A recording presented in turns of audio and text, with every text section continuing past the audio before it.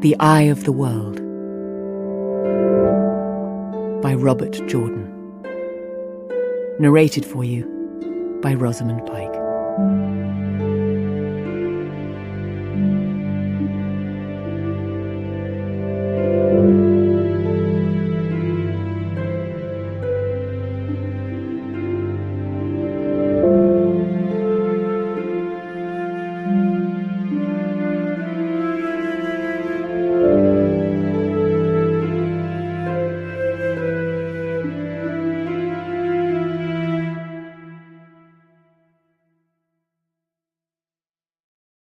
And the shadow fell upon the land, and the world was riven, stone from stone.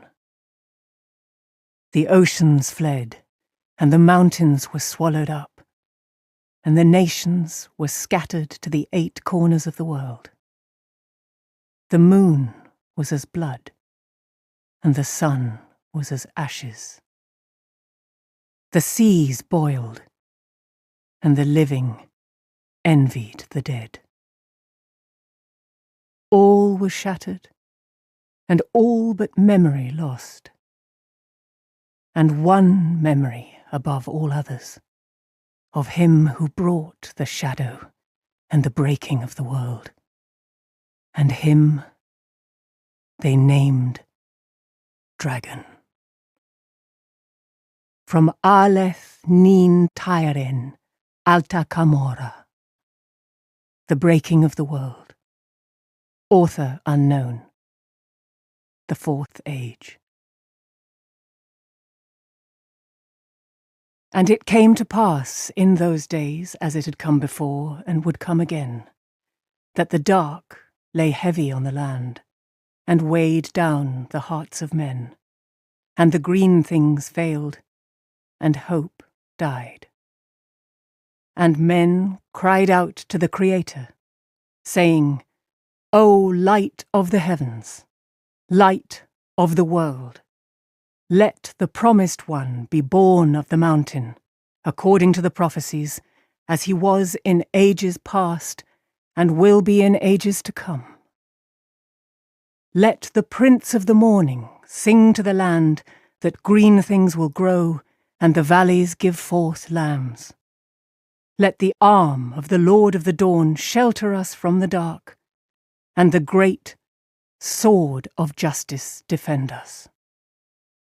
Let the dragon ride again on the winds of time. From Haral Driana an te Calamon, The Cycle of the Dragon, author unknown, the 4th Age. Prologue. Dragon Mount. The palace still shook occasionally as the earth rumbled in memory, groaned as if it would deny what had happened. Bars of sunlight cast through rents in the walls made motes of dust glitter where they yet hung in the air. Scorch marks marred the walls, the floors, the ceilings. Broad black smears crossed the blistered paints and gilt of once bright murals, soot overlaying crumbling friezes of men and animals which seemed to have attempted to walk before the madness grew quiet. The dead lay everywhere. Men and women and children, struck down in attempted flight by the lightnings that had flashed down every corridor, or seized by the fires that had stalked them, or sunken into stone of the palace, the stones that had flowed and sought, almost alive, before stillness came again.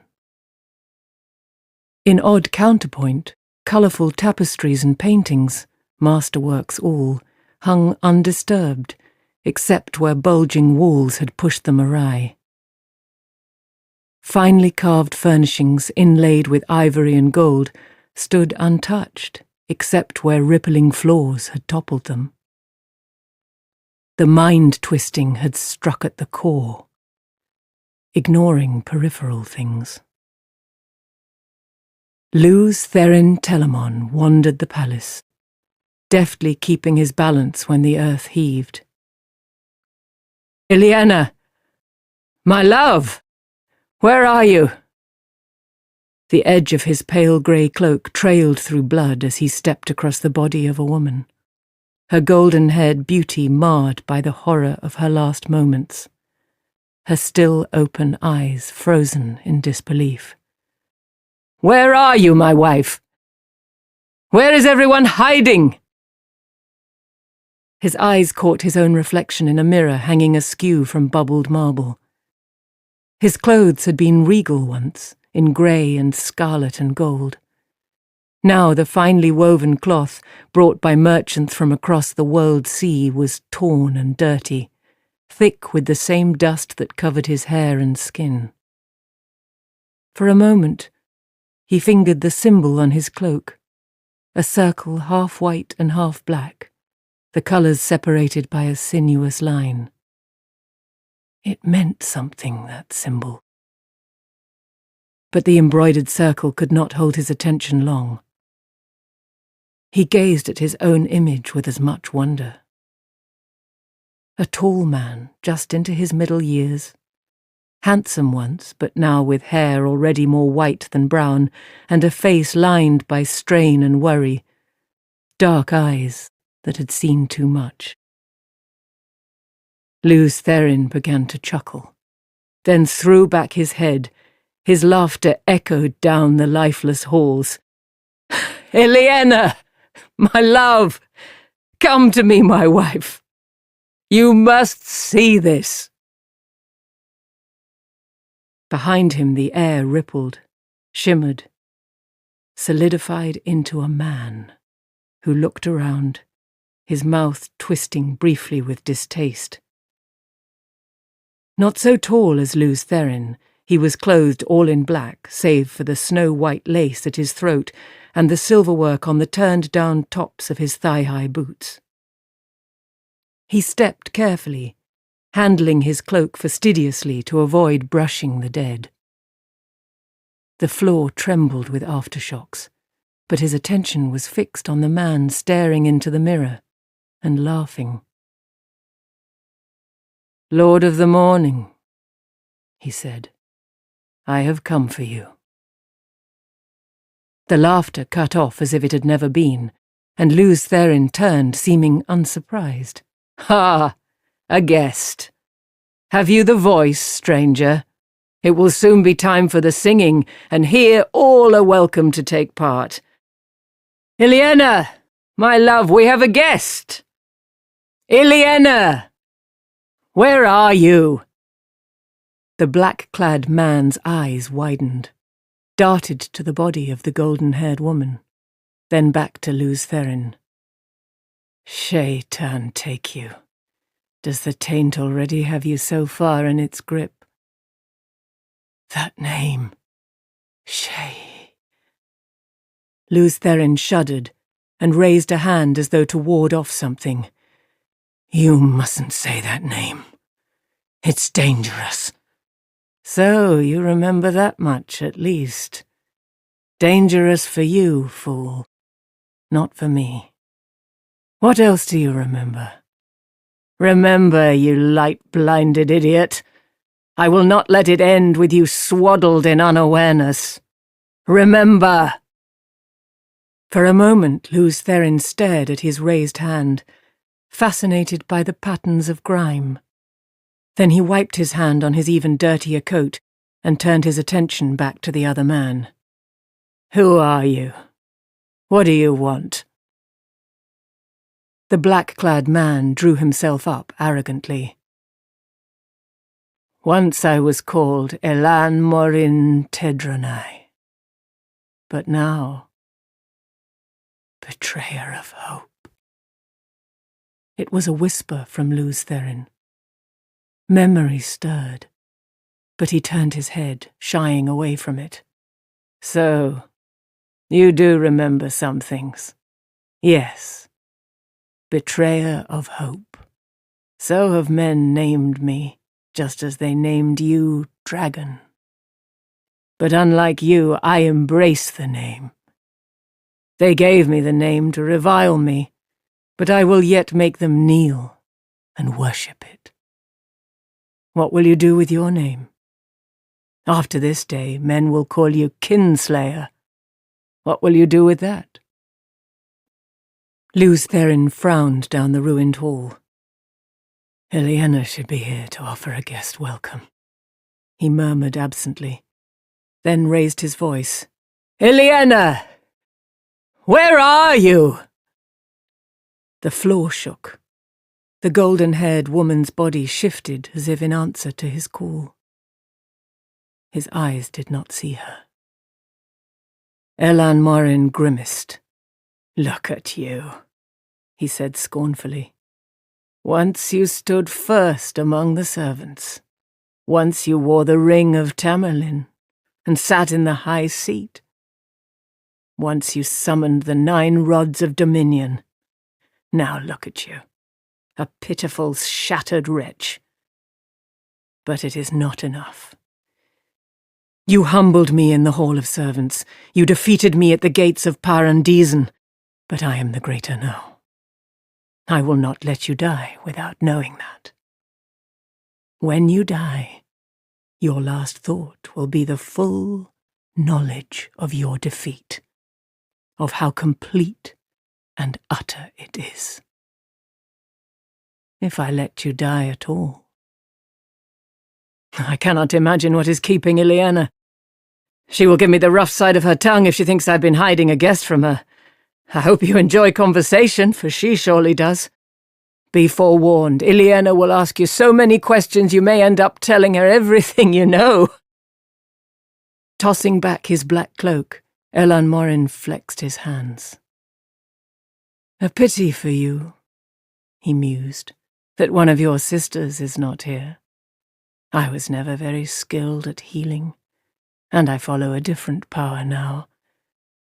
But even one of them could only give you a few lucid minutes if you did not destroy her first. What I can do will serve as well, for my purposes. His sudden smile was cruel. But I fear Shaitan's healing is different from the sort you know. Be healed, Lews Therin. He extended his hands, and the light dimmed as if a shadow had been laid across the sun.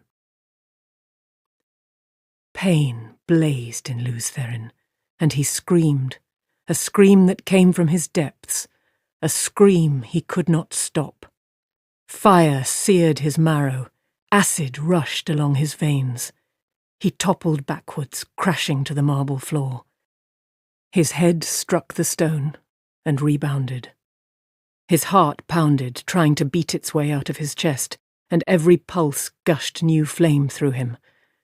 Helplessly he convulsed, thrashing, his skull a sphere of purest agony on the point of bursting. His hoarse screams reverberated through the palace. Slowly, ever so slowly, the pain receded. The outflowing seemed to take 1,000 years, and left him twitching weakly, sucking breath through a raw throat. Another 1,000 years seemed to pass before he could manage to heave himself over, muscles like jellyfish, and shakily push himself up on hands and knees. His eyes fell on the golden-haired woman, and the scream that was ripped out of him dwarfed every sound he had made before. Tottering, almost falling, he scrabbled brokenly across the floor to her. It took every bit of his strength to pull her up into his arms. His hands shook as he smoothed her hair back from her staring face. Ileana! Light, help me! Ileana! His body curved around hers protectively, his sobs the full-throated cries of a man who had nothing left to live for.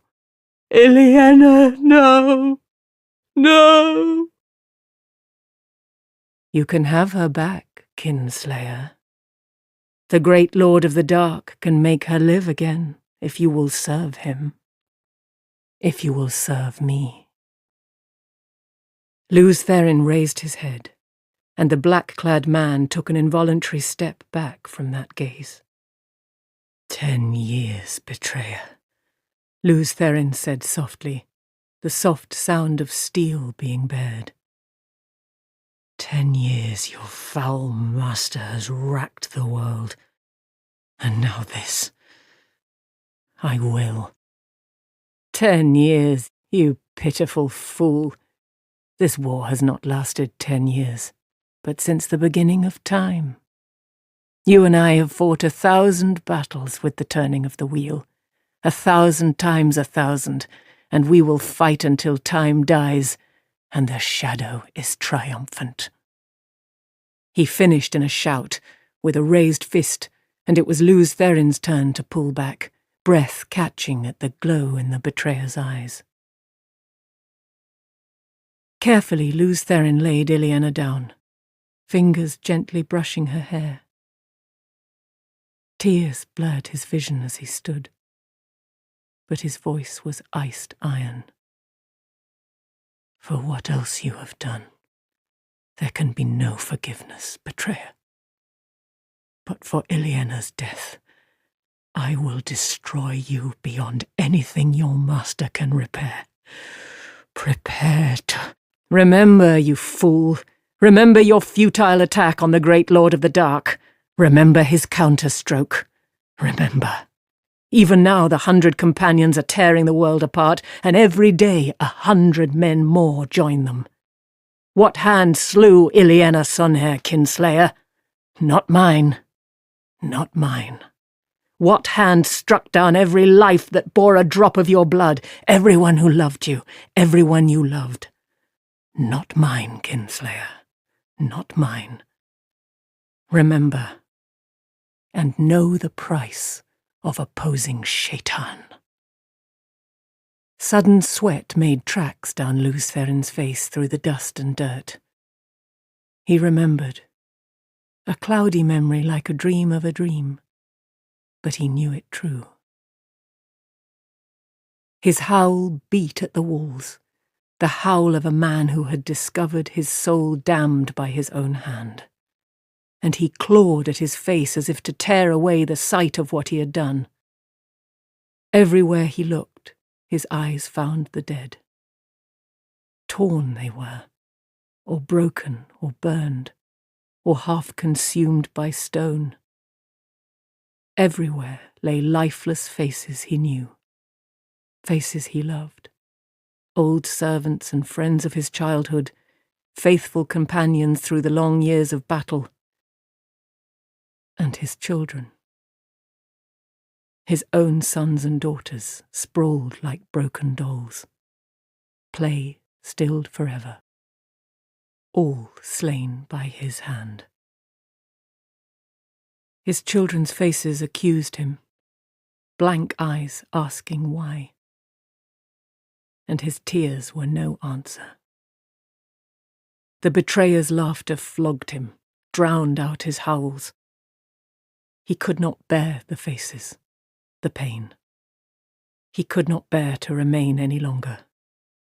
Desperately he reached out to the true source, to tainted Saidin, and he travelled. The land around him was flat and empty. A river flowed nearby, straight and broad, but he could sense there were no people within 100 leagues. He was alone as a man could be while still alive. Yet he could not escape memory. The eyes pursued him through the endless caverns of his mind. He could not hide from them. His children's eyes, Ileana's eyes. Tears glistened on his cheeks as he turned his face to the sky. Light, forgive me. He did not believe it could come, forgiveness. Not for what he had done. But he shouted to the sky anyway, begged for what he could not believe he could receive. Light! Forgive me!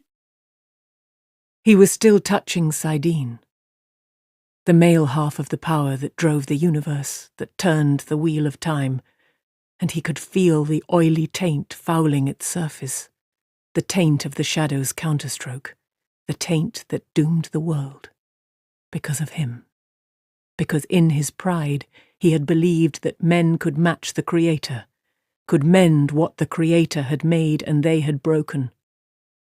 In his pride, he had believed. He drew on the true source deeply, and still more deeply, like a man dying of thirst. Quickly he had drawn more of the one power than he could channel unaided. His skin felt as if it were aflame. Straining, he forced himself to draw more, tried to draw it all.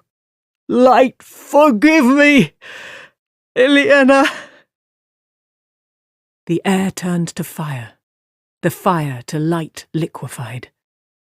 The bolt that struck from the heavens would have seared and blinded any eye that glimpsed it, even for an instant. From the heavens it came, blazed through Luz Therin Telamon, bored into the bowels of the earth. Stone turned to vapour at its touch. The earth thrashed and quivered like a living thing in agony. Only a heartbeat did the shining bar exist, connecting ground and sky, but even after it vanished, the earth yet heaved like the sea in a storm. Molten rock fountained 500 feet into the air, and the groaning ground rose, thrusting the burning spray ever upward, ever higher.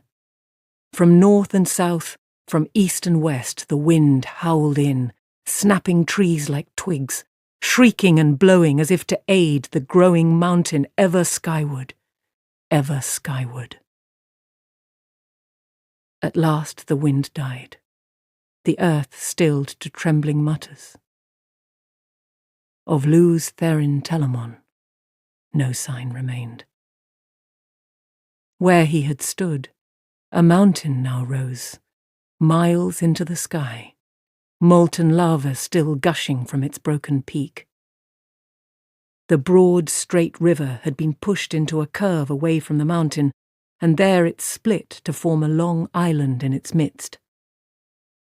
The shadow of the mountain almost reached the island.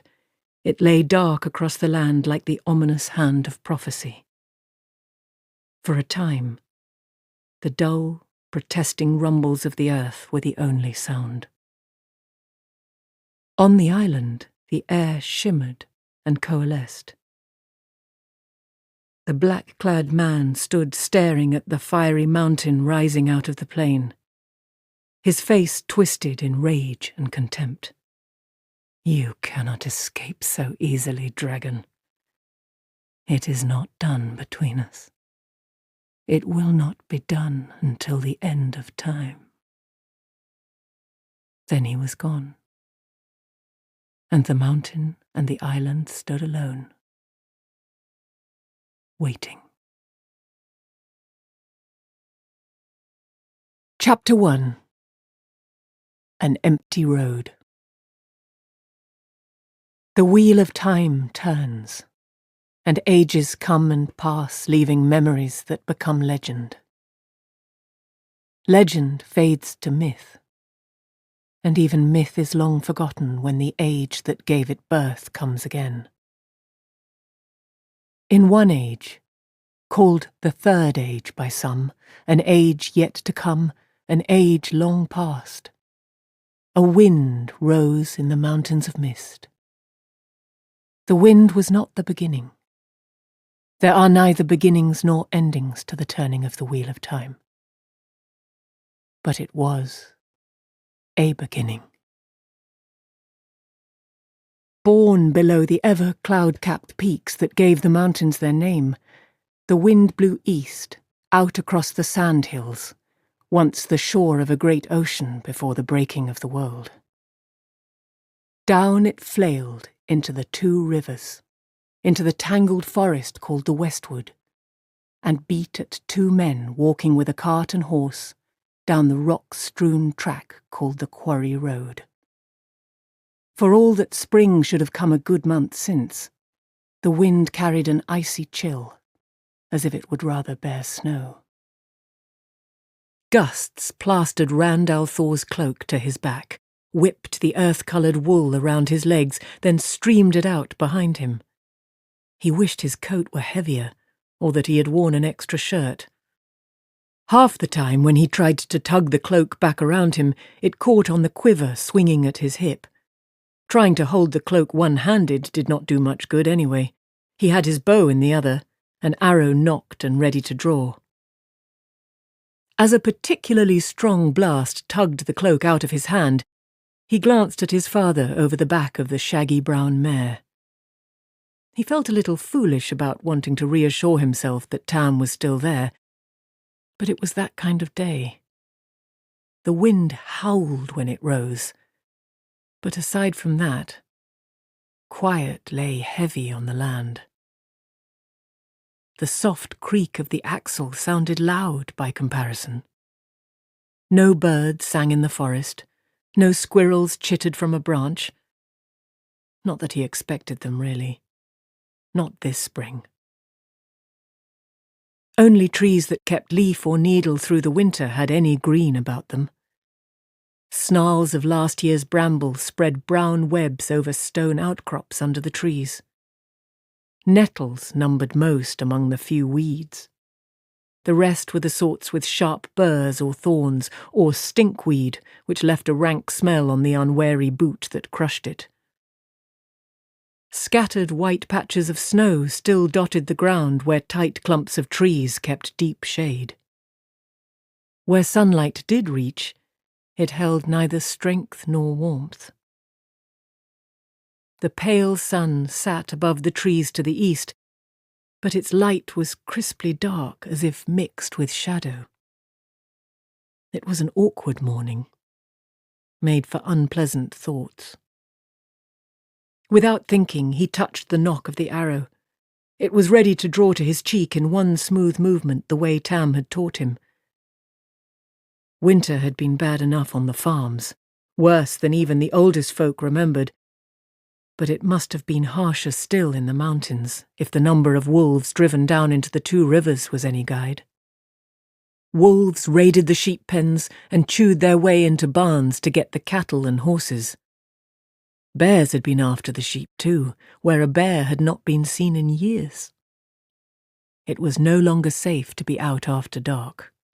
Men were the prey as often as sheep, and the sun did not always have to be down. Tam was taking steady strides on the other side of Bella, using his spear as a walking staff, ignoring the wind that made his brown cloak flap like a banner. Now and again he touched the mare's flank lightly to remind her to keep moving. With his thick chest and broad face, he was a pillar of reality in that morning, like a stone in the middle of a drifting dream. His sun-roughened cheeks might be lined, and his hair have only a sprinkling of black among the grey, but there was a solidness to him, as though a flood could wash around him without uprooting his feet. He stumped down the road now impassively. Wolves and bears were all very well, his manner said, things that any man who kept sheep must be aware of, but they had best not try to stop Tam al-Thor getting to Emmons Field. With a guilty start, Rand returned to watching his side of the road, Tam's matter-of-factness reminding him of his task. He was a head taller than his father, taller than anyone else in the district, and had little of Tam in him physically, except perhaps for a breadth of shoulder. Grey eyes and the reddish tinge to his hair came from his mother, so Tam said. She had been an outlander, and Rand remembered little of her aside from a smiling face, though he did put flowers on her grave every year, at Beltane in the spring, and at Sunday in the summer. 2 small casks of Tam's apple brandy rested in the lurching cart, and 8 larger barrels of apple cider, only slightly hard after a winter's curing. Tam delivered the same every year to the Winespring Inn for use during Beltane, and he had declared that it would take more than wolves or a cold wind to stop him this spring. Even so, they had not been to the village for weeks. Not even Tam travelled much these days. But Tam had given his word about the brandy and cider, even if he had waited to make delivery until the day before festival. Keeping his word was important to Tam. Rand was just glad to get away from the farm, almost as glad as about the coming of Beltane. As Rand watched his side of the road, the feeling grew in him that he was being watched. For a while he tried to shrug it off. Nothing moved or made a sound among the trees except the wind. But the feeling not only persisted, it grew stronger. The hairs on his arms stirred. His skin prickled as if it itched on the inside. He shifted his bow irritably to rub at his arms and told himself to stop letting fancies take him. There was nothing in the woods on his side of the road, and Tam would have spoken if there had been anything on the other. He glanced over his shoulder and blinked. Not more than 20 spans back down the road, a cloaked figure on horseback followed them. Horse and rider alike black, dull, and ungleaming. It was more habit than anything else that kept him walking backward alongside the cart even while he looked. The rider's cloak covered him to his boot tops, the cowl tugged well forward so no part of him showed. Vaguely, Rand thought there was something odd about the horseman, but it was the shadowed opening of the hood that fascinated him. He could see only the vaguest outlines of a face, but he had the feeling he was looking right into the rider's eyes. And he could not look away.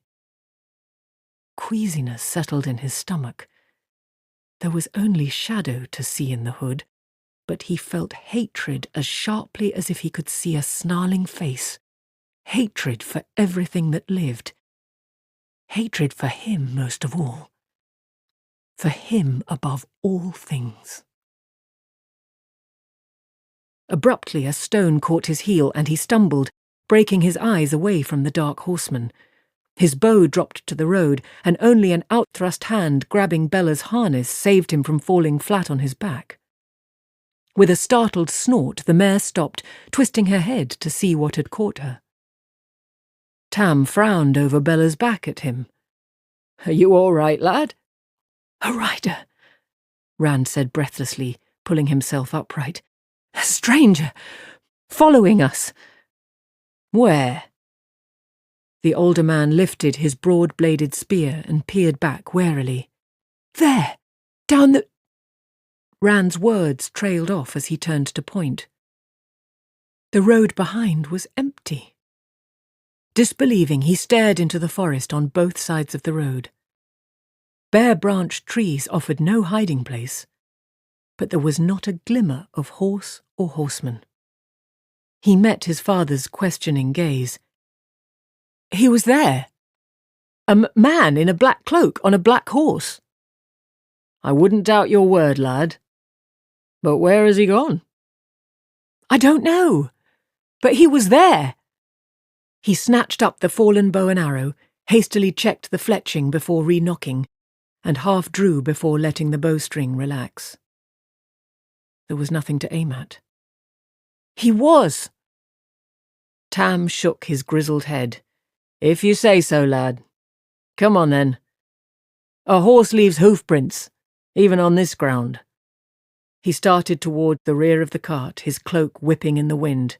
"If we find them, we'll know for a fact he was there. If not, well, these are days to make a man think he's seeing things." Abruptly, Rand realized what had been odd about the horseman aside from his being there at all. The wind that beat at Tam and him had not so much as shifted a fold of that black cloak. His mouth was suddenly dry. He must have imagined it. His father was right. This was a morning to prickle a man's imagination. But he did not believe it. Only how did he tell his father that the man who had apparently vanished into air wore a cloak the wind did not touch? With a worried frown, he peered into the woods around them. It looked different than it ever had before. Almost since he was old enough to walk, he had run loose in the forest.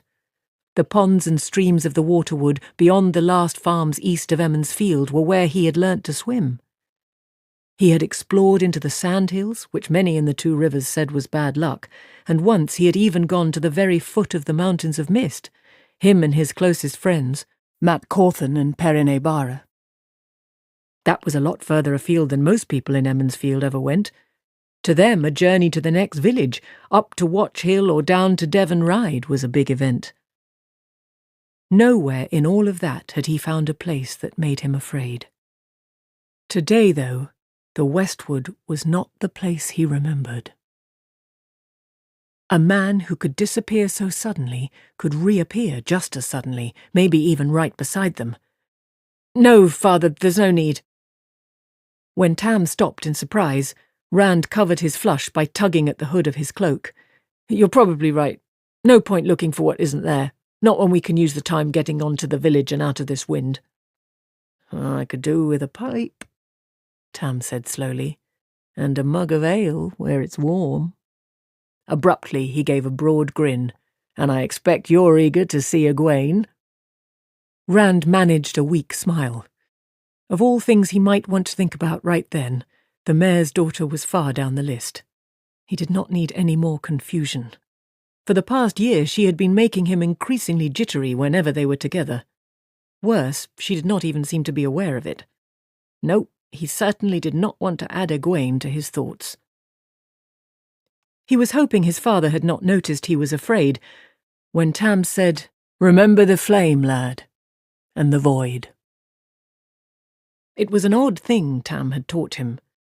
Concentrate on a single flame and feed all your passions into it, fear, hate, anger, until your mind became empty.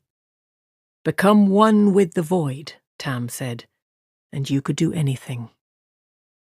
Nobody else in Emmonsfield talked that way. But Tam won the archery competition at Beltane every year with his flame and his void. Rand thought he might have a chance at placing this year himself, if he could manage to hold on to the void. For Tam to bring it up now meant he had noticed. But he said nothing more about it. Tam clucked Bella into motion once more, and they resumed their journey, the older man striding along as if nothing untoward had happened, and nothing untoward could. Rand wished he could imitate him. He tried forming the emptiness in his mind, but it kept slipping away into images of the black-cloaked horseman. He wanted to believe that Tam was right, that the rider had just been his imagination, but he could remember that feeling of hatred too well. There had been someone, and that someone had meant him harm. He did not stop looking back until the high-peaked, thatched roofs of Emmonsfield surrounded him. The village lay close onto the westward, the forest gradually thinning until the last few trees stood actually among the stout frame houses. The land sloped gently down to the east. Though not without patches of woods, farms and hedge-bordered fields and pastures quilted the land beyond the village all the way to the waterwood and its tangle of streams and ponds. The land to the west was just as fertile, and the pastures there lush in most years, but only a handful of farms could be found in the westward. Even those few dwindled to none, miles short of the sandhills, not to mention the mountains of mist which rose above the westward treetops, distant but in plain sight from Emmonsfield. Some said the land was too rocky, as if there were not rocks everywhere in the two rivers, and others said it was hard luck land. A few muttered that there was no point getting any closer to the mountains than needs be. Whatever the reasons, only the hardiest men farmed in the westward. Small children and dogs dodged around the cart in whooping swarms once it passed the first row of houses. Bella plodded on patiently, ignoring the yelling youngsters who tumbled under her nose, playing tag and rolling hoops. In the last months there had been little of play or laughter from the children. Even when the weather had slackened enough to let children out, fear of wolves kept them in. It seemed the approach of Beltane had taught them how to play again. Festival had affected the adults as well. Broad shutters were thrown back, and in almost every house the goodwife stood in a window, apron tied about her and long braided hair done up in a kerchief, shaking sheets or hanging mattresses over the windowsills. Whether or not leaves had appeared on the trees, no woman would let Beltane come before her spring cleaning was done. In every yard, rugs hung from stretched lines, and children who had not been quick enough to run free in the streets instead vented their frustration on the carpets with wicker beaters. On roof after roof, the good man of the house clambered about, checking the thatch to see if the winter's damage meant calling on old Sen Buey, the thatcher. Several times Tam paused to engage one man or another in brief conversation. Since he and Rand had not been off the farm for weeks, everyone wanted to catch up on how things were out that way. Few Westwood men had been in. Tam spoke of damage from winter storms, each one worse than the one before, and stillborn lambs, of brown fields where crops should be sprouting and pastures greening, of ravens flocking in where songbirds had come in years before. Grim talk, with preparations for Beltane going on all around them, and much shaking of heads. It was the same on all sides. Most of the men rolled their shoulders and said, "Well, we'll survive, the light willing." Some grinned and added, "And if the light doesn't will, we'll still survive." That was the way of most Two Rivers people who had to watch the hail beat their crops or the wolves take their lambs and start over, no matter how many years it happened, did not give up easily. Most of those who did were long since gone. Tam would not have stopped for Whit Conger if the man had not come out into the street, so they had to halt or let Bella run over him. The Congers and the Coplins, the two families were so intermarried no one really knew where one family let off and the other began, were known from Watch Hill to Devon Ride, and maybe as far as Tarrant Ferry, as complainers and troublemakers. "I have to get this to Branwell Veer, Whit," Tam said, nodding to the barrels in the cart, but the scrawny man held his ground with a sour expression on his face. He had been sprawled on his front steps, not up on his roof, though the thatch looked as if it badly needed Master Buey's attention. He never seemed ready to start over or to finish what he started the first time. Most of the Coplins and Congers were like that, those who were not worse. "What are we going to do about Nynaeve, Althor?" Conger demanded. "We can't have a wisdom like that for Emmons Field." Tam sighed heavily. "It's not our place, Whit. The wisdom is women's business." "Well, we'd better do something, Althor. She said we'd have a mild winter and a good harvest. Now you ask her what she hears on the wind and she just scowls at you and stomps off." "If you asked her the way you usually do, Whit," Tam said patiently, "you're lucky she didn't thump you with that stick she carries. Now, if you don't mind, this brandy—" "Nynaeve Almira is just too young to be wisdom, Althor. If the women's circle won't do something, then the village council has to." "What business of yours is the wisdom, Whit Conger?" roared a woman's voice. Whit flinched as his wife marched out of the house. Days Conger was twice as wide as Whit, a hard-faced woman without an ounce of fat on her. She glared at him with her fists on her hips. "You try meddling in women's circle business and see how you like eating your own cooking, which you won't do in my kitchen, and washing your own clothes and making your own bed, which won't be under my roof." "But Days," Whit whined, "I was just—" "If you'll pardon me, Days," Tam said. "Whit, the light shine on you both." He got Bella moving again, leading her around the scrawny fellow. Days was concentrating on her husband now, but any minute she could realize whom it was Whit had been talking to. That was why they had not accepted any of the invitations to stop for a bite to eat or something hot to drink. When they saw Tam, the good wives of Emmons Field went on point like hounds spotting a rabbit. There was not a one of them who did not know just the perfect wife for a widower with a good farm, even if it was in the Westwood. Rand stepped along just as quickly as Tam, perhaps even more so. He was sometimes cornered when Tam was not around, with no way to escape outside of rudeness. Herded onto a stool by the kitchen fire, he would be fed pastries or honey cakes or meat pies, and always the good wife's eyes weighed and measured him as neatly as any merchant's scales and tapes, while she told him that what he was eating was not nearly so good as her widowed sister's cooking or her next to eldest cousin's. Tam was certainly not getting any younger, she would say. It was good that he had loved his wife so, it boded well for the next woman in his life, but he had mourned long enough. Tam needed a good woman. It was a simple fact, she would say, or something very close, that a man just could not do without a woman to take care of him and keep him out of trouble.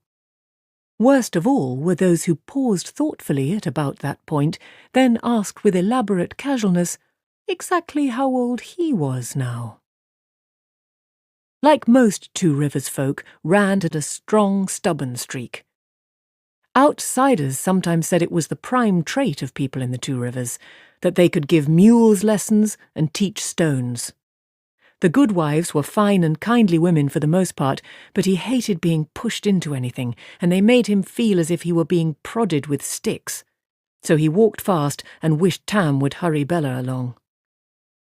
Soon the street opened onto the green, a broad expanse in the middle of the village.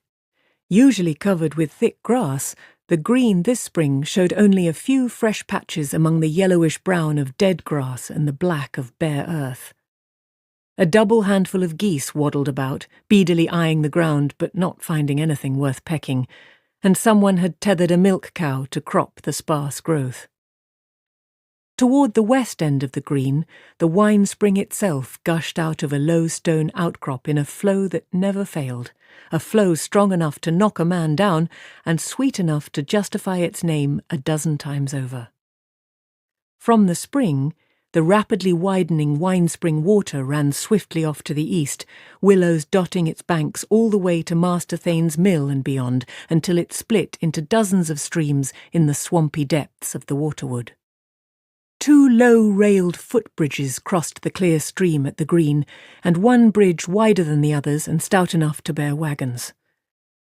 The wagon bridge marked where the North Road, coming down from Tarran Ferry and Watch Hill, became the Old Road leading to Devon Ride. Outsiders sometimes found it funny that the road had one name to the north and another to the south, but that was the way it had always been, as far as anyone in Emmons Field knew, and that was that. It was a good enough reason for Two Rivers people. On the far side of the bridges, the mounds were already building for the Beltane fires, 3 careful stacks of logs almost as big as houses. They had to be on cleared dirt, of course, not on the green, even sparse as it was. What of festival did not take place around the fires would happen on the green. Near the wine spring, a score of older women sang softly as they erected the spring pole. Shorn of its branches, the straight, slender trunk of a fir tree stood 10 feet high even in the hole they had dug for it. A knot of girls, too young to wear their hair braided, sat cross-legged and watched enviously, occasionally singing snatches of the song the women sang. Tam clucked at Bella as if to make her speed her pace, though she ignored it, and Rand studiously kept his eyes from what the women were doing. In the morning, the men would pretend to be surprised to find the pole. Then at noon, the unmarried women would dance the pole, entwining it with long coloured ribbons while the unmarried men sang.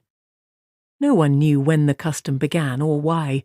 It was another thing that was the way it had always been, but it was an excuse to sing and dance, and nobody in the Two Rivers needed much excuse for that.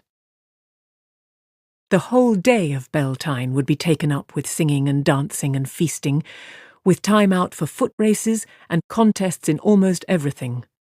Prizes would be given not only in archery, but for the best with the sling and the quarterstaff. There would be contests at solving riddles and puzzles, at the rope tug and lifting and tossing weights, prizes for the best singer, the best dancer, and the best fiddle player, for the quickest to shear a sheep, even the best at bowls and at darts.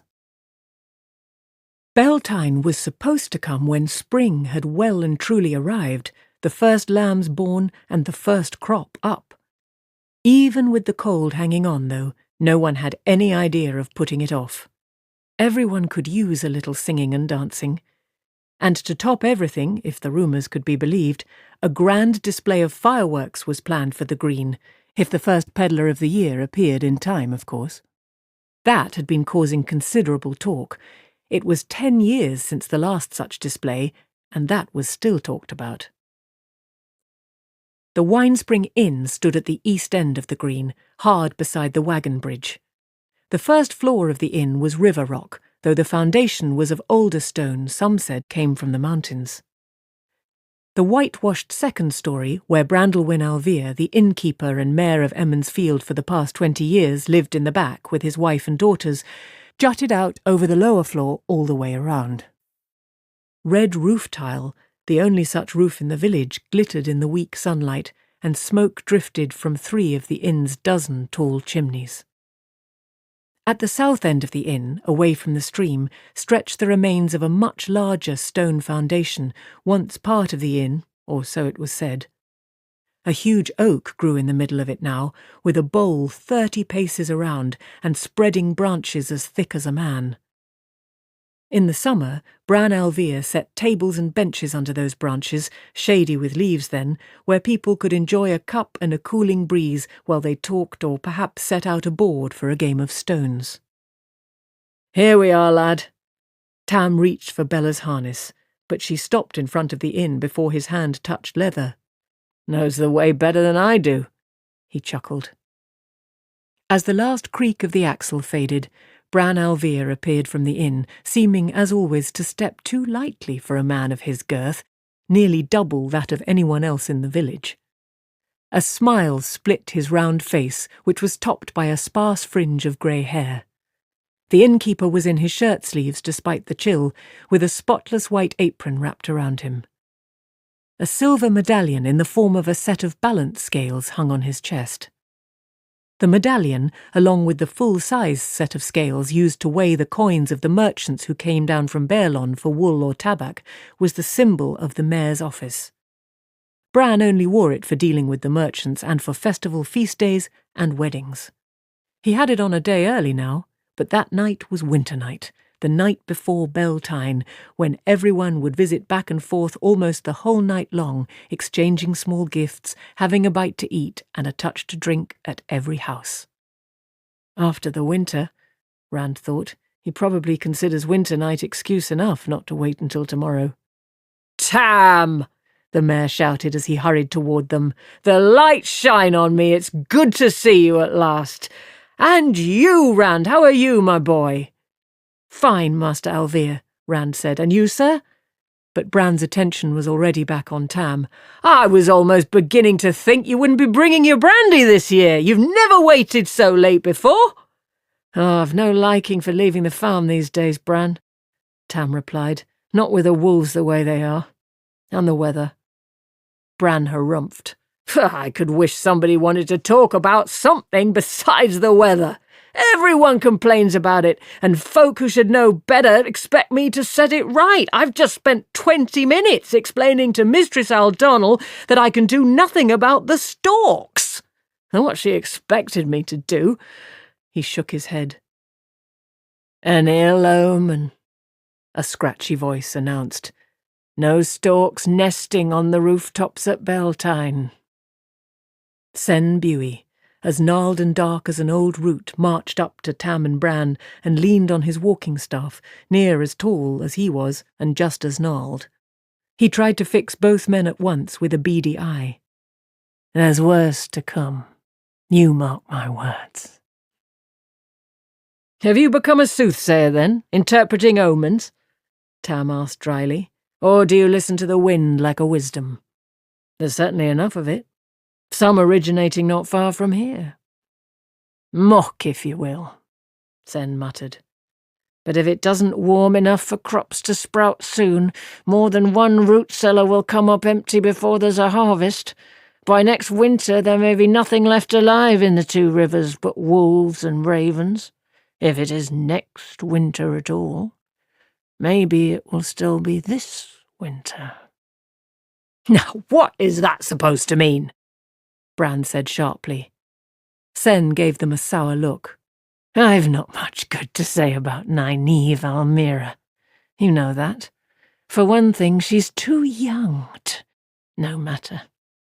The women's circle seems to object to the village council even talking about their business, though they interfere in ours whenever they want to, which is most of the time, or so it seems to—" "Sen," Tam broke in, "is there a point to this?"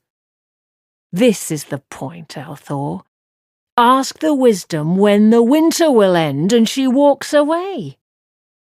Maybe she doesn't want to tell us what she hears on the wind. Maybe what she hears is that the winter won't end. Maybe it's just going to go on being winter until the wheel turns and the age ends. There's your point. Maybe sheep will fly, Tam retorted, and Bran threw up his hands. The light protect me from fools. You sitting on the village council, Sen, and now you're spreading that Coplin talk. Well, you listen to me. We have enough problems without. A quick tug at Rand's sleeve and a voice pitched low, for his ear alone, distracted him from the older men's talk.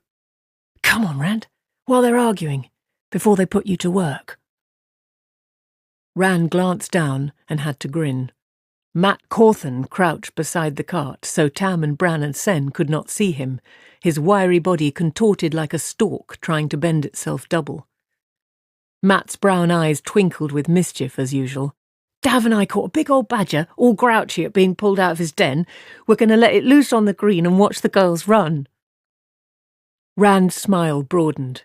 It did not sound as much like fun to him as it would have a year or two back, but Matt never seemed to grow up. He took a quick look at his father. The men had their heads together still, all three talking at once, then lowered his own voice. I promised to unload the cider. I can meet you later, though. Matt rolled his eyes skyward. Toting barrels! Burn me! I'd rather play stones with my baby sister. Well, I know of better things than a badger. We have strangers in the Two Rivers. Last evening... For an instant, Rand stopped breathing. A man on horseback? He asked intently. A man in a black cloak, on a black horse, and his cloak doesn't move in the wind. Matt swallowed his grin, and his voice dropped to an even hoarser whisper. You saw him too. I thought I was the only one. Don't laugh, Rand, but he scared me. I'm not laughing. He scared me too. I could swear he hated me, that he wanted to kill me. Rand shivered. Until that day, he had never thought of anyone wanting to kill him, really wanting to kill him. That sort of thing just did not happen in the Two Rivers. A fist fight, maybe, or a wrestling match, but not killing. I don't know about hating Rand, but he was scary enough anyway. All he did was sit on his horse looking at me just outside the village, but I've never been so frightened in my life. Well, I looked away just for a moment. It wasn't easy, mind you. Then when I looked back, he'd vanished. Blood and ashes. 3 days it's been, and I can hardly stop thinking about him. I keep looking over my shoulder. Matt attempted a laugh that came out as a croak. Funny how being scared takes you. You think strange things. I actually thought, just for a minute, mind, it might be the Dark One. He tried another laugh, but no sound at all came out this time. Rand took a deep breath. As much to remind himself as for any other reason, he said by rote, The Dark One and all of the Forsaken are bound in Sheol Ghul beyond the Great Blight, bound by the Creator at the moment of creation, bound until the end of time. The hand of the Creator shelters the world and the light shines on us all. He drew another breath and went on. Besides, if he was free, what would the Shepherd of the Night be doing in the Two Rivers watching farm boys? I don't know, but I do know that rider was evil. Don't laugh. I'll take oath on it. Maybe it was the dragon. You're just full of cheerful thoughts, aren't you? Rand muttered. You sound worse than Sen. My mother always said the Forsaken would come for me if I didn't mend my ways. If I ever saw anybody who looked like Ishamael or Agenor, it was him. Everybody's mother scared them with the Forsaken, Rand said dryly, but most grow out of it. Why not the Shadow Man while you're about it? Matt glared at him. I haven't been so scared since... No, I've never been that scared, and I don't mind admitting it. Me either. My father thinks I was jumping at shadows under the trees. Matt nodded glumly and leaned back against the cartwheel. So does my da. I told Dav and Ellum Doubtry. They've been watching like hawks ever since, but they haven't seen anything. Now Ellum thinks I was trying to trick him. Dav thinks he's down from Tarrant Ferry, a sheep stealer or a chicken thief. A chicken thief.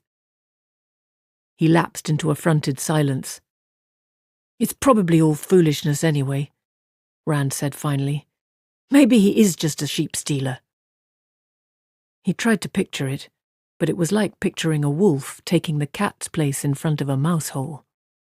Well, I didn't like the way he looked at me. And neither did you, not if how you jumped at me is any guide. We ought to tell someone. We already have, Matt, both of us, and we weren't believed. Can you imagine trying to convince Master Alvear about this fellow without him seeing him?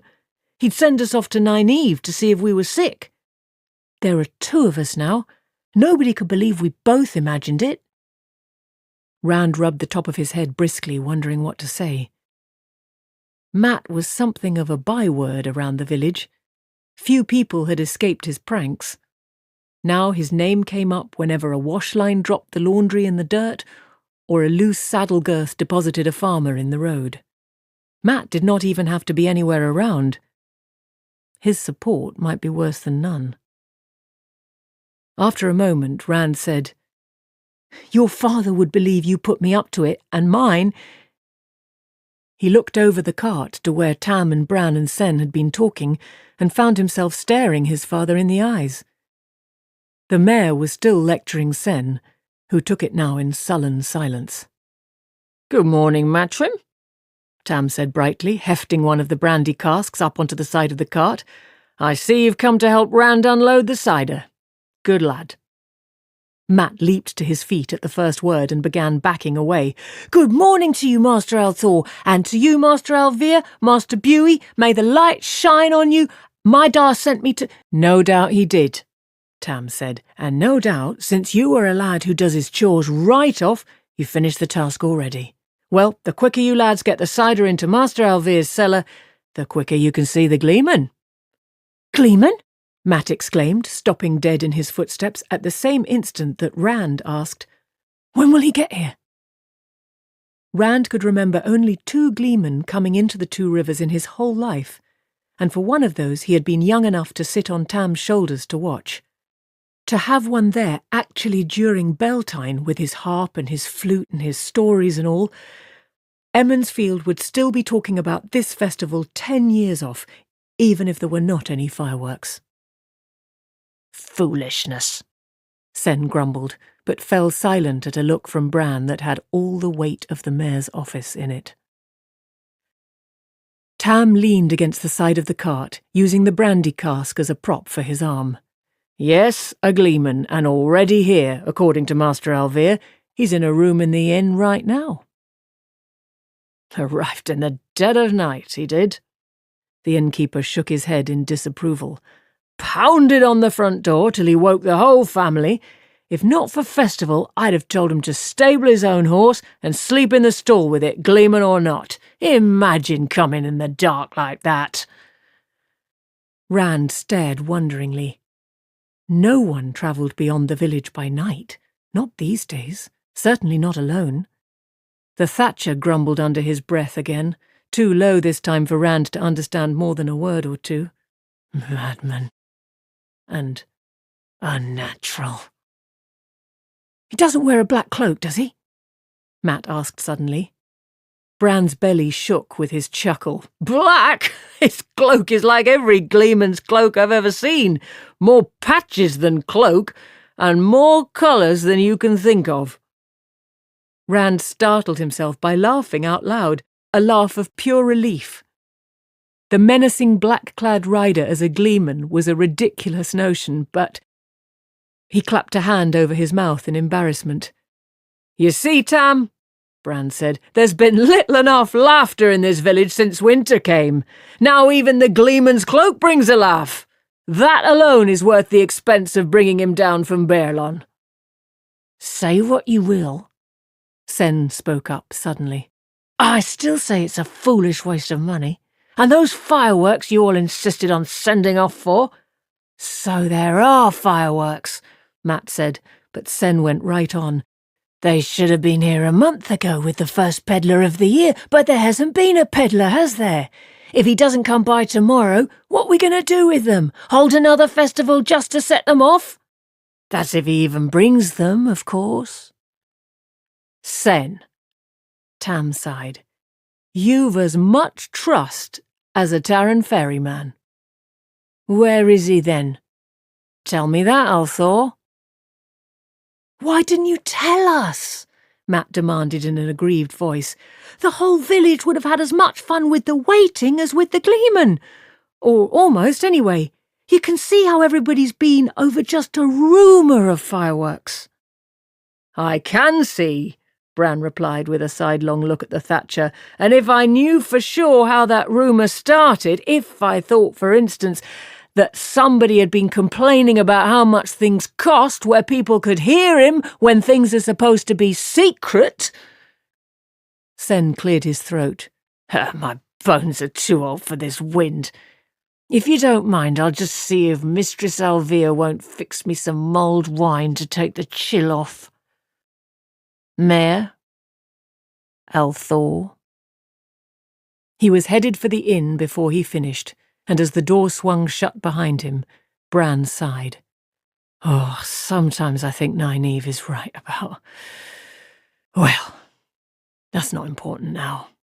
You young fellows think for a minute. Everyone's excited about the fireworks, true, and that's only at a rumour. Think how they'll be if the peddler doesn't get here in time after all they're anticipating. And with the weather the way it is, who knows when he will come. They'd be 50 times as excited about a gleeman, and feel 50 times as bad if he hadn't come, Rand said slowly. Even Beltane might not do much for people's spirits after that. You have a head on your shoulders when you choose to use it, Bran said. He'll follow you on the village council one day, Tam, mark my words. He couldn't do much worse right now than someone I could name. None of this is unloading the cart, Tam said briskly, handing the first cask of brandy to the mayor. I want a warm fire, my pipe, and a mug of your good ale. He hoisted the second brandy cask onto his shoulder. I'm sure Rand will thank you for your help, Matrim. Remember, the sooner the cider is in the cellar... As Tam and Bran disappeared into the inn, Rand looked at his friend. You don't have to help. Dav won't keep that badger long. Oh, why not? Matt said resignedly. Like Adar said, the quicker it's in the cellar. Picking up one of the casks of cider in both arms, he hurried toward the inn in a half-trot. Maybe Egwene is around. Watching you stare at her like a poleaxed ox will be as good as a badger any day. Rand paused in the act of putting his bow and quiver in the back of the cart. He really had managed to put Egwene out of his mind. That was unusual in itself. But she would likely be around the inn somewhere. There was not much chance he could avoid her. Of course, it had been weeks since he saw her last. Well? Matt called from the front of the inn. I didn't say I would do it by myself. You aren't on the village council yet. With a start, Rand took up a cask and followed. Perhaps she would not be there after all. Oddly, that possibility did not make him feel any better. Chapter 2. Strangers. When Rand and Matt carried the first barrels through the common room, Master Alvir was already filling a pair of mugs with his best brown ale, his own make, from one of the casks racked against one wall. Scratch, the inn's yellow cat, crouched atop it with his eyes closed and his tail wrapped around his feet.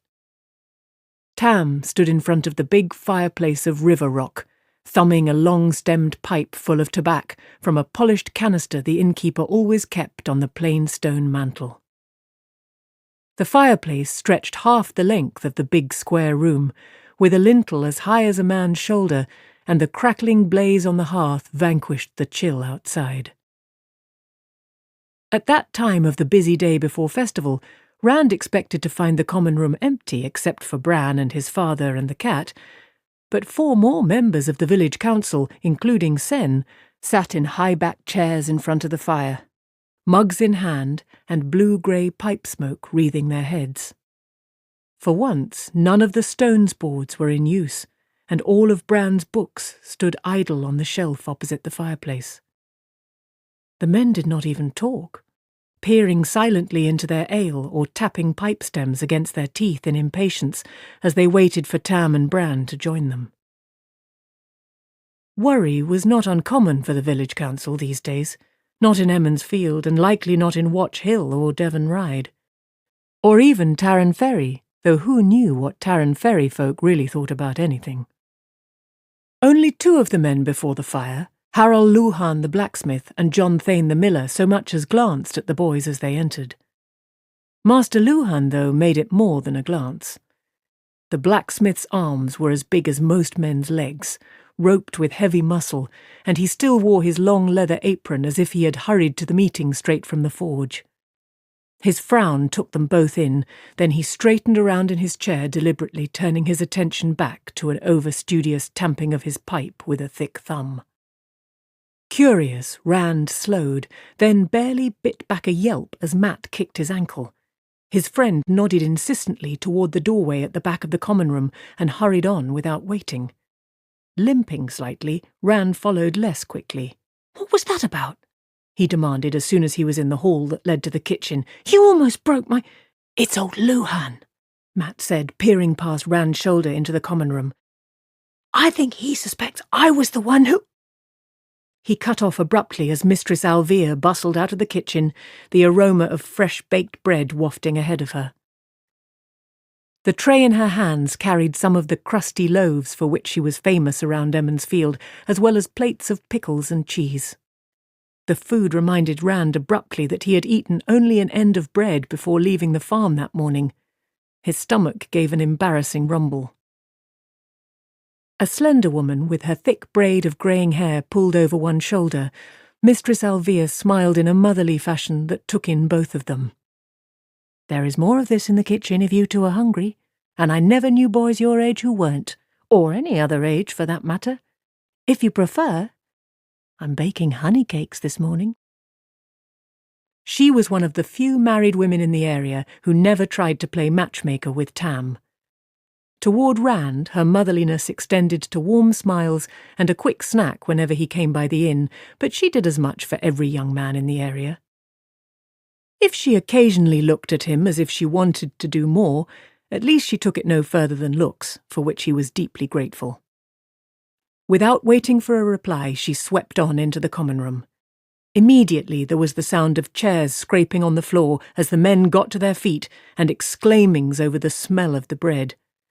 She was easily the best cook in Emmons Field, and not a man for miles around but eagerly leapt at a chance to put his feet under her table. Honey cakes, Matt said, smacking his lips. After, Rand told him firmly, or we'll never get done. A lamp hung over the cellar stairs just beside the kitchen door, and another made a bright pool in the stone-walled room beneath the inn, banishing all but a little dimness in the furthest corners. Wooden racks along the walls and across the floor held casks of brandy and cider, and larger barrels of ale and wine, some with taps driven in.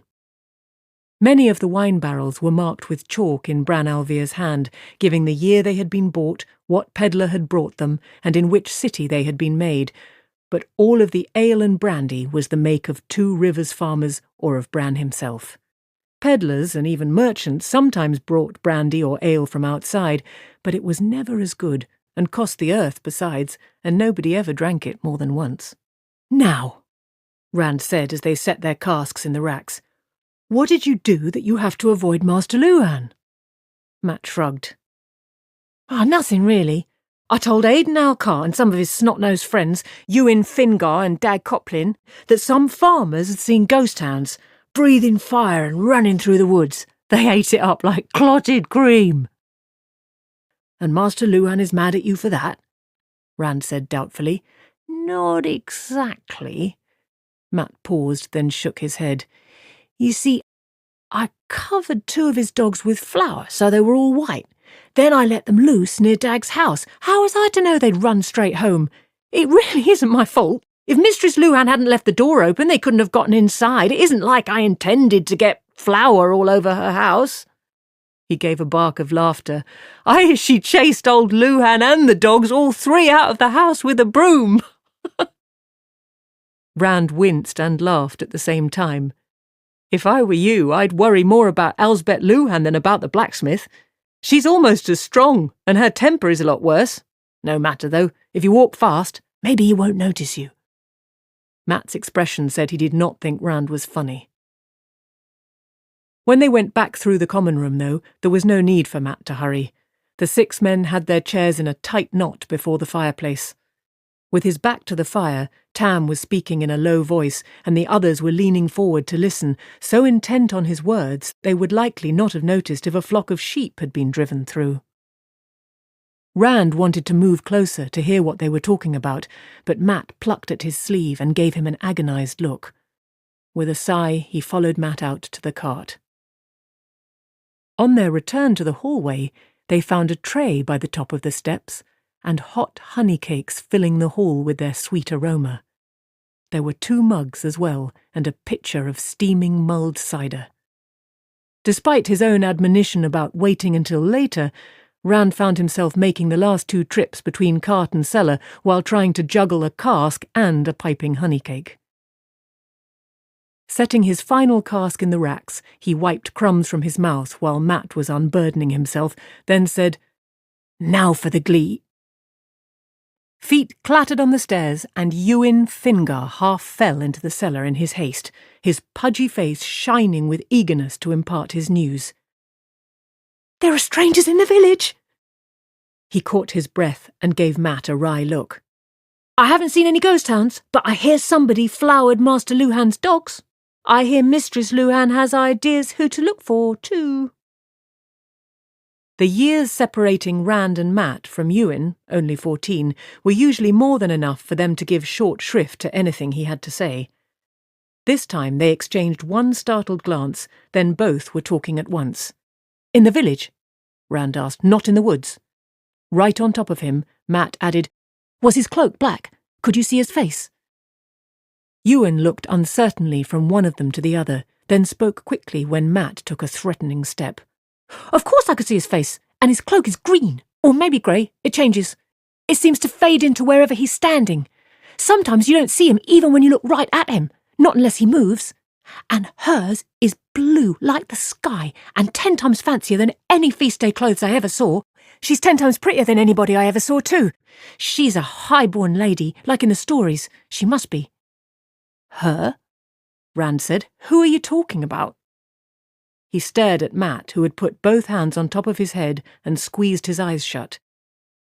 "They're the ones I meant to tell you about," Matt muttered, "before you got me off onto—" He cut off, opening his eyes for a sharp glance at Ewan. "They arrived last evening," Matt went on after a moment, "and took rooms here at the inn. I saw them ride in. They're horses, Rand. I never saw horses so tall or so sleek. They look like they could run forever. I think he works for her." "In service," Ewan broke in. "They call it being in service in the stories." Matt continued as if Ewan had not spoken. "Anyway, he defers to her, does what she says, only he isn't like a hired man. A soldier, maybe? The way he wears his sword, it's part of him, like his hand or his foot. He makes the merchants' guards look like cur dogs, and her, Rand, I never even imagined anyone like her. She's out of a Gleeman story. She's like... He paused to give Ewan a sour look. "Like a high-born lady," he finished with a sigh. "But who are they?" Rand asked. Except for merchants, once a year to buy tobacco and wool, and the peddlers, outsiders never came into the 2 rivers, or as good as never. Maybe at Tarrant Ferry, but not this far south.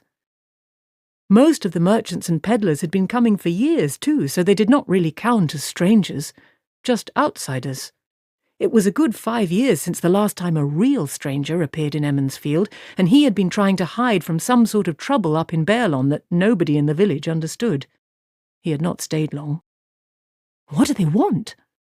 What do they want? Matt exclaimed. I don't care what they want. Strangers, Rand, and strangers like you never even dreamed of. Think of it.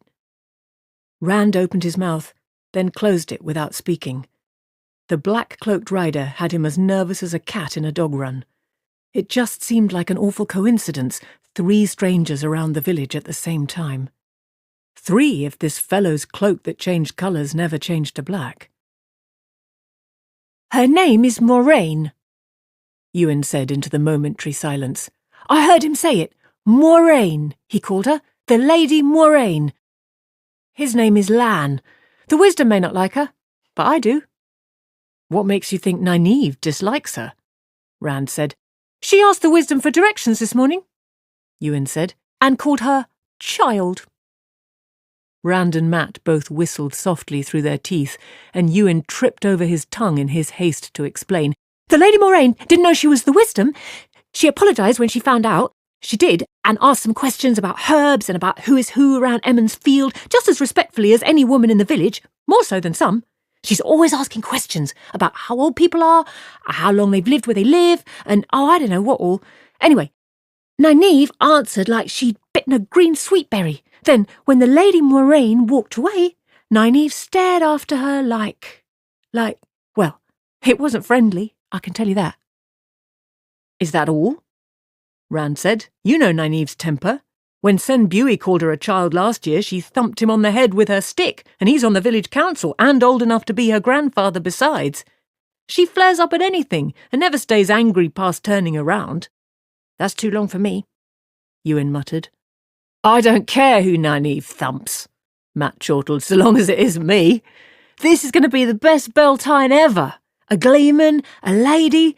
Who could ask for more? Who needs fireworks? A gleeman? Ewan said, his voice rising sharply.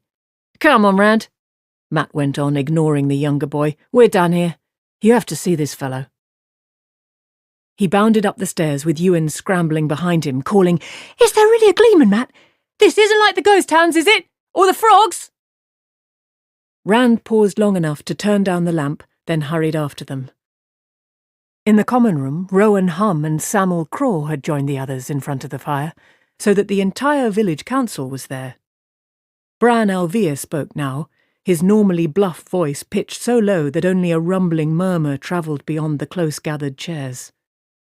The mayor emphasised his words by tapping a thick forefinger into the palm of his other hand and eyed each man in turn. They all nodded in agreement with whatever he was saying, though Sen more reluctantly than the rest. The way the men all but huddled together spoke more plainly than a painted sign. Whatever they were talking about, it was for the village council alone, at least for now. They would not appreciate Rand trying to listen in. Reluctantly, he pulled himself away. There was still the gleeman. And these strangers. Outside, Bella and the cart were gone, taken away by Hugh or Tad, the inn's stableman. Matt and Ewan stood glaring at one another a few paces from the front door of the inn, their cloaks whipping in the wind. For the last time, Matt barked, I am not playing a trick on you. There is a gleeman. Now go away. Rand, will you tell this woolhead I'm telling the truth so he'll leave me alone? Pulling his cloak together, Rand stepped forward to support Matt, but words died as the hair stirred on the back of his neck. He was being watched again. It was far from the feeling the hooded rider had given him, but neither was it pleasant, especially so soon after that encounter. A quick look about the green showed him only what he had seen before: children playing, people preparing for festival, and no one more than glancing in his direction. The spring pole stood alone now, waiting. Bustle and childish shouts filled the side streets. All was as it should be, except that he was being watched. Then something led him to turn around, to raise his eyes. On the edge of the inn's tile roof perched a large raven, swaying a little in the gusting wind from the mountains. Its head was cocked to one side, and one beady black eye was focused on him, he thought. He swallowed, and suddenly anger flickered in him, hot and sharp. "Filthy carrion-eater," he muttered. "I am tired of being stared at," Matt growled, and Rand realised his friend had stepped up beside him and was frowning at the raven too. They exchanged a glance, then as one, their hands darted for rocks. The 2 stones flew true, and the raven stepped aside. The stones whistled through the space where it had been. Fluffing its wings once, it cocked its head again, fixing them with a dead black eye, unafraid, giving no sign that anything had happened. Rand stared at the bird in consternation. "Did you ever see a raven do that?" he asked quietly. Matt shook his head without looking away from the raven. "Never. Nor any other bird either." "A vile bird," came a woman's voice from behind them, melodious despite echoes of distaste. "To be mistrusted in the best of times." With a shrill cry, the raven launched itself into the air so violently that 2 black feathers drifted down from the roof's edge. Startled, Rand and Matt twisted to follow the bird's swift flight, over the green and toward the cloud-tipped mountains of mist, tall beyond the westward, until it dwindled to a speck in the west, then vanished from view. Rand's gaze fell to the woman who had spoken. She too had been watching the flight of the raven, but now she turned back, and her eyes met his. He could only stare. This had to be the Lady Moraine, and she was everything that Matt and Ewan had said. Everything and more. When he had heard she called Nynaeve child, he had pictured her as old, but she was not. At least, he could not put any age to her at all. At first he thought she was as young as Nynaeve, but the longer he looked, the more he thought she was older than that. There was a maturity about her large, dark eyes, a hint of knowing that no one could have gotten young. For an instant he thought those eyes were deep pools about to swallow him up. It was plain why Matt and Ewan named her a lady from a gleeman's tale, too. She held herself with a grace and air of command that made him feel awkward and stumble-footed. She was barely tall enough to come up to his chest, but her presence was such that her height seemed the proper one, and he felt ungainly in his tallness. Altogether, she was like no one he had ever seen before. The wide hood of her cloak framed her face and dark hair hanging in soft ringlets. He had never seen a grown woman with her hair unbraided. Every girl in the 2 Rivers waited eagerly for the women's circle of her village to say she was old enough to wear a braid. Her clothes were just as strange. Her cloak was sky-blue velvet with thick silver embroidery, leaves and vines and flowers all along the edges. Her dress gleamed faintly as she moved, a darker blue than the cloak and slashed with cream. A necklace of heavy gold links hung around her neck, while another gold chain, delicate and fastened in her hair, supported a small sparkling blue stone in the middle of her forehead. A wide belt of woven gold encircled her waist, and on the second finger of her left hand was a gold ring in the shape of a serpent biting its own tail. He had certainly never seen a ring like that, though he recognized the great serpent, an even older symbol for eternity than the Wheel of Time. Fancier than any feast-day clothes, Ewan had said, and he was right. No one ever dressed like that in the 2 Rivers, not ever. "Good morning, Lady Moraine," Rand said. His face grew hot at his tongue's fumbling. "Good morning, Lady Moraine." Matt echoed somewhat more smoothly, but only a little. She smiled, and Rand found himself wondering if there was anything he might do for her, something that would give him an excuse to stay near her. He knew she was smiling at all of them, but it seemed meant for him alone. It really was just like seeing a gleeman's tale come to life. Matt had a foolish grin on his face. "You know my name," she said, sounding delighted, as if her presence, however brief, would not be the talk of the village for a year. But you must call me Moraine, not Lady. And what are your names? Ewan leaped forward before either of the others could speak. My name is Ewan Fingar, my lady. I told them your name. That's how they know. I heard Lan say it, but I wasn't eavesdropping. No one like you has ever come to Emmons Field before. There's a gleeman in the village for Beltane too. Tonight is winter night. Will you come to my house? My mother has apple cakes. I shall have to see, she replied, putting a hand on Ewan's shoulder. Her eyes twinkled with amusement, though she gave no other sign of it. I do not know how well I could compete against a gleeman, Ewan, but you must all call me Moraine. She looked expectantly at Rand and Matt. I'm Matrim Corson, Moraine, Matt said. He made a stiff, jerking bow, then went red in the face as he straightened. Rand had been wondering if he should do something of the sort, the way men did in stories, but with Matt's example, he merely spoke his name. At least he did not stumble over his own tongue this time. Moraine looked from him to Matt and back again. Rand thought her smile, a bare curve of the corners of her mouth, was now the sort Egwene wore when she had a secret. I may have some small tasks to be done from time to time while I'm in Emmons Field, she said. Perhaps you would be willing to assist me. She laughed as their assents tumbled over one another. Here, she said, and Rand was surprised when she pressed a coin into his palm, closing his hand tightly around it with both of hers. There's no need, he began, but she waved aside his protest as she gave Ewan a coin as well, then pressed Matt's hand around one the same way she had Rand's. Of course there is, she said. You cannot be expected to work for nothing. Consider this a token, and keep it with you so you will remember that you have agreed to come to me when I ask it. There is a bond between us now. I'll never forget, Ewan piped up.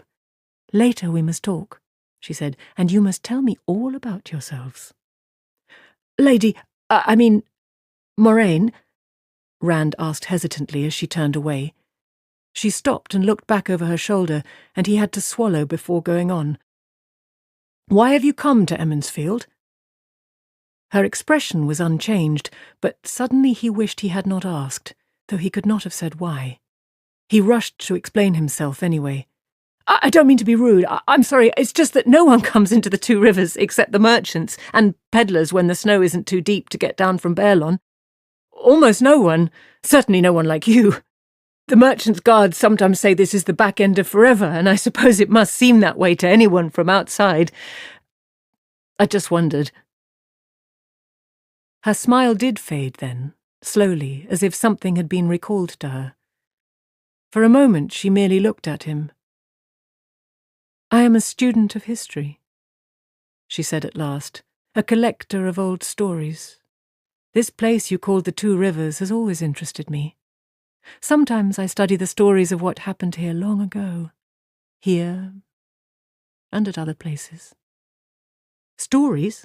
Rand said. Whatever happened in the Two Rivers to interest someone like... what could have happened here? And what else would you call it besides the Two Rivers? Matt added. That's what it's always been called.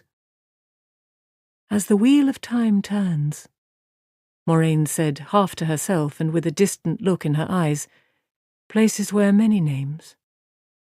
Men wear many names, many faces. Different faces, but always the same man. Yet no one knows the great pattern the wheel weaves, or even the pattern of an age. We can only watch and study and hope. Rand stared at her, unable to say a word, even to ask what she meant. He was not sure she had meant for them to hear. The other two were just as tongue-tied, he noticed. Ewan's mouth hung open. Moraine focused on them again, and all three gave a little shake as if waking up. Later we will talk, she said. None of them said a word. Later. She moved on toward the wagon bridge, appearing to glide over the ground rather than walk, her cloak spreading on either side of her like wings.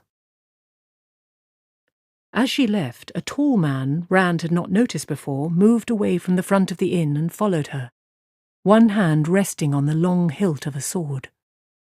His clothes were a dark greyish-green that would have faded into leaf or shadow, and his cloak swirled through shades of grey and green and brown as it shifted in the wind. It almost seemed to disappear at times, that cloak, fading into whatever lay beyond it. His hair was long and grey at the temples, held back from his face by a narrow leather headband. That face was made from stony planes and angles, weathered but unlined despite the grey in his hair. When he moved, Rand could think of nothing but a wolf. In passing the three youths, his gaze ran over them, eyes as cold and blue as a midwinter dawn. It was as if he were weighing them in his mind, and there was no sign on his face of what the scales told him. He quickened his pace until he caught up to Moraine, then slowed to walk by her shoulder, bending to speak to her. Rand let out a breath he had not realized he had been holding. "That was Lan?" Ewan said throatily, as if he too had been holding his breath. It had been that kind of look. "I'll bet he's a warder." "Don't be a fool." Matt laughed, but it was a shaky laugh. Warders are just in stories. Anyway, warders have swords and armour covered in gold and jewels and spend all their time up north in the Great Blight, fighting evil and trollocs and such. "He could be a warder," Ewan insisted. "Did you see any gold or jewels on him?" Matt scoffed. "Do we have trollocs in the Two Rivers?" "We have sheep." I wonder what could have ever happened here to interest someone like her. "Something could have," Rand answered slowly. "They say the inn's been here for 1,000 years, maybe more." 1,000 years of sheep, Matt said. "A silver penny!" Ewan burst out. "She gave me a whole silver penny! Think what I can buy when the peddler comes." Rand opened his hand to look at the coin she had given him, and almost dropped it in surprise. He did not recognize the fat silver coin with the raised image of a woman balancing a single flame on her upturned hand, but he had watched while Bran Alvir weighed out the coins merchants brought from a dozen lands, and he had an idea of its value. That much silver would buy a good horse anywhere in the Two Rivers, with some left over. He looked at Matt and saw the same stunned expression he knew must be on his own face. Tilting his hand so Matt could see the coin, but not Ewan, he raised a questioning eyebrow. Matt nodded, and for a minute they stared at one another in perplexed wonder. "What kind of chores does she have?" Rand asked finally. "I don't know," Matt said firmly, "and I don't care. I won't spend it either, even when the peddler comes." With that, he thrust his coin into his coat pocket. Nodding, Rand slowly did the same with his. He was not sure why, but somehow what Matt said seemed right. The coin should not be spent. Not when it came from her. He could not think of anything else silver was good for, but... "Do you think I should keep mine too?" Anguished indecision painted Ewan's face. "Not unless you want to," Matt said. "I think she gave it to you to spend," Rand said. Ewan looked at his coin, then shook his head and stuffed the silver penny into his pocket. "I'll keep it," he said mournfully. "There's still the Gleeman," Rand said, and the younger boy brightened. "If he ever wakes up," Matt added. "Rand," Ewan asked, "is there a Gleeman?" "You'll see," Rand answered with a laugh. It was clear Ewan would not believe until he set eyes on the Gleeman. "He has to come down sooner or later." Shouting drifted across the wagon bridge, and when Rand looked to see what was causing it, his laughter became wholehearted. A milling crowd of villagers, from grey-haired oldsters to toddlers barely able to walk, escorted a tall wagon toward the bridge, a huge wagon drawn by 8 horses. The outside of its rounded canvas cover hung about with bundles like bunches of grapes. The peddler had come at last. Strangers and a gleeman, fireworks and a peddler. It was going to be the best Beltane ever. Chapter 3. The Peddler. Clusters of pots clattered and banged as the peddler's wagon rumbled over the heavy timbers of the wagon bridge. Still surrounded by a cloud of villagers and farmers come for festival, the peddler reined his horses to a stop in front of the inn. From every direction people streamed to swell the numbers around the great wagon, its wheels taller than any of the people with their eyes fastened to the peddler above them on the wagon seat. The man on the wagon was Padan Fain, a pale, skinny fellow with gangly arms and a massive beak of a nose. Fain, always smiling and laughing as if he knew a joke that no one else knew, had driven his wagon and team into Emmonsfield every spring for as long as Rand could remember. The door of the inn flew open even as the team halted in a jangle of harness, and the village council appeared, led by Master Alvir and Tam. They marched out deliberately, even Senbui, amid all the excited shouting of the others for pins or lace or books or a dozen other things. Reluctantly, the crowd parted to let them to the fore, everyone closing in quickly behind and never stopping their calling to the peddler. Most of all, the villagers called for news. In the eyes of the villagers, needles and tea and the like were no more than half the freight in a peddler's wagon. Every bit as important was word of outside, news of the world beyond the two rivers. Some peddlers simply told what they knew, throwing it out in a heap, a pile of rubbish with which they could not be bothered. Others had to have every word dragged out of them, speaking grudgingly with a bad grace. Fain, however, spoke freely, if often teasingly, and spun out the telling, making a show to rival a gleeman. He enjoyed being the centre of attention, strutting around like an undersized rooster, with every eye on him. It occurred to Rand that Fain might not be best pleased to find a real gleeman in Emmonsfield. The peddler gave the council and villagers alike exactly the same attention, as he fussed with tying his reins off just so, which was to say hardly any attention at all. He nodded casually at no one in particular. He smiled without speaking, and waved absently to people with whom he was particularly friendly, though his friendliness had always been of a peculiarly distant kind, backslapping without ever getting close. The demands for him to speak grew louder, but Fain waited, fiddling with small tasks about the driver's seat for the crowd and the anticipation to reach the size he wanted. The council alone kept silent. They maintained the dignity befitting their position, but increasing clouds of pipe smoke rising above their heads showed the effort of it. Rand and Matt edged into the crowd, getting as close to the wagon as they could. Rand would have stopped halfway, but Matt wriggled through the press, pulling Rand behind him until they were right behind the council. "I had been thinking you were going to stay out on the farm through the whole festival," Perine Bara shouted at Rand over the clamour.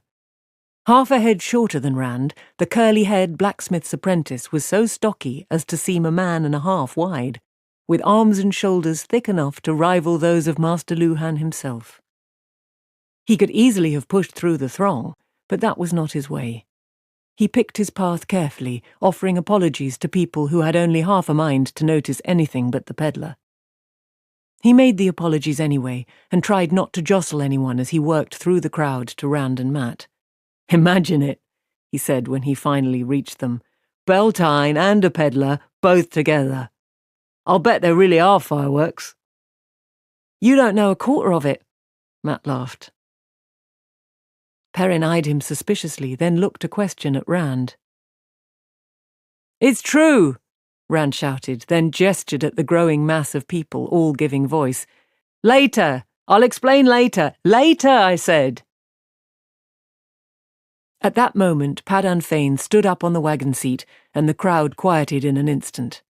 Rand's last words exploded into utter silence, catching the peddler with an arm raised dramatically and his mouth open.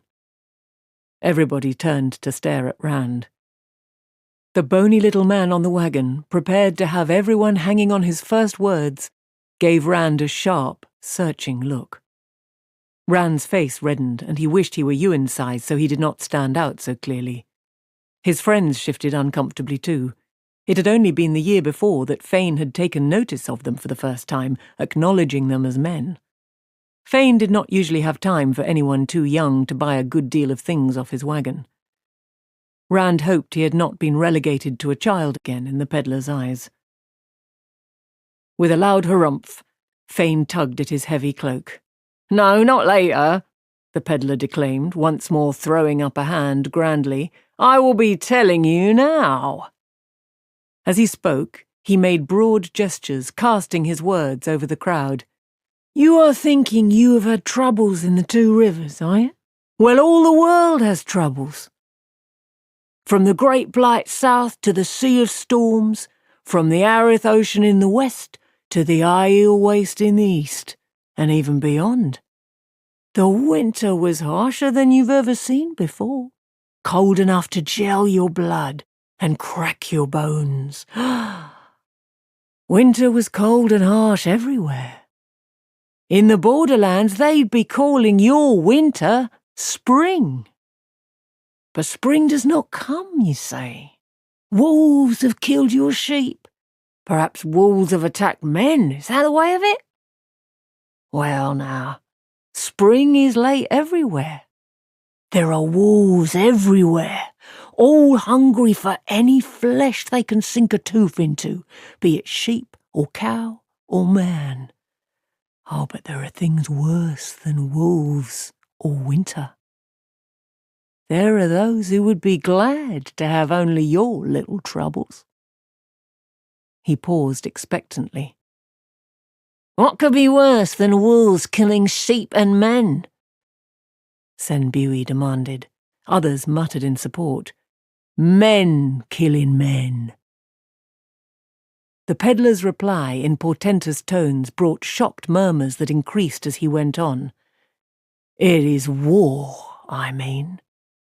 There is war in Gaelden. War and madness. The snows of the Darlin Forest are red with the blood of men. Ravens and the cries of ravens fill the air. Armies march to Gaelden. Nations, great houses, and great men send their soldiers to fight. War?" Master Alvear's mouth fit awkwardly around the unfamiliar word. No one in the Two Rivers had ever had anything to do with a war. "Why are they having a war?" Fane grinned, and Rand had the feeling he was mocking the villagers' isolation from the world and their ignorance. The peddler leaned forward as if he were about to impart a secret to the mare, but his whisper was meant to carry, and did. "The standard of the dragon has been raised, and men flock to oppose and to support." One long gasp left every throat together, and Rand shivered in spite of himself. "The dragon!" someone moaned. "The Dark One's loose in Gaelden." "Not the Dark One," Harold Luhan growled. "The dragon's not the Dark One, and this is a false dragon anyway." "Let's hear what Master Fane has to say," the mayor said, but no one would be quieted that easily. People cried out from every side, men and women shouting over one another. "Just as bad as the Dark One. Oh, the dragon broke the world, didn't he? He started it. He caused the time of madness. You know the prophecies. When the dragon is reborn, your worst nightmares will seem like your fondest dreams. Hey, he's just another false dragon. He must be. What difference does that make? You remember the last false dragon, he started a war too. Thousands died, isn't that right, Fane? He laid siege to Ilian.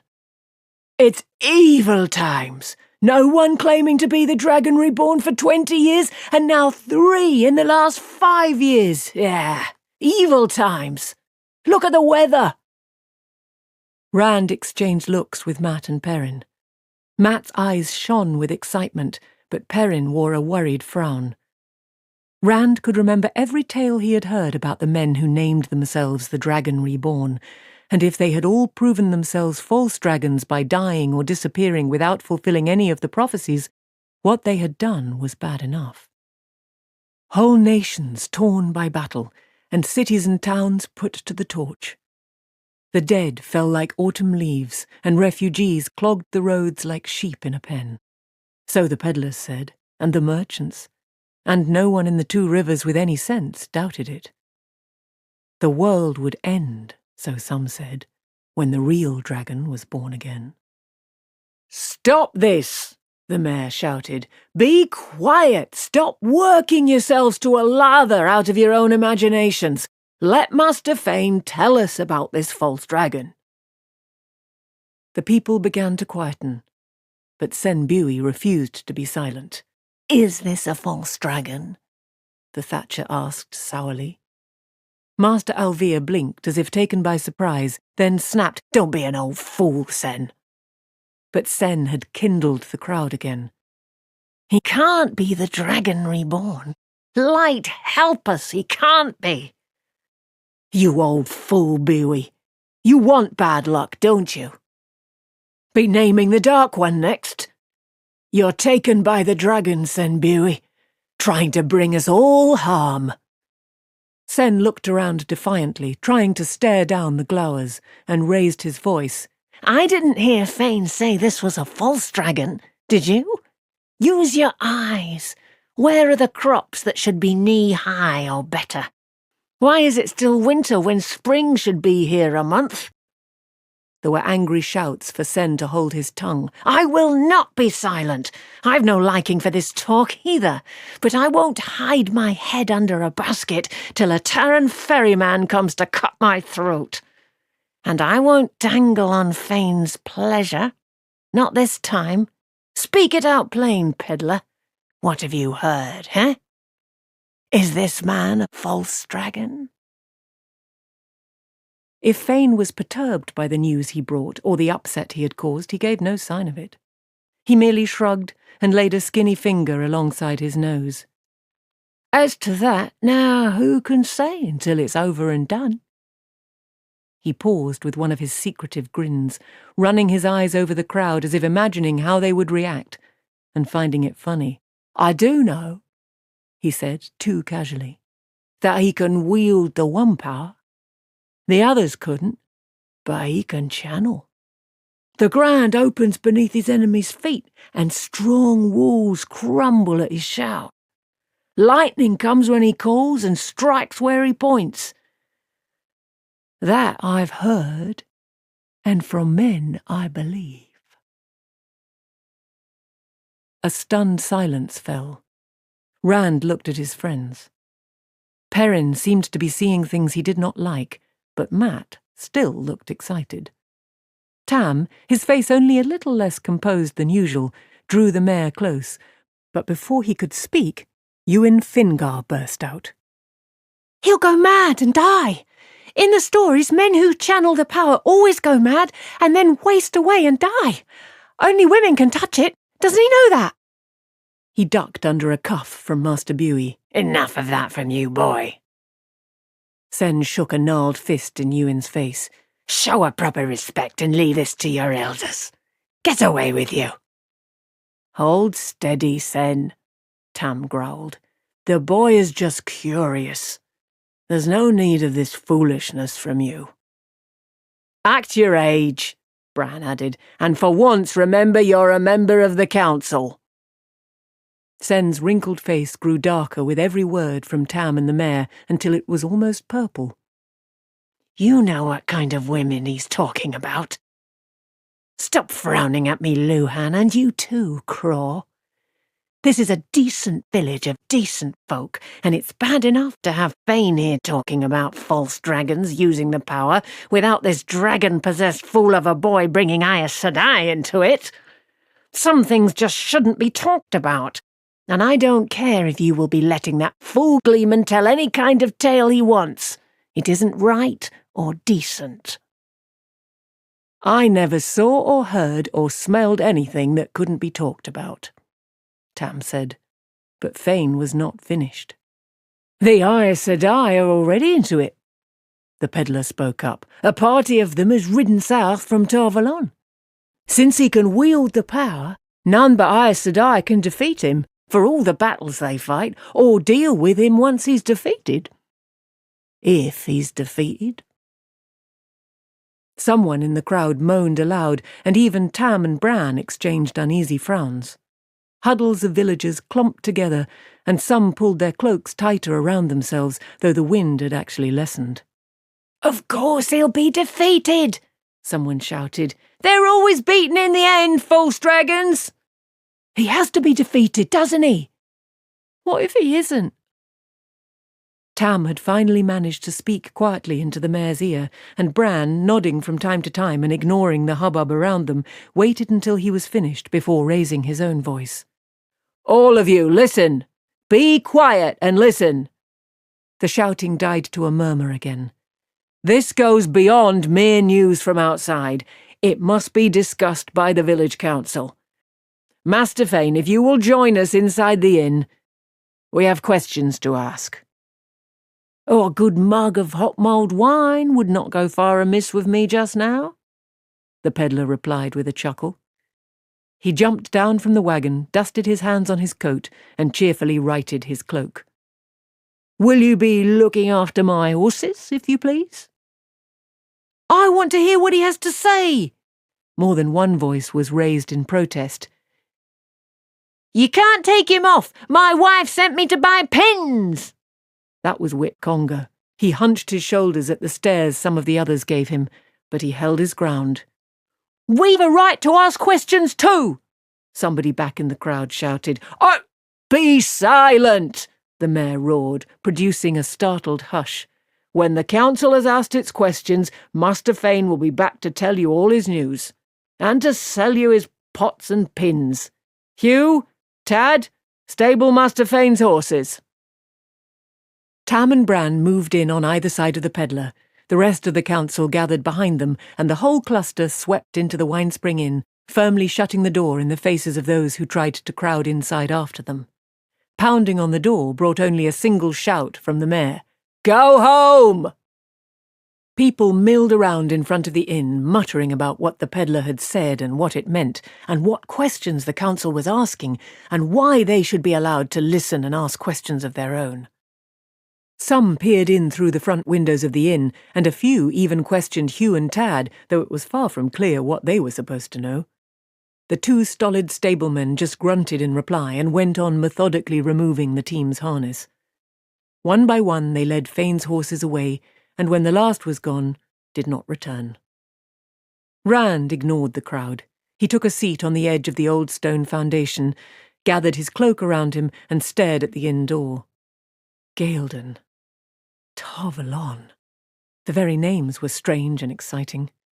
They were places he knew only from peddlers' news and tales told by merchants' guards. Aes Sedai and wars and false dragons. Those were the stuff of stories told late at night in front of the fireplace, with one candle making strange shapes on the wall and the wind howling against the shutters. On the whole, he believed he would rather have blizzards and wolves. Still, it must be different out there, beyond the two rivers, like living in the middle of a gleeman's tale. An adventure.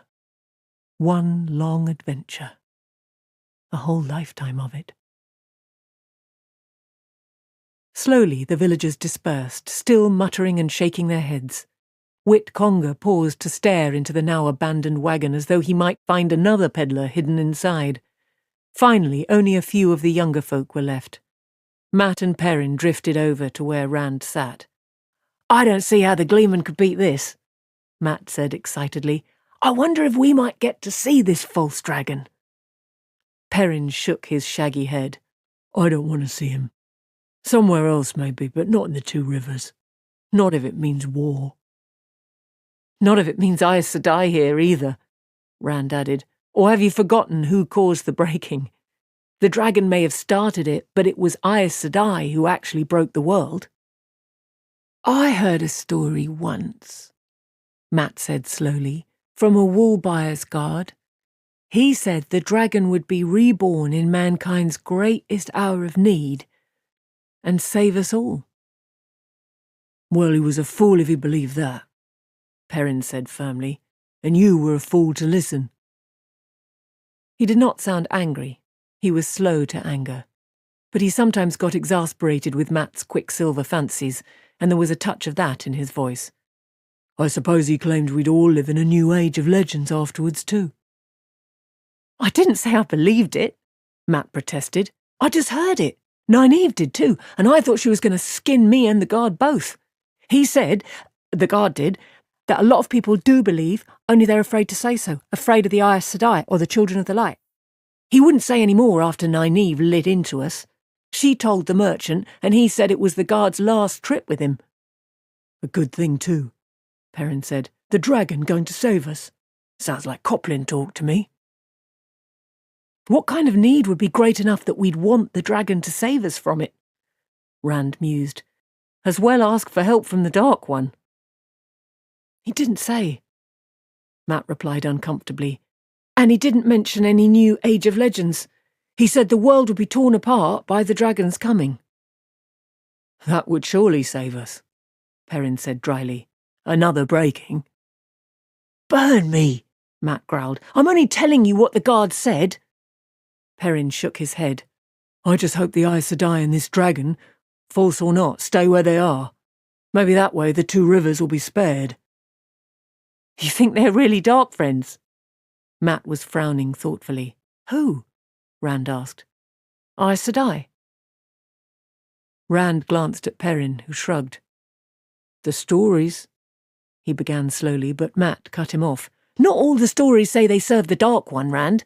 Light, Matt, Rand said. They caused the breaking. What more do you want? I suppose.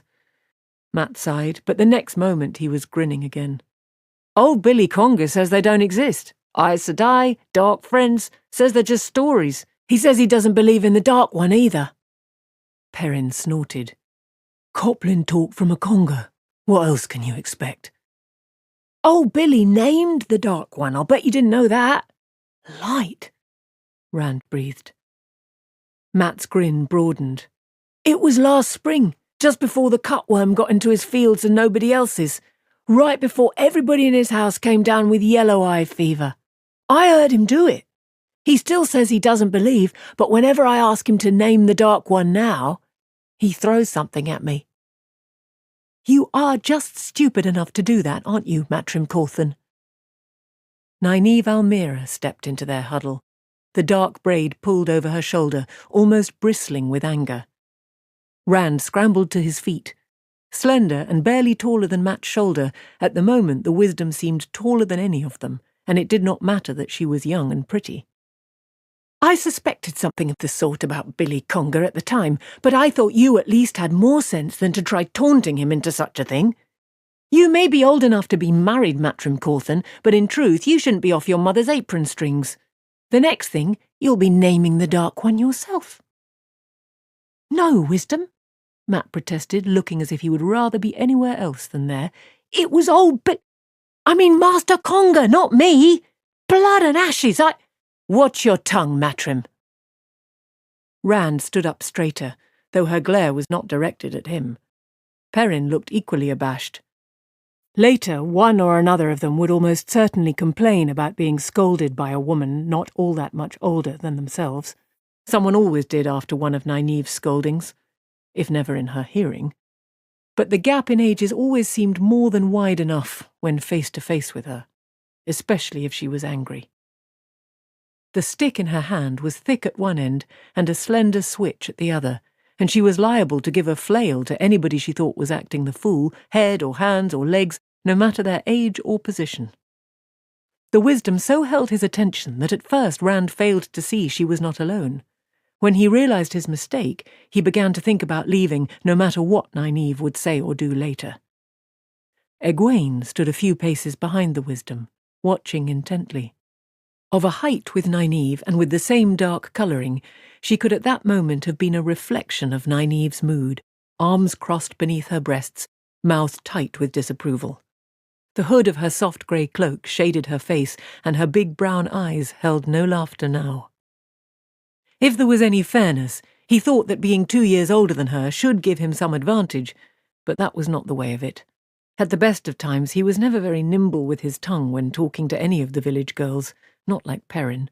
But whenever Egwene gave him that intent look, with her eyes as wide as they would go, as if every last ounce of her attention was on him, he just could not seem to make the words go where he wanted. Perhaps he could get away as soon as Nynaeve finished, but he knew he would not, even if he did not understand why.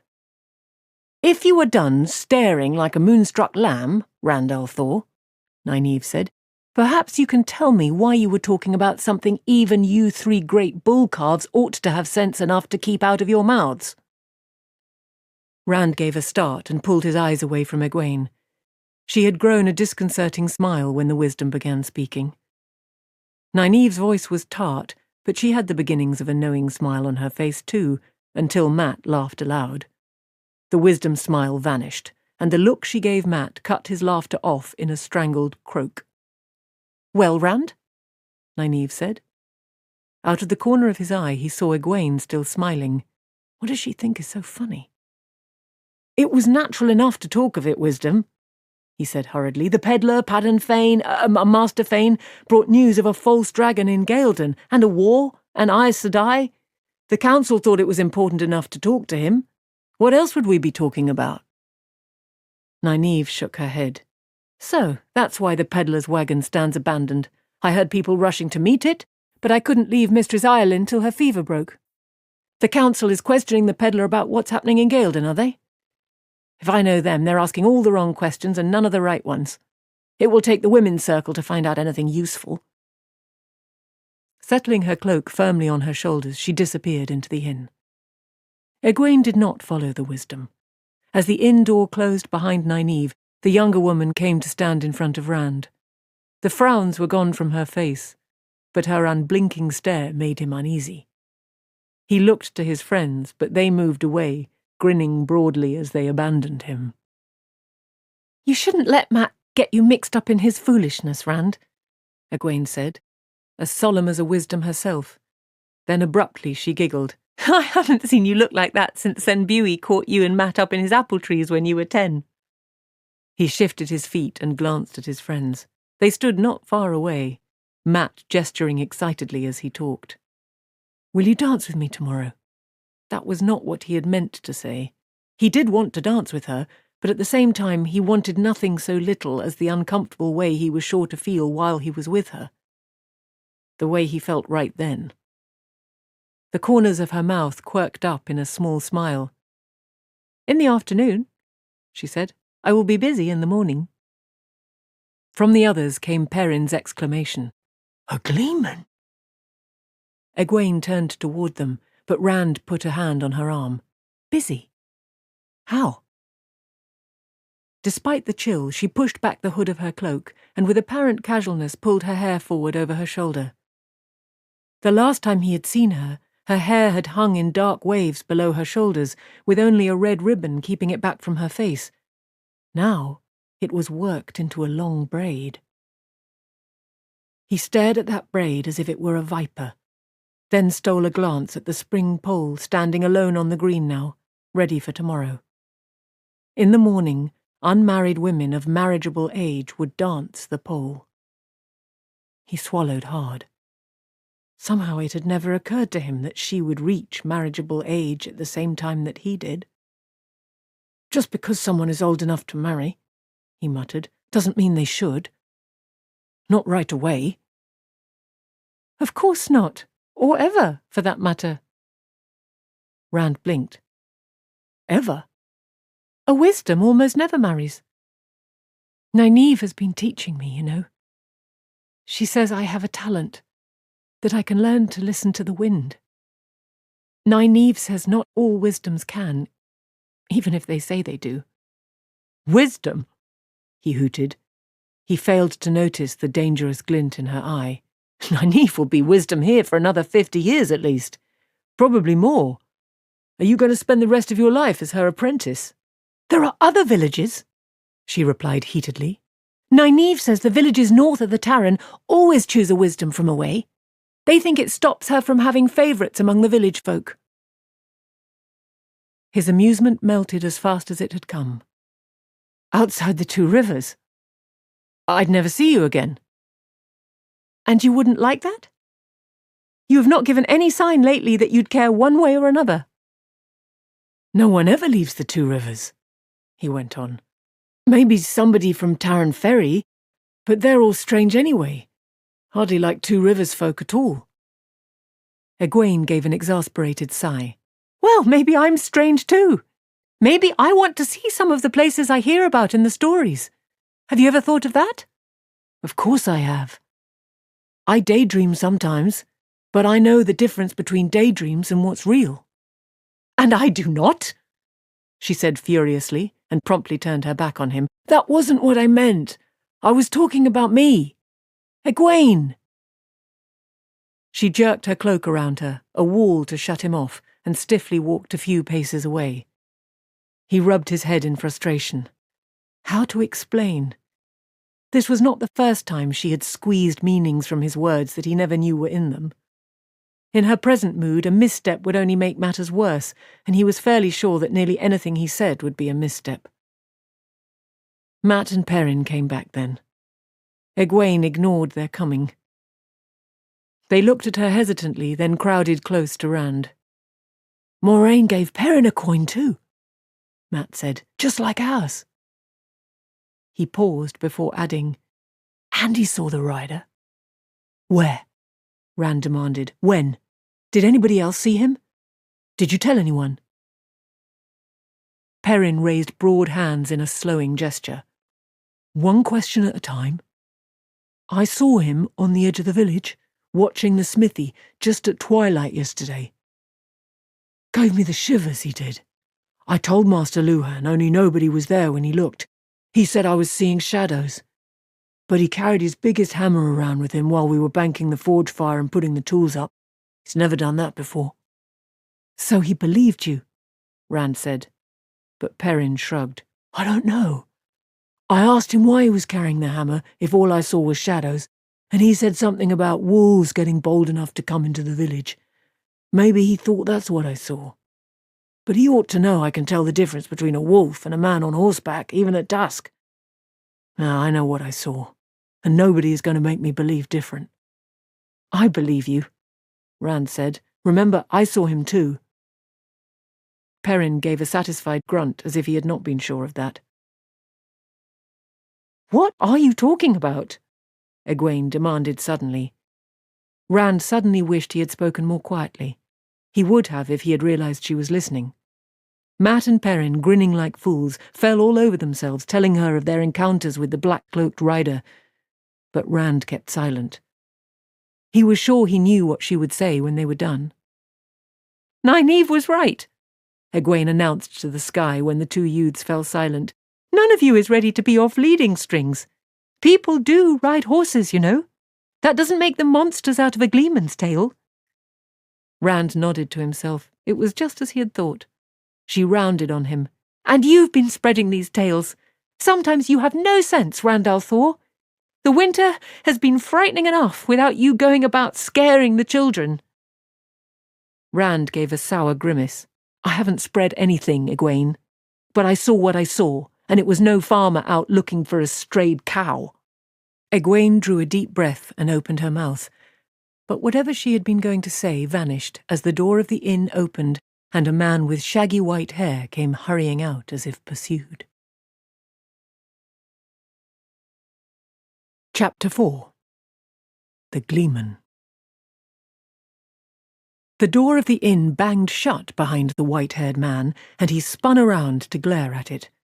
Lean, he would have been tall if not for a stoop to his shoulders, but he moved in a spry fashion that belied his apparent age. His cloak seemed a mass of patches, in odd shapes and sizes, fluttering with every breath of air, patches in 100 colours. It was really quite thick, Rand saw, despite what Master Alvear had said, with the patches merely sewn on like decorations.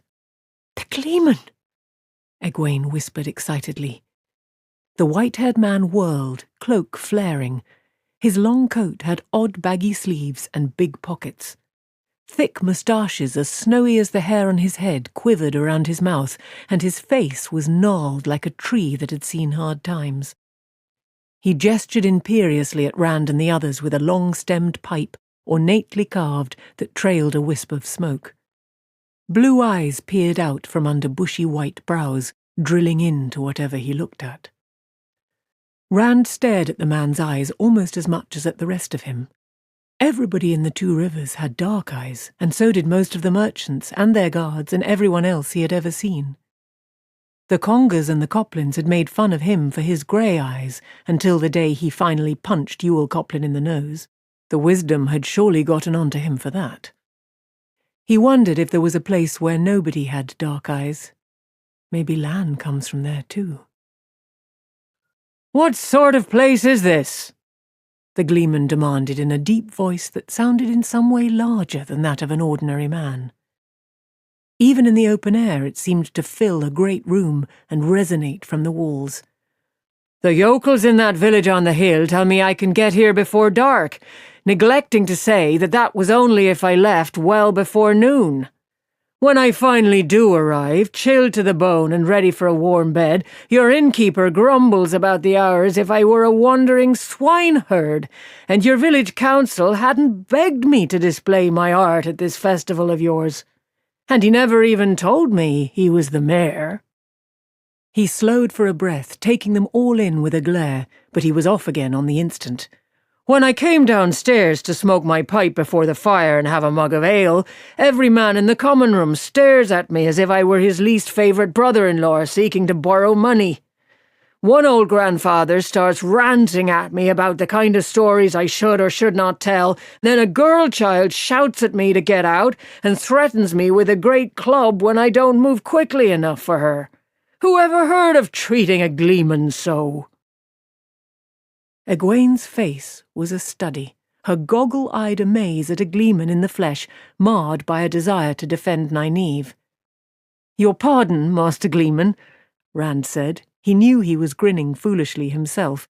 "That was our wisdom, and that pretty little slip of a girl," the Gleeman exclaimed. "A village wisdom? Why, at her age she should better be flirting with the young men than foretelling the weather and curing the sick." Rand shifted uncomfortably. He hoped Nynaeve never overheard the man's opinion, at least not until he had done with his performing. Perrin winced at the Gleeman's words, and Matt whistled soundlessly as if both had had the same thought as he had. "The men were the village council," Rand went on. "I'm sure they intended no discourtesy. You see, we just learned there's a war in Gaelden, and a man claiming to be the dragon reborn, a false dragon. Aes Sedai riding there from Tar Valon. The council is trying to decide if we might be in danger here." "Old news, even in Baerlon," the Gleeman said dismissively, "and that is the last place in the world to hear anything." He paused, looking around the village, and dryly added, "Almost the last place." Then his eyes fell on the wagon in front of the inn, standing alone now, with its shafts on the ground. "So I thought I recognized Padda and Fane in there." His voice was still deep, but the resonance had gone, replaced by scorn. "Fane was always one to carry bad news quickly, and the worse the faster. There's more raven in him than man." "Master Fane has come often to Emond's Field, Master Gleeman," Egwene said, a hint of disapproval finally breaking through her delight. "He is always full of laughter, and he brings much more good news than bad." The Gleeman eyed her for a moment, then smiled broadly. "Now you're a lovely lass. You should have rosebuds in your hair. Unfortunately, I cannot pull roses from the air, not this year. But how would you like to stand beside me tomorrow for a part of my performance? Hand me my flute when I want it and certain other apparatus. I always choose the prettiest girl I can find as my assistant." Perrin snickered, and Matt, who had been snickering, laughed out loud. Rand blinked in surprise. Egwene was glaring at him, and he had not even smiled. She straightened around and spoke in a too calm voice. "Thank you, Master Gleeman. I would be happy to assist you." "Tom Merrilin," the Gleeman said. They stared. My name is Tom Merlin, not Master Gleeman. He hitched the multi-hued cloak up on his shoulders, and abruptly his voice once more seemed to reverberate in a great hall. Once a court bard, I am now indeed risen to the exalted rank of Master Gleeman, yet my name is plain Tom Merlin, and Gleeman is the simple title in which I glory. And he swept a bow so elaborate with flourishes of his cloak that Mat clapped, and Egwene murmured appreciatively. Master Merlin, Mat said, unsure exactly what form of address to take out of what Tom Merlin had said. What is happening in Gaeldon? Do you know anything about this false dragon, or the Aes Sedai? Do I look like a peddler boy? The Gleeman grumbled, tapping out his pipe on the heel of his palm. He made the pipe disappear somewhere inside his cloak or his coat. Rand was not sure where it had gone, or how. I am a Gleeman, not a newsmonger, and I make a point of never knowing anything about Aes Sedai. Much safer that way. But the war, Mat began eagerly, only to be cut off by Master Merlin. In wars, boy, fools kill other fools for foolish causes. That's enough for anyone to know. I am here for my art. Suddenly he thrust a finger at Rand. You, lad. You're a tall one. Not with your full growth on you yet, but I doubt there's another man in the district with your height. Not many in the village with eyes that colour either, I'll wager. The point is, you're an axe handle across the shoulders and as tall as an Aielman. What's your name, lad? Rand gave it hesitantly, not sure whether or not the man was making fun of him, but the Gleeman had already turned his attention to Perrin. And you have almost the size of an ogier. Close enough. How are you called? Not unless I stand on my own shoulders, Perrin laughed. I'm afraid Rand and I are just ordinary folk, Master Merlin. Not made-up creatures from your stories. I'm Perrin Aybara. Tom Merlin tugged at one of his moustaches. Well now, made-up creatures from my stories. Is that what they are? You lads are widely travelled then, it seems. Rand kept his mouth shut, certain they were the butt of a joke now, but Perrin spoke up. We've all of us been as far as Watch Hill and Devon Ride. Not many around here have gone as far. He was not boasting. Perrin seldom did. He was just telling the truth. We've all seen the mire, too, Mat added, and he did sound boastful. That's the swamp at the far end of the waterwood. Nobody at all goes there. It's full of quicksands and bogs, except us. And nobody goes to the mountains of mist either, but we did once. To the foot of them, anyway. As far as that? The Gleeman murmured, brushing at his moustaches now continually. Rand thought he was hiding a smile, and he saw that Perrin was frowning. It's bad luck to enter the mountains, Mat said, as if he had to defend himself for not going further. Everybody knows that. That's just foolishness, Matrim Cawthon, Egwene cut in angrily. Nynaeve says... She broke off, her cheeks turning pink, and the look she gave Tom Merlin was not as friendly as it had been. It is not right to make... It isn't... Her face went redder, and she fell silent. Mat blinked as if he was just getting a suspicion of what had been going on. You're right, child, the Gleeman said contritely. I apologize humbly. I am here to entertain. My tongue has always gotten me into trouble. Maybe we haven't travelled as far as you, Perrin said flatly. But what does how tall Rand is have to do with anything? Just this, lad.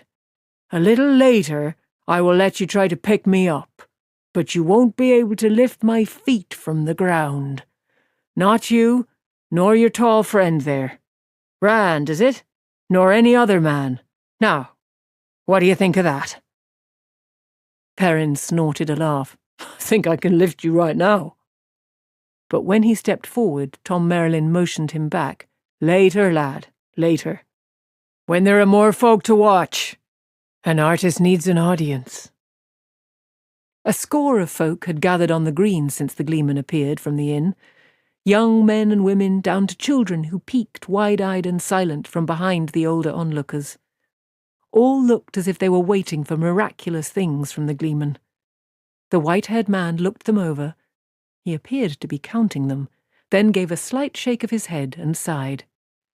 "I suppose I had better give you a small sample, so you can run tell the others, huh?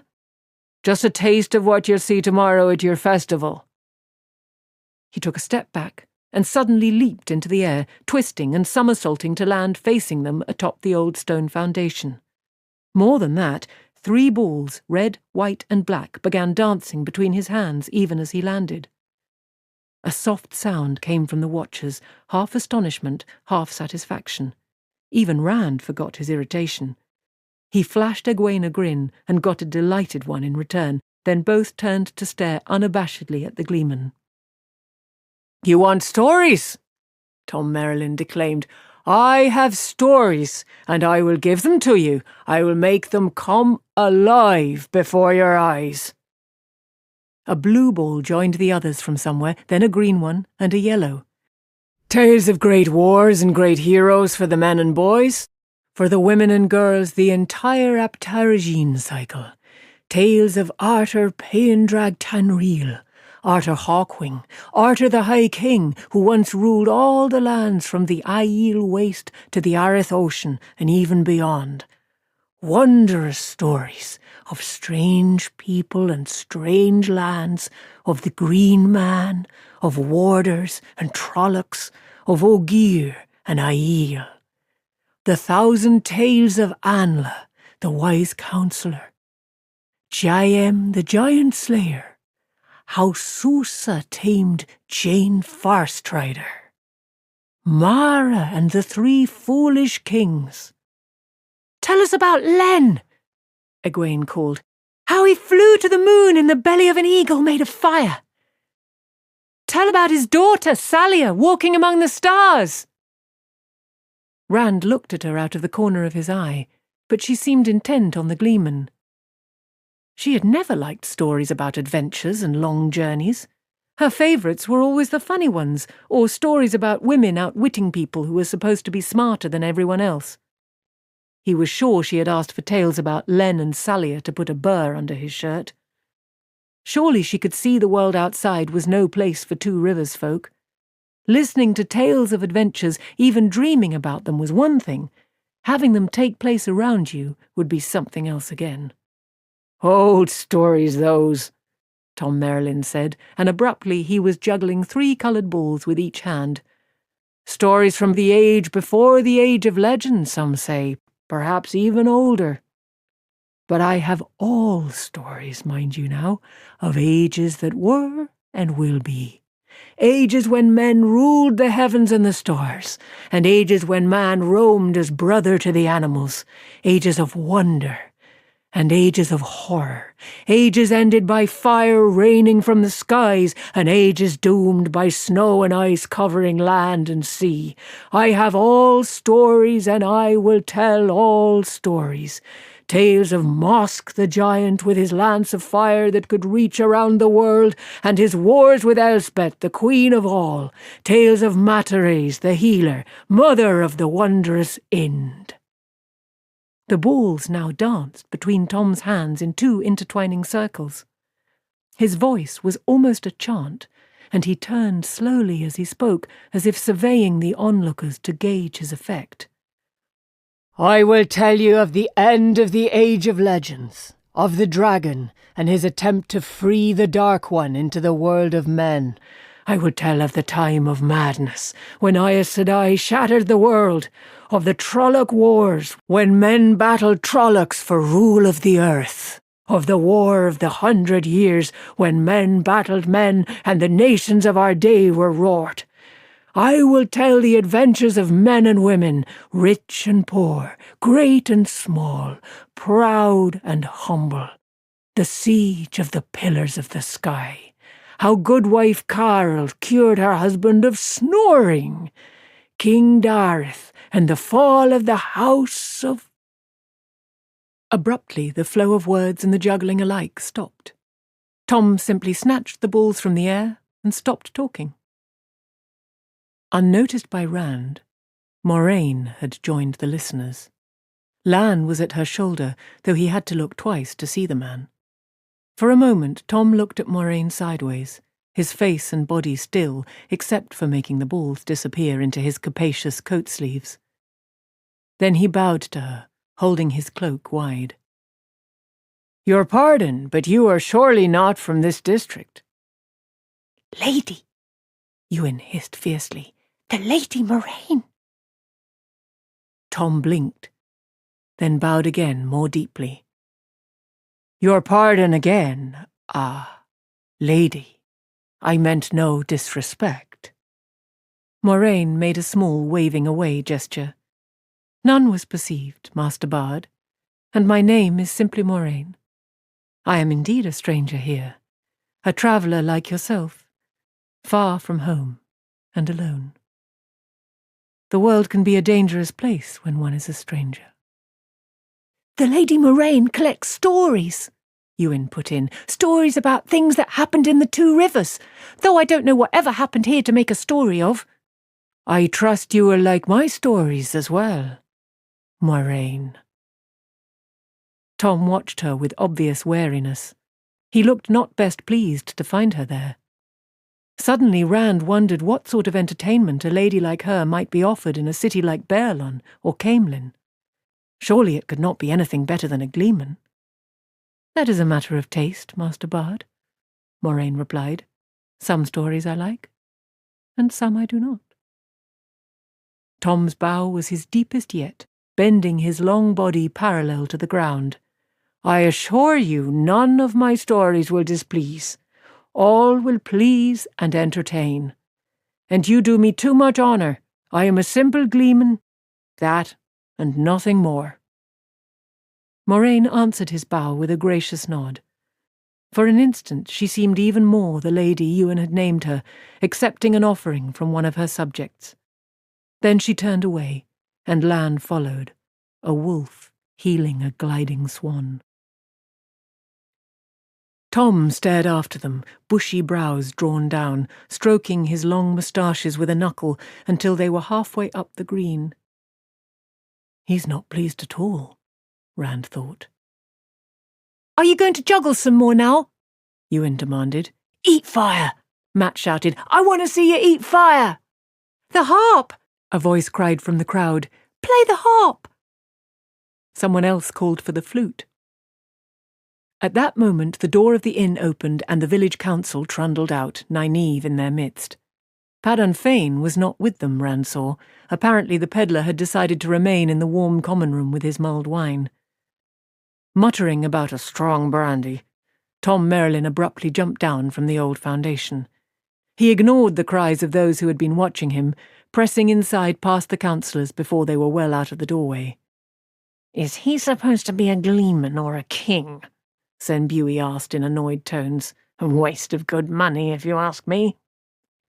Bran Alvear half turned after the gleeman, then shook his head. "That man may be more trouble than he's worth." Nynaeve, busy gathering her cloak around her, sniffed loudly. "Worry about the gleeman if you want, Brandlewyn Alvear. At least he is in Emond's Field, which is more than you can say for this false dragon. But as long as you are worrying, there are others here who should excite your worry." "If you please, Wisdom," Bran said stiffly, "kindly leave who should worry me to my deciding. Mistress Moiraine and Master Lan are guests in my inn, and decent, respectable folk, so I say. Neither of them has called me a fool in front of the whole council. Neither of them has told the council it hasn't a full set of wits among them." "It seems my estimate was too high by half," Nynaeve retorted. She strode away without a backward glance, leaving Bran's jaw working as he searched for a reply. Egwene looked at Rand as if she were going to speak, then darted after the wisdom instead. Rand knew there must be some way to stop her from leaving the Two Rivers, but the only way he could think of was not one he was prepared to take, even if she was willing. And she had as much as said she was not willing at all, which made him feel even worse. "That young woman wants a husband," Sen Buey growled, bouncing on his toes. His face was purple and getting darker. She lacks proper respect. We're the village council, not boys raking her yard, and—" The mayor breathed heavily through his nose and suddenly rounded on the old thatcher. "Be quiet, Sen! Stop acting like a black-veiled aiel!" The skinny man froze on his toes in astonishment. The mayor never let his temper get the best of him. Bran glared. "Burn me, but we have better things to be about than this foolishness. Or do you intend to prove Nynaeve right?" With that, he stumped back into the inn and slammed the door behind him. The council members glanced at Sen, then moved off in their separate directions, all but Harold Luhan, who accompanied the stony-visaged Thatcher, talking quietly. The blacksmith was the only one who could ever get Sen to see reason. Rand went to meet his father, and his friends trailed after him. "I've never seen Master Alvear so mad," was the first thing Rand said, getting him a disgusted look from Matt. "The mayor and the wisdom seldom agree," Tam said, "and they agreed less than usual today. That's all. It's the same in every village." "What about the false dragon?" Matt asked, and Perrin added eager murmurs. "What about the Aes Sedai?" Tam shook his head slowly. Master Fane knew little more than he had already told. At least little of interest to us. Battles won or lost. Cities taken and retaken, all in Gaelden, thank the light. It hasn't spread, or had not, the last Master Fane knew. "Battles interest me," Matt said, and Perrin added, "What did he say about them?" "Battles don't interest me, Matrim," Tam said, "but I'm sure he will be glad to tell you all about them later. What does interest me is that we shouldn't have to worry about them here, as far as the council can tell. We can see no reason for Aes Sedai to come here on their way south, and as for the return journey, they aren't likely to want to cross the Forest of Shadows and swim the White River." Rand and the others chuckled at the idea. There were 3 reasons why no one came into the 2 rivers except from the north by way of Tarren Ferry. The mountains of mist in the west were the first, of course, and the mire blocked the east just as effectively. To the south was the White River, which got its name from the way rocks and boulders churned its swift waters to froth. And beyond the White lay the Forest of Shadows. Few 2 Rivers folk had ever crossed the White, and fewer still returned if they did. It was generally agreed, though, that the Forest of Shadows stretched south for 100 miles or more without a road or a village, but with plenty of wolves and bears. "So that's an end to it for us," Matt said. He sounded at least a little disappointed. "Not quite," Tam said. "Day after tomorrow we will send men to Devon Ride and Watch Hill, and Tarren Ferry too, to arrange for a watch to be kept. Riders along the White and the Tarren both, and patrols between. It should be done today, but only the mayor agrees with me. The rest can't see asking anyone to spend Beltane off riding across the 2 rivers." "But I thought you said we didn't have to worry," Perrin said, and Tam shook his head. "I said should not, boy, not did not. I've seen men die because they were sure that what should not happen would not. Besides, the fighting will stir up all sorts of people. Most will be just trying to find safety, but others will be looking for a way to profit from the confusion. We'll offer any of the first a helping hand, but we must be ready to send the second type on their way." Abruptly, Matt spoke up. "Can we be part of it? I want to anyway. You know I can ride as well as anyone in the village." "You want a few weeks of cold, boredom, and sleeping rough?" Tam chuckled. "Likely that's all there will be to it. I hope that's all. We're well out of the way even for refugees, but you can speak to Master Alvear if your mind is made up. Rand, it's time for us to be getting back to the farm." Rand blinked in surprise. "I thought we were staying for winter night." "Things need seeing to at the farm, and I need you with me." "Even so, we don't have to leave for hours yet.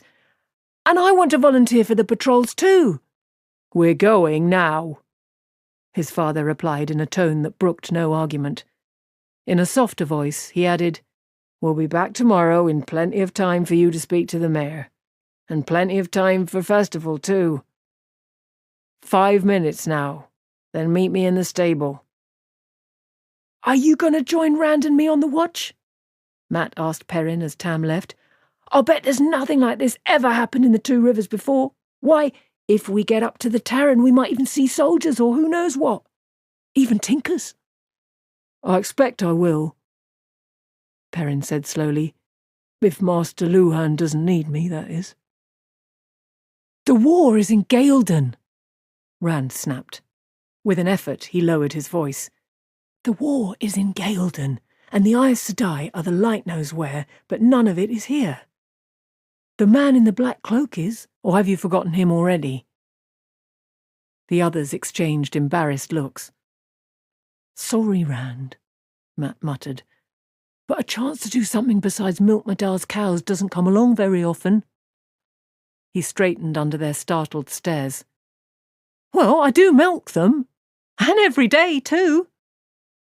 "The Black Rider," Rand reminded them. "What if he hurt somebody?" "Maybe he's a refugee from the war," Perrin said doubtfully. "Whatever he is," Matt said, "the watch will find him." "Maybe," Rand said, "but he seems to disappear when he wants to." "It might be better if they knew to look for him." "We'll tell Master Alvia when we volunteer for the patrols," Matt said. "He'll tell the council and they'll tell the watch." "The council," Perrin said incredulously. "We'd be lucky if the mayor didn't laugh out loud. Master Luhan and Rand's father already think the two of us are jumping at shadows." Rand sighed. "If we're going to do it, we might as well do it now. He won't laugh any louder today than he will tomorrow." "Maybe," Perrin said with a sidelong glance at Matt. "We should try finding some others who've seen him. We'll see just about everybody in the village tonight." Matt's scowl deepened, but he still did not say anything. All of them understood that Perrin meant they should find witnesses who were more reliable than Matt.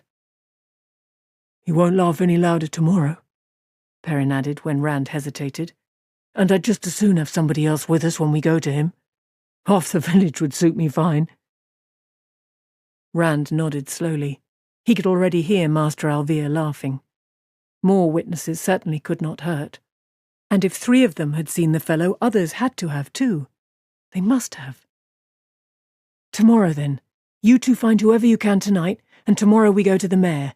After that—" They looked at him silently, no one raising the question of what happened if they could not find anyone else who had seen the black-cloaked man. The question was clear in their eyes, though, and he had no answer. He sighed heavily. "I'd better go now. My father will be wondering if I fell into a hole." Followed by their goodbyes, he trotted around to the stable yard where the high-wheeled cart stood propped on its shafts. The stable was a long, narrow building, topped by a high-peaked thatched roof. Stalls, their floors covered with straw, filled both sides of the dim interior, lit only by the open double doors at either end. The peddlers' team munched their oats in 8 stalls, and Master Alvia's massive Durrans, the team he hired out when farmers had hauling beyond the abilities of their own horses, filled 6 more, but only 3 others were occupied. Rand thought he could match up horse and rider with no trouble. The tall, deep-chested black stallion that swung up his head fiercely had to be Lan's. The sleek white mare with an arched neck, her quick steps as graceful as a girl dancing even in the stall, could only belong to Moraine. And the 3rd unfamiliar horse, a rangy, slab-sided gelding of a dusty brown, fit Tom Merrilin perfectly. Tam stood in the rear of the stable, holding Bella by a lead rope and speaking quietly to Hugh and Tad. Before Rand had taken 2 steps into the stable, his father nodded to the stablemen and brought Bella out, wordlessly gathering up Rand as he went. They harnessed the shaggy mare in silence. Tam appeared so deep in thought that Rand held his tongue. He did not really look forward to trying to convince his father about the black-cloaked rider, much less the mare. Tomorrow would have to be time enough, when Matt and the rest had found others who had seen the man. If they found others. As the cart lurched into motion, Rand took his bow and quiver from the back, awkwardly belting the quiver at his waist as he half-trotted alongside. When they reached the last row of houses in the village, he nocked an arrow, carrying it half-raised and partly drawn. There was nothing to see, except mostly leafless trees, but his shoulders tightened. The Black Rider could be on them before either of them knew it. There might not be time to draw the bow if he was not already halfway to it. He knew he could not keep up the tension on the bowstring for long. He had made the bow himself, and Tam was one of the few others in the district who could even draw it all the way to the cheek. He cast around for something to take his mind off thinking about the Dark Rider. Surrounded by the forest, their cloaks flapping in the wind, it was not easy. "Father," he said finally, "I don't understand why the council had to question Padan Fain." With an effort, he took his eyes off the woods and looked across Bella at Tam. "It seems to me the decision you reached could have been made right on the spot. The mayor frightened everybody half out of their wits, talking about Aes Sedai and the false dragon here in the Two Rivers." "People are funny, Rand. The best of them are. Take Harold Luhan. Master Luhan is a strong man and a brave one, but he can't bear to see butchering done. Turns pale as a sheet." "What does that have to do with anything? Everybody knows Master Luhan can't stand the sight of blood, and nobody but the Coplins and the Congers thinks anything of it."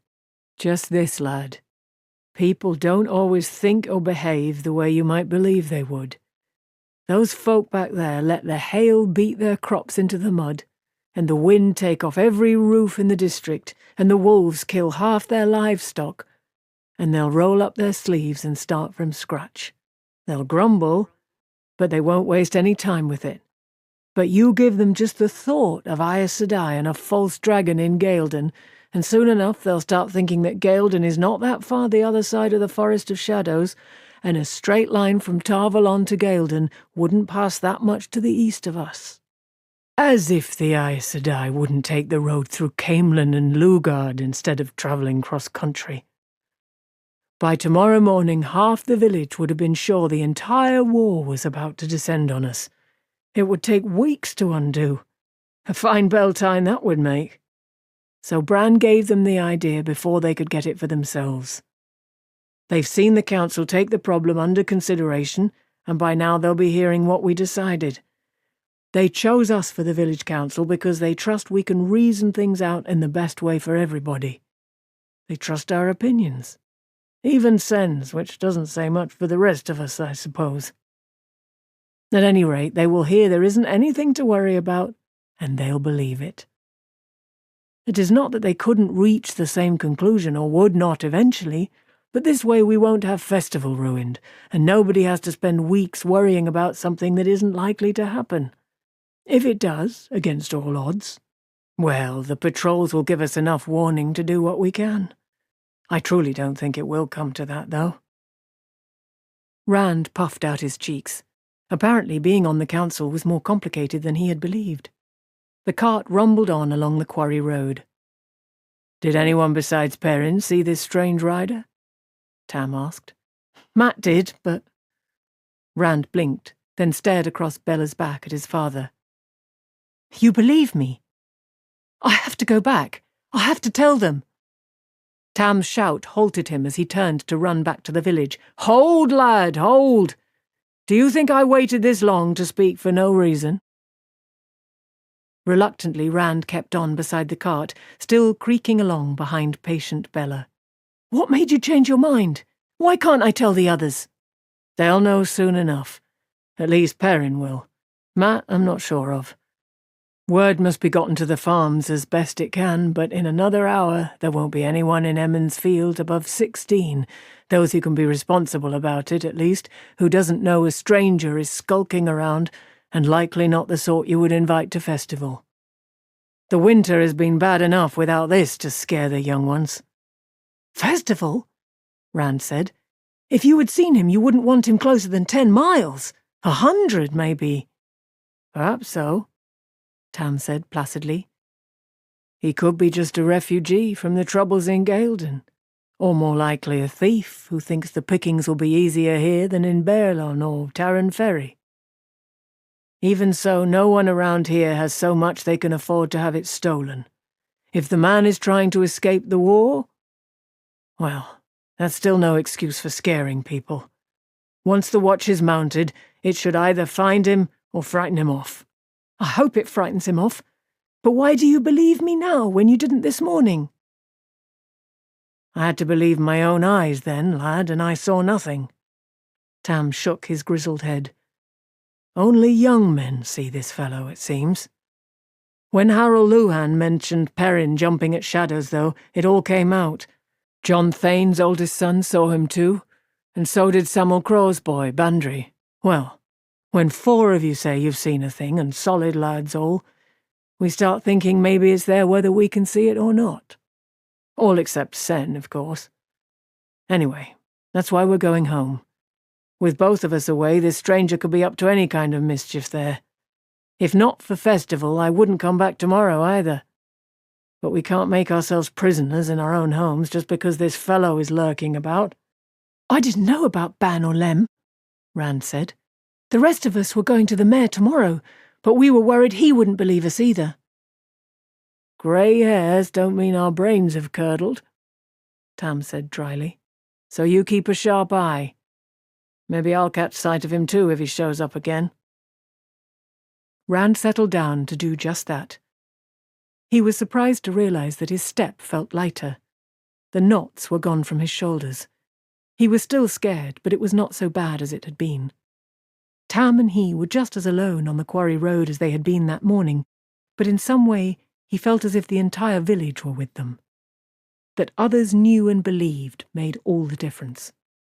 There was nothing the black-cloaked horseman could do that the people of Emmons Field could not handle together.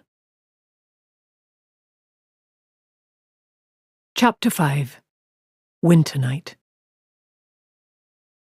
The sun stood halfway down from its noonday high by the time the cart reached the farmhouse. It was not a big house, not nearly so large as some of the sprawling farmhouses to the east, dwellings that had grown over the years to hold entire families. In the 2 rivers, that often included 3 or 4 generations under one roof, including aunts, uncles, cousins, and nephews. Tam and Rand were considered out of the ordinary, as much for being 2 men living alone as for farming in the Westwood.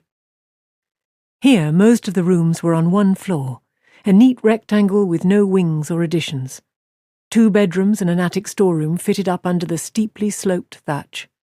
If the whitewash was all but gone from the stout wooden walls after the winter storms, the house was still in a tidy state of repair, the thatch tightly mended and the doors and shutters well hung and snug-fitting. House, barn and stone sheep pen formed the points of a triangle around the farmyard, where a few chickens had ventured out to scratch at the cold ground. An open shearing shed and a stone dipping trough stood next to the sheep pen. Hard by the fields between the farmyard and the trees loomed the tall cone of a tight-walled curing shed. Few farmers in the 2 rivers could make do without both wool and tobacco to sell when the merchants came. When Rand took a look in the stone pen, the heavy-horned herd ram looked back at him, but most of the black-faced flock remained placidly where they lay or stood with their heads in the feed trough. Their coats were thick and curly, but it was still too cold for shearing. "I don't think the black-cloaked man came here," Rand called to his father, who was walking slowly around the farmhouse, spear held at the ready, examining the ground intently. "The sheep wouldn't be so settled if that one had been around." Tam nodded, but did not stop. When he had made a complete circuit of the house, he did the same around the barn and the sheep pen, still studying the ground. He even checked the smokehouse and the curing shed. Drawing a bucket of water from the well, he filled a cupped hand, sniffed the water, and gingerly touched it with the tip of his tongue. Abruptly he barked a laugh, then drank it down in a quick gulp. "I suppose he didn't," he told Rand, wiping his hand on his coat front. "All this about men and horses I can't see or hear just makes me look crossways at everything." He emptied the well water into another bucket and started for the house, the bucket in one hand and his spear in the other. "I'll start some stew for supper. And as long as we're here, we might as well get caught up on a few chores." Rand grimaced, regretting winter night in Emmons Field. But Tam was right. Around a farm, the work never really got done. As soon as one thing was finished, two more always needed doing. He hesitated about it, but kept his bow and quiver close at hand. If the dark rider did appear, he had no intention of facing him with nothing but a hoe. First was stabling Bella.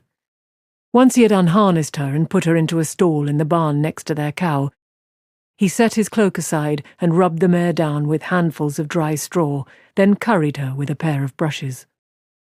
Climbing the narrow ladder to the loft, he pitched down hay for her feed. He fetched a scoopful of oats for her as well, though there was little enough left and might be no more for a long while unless the weather warmed soon. The cow had been milked that morning before first light, giving a quarter of her usual yield. She seemed to be drying up as the winter hung on. Enough feed had been left to see the sheep for 2 days. They should have been in the pasture by now, but there was none worth calling it so, but he topped off their water. Whatever eggs had been laid needed to be gathered too. There were only 3. The hens seemed to be getting cleverer at hiding them. He was taking a hoe to the vegetable garden behind the house when Tam came out and settled on a bench in front of the barn to mend harness, propping his spear beside him. It made Rand feel better about the bow lying on his cloak, a pace from where he stood. Few weeds had pushed above ground, but more weeds than anything else. The cabbages were stunted, barely a sprout of the beans or peas showed, and there was not a sign of a beet. Not everything had been planted, of course, only part, in hopes the cold might break in time to make a crop of some kind before the cellar was empty. It did not take long to finish hoeing, which would have suited him just fine in years past, but now he wondered what they would do if nothing came up this year. Not a pleasant thought. And there was still firewood to split. It seemed to Rand like years since there had not been firewood to split. But complaining would not keep the house warm, so he fetched the axe, propped up bow and quiver beside the chopping block, and got to work. Pine for a quick hot flame, and oak for long burning. Before long he was warm enough to put his coat aside. When the pile of split wood grew big enough, he stacked it against the side of the house, beside other stacks already there. Most reached all the way to the eaves. Usually by this time of year the wood piles were small and few, but not this year. Chop and stack, chop and stack. He lost himself in the rhythm of the axe and the motions of stacking wood. Tam's hand on his shoulder brought him back to where he was, and for a moment he blinked in surprise. Grey twilight had come on while he worked, and already it was fading quickly toward night. The full moon stood well above the treetops, shimmering pale and bulging as if about to fall on their heads. The wind had grown colder without his noticing too, and tattered clouds scudded across the darkling sky. "Let's wash up, lad, and see about some supper. I've already carried in water for hot baths before sleep." "Anything hot sounds good to me," Rand said, snatching up his cloak and tossing it round his shoulders. Sweat soaked his shirt, and the wind, forgotten in the heat of swinging the axe, seemed to be trying to freeze it now that he had stopped work. He stifled a yawn, shivering as he gathered the rest of his things. "And sleep, too, for that. I might just sleep right through festival." "Would you care to make a small wager about that?" Tam smiled, and Rand had to grin back. He would not miss Beltane if he had had no sleep in a week. No one would. Tam had been extravagant with the candles, and a fire crackled in the big stone fireplace so that the main room had a warm, cheerful feel to it. A broad oaken table was the main feature of the room, other than the fireplace. A table long enough to seat a dozen or more, though there had seldom been so many around it since Rand's mother died. A few cabinets and chests, most of them skillfully made by Tam himself, lined the walls, and high-backed chairs stood around the table. The cushioned chair that Tam called his reading chair sat angled before the flames. Rand preferred to do his reading stretched out on the rug in front of the fire. The shelf of books by the door was not nearly as long as the one at the Wine Spring Inn, but books were hard to come by. Few peddlers carried more than a handful, and those had to be stretched out among everyone who wanted them. If the room did not look quite so freshly scrubbed as most farm wives kept their homes, Tam's pipe rack and the travels of Jane Fastrider sat on the table, while another wood-bound book rested on the cushion of his reading chair. A bit of harness to be mended lay on the bench by the fireplace, and some shirts to be darned made a heap on a chair. If not quite so spotless, it was still clean and neat enough, with a lived-in look that was almost as warming and comforting as the fire. Here it was possible to forget the chill beyond the walls. There was no false dragon here, no wars or Aes Sedai, no men in black cloaks. The aroma from the stew pot hanging over the fire permeated the room and filled Rand with a ravenous hunger. His father stirred the stew pot with a long-handled wooden spoon, then took a taste. A little while longer. Rand hurried to wash his face and hands. There was a pitcher and basin on the washstand by the door. A hot bath was what he wanted, to take away the sweat and soak the chill out, but that would come when there had been time to heat the big kettle in the back room. Tam rooted around in a cabinet and came up with a key as long as his hand. He twisted it in the big iron lock on the door. At Rand's questioning look, he said, "Best be safe. Maybe I'm taking a fancy, or maybe the weather is blacking my mood, but—" He sighed and bounced the key on his palm. "I'll see to the back door," he said, and disappeared toward the back of the house. Rand could not remember either door ever being locked. No one in the Two Rivers locked doors. There was no need. Until now, at least. From overhead, from Tam's bedroom, came a scraping as of something being dragged across the floor. Rand frowned. Unless Tam had suddenly decided to move the furniture around, he could only be pulling out the old chest he kept under his bed. Another thing that had never been done in Rand's memory. He filled a small kettle with water for tea and hung it from a hook over the fire, then set the table. He had carved the bowls and spoons himself. The front shutters had not yet been closed, and from time to time he peered out, but full night had come and all he could see were moon shadows. The Dark Rider could be out there easily enough, but he tried not to think about that. When Tam came back, Rand stared in surprise.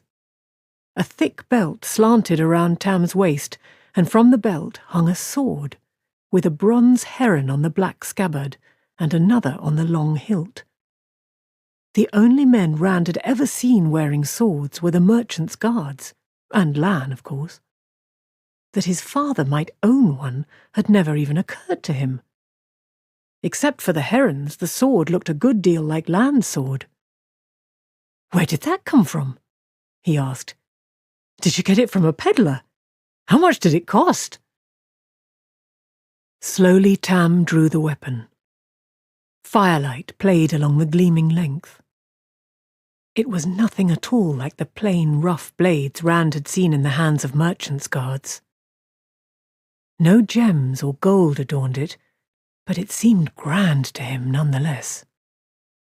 The blade, very slightly curved and sharp on only one edge, bore another heron etched into the steel.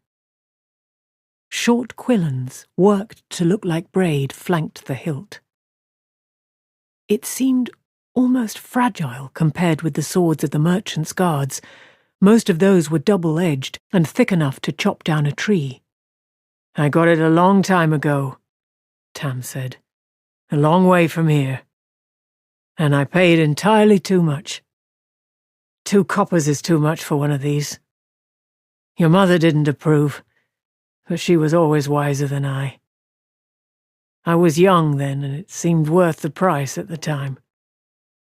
She always wanted me to get rid of it, and more than once I've thought she was right, that I should just give it away." Reflected fire made the blade seem aflame. Rand started. He had often daydreamed about owning a sword. Give it away? How could you give a sword like that away? Tam snorted. "Not much use in herding sheep now, is it?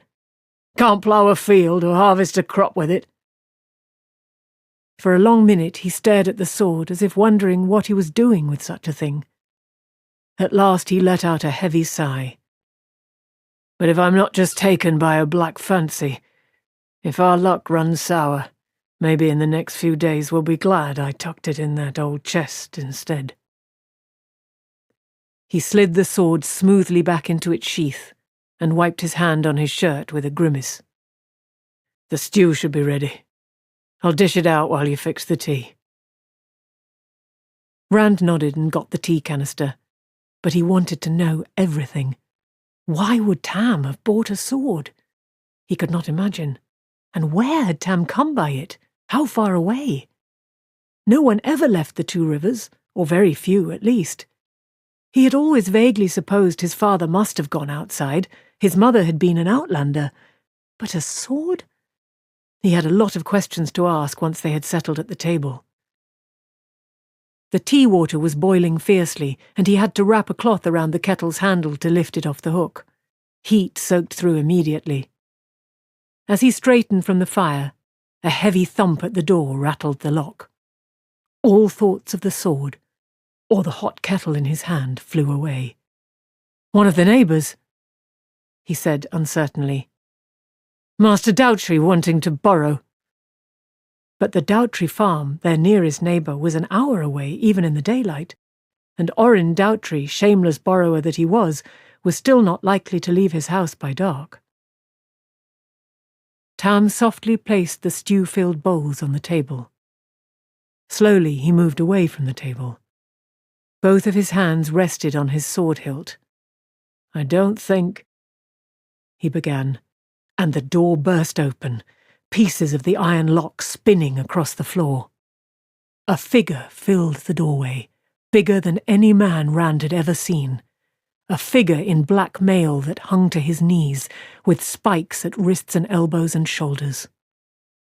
One hand clutched a heavy, scythe-like sword. The other hand was flung up before his eyes as if to shield them from the light. Rand felt the beginnings of an odd sort of relief. Whoever this was, it was not the black-cloaked rider. Then he saw the curled ram's horns on the head that brushed the top of the doorway, and where mouth and nose should have been was a hairy muzzle. He took in all of it in the space of one deep breath that he let out in a terrified yell, as, without thinking, he hurled the hot kettle at that half-human head. The creature roared, part scream of pain, part animal snarl, as boiling water splashed over its face. Even as the kettle struck, Tam's sword flashed. The roar abruptly became a gurgle, and the huge shape toppled back. Before it finished falling, another was trying to claw its way past. Rand glimpsed a misshapen head topped by spike-like horns before Tam struck again, and two huge bodies blocked the door. He realized his father was shouting at him, "Run, lad! Hide in the woods!" The bodies in the doorway jerked as others outside tried to pull them clear. Tam thrust a shoulder under the massive table. With a grunt, he heaved it over atop the tangle. "There are too many to hold! Out the back! Go! Go! I'll follow!" Even as Rand turned away, shame filled him that he obeyed so quickly. He wanted to stay and help his father, though he could not imagine how, but fear had him by the throat and his legs moved on their own. He dashed from the room toward the back of the house as fast as he had ever run in his life. Crashes and shouts from the front door pursued him. He had his hands on the bar across the back door when his eye fell on the iron lock that was never locked, except that Tam had done just that tonight. Letting the bar stay where it was, he darted to a side window, flung up the sash, and threw back the shutters. Night had replaced twilight completely. The full moon and drifting clouds made dappled shadows chase one another across the farmyard. "Shadows," he told himself, "only shadows." The back door creaked as someone outside, or something, tried to push it open. His mouth went dry. A crash shook the door in its frame and lent him speed. He slipped through the window like a hare going to ground and cowered against the side of the house. Inside the room, wood splintered like thunder. He forced himself up to a crouch, made himself peer inside, just with one eye, just at the corner of the window. In the dark, he could not make out much, but more than he really wanted to see. The door hung askew, and shadowed shapes moved cautiously into the room, talking in low, guttural voices. Rand understood none of what was said. The language sounded harsh, unsuited to a human tongue. Axes and spears and spiked things dully reflected stray glimmers of moonlight. Boots scraped on the floor, and there was a rhythmic click, as of hooves as well. He tried to work moisture back into his mouth. Drawing a deep, ragged breath, he shouted as loudly as he could, "They're coming in the back!" The words came out in a croak, but at least they came out. He had not been sure they would. "I'm outside! Run, father!" With the last word, he was sprinting away from the farmhouse. Coarse-voiced shouts in the strange tongue raged from the back room. Glass shattered, loud and sharp, and something thudded heavily to the ground behind him. He guessed one of them had broken through the window rather than try to squeeze through the opening, but he did not look back to see if he was right. Like a fox running from hounds, he darted into the nearest moon-cast shadows as if headed for the woods, then dropped to his belly and slithered back to the barn and its larger, deeper shadows. Something fell across his shoulders, and he thrashed about, not sure if he was trying to fight or escape, until he realized he was grappling with the new hoe handle Tam had been shaping. Idiot! For a moment he lay there, trying to stop panting. Goblin fool idiot! At last he crawled on, along the back of the barn, dragging the hoe handle with him. It was not much, but it was better than nothing. Cautiously he looked around the corner at the farmyard and the house. Of the creature that had jumped out after him, there was no sign. It could be anywhere. Hunting him, surely. Even creeping up on him at that very moment. Frightened bleats filled the sheep pen to his left. The flock milled as if trying to find an escape. Shadowed shapes flickered in the lighted front windows of the house, and the clash of steel on steel rang through the darkness. Suddenly, one of the windows burst outward in a shower of glass and wood as Tam leaped through it, sword still in hand. He landed on his feet, but instead of running away from the house, he dashed toward the back of it, ignoring the monstrous things scrambling after him through the broken window and the doorway. Rand stared in disbelief. Why was he not trying to get away? Then he understood. Tam had last heard his voice from the rear of the house. "Father!" he shouted. "I'm over here!" In mid-stride, Tam whirled, not running toward Rand, but at an angle away from him. "Run, lad!" he shouted, gesturing with the sword as if to someone ahead of him. "Hide!" A dozen huge forms streamed after him, harsh shouts and shrill howls shivering the air. Rand pulled back into the shadows behind the barn. There he could not be seen from the house, in case any of the creatures were still inside. He was safe, for the moment at least. But not Tam. Tam, who was trying to lead those things away from him. His hands tightened on the hoe handle, and he had to clench his teeth to stop a sudden laugh. A hoe handle! Facing one of those creatures with a hoe handle would not be much like playing at quarterstaffs with Perrin. But he could not let Tam face what was chasing him alone. "If I move like I was stalking a rabbit," he whispered to himself, "they'll never hear me or see me." The eerie cries echoed in the darkness, and he tried to swallow. More like a pack of starving wolves. Soundlessly, he slipped away from the barn toward the forest, gripping the hoe handle so hard that his hands hurt. At first, when the trees surrounded him, he took comfort from them. They helped hide him from whatever the creatures were that had attacked the farm. As he crept through the woods, though, moon shadows shifted, and it began to seem as if the darkness of the forest changed and moved too. Trees loomed malevolently, branches writhed toward him. But were they just trees and branches? He could almost hear the growling chuckles stifled in their throats while they waited for him. The howls of Tam's pursuers no longer filled the night, but in the silence that replaced them he flinched every time the wind scraped one limb against another. Lower and lower he crouched, and moved more and more slowly. He hardly dared to breathe for fear he might be heard. Suddenly, a hand closed over his mouth from behind, and an iron grip seized his wrist. Frantically, he clawed over his shoulder with his free hand for some hold on the attacker. Don't break my neck, lad, came Tam's hoarse whisper. Relief flooded him, turning his muscles to water. When his father released him, he fell to his hands and knees, gasping as if he had run for miles. Tam dropped down beside him, leaning on one elbow. I wouldn't have tried that if I'd thought how much you've grown in the last few years, Tam said softly. His eyes shifted constantly as he spoke, keeping a sharp watch on the darkness. But I had to make sure you didn't speak out. Some Trollocs can hear like a dog. Maybe better. But Trollocs are just... Rand let the words trail off. Not just a story. Not after tonight. Those things could be Trollocs or the Dark One himself, for all he knew. Are you sure? He whispered. I mean, Trollocs.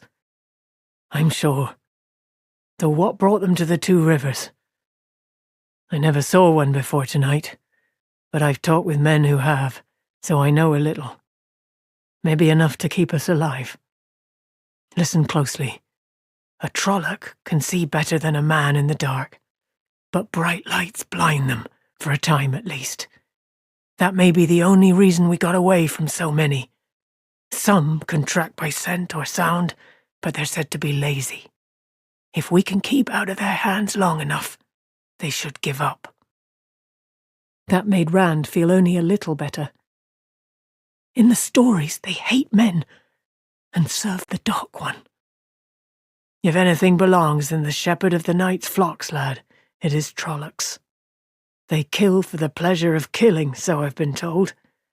But that's the end of my knowledge, except that they cannot be trusted unless they're afraid of you. And then not far. Rand shivered. He did not think he would want to meet anyone a Trolloc was afraid of. Do you think they're still hunting for us? Maybe. Maybe not. They don't seem very smart. Once we got into the forest, I sent the ones after me off toward the mountains without much trouble. Tam fumbled at his right side, then put his hand close to his face. Best act as if they are, though. You're hurt. Keep your voice down. It's just a scratch, and there is nothing to be done about it now anyway. At least the weather seems to be warming. He lay back with a heavy sigh. Perhaps it won't be too bad spending the night out. In the back of his mind, Rand had just been thinking fond thoughts of his coat and cloak. The trees cut the worst of the wind, but what gusted through still sliced like a frozen knife. Hesitantly, he touched Tam's face and winced. You're on fire. I have to get you to Nynaeve. In a bit, lad. We don't have any time to waste. It's a long way in the dark. He scrambled to his feet and tried to pull his father up. A groan, barely stifled by Tam's clenched teeth, made Rand hastily ease him back down. Let me rest a while, boy. I'm tired. Rand pounded his fist on his thigh. Snug in the farmhouse, with a fire and blankets, plenty of water and willow bark, he might have been willing to wait for daybreak before hitching Bella and taking Tam into the village. Here was no fire, no blankets, no cart, and no Bella. But those things were still back at the house. If he could not carry Tam to them, perhaps he could bring some of them, at least, to Tam. If the Trollocs were gone. They had to go, sooner or later. He looked at the hoe handle, then dropped it. Instead, he drew Tam's sword. The blade gleamed dully in the pale moonlight. The long hilt felt odd in his hand. The weight and heft were strange. He slashed at the air a few times before stopping with a sigh. Slashing at air was easy. If he had to do it against a Trolloc, he was surely just as likely to run instead, or freeze stiff so he could not move at all, until the Trolloc swung one of those odd swords and... Stop it. It's not helping anything. As he started to rise, Tam caught his arm. Where are you going? We need the cart, he said gently, and blankets. He was shocked at how easily he pulled his father's hand from his sleeve. "Rest, and I'll be back. Careful," Tam breathed. He could not see Tam's face in the moonlight, but he could feel his eyes on him. "I will be. As careful as a mouse exploring a hawk's nest," he thought. As silently as another shadow, he slid into the darkness.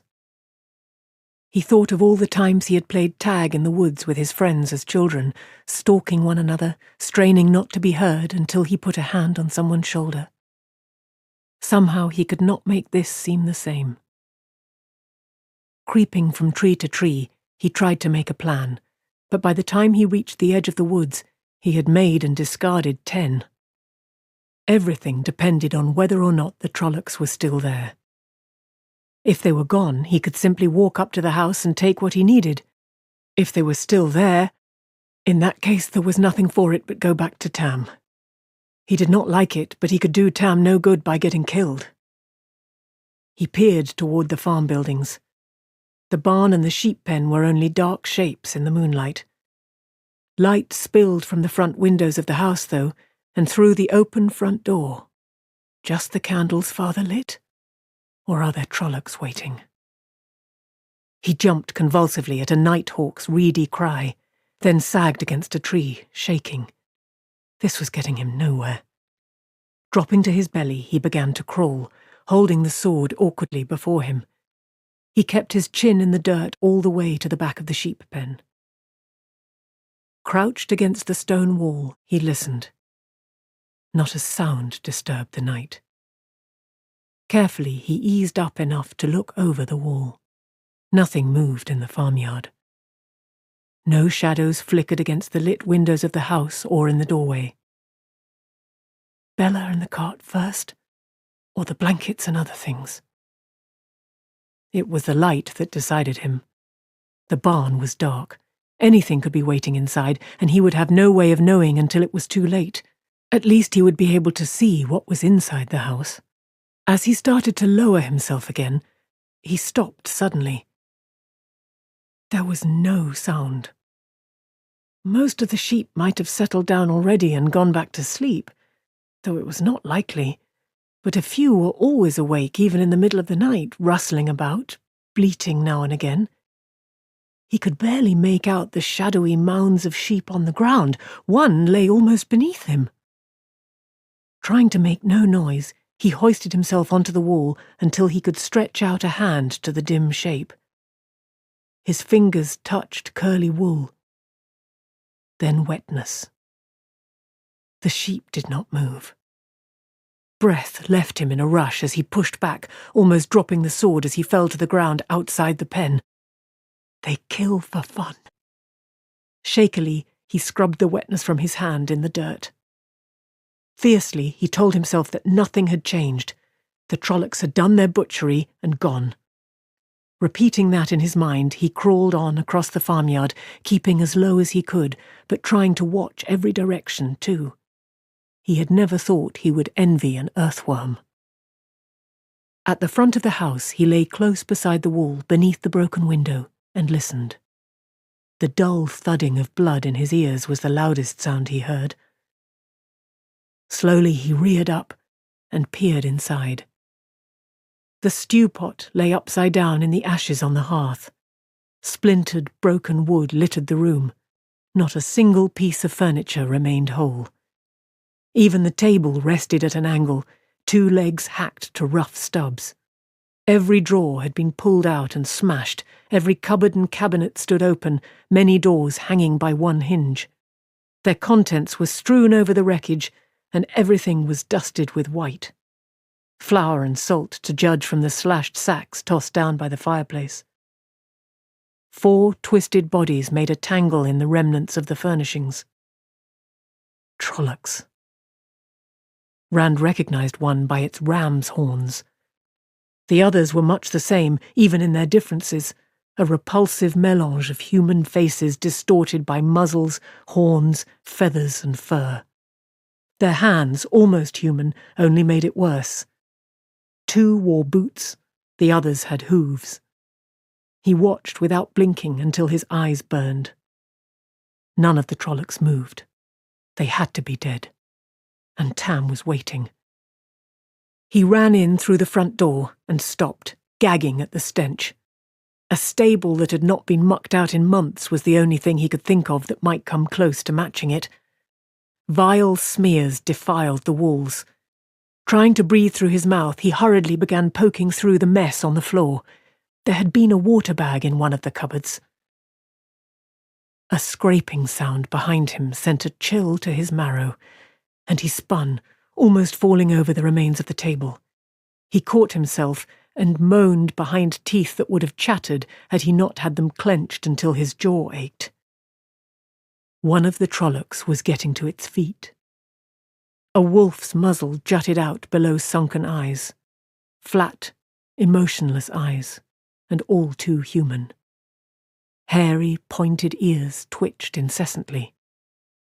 It stepped over one of its dead companions on sharp goat hooves. The same black mail the others wore rasped against leather trousers, and one of the huge scythe-curved swords swung at its side.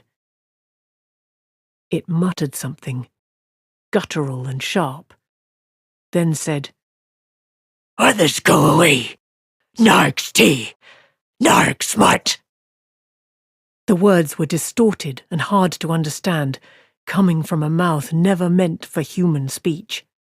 Its tone was meant to be soothing, he thought, but he could not take his eyes off the stained teeth, long and sharp, that flashed every time the creature spoke.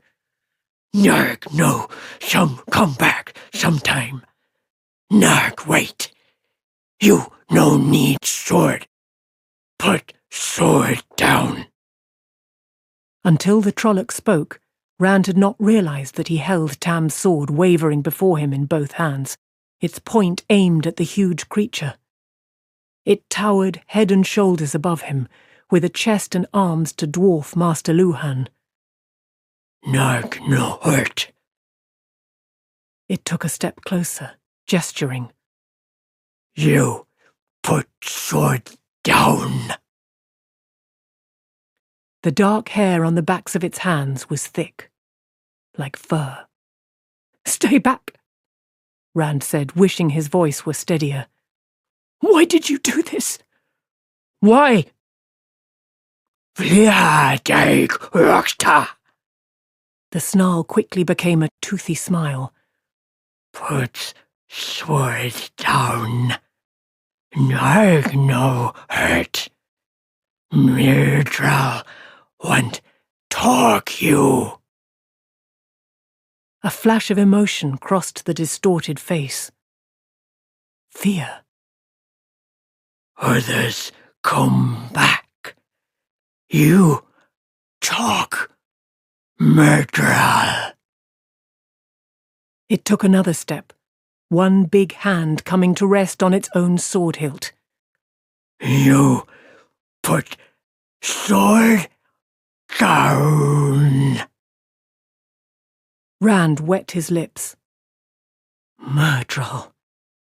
The worst of the stories was walking tonight. If a fade was coming, it made a Trolloc pale by comparison. He had to get away. But if the Trolloc drew that massive blade, he would not have a chance. He forced his lips into a shaky smile. All right. Grip tightening on the sword, he let both hands drop to his sides. I'll talk. The wolf smile became a snarl, and the Trolloc lunged for him. Rand had not thought anything that big could move so fast. Desperately, he brought his sword up. The monstrous body crashed into him, slamming him against the wall. Breath left his lungs in one gasp. He fought for air as they fell to the floor together, the Trolloc on top. Frantically, he struggled beneath the crushing weight, trying to avoid thick hands groping for him and snapping jaws. Abruptly, the Trolloc spasmed and was still. Battered and bruised, half suffocated by the bulk on top of him, for a moment Rand could only lie there in disbelief. Quickly, he came to his senses, though, enough to writhe out from under the body at least. And body it was. the bloodied blade of Tam's sword stood out from the centre of the Trollocs' back. He had gotten it up in time after all. Blood covered Rand's hands as well, and made a blackish smear across the front of his shirt. His stomach churned, and he swallowed hard to keep from being sick. He shook as hard as he had in the worst of his fear, but this time in relief at still being alive. Others come back, the Trolloc had said. The other Trollocs would be returning to the farmhouse. And a Myrddraal. A Fade. The stories said Fades were 20 feet tall, with eyes of fire, and they rode shadows like horses. When a Fade turned sideways, it disappeared, and no wall could stop them. He had to do what he had come for, and get away quickly. Grunting with the effort, he heaved the Trolloc's body over to get to the sword, and almost ran when open eyes stared at him. It took him a minute to realize they were staring through the glaze of death. He wiped his hands on a tattered rag. It had been one of Tam's shirts only that morning, and tugged the blade free.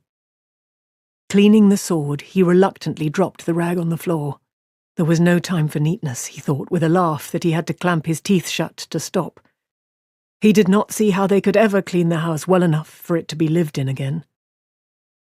The horrible stench had probably already soaked right into the timbers, but there was no time to think of that. No time for neatness. No time for anything, maybe. He was sure he was forgetting any number of things they would need, but Tam was waiting and the Trollocs were coming back. He gathered what he could think of on the run, blankets from the bedrooms upstairs and clean cloths to bandage Tam's wound, their cloaks and coats, a water bag that he carried when he took the sheep to pasture, a clean shirt. He did not know when he would have time to change, but he wanted to get out of his blood-smeared shirt at the first opportunity. The small bags of willow bark and their other medicines were part of a dark, muddy-looking pile he could not bring himself to touch. One bucket of the water Tam had brought in still stood by the fireplace, miraculously unspilled and untouched. He filled the water bag from it, gave his hands a hasty wash in the rest, and made one more quick search for anything he might have forgotten. He found his bow among the wreckage, broken cleanly in two at the thickest point. He shuddered as he let the pieces fall. What he had gathered already would have to do, he decided. Quickly, he piled everything outside the door. The last thing before leaving the house, he dug a shuttered lantern from the mess on the floor. It still held oil.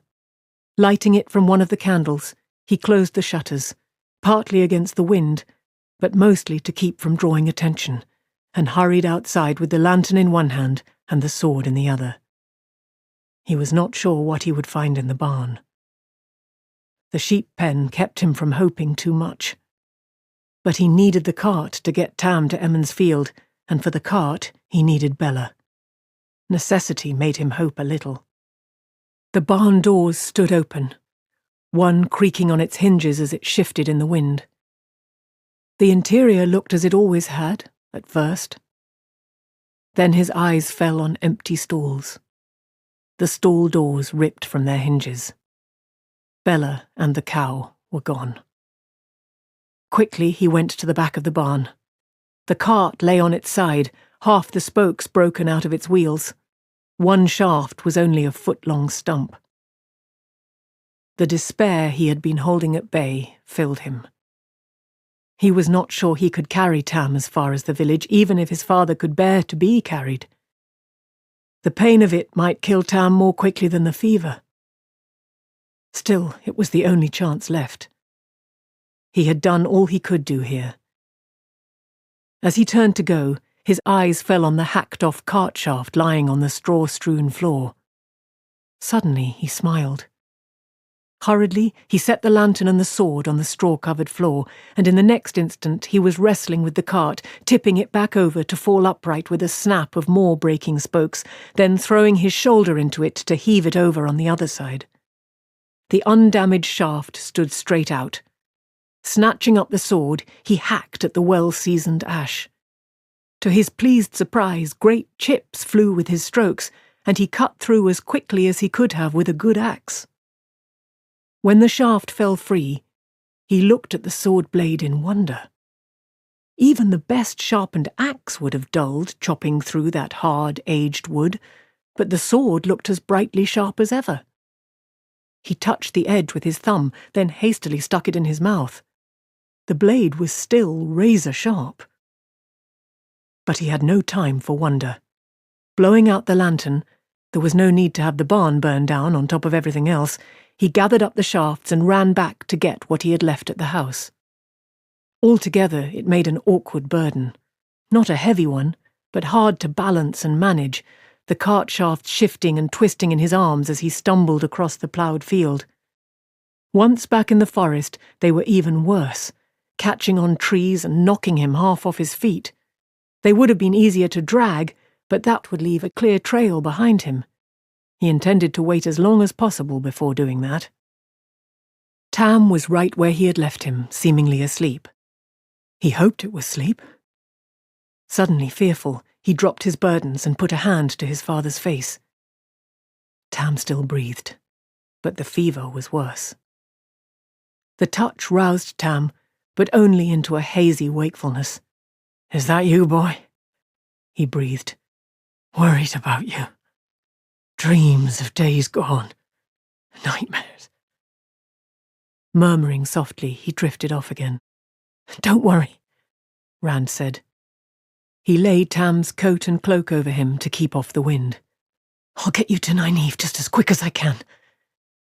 As he went on, as much to reassure himself as for Tam's benefit, he peeled off his blood-stained shirt, hardly even noticing the cold in his haste to be rid of it, and hurriedly pulled on the clean one. Throwing his old shirt away made him feel as if he had just had a bath. "We'll be safe in the village in no time, and the wisdom will set everything right. You'll see. Everything's going to be all right." That thought was like a beacon as he pulled on his coat and bent to tend Tam's wound. They would be safe once they reached the village, and Nynaeve would cure Tam. He just had to get him there. Chapter 6. The Westwood. In the moonlight, Rand could not really see what he was doing, but Tam's wound seemed to be only a shallow gash along the ribs, no longer than the palm of his hand. He shook his head in disbelief. He had seen his father take more of an injury than that and not even stop work except to wash it off. Hastily, he searched Tam from head to foot for something bad enough to account for the fever, but the one cut was all he could find. Small as it was, that lone cut was still grave enough. The flesh around it burned to the touch. It was even hotter than the rest of Tam's body, and the rest of him was hot enough to make Rand's jaws clench. A scalding fever like that could kill, or leave a man a husk of what he had once been. He soaked a cloth with water from the skin and laid it across Tam's forehead. He tried to be gentle about washing and bandaging the gash on his father's ribs, but soft groans still interrupted Tam's low muttering. Stark branches loomed around them, threatening as they shifted as in the wind. Surely the Trollocs would go on their way when they failed to find Tam and him, when they came back to the farmhouse and found it still empty. He tried to make himself believe it, but the wanton destruction at the house, the senselessness of it, left little room for belief of that sort. Believing they would give up short of killing everyone and everything they could find was dangerous. A foolish chance he could not afford to take. Trollocs. Lighter buff. Trollocs. Creatures out of a gleeman's tale coming out of the night to bash in the door. And a fade. Light shine on me. A fade. Abruptly he realized he was holding the untied ends of the bandage in motionless hands. Frozen like a rabbit that's seen a hawk's shadow, he thought scornfully. With an angry shake of his head, he finished tying the bandage around Tam's chest. Knowing what he had to do, even getting on with it, did not stop him being afraid. When the Trollocs came back, they would surely begin searching the forest around the farm for some trace of the people who had escaped them. The body of the one he had killed would tell them those people were not far off. Who knew what a fade would do, or could do? On top of that, his father's comment about Trollocs hearing was as loud in his mind as if Tam had just said it. He found himself resisting the urge to put a hand over Tam's mouth to still his groans and murmurs. Some track by scent. What can I do about that? Nothing. He could not waste time worrying over problems he could do nothing about. "You have to keep quiet," he whispered in his father's ear. "The Trollocs will be back." Tam spoke in hushed, hoarse tones. "You're still lovely, Carrie. Still lovely as a girl." Rand grimaced. His mother had been dead 15 years. If Tam believed she was still alive, then the fever was even worse than Rand had thought. How could he be kept from speaking, now that silence might mean life? "Mother wants you to be quiet," Rand whispered. He paused to clear his throat of a sudden tightness. She had had gentle hands. He remembered that much. "Kari wants you to be quiet. Here, drink." Tam gulped thirstily from the water skin, but after a few swallows he turned his head aside and began murmuring softly again, too low for Rand to understand. He hoped it was too low to be heard by hunting Trollocs too. Hastily he got on with what was needed. 3 of the blankets he wove around and between the shafts cut from the cart, contriving a makeshift litter. He would only be able to carry one end, letting the other drag on the ground, but it would have to do. From the last blanket, he cut a long strip with his belt knife, then tied one end of the strip to each of the shafts. As gently as he could, he lifted Tam onto the litter, wincing with every moan. His father had always seemed indestructible. Nothing could harm him, nothing could stop him, or even slow him down. For him to be in this condition almost robbed Rand of what courage he had managed to gather. But he had to keep on. That was all that kept him moving. He had to. When Tam finally lay on the litter, Rand hesitated, then took the sword belt from his father's waist. When he fastened it around himself, it felt odd there. It made him feel odd. Belt and sheath and sword together only weighed a few pounds, but when he sheathed the blade, it seemed to drag at him like a great weight. Angrily he berated himself. This was no time or place for foolish fancies. It was only a big knife. How many times had he daydreamed about wearing a sword and having adventures? If he could kill one Trolloc with it, he could surely fight off any others as well. Only he knew all too well that what had happened in the farmhouse had been the purest luck.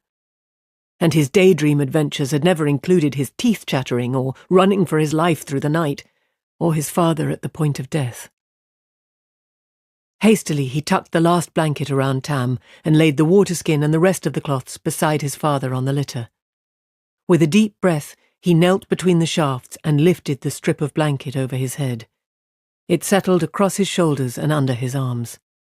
When he gripped the shafts and straightened, most of the weight was on his shoulders. It did not seem like very much. Trying to keep a smooth pace, he set out for Emmons Field, the litter scraping along behind him. He had already decided to make his way to the quarry road and follow that to the village. The danger would almost certainly be greater along the road, but Tam would receive no help at all if he got them lost trying to find his way through the woods in the dark. In the darkness, he was almost out onto the quarry road before he knew it.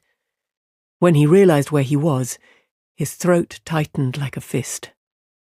Hurriedly, he turned the litter around and dragged it back into the trees away, then stopped to catch his breath and let his heart stop pounding. Still panting, he turned east, toward Emmons Field. Travelling through the trees was more difficult than taking Tam down the road, and the night surely did not help, but going out onto the road itself would be madness. The idea was to reach the village without meeting any Trollocs, without even seeing any if he had his wish. He had to assume the Trollocs were still hunting them, and sooner or later they would realize the two had set off for the village. That was the most likely place to go, and the quarry road the most likely route. In truth, he found himself closer to the road than he liked. The night and the shadows under the trees seemed awfully bare cover in which to hide from the eyes of anyone travelling along it. Moonlight filtering through bare branches gave only enough illumination to fool his eyes into thinking they saw what was underfoot. Roots threatened to trip him at every step, old brambles snagged his legs, and sudden dips or rises in the ground had him half falling as his foot met nothing but air where he expected firm earth, or stumbling when his toe struck dirt while still moving forward. Tam's mutterings broke into a sharp groan whenever one of the shafts bumped too quickly over root or rock. Uncertainty made him peer into the darkness until his eyes burned, listen as he had never listened before. Every scrape of branch against branch, every rustle of pine needles brought him to a halt, ears straining, hardly daring to breathe for fear he might not hear some warning sound, for fear he might hear that sound. Only when he was sure it was just the wind would he go on. Slowly, weariness crept into his arms and legs, driven home by a night wind that mocked his cloak and coat. The weight of the litter, so little at the start, now tried to pull him to the ground. His stumbles were no longer all from tripping. The almost constant struggle not to fall took as much out of him as did the actual work of pulling the litter. He had been up before dawn to begin his chores, and even with the trip to Emmons Field he had done almost a full day's work.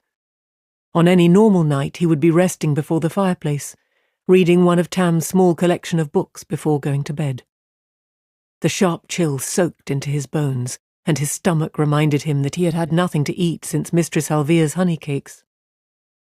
He muttered to himself, angry at not taking some food at the farm. A few minutes more could not have made any difference.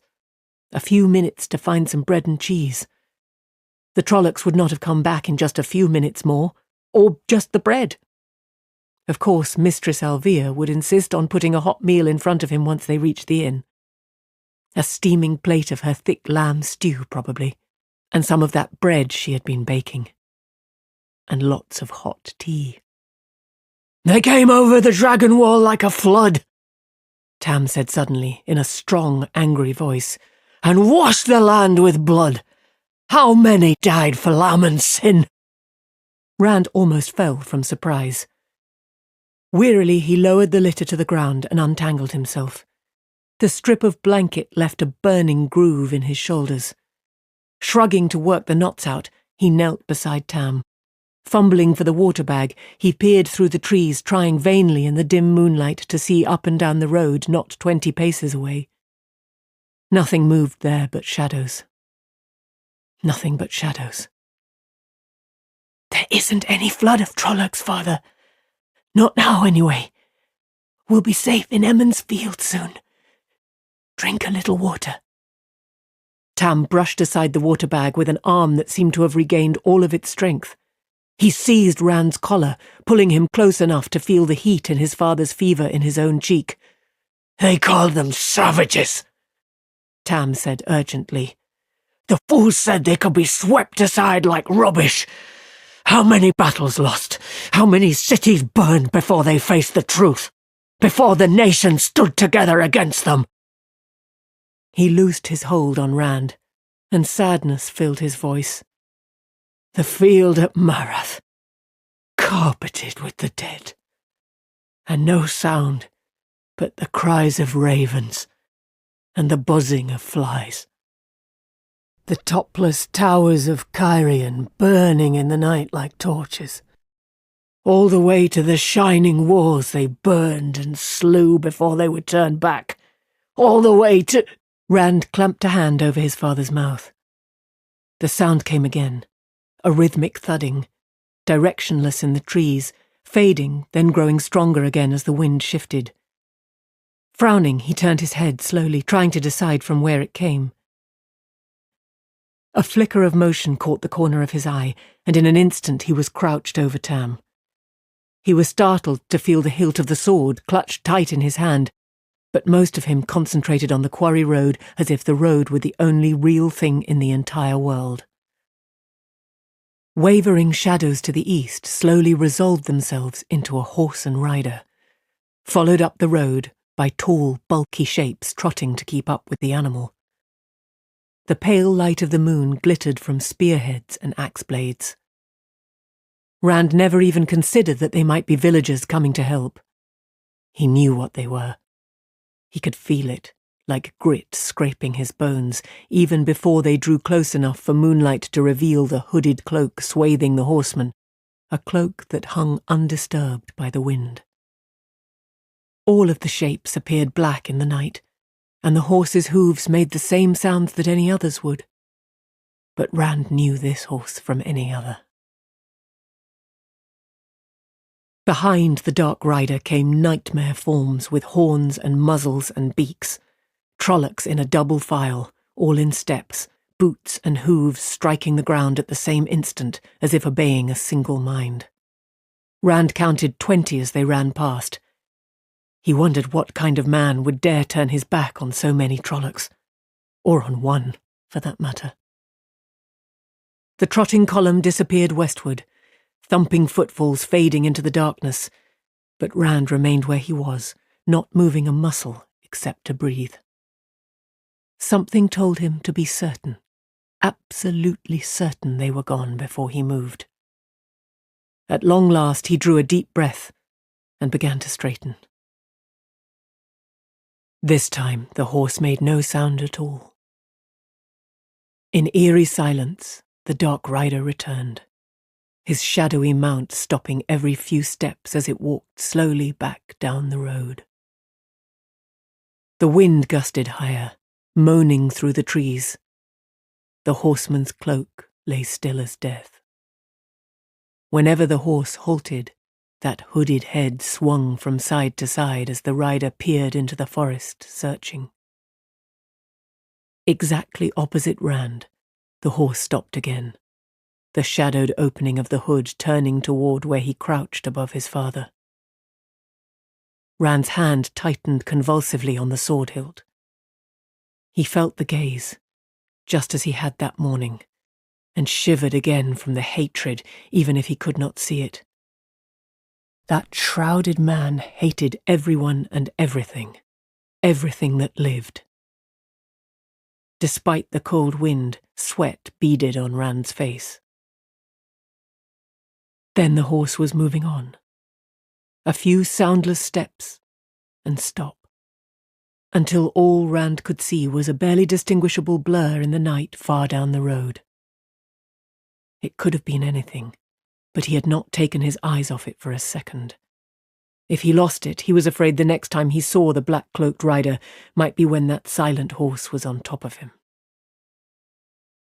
Abruptly, the shadow was rushing back, passing him in a silent gallop.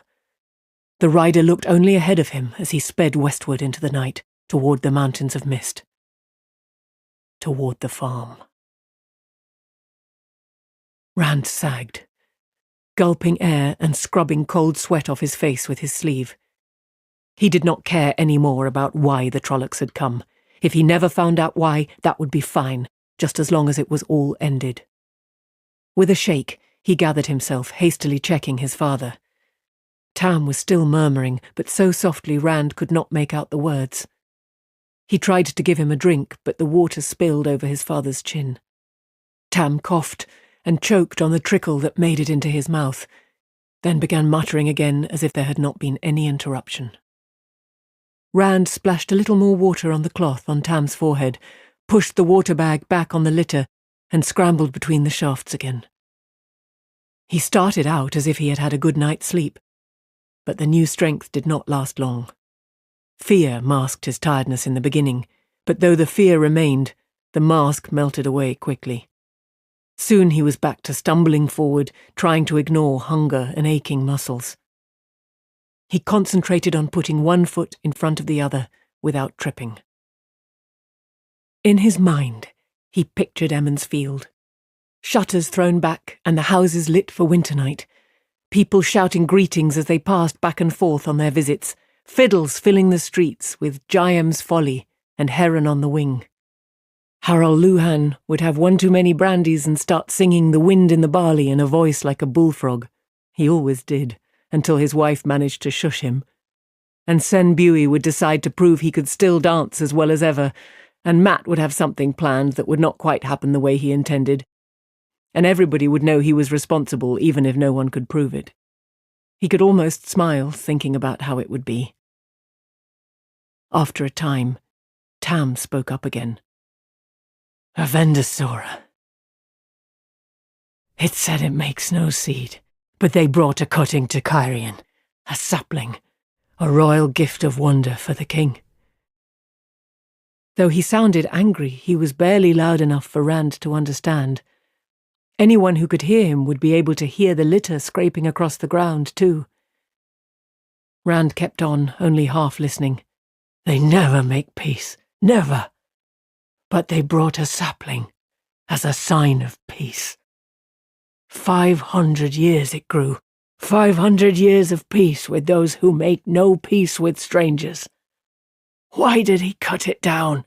Why? Blood was the price for Avendor Aldera. Blood the price for Laman's pride. He faded off into muttering once more. Tiredly, Rand wondered what fever dream Tam could be having now. Avendasora. The Tree of Life was supposed to have all sorts of miraculous qualities, but none of the stories mentioned any sapling, or any they. There was only the one, and that belonged to the Green Man. Only that morning he might have felt foolish at musing over the Green Man and the Tree of Life. They were only stories. Are they? Trollocs were just stories this morning.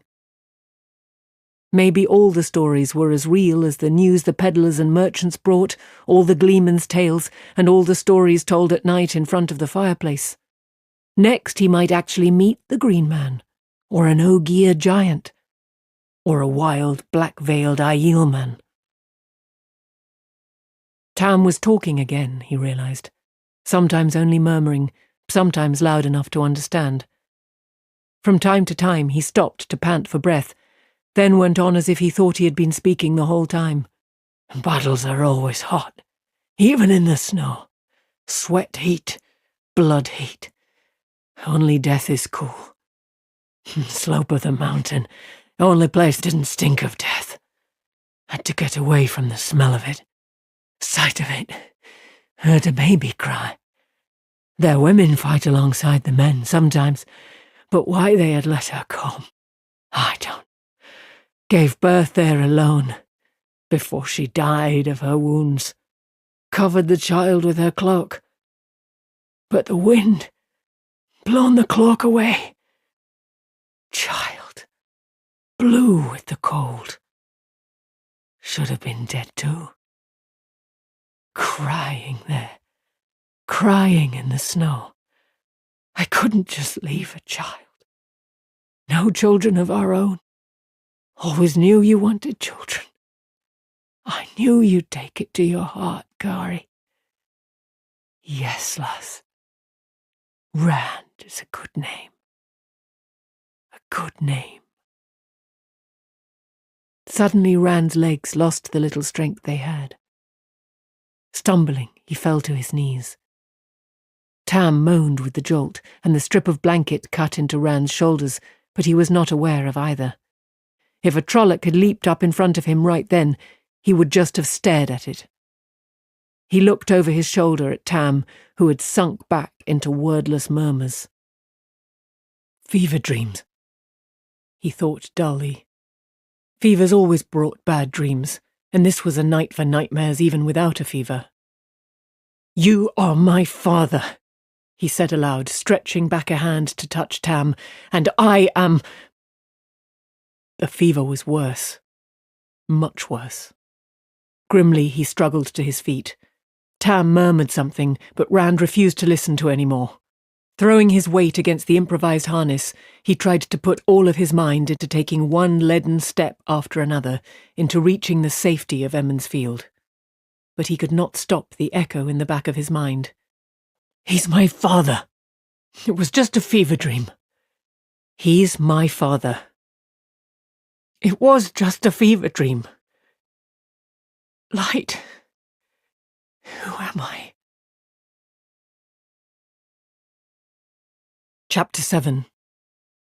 Out of the Woods. Grey first light came while Rand still trudged through the forest. At first he did not really see. When he finally did, he stared at the fading darkness in surprise. No matter what his eyes told him, he could hardly believe he had spent all night trying to travel the distance from the farm to Emmons Field. Of course, the quarry road by day, rocks and all, was a far cry from the woods by night. On the other hand, it seemed days since he had seen the black-cloaked rider on the road, weeks since he and Tam had gone in for their supper. He no longer felt the strip of cloth digging into his shoulders, but then he felt nothing in his shoulders except numbness, nor in his feet, for that matter. In between, it was another matter. His breath came in laboured pants that had long since set his throat and lungs to burning, and hunger twisted his stomach into queasy sickness. Tam had fallen silent some time before. Rand was not sure how long it had been since the murmurs ceased, but he did not dare halt now to check on Tam. If he stopped, he would never be able to force himself to start out again. Anyway, whatever Tam's condition, he could do nothing beyond what he was doing. The only hope lay ahead, in the village. He tried wearily to increase his pace, but his wooden legs continued their slow plod. He barely even noticed the cold, or the wind. Vaguely, he caught the smell of wood smoke. At least he was almost there if he could smell the village chimneys. A tired smile had only begun on his face, though, when it turned to a frown. Smoke lay heavy in the air. Too heavy. With the weather, a fire might well be blazing on every hearth in the village, but the smoke was still too strong. In his mind, he saw again the Trollocs on the road. Trollocs coming from the east, from the direction of Emmons Field. He peered ahead, trying to make out the first houses, and ready to shout for help at the first sight of anyone, even Senbui or one of the Coplins. A small voice in the back of his head told him to hope someone there could still give help. Suddenly, a house became visible through the last bare branch trees, and it was all he could do to keep his feet moving. Hope turning to sharp despair, he staggered into the village. Charred piles of rubble stood in the places of half the houses of Emmons Field. Soot-coated brick chimneys thrust like dirty fingers from heaps of blackened timbers. Thin wisps of smoke still rose from the ruins. Grimy-faced villagers, some yet in their nightclothes, poked through the ashes, here pulling free a cookpot, there simply prodding forlornly at the wreckage with a stick. What little had been rescued from the flames dotted the streets. Tall mirrors and polished sideboards and high chests stood in the dust among chairs and tables buried under bedding, cooking utensils, and meagre piles of clothing and personal belongings. The destruction seemed scattered at random through the village. 5 houses marched untouched in one row, while in another place a lone survivor stood surrounded by desolation. On the far side of the Winespring Water, the 3 huge Beltane bonfires roared, tended by a cluster of men. Thick columns of black smoke bent northward with the wind, flecked by careless sparks. One of Master Alvear's Durran stallions was dragging something Rand could not make out over the ground toward the wagon bridge, and the flames. Before he was well out of the trees, a sooty-faced Harald Luhan hurried to him, clutching a woodsman's axe in one thick-fingered hand. The burly blacksmith's ash-smeared nightshirt hung to his boots, the angry red welt of a burn across his chest showing through a ragged tear. He dropped to one knee beside the litter. Tam's eyes were closed, and his breathing came low and hard.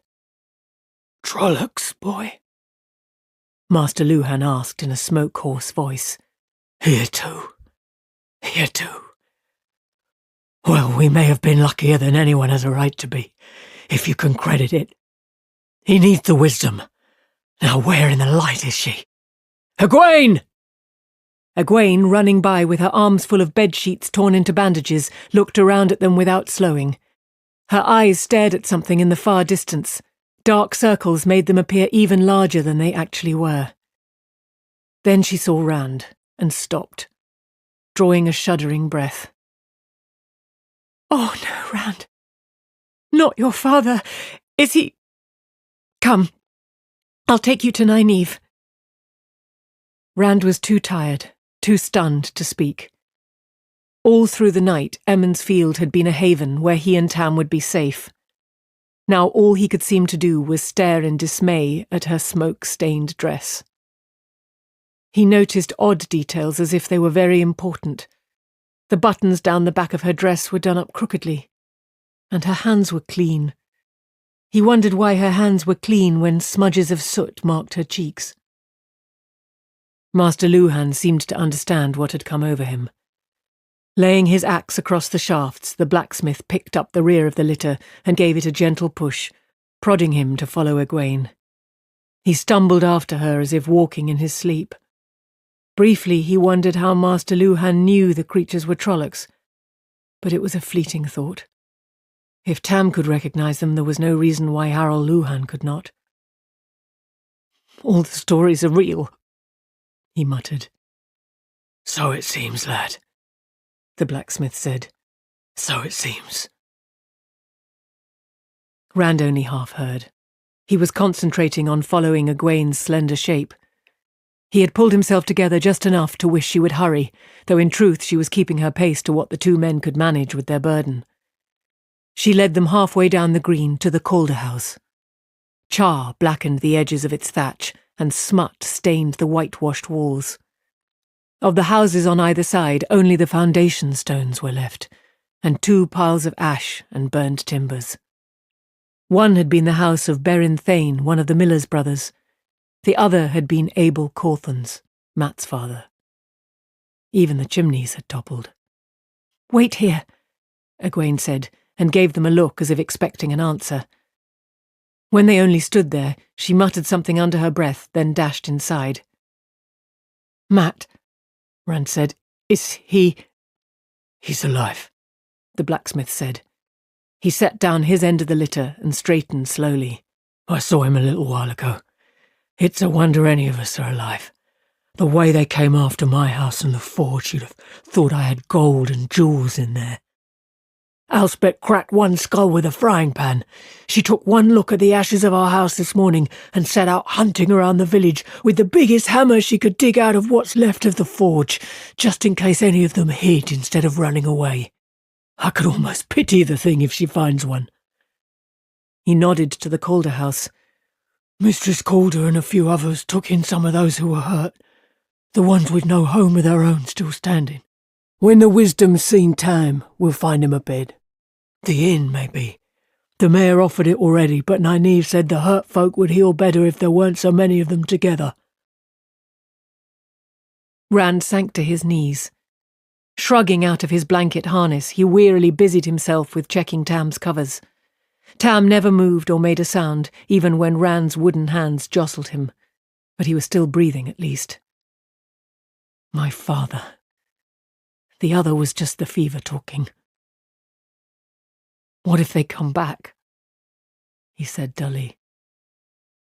"The wheel weaves as the wheel wills," Master Luhan said uneasily. "If they come back, well, they're gone now. So we pick up the pieces, build up what's been torn down." He sighed, his face going slack as he knuckled the small of his back. For the first time, Rand realized that the heavy-set man was as tired as he was himself, if not more so. The blacksmith looked at the village, shaking his head. "I don't suppose today will be much of a Beltane, but we'll make it through. We always have." Abruptly, he took up his axe, and his face firmed. "There's work waiting for me. Don't you worry, lad. The wisdom will take good care of him, and the light will take care of us all." And if the light doesn't, well, we'll just take care of ourselves. Remember, we're two rivers folk. Still on his knees, Rand looked at the village as the blacksmith walked away. Really looked for the first time. Master Luhan was right, he thought, and was surprised that he was not surprised by what he saw. People still dug in the ruins of their homes, but even in the short time he had been there, more of them had begun to move with a sense of purpose. He could almost feel the growing determination. But he wondered. They had seen Trollocs. Had they seen the black-cloaked rider? Had they felt his hatred? Nynaeve and Egwene appeared from the Calder house, and he sprang to his feet. Or rather, he tried to spring to his feet. It was more of a stumbling lurch that almost put him on his face in the dust. The wisdom dropped to her knees beside the litter without giving him so much as a glance. Her face and dress were even dirtier than Egwene's, and the same dark circles lined her eyes, though her hands, too, were clean. She felt Tam's face and thumbed open his eyelids. With a frown, she pulled down the coverings and eased the bandage aside to look at the wound. Before Rand could see what lay underneath, she had replaced the wadded cloth. Sighing, she smoothed the blanket and cloak back up to Tam's neck with a gentle touch, as if tucking a child in for the night. "There's nothing I can do," she said. She had to put her hands on her knees to straighten up. "I'm sorry, Rand." For a moment he stood, not understanding, as she started back to the house. Then he scrambled after her and pulled her around to face him. "He's dying!" he cried. "I know," she said simply, and he sagged with the matter-of-factness of it. "You have to do something! You have to! You're the wisdom!" Pain twisted her face, but only for an instant. Then she was all hollow-eyed resolve again, her voice emotionless and firm. "Yes, I am. I know what I can do with my medicines, and I know when it's too late. Don't you think I would do something if I could? But I can't. I can't, Rand. And there are others who need me. People I can help." "I brought him to you as quickly as I could," he mumbled. Even with the village in ruins, there had been the wisdom for hope. With that gone, he was empty. "I know you did," she said gently. She touched his cheek with her hand. "It isn't your fault. You did the best anyone could. I am sorry, Rand, but I have others to tend to. Our troubles are just beginning, I'm afraid." Vacantly, he stared after her until the door of the house closed behind her. He could not make any thought come, except that she would not help. Suddenly, he was knocked back a step as Egwene cannoned into him, throwing her arms around him. Her hug was hard enough to bring a grunt from him any other time. Now he only looked silently at the door behind which his hopes had vanished. "I'm so sorry, Rand," she said against his chest. "Light, I wish there was something I could do." Numbly, he put his arms around her. "I know, I have to do something, Egwene. I don't know what, but I can't just let him." His voice broke, and she hugged him harder. "Egwene!" At Nynaeve's shout from the house, Egwene jumped. "Egwene, I need you! And wash your hands again!" She pushed herself free from Rand's arms. "She needs my help, Rand. Egwene!" He thought he heard a sob as she spun away from him. Then she was gone, and he was left alone beside the litter. For a moment he looked down at Tam, feeling nothing but hollow helplessness. Suddenly his face hardened. "The mayor will know what to do," he said, lifting the shafts once more. "The mayor will know." Bran Alvir always knew what to do. With weary obstinacy, he set out for the Winespring Inn. Another of the Durran stallions passed him, its harness straps tied around the ankles of a big shape draped with a dirty blanket. Arms covered with coarse hair dragged in the dirt behind the blanket, and one corner was pushed up to reveal a goat's horn. The Two Rivers was no place for stories to become horribly real. If Trollocs belonged anywhere, it was in the world outside, for places where they had Aes Sedai and false dragons, and the light alone knew what else come to life out of the tales of Gleeman. Not the Two Rivers, not Emmonsfield. As he made his way down the green, people called to him, some from the ruins of their homes, asking if they could help. He heard them only as murmurs in the background, even when they walked alongside him for a distance as they spoke.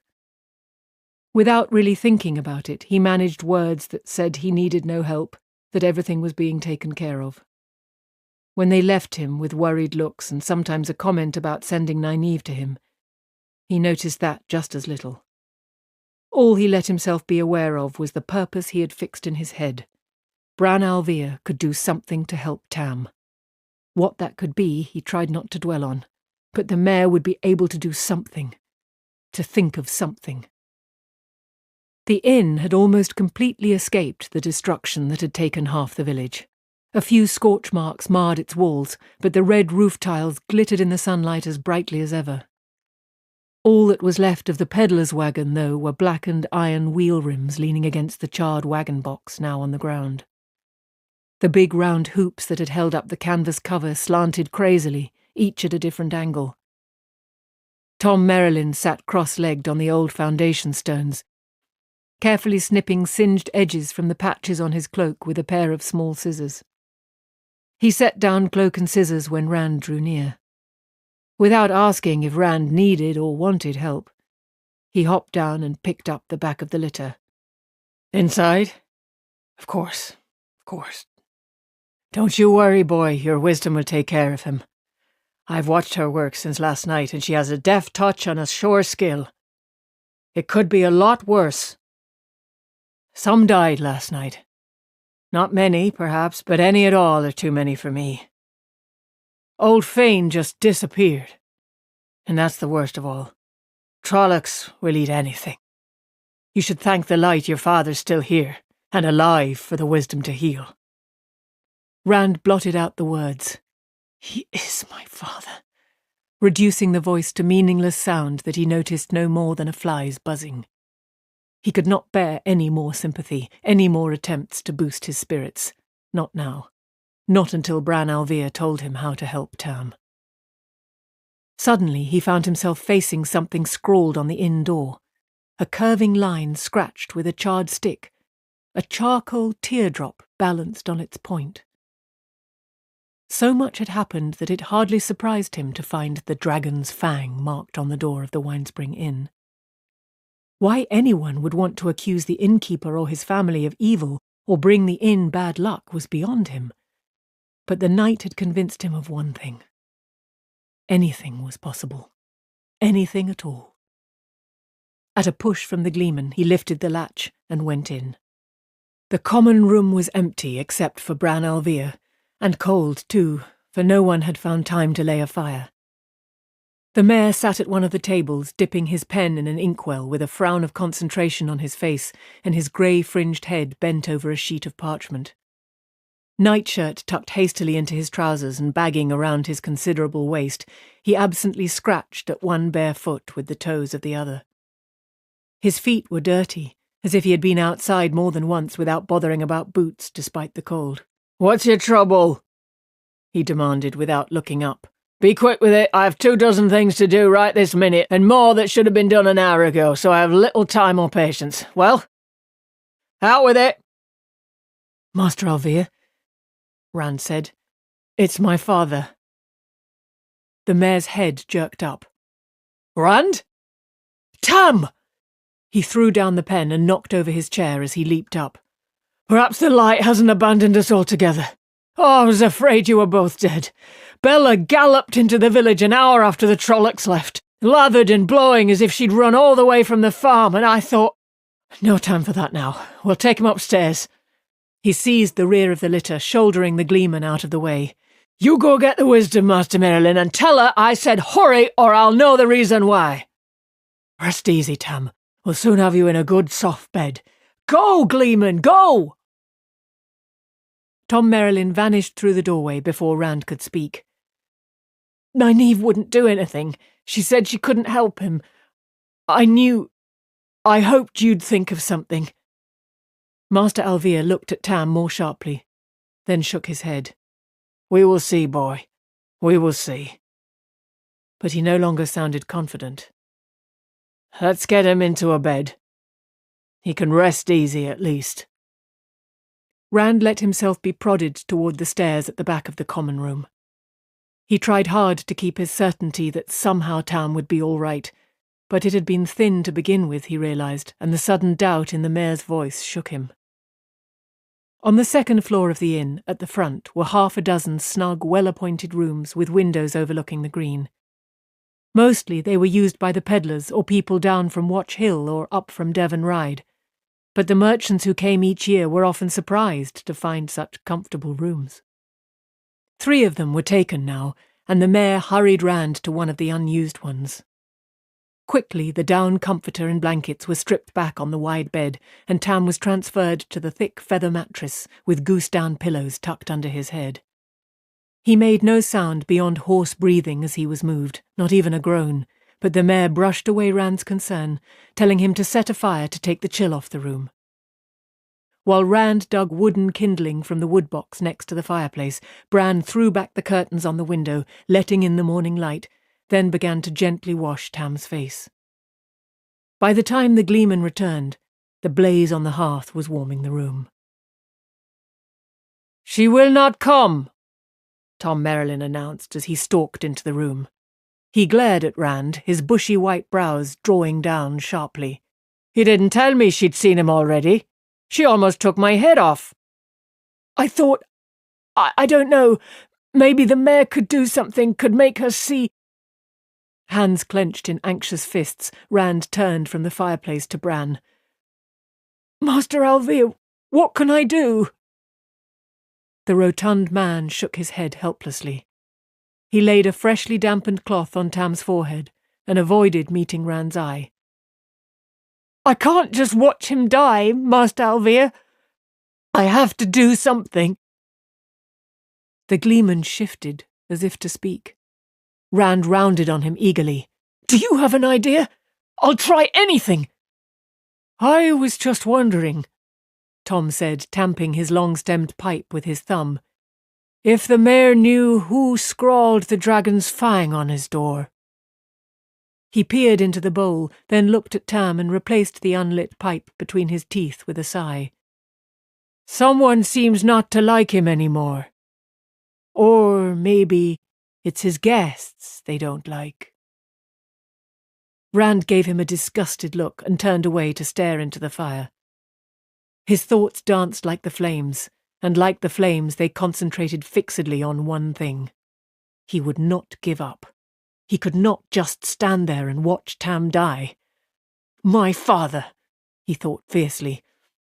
"My father."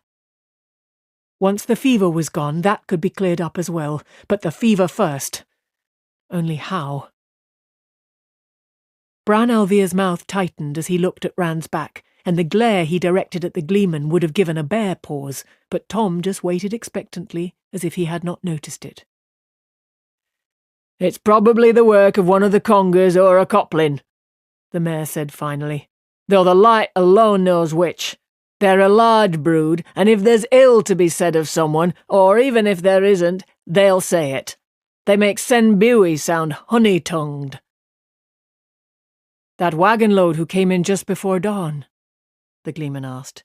"They hadn't so much as smelled a Trolloc, and all they wanted to know was when festival was going to start, as if they couldn't see half the village in ashes." Master Alvia nodded grimly.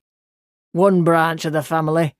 But none of them are very different. That fool Dal Coplin spent half the night demanding I put Mistress Moraine and Master Lan out of the inn, out of the village, as if there would be any village at all left without them."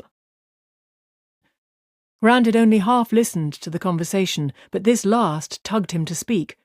"What did they do?" "Why, she called ball lightning out of a clear night sky," Master Alvia replied, Sent it darting straight at the Trollocs.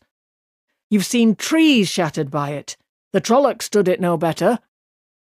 "Moraine?" Rand said incredulously, and the mayor nodded. "Mistress Moiraine, and Master Lan was a whirlwind with that sword of his. His sword, the man himself is a weapon, and in 10 places at once, or so it seemed, burned me, but I still wouldn't believe it if I couldn't step outside and see." He rubbed a hand over his bald head. "Winter night visits just beginning, our hands full of presents and honey cakes and our heads full of wine, then the dogs snarling, and suddenly the 2 of them burst out of the inn, running through the village, shouting about Trollocs. I thought they'd had too much wine. After all, Trollocs? Then before anyone knew what was happening, those things were right in the streets with us, slashing at people with their swords, torching houses, howling to freeze a man's blood." He made a sound of disgust in his throat. "We just ran like chickens with a fox in the hen yard till Master Lan put some backbone into us." "No need to be so hard," Tom said. "You did as well as anyone could. Not every Trolloc lying out there fell to the 2 of them." Yes. Well," Master Alvia gave himself a shake, "it's still almost too much to believe. An Aes Sedai in Emond's Field. And Master Lan is a warder." "An Aes Sedai?" Rand whispered. "She can't be. I talked to her. She isn't. She doesn't." "Did you think they wore signs?" the mayor said wryly. "Aes Sedai painted across their backs, and maybe 'Danger, stay away'?" Suddenly he slapped his forehead. "Aes Sedai, I'm an old fool and losing my wits. There's a chance, Rand, if you're willing to take it. I can't tell you to do it, and I don't know if I'd have the nerve if it were me." "A chance?" Rand said. "I'll take any chance if it'll help." "Aes Sedai can heal, Rand. Burn me, lad, you've heard the stories. They can cure where medicines fail. Gleeman, you should have remembered that better than I. Gleeman's tales are full of Aes Sedai. Why didn't you speak up instead of letting me flail around?" "I'm a stranger here," Tom said, looking longingly at his unlit pipe, "and Goodman Coplin isn't the only one who wants nothing to do with Aes Sedai. Best the idea came from you." "An Aes Sedai," Rand muttered, trying to make the woman who had smiled at him fit the stories. Help from an Aes Sedai was sometimes worse than no help at all, so the stories said, like poison in a pie, and their gifts always had a hook in them, like fish bait. Suddenly, the coin in his pocket, the coin Moraine had given him, seemed like a burning coal. It was all he could do not to rip it out of his coat and throw it out the window. "Nobody wants to get involved with Aes Sedai, lad," the mayor said slowly. "It is the only chance I can see, but it's still no small decision. I cannot make it for you, but I have seen nothing but good from Mistress Moiraine Sedai, I should call her, I suppose. Sometimes," he gave a meaningful look at Tam, "you have to take a chance, even if it's a poor one. Some of the stories are exaggerated in a way," Tom added, as if the words were being dragged from him. "Some of them. Besides, boy, what choice do you have?" "None," Rand sighed. Tam still had not moved a muscle. His eyes were sunken as if he had been sick a week. I'll go find her." "The other side of the bridges," the Gleeman said, "where they are disposing of the dead Trollocs. But be careful, boy. Aes Sedai do what they do for reasons of their own. And they aren't always the reasons others think." The last was a shout that followed Rand through the door. He had to hold on to the sword hilt to keep the scabbard from tangling in his legs as he ran, but he would not take the time to remove it. He clattered down the stairs and dashed out of the inn, tiredness forgotten for the moment. A chance for Tam, however small, was enough to overcome a night without sleep, for a time at least. That the chance came from an Aes Sedai or what the price of it might be, he did not want to consider. And as for actually facing an Aes Sedai, he took a deep breath and tried to move faster. The bonfire stood well beyond the last houses to the north, on the westward side of the road to Watch Hill. The wind still carried the oily black columns of smoke away from the village, but even so, a sickly sweet stink filled the air, like a roast left hours too long on the spit. Rand gagged at the smell, then swallowed hard when he realized its source. A fine thing to do with Beltane fires. The men tending the fires had cloths tied over their noses and mouths, but their grimaces made it plain the vinegar dampening the cloths was not enough. Even if it did kill the stench, they still knew the stench was there, and they still knew what they were doing. 2 of the men were untying the harness straps of one of the big durrans from a Trollocs' ankles. Lan, squatting beside the body, had tossed back the blanket enough to reveal the Trollocs' shoulders and goat-snouted head. As Rand trotted up, the warder unfastened a metal badge, a blood-red enamelled trident from one spiked shoulder of the Trollocs' shirt of black mail. "Kobal," he announced. He bounced the badge on his palm and snatched it out of the air with a growl. "That makes 7 bands so far." Moraine, seated cross-legged on the ground a short distance off, shook her head tiredly. A walking staff covered from end to end in carved vines and flowers lay across her knees, and her dress had the rumpled look of having been worn too long. 7 bands. 7. That many have not acted together since the Trolloc Wars. Bad news piles on bad news. I'm afraid, Lan. I thought we had gained a march, but we may be further behind than ever. Rand stared at her, unable to speak. An Aes Sedai. He had been trying to convince himself that she would not look any different now that he knew what he was looking at, and to his surprise she did not. She was no longer quite so pristine, not with wisps of her hair sticking out in all directions and a faint streak of soot across her nose, yet not really different either. Surely there must be something about an Aes Sedai to mark her for what she was. On the other hand, if outward appearance reflected what was inside, and if the stories were true, then she should look closer to a Trolloc than to a more than handsome woman whose dignity was not dented by sitting in the dirt.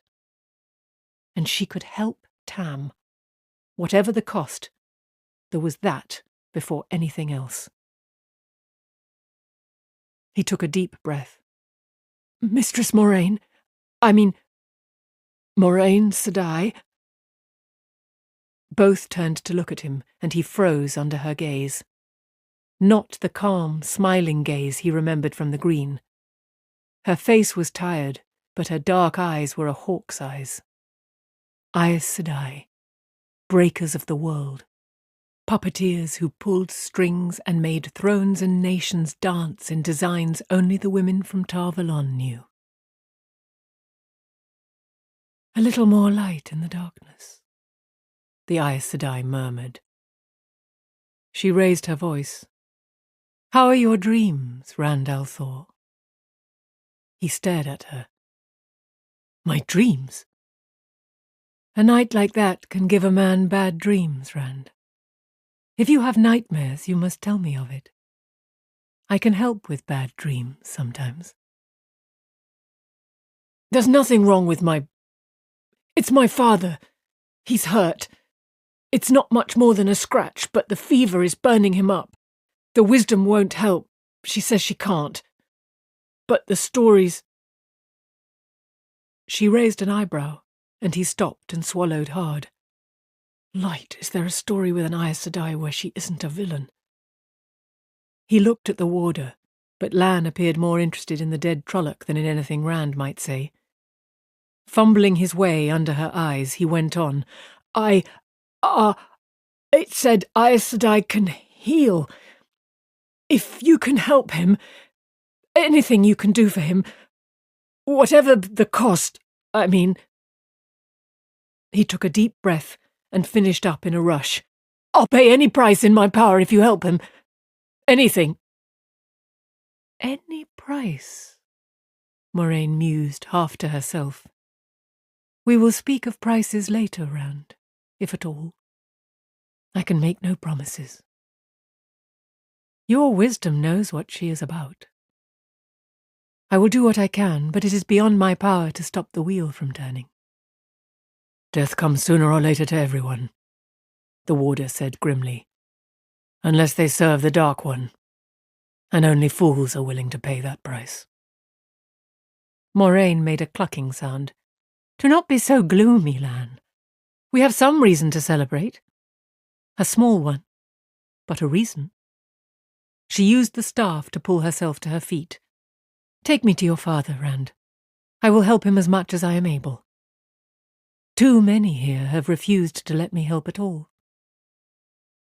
They have heard the stories too," she added dryly. "He's at the inn," Rand said. "This way. And thank you. Thank you." They followed, but his pace took him quickly ahead. He slowed impatiently for them to catch up, then darted ahead again and had to wait again. "Please hurry," he urged, so caught up in actually getting help for Tam that he never considered the temerity of prodding an Aes Sedai. "The fever is burning him up." Lan glared at him. "Can't you see she's tired? Even with an Angreal, what she did last night was like running around the village with a sack of stones on her back. I don't know that you're worth it, sheep herder, no matter what she says." Rand blinked and held his tongue. "Gently, my friend," Moraine said. Without slowing her pace, she reached up to pat the warder's shoulder. He towered over her protectively, as if he could give her strength just by being close. "You think only of taking care of me. Why should he not think the same of his father?" Lan scowled, but fell silent. "I am coming as quickly as I can, Rand. I promise you." The fierceness of her eyes, or the calm of her voice, not gentle exactly, more firmly in command. Rand did not know which to believe. Or perhaps they did go together. Aes Sedai. He was committed now. He matched his stride to theirs, and tried not to think of what the price might be that they would talk about later. Chapter 8. A place of safety. While he was still coming through the door, Rand's eyes went to his father. His father, no matter what anyone said. Tam had not moved an inch. His eyes were still shut, and his breath came in laboured gasps, low and rasping. The white-haired gleeman cut off a conversation with the mayor, who was bent over the bed again tending Tam, and gave Moraine an uneasy look. The Aes Sedai ignored him. Indeed, she ignored everyone except for Tam, but at him she stared with an intent frown. Tom stuck his unlit pipe between his teeth, then snatched it out again and glowered at it. "Men cannot even smoke in peace," he muttered. "I'd better make sure some farmer doesn't steal my cloak to keep his cow warm. At least I can have my pipe out there." He hurried out of the room. Lan stared after him, his angular face as expressionless as a rock. "I do not like that man. There is something about him I don't trust. I did not see a hair of him last night." "He was there," Bran said, watching Moraine uncertainly. "He must have been. His cloak did not get singed in front of the fireplace." Rand did not care if the gleeman had spent the night hiding in the stable. "My father?" he said to Moraine pleadingly. Bran opened his mouth, but before he could speak, Moraine said, "Leave me with him, Master Alvir. There is nothing you can do here now except get in my way." For a minute Bran hesitated, torn between dislike of being ordered about in his own inn and reluctance to disobey an Aes Sedai.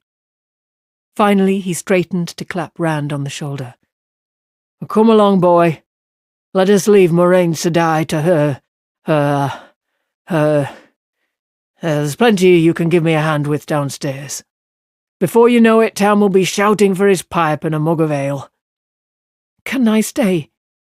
Rand spoke to Moraine, though she did not really seem to be aware of anyone besides Tam.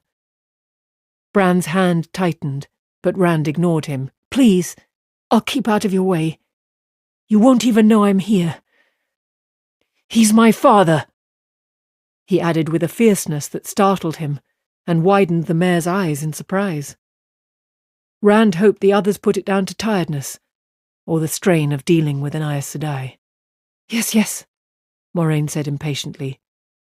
She had tossed her cloak and staff carelessly across the only chair in the room, and now she pushed up the sleeves of her gown, baring her arms to her elbows. Her attention never really left Tam, even while she spoke. "Sit over there. And you too, Lan." She gestured vaguely in the direction of a long bench against the wall.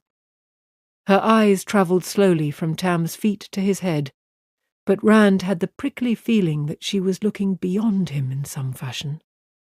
"You may talk if you wish," she went on absently, "but do it quietly. Now you go, Master Alvier. This is a sick room, not a gathering hall.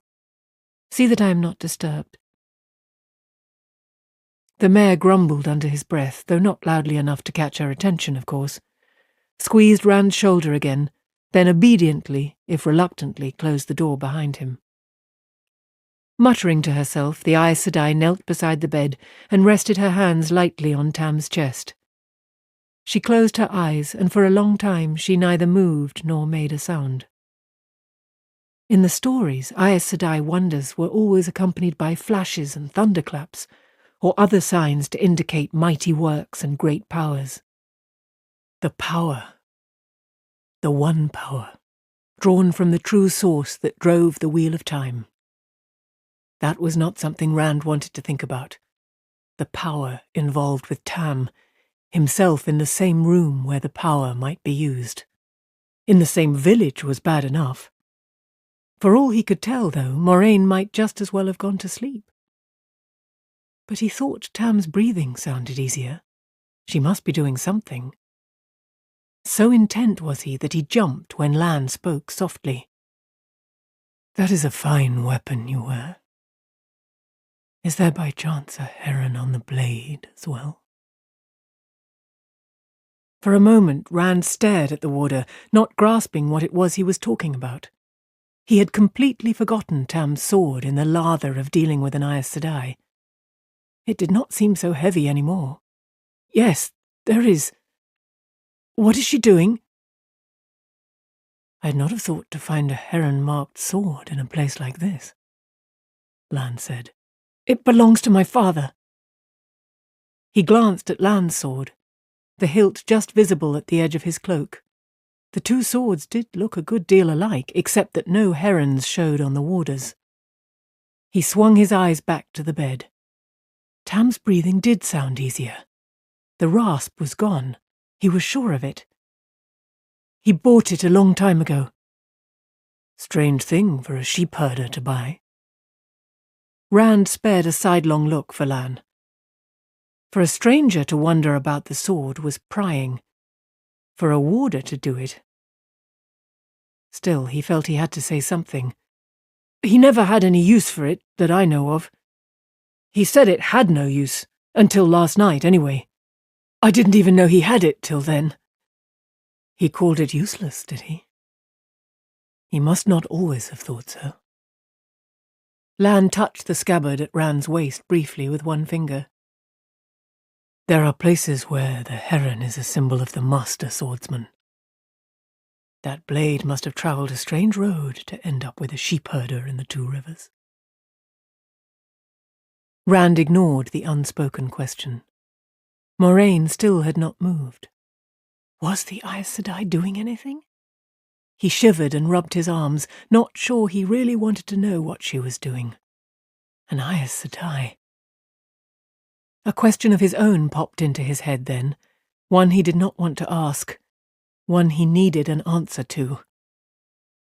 "The mayor—" He cleared his throat and took a deep breath. "The mayor said the only reason there's anything left of the village is because of you and her." He made himself look at the warder. If you had been told about a man in the woods, a man who made people afraid just by looking at them, would that have warned you? A man whose horse doesn't make any noise, and the wind doesn't touch his cloak. Would you have known what was going to happen? Could you and Moraine Sedai have stopped it if you'd known about him? Not without half a dozen of my sisters, Moraine said, and Rand started. She still knelt by the bed, but she had taken her hands from Tam and half turned to face the two of them on the bench. Her voice never raised, but her eyes pinned Rand to the wall. Had I known when I left Tarvalon that I would find Trollocs and Myrddraal here, I would have brought half a dozen of them, a dozen if I had to drag them by the scruffs of their necks. By myself, a month's warning would have made little difference, perhaps none. There is only so much one person can do, even calling on the one power. And there were probably well over 100 Trollocs scattered around this district last night. An entire fist. It would still have been good to know, Lan said sharply, the sharpness directed at Rand. When did you see him exactly? And where? That's of no consequence now, Moraine said. I will not have the boy thinking he is to blame for something when he is not. I am as much to blame. That accursed raven yesterday, the way it behaved, should have warned me. And you too, my old friend. Her tongue clicked angrily. I was overconfident to the point of arrogance, sure that the Dark One's touch could not have spread so far. Nor so heavily. Not yet. So sure. Rand blinked. The raven? I don't understand. Carrion eaters. Lan's mouth twisted in distaste. The Dark One's minions often find spies among creatures that feed on death. Ravens and crows mainly. Rats in the cities sometimes. A quick shiver ran through Rand. Ravens and crows as spies of the Dark One? There were ravens and crows everywhere now. The Dark One's touch, Moraine had said. The Dark One was always there, he knew that. But if you tried to walk in the light, tried to live a good life and did not name him, he could not harm you. That was what everybody believed, what everybody learned with his mother's milk. But Moraine seemed to be saying... His glance fell on Tam, and everything else was pushed right out of his head. His father's face was noticeably less flushed than it had been, and his breathing sounded almost normal. Rand would have leaped up if Lan had not caught his arm. "You've done it!" Moraine shook her head and sighed. "Not yet. I hope it is only not yet. Trolloc weapons are made at forges in the valley called Thakandar, on the very slopes of Shaiol Ghul itself. Some of them take a taint from that place, a stain of evil in the metal. Those tainted blades make wounds that will not heal unaided, or cause deadly fevers, strange sicknesses that medicines cannot touch. I have soothed your father's pain, but the mark, the taint, is still in him. Left alone, it will grow again and consume him." "But you won't leave it alone!" Rand's words were half plea, half command. He was shocked to realize he had spoken to an Aes Sedai like that, but she seemed not to notice his tone. "I will not," she agreed simply. "I am very tired, Rand, and I have had no chance to rest since last night.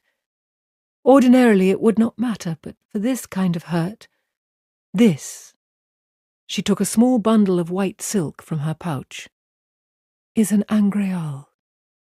She saw his expression. "You know of angreal, then?" "Good." Unconsciously he leaned back, further away from her and what she held. A few stories mentioned angreal, those relics of the age of legends that Aes Sedai used to perform their greatest wonders. He was startled to see her unwrap a smooth ivory figurine, age-darkened to deep brown. No longer than her hand, it was a woman in flowing robes with long hair falling about her shoulders. "We have lost the making of these," she said. "So much is lost, perhaps never to be found again. So few remain, the Hamelin seat almost did not allow me to take this one. It is well for Emmonsfield and for your father that she did give her permission. But you must not hope too much. Now, even with it, I can do little more than I could have without it yesterday. And the taint is strong. It has had time to fester." "You can help him," Rand said fervently. "I know you can." Moraine smiled, a bare curving of her lips. "We shall see." Then she turned back to Tam. One hand she laid on his forehead, the other cupped the ivory figure. Eyes closed, her face took on a look of concentration. She scarcely seemed to breathe. "That rider you spoke of," Lan said quietly. "The one who made you afraid. That was surely a Myrddraal." "A Myrddraal?" Rand exclaimed. "But Fades are 20 feet tall and—" The words faded away under the warder's mirthless grin. "Sometimes, sheepherder, stories make things larger than truth. Believe me, the truth is big enough with a half-man. Half-man, lurk, fade, shadow man. The name depends on the land you're in, but they all mean Myrddraal. Fades are Trolloc spawn, throwbacks almost to the human stock the Dreadlords used to make the Trollocs. Almost. But if the human strain is made stronger, so is the taint that twists the Trollocs. Half-men have powers of a kind, the sort that stem from the Dark One. Only the weakest Aes Sedai would fail to be a match for a Fade, 1 against 1. But many a good man and true has fallen to them. Since the wars that ended the Age of Legends, since the Forsaken were bound, they have been the brain that tells the Trolloc fists where to strike. In the days of the Trolloc Wars, half-men led the Trollocs in battle, under the Dreadlords. "He scared me," Rand said faintly. "He just looked at me and—" He shivered. "No need for shame, sheepherder. They scare me too. I've seen men who have been soldiers all their lives freeze like a bird facing a snake when they confronted a half-man.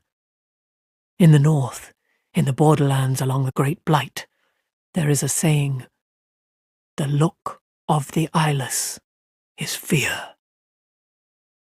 "The eyeless," Rand said, and Lan nodded.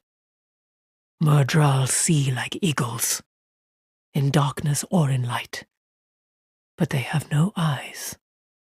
I can think of few things more dangerous than facing a Myrddraal. Moraine Sedai and I both tried to kill the one that was here last night, and we failed every time. Half-men have the Dark One's own luck." Rand swallowed. "A Trolloc said the Myrddraal wanted to talk to me. I didn't know what it meant." Lan's head jerked up. His eyes were blue stones. "You talked to a Trolloc?" "Not exactly," Rand stammered. The warder's gaze held him like a trap. "It talked to me. It said it wouldn't hurt me, that the Myrddraal wanted to talk to me. Then it tried to kill me." He licked his lips and rubbed his hand along the knobby leather of the sword hilt. In short, choppy sentences he explained about returning to the farmhouse. "I killed it instead," he finished. "By accident, really. It jumped at me and I had the sword in my hand." Lan's face softened slightly, if rock could be said to soften.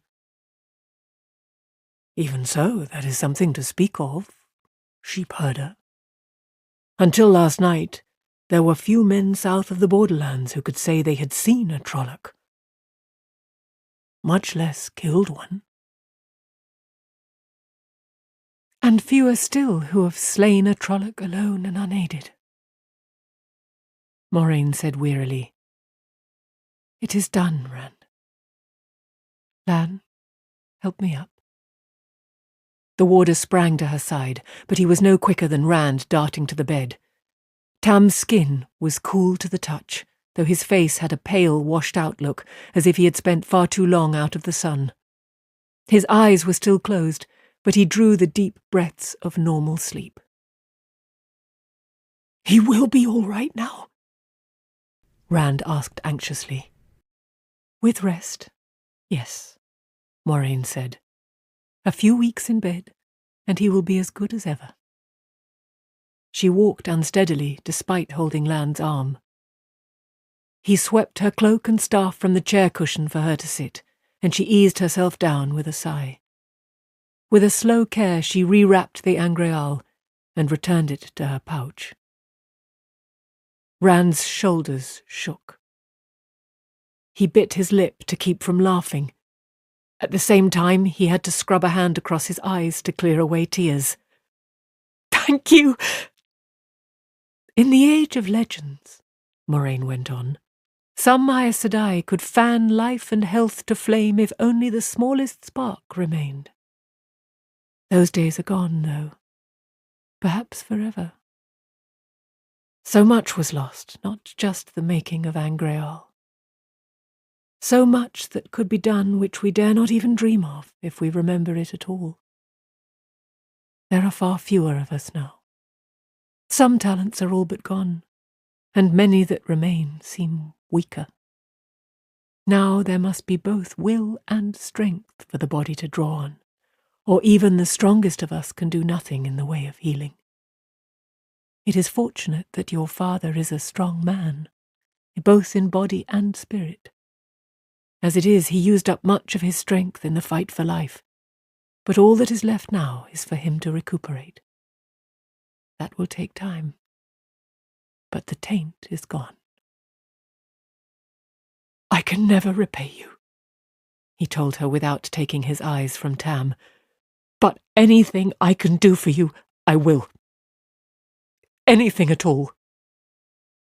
He remembered the talk of prices then, and his promise. Kneeling beside Tam, he meant it even more than before, but it was still not easy to look at her. "Anything, as long as it does not hurt the village, or my friends." Moraine raised a hand dismissively. "If you think it is necessary. I would like to talk with you anyway. You will no doubt leave at the same time we do, and we can speak at length then." "Leave?" he exclaimed, scrambling to his feet. "Is it really that bad? Everyone looked to me as if they were ready to start rebuilding. We're pretty settled folk in the Two Rivers. Nobody ever leaves." "Rand? And where would we go? Padan Fain said the weather is just as bad everywhere else. He was the peddler, the Trollocs—" Rand swallowed, wishing Tom Merrilin had not told him what Trollocs ate. "The best I can see to do is stay right here where we belong, in the Two Rivers, and put things back together. We have crops in the ground, and it has to warm enough for the shearing soon. I don't know who started this talk about leaving. One of the Coplans, I'll bet, but whoever it was—" "Sheep herder," Lan broke in. "You talk when you should be listening." He blinked at both of them. He had been half babbling, he realized, and he had rambled on while she tried to talk. While an Aes Sedai tried to talk. He wondered what to say, how to apologize, but Moraine smiled while he was still thinking. "I understand how you feel, Rand," she said, and he had the uncomfortable feeling that she really did. "Think no more of it." Her mouth tightened, and she shook her head. "I have handled this badly, I see. I should have rested first, I suppose. It is you who will be leaving, Rand. You who must leave, for the sake of your village." "Me?" He cleared his throat and tried again. "Me?" It sounded a little better this time. "Why do I have to go? I don't understand any of this. I don't want to go anywhere. Moraine looked at Lan, and the warder unfolded his arms. He looked at Rand from under his leather headband, and Rand had the feeling of being weighed on invisible scales again. "Did you know," Lan said suddenly, "that some homes were not attacked?" "Half the village is in ashes," he protested, but the warder waved it away. "Some houses were only torched to create confusion. The Trollocs ignored them afterwards, and the people who fled from them as well, unless they actually got in the way of the true attack. Most of the people who've come in from the outlying farms never saw a hair of a Trolloc, and that only at a distance. Most never knew there was any trouble until they saw the village." "I did hear about Darl Coplin," Rand said slowly. "I suppose it just didn't sink in." 2 farms were attacked," Lan went on, "yours and one other. Because of Beltane, everyone who lived at the second farm was already in the village. Many people were saved because the Myrddraal was ignorant of Two Rivers' customs. Festival and Winter Night made its task all but impossible, but it did not know that." Rand looked at Moraine leaning back in the chair, but she said nothing, only watched him, a finger laid across her lips. "Our farm and who else's?" he asked finally. "The Abara farm," Lan replied. "Here in Emmonsfield they struck first at the forge and the blacksmith's house and Master Corthan's house." Rand's mouth was suddenly dry. "That's crazy!" he managed to get out, then jumped as Moraine straightened. "Not crazy, Rand," she said. "Purposeful.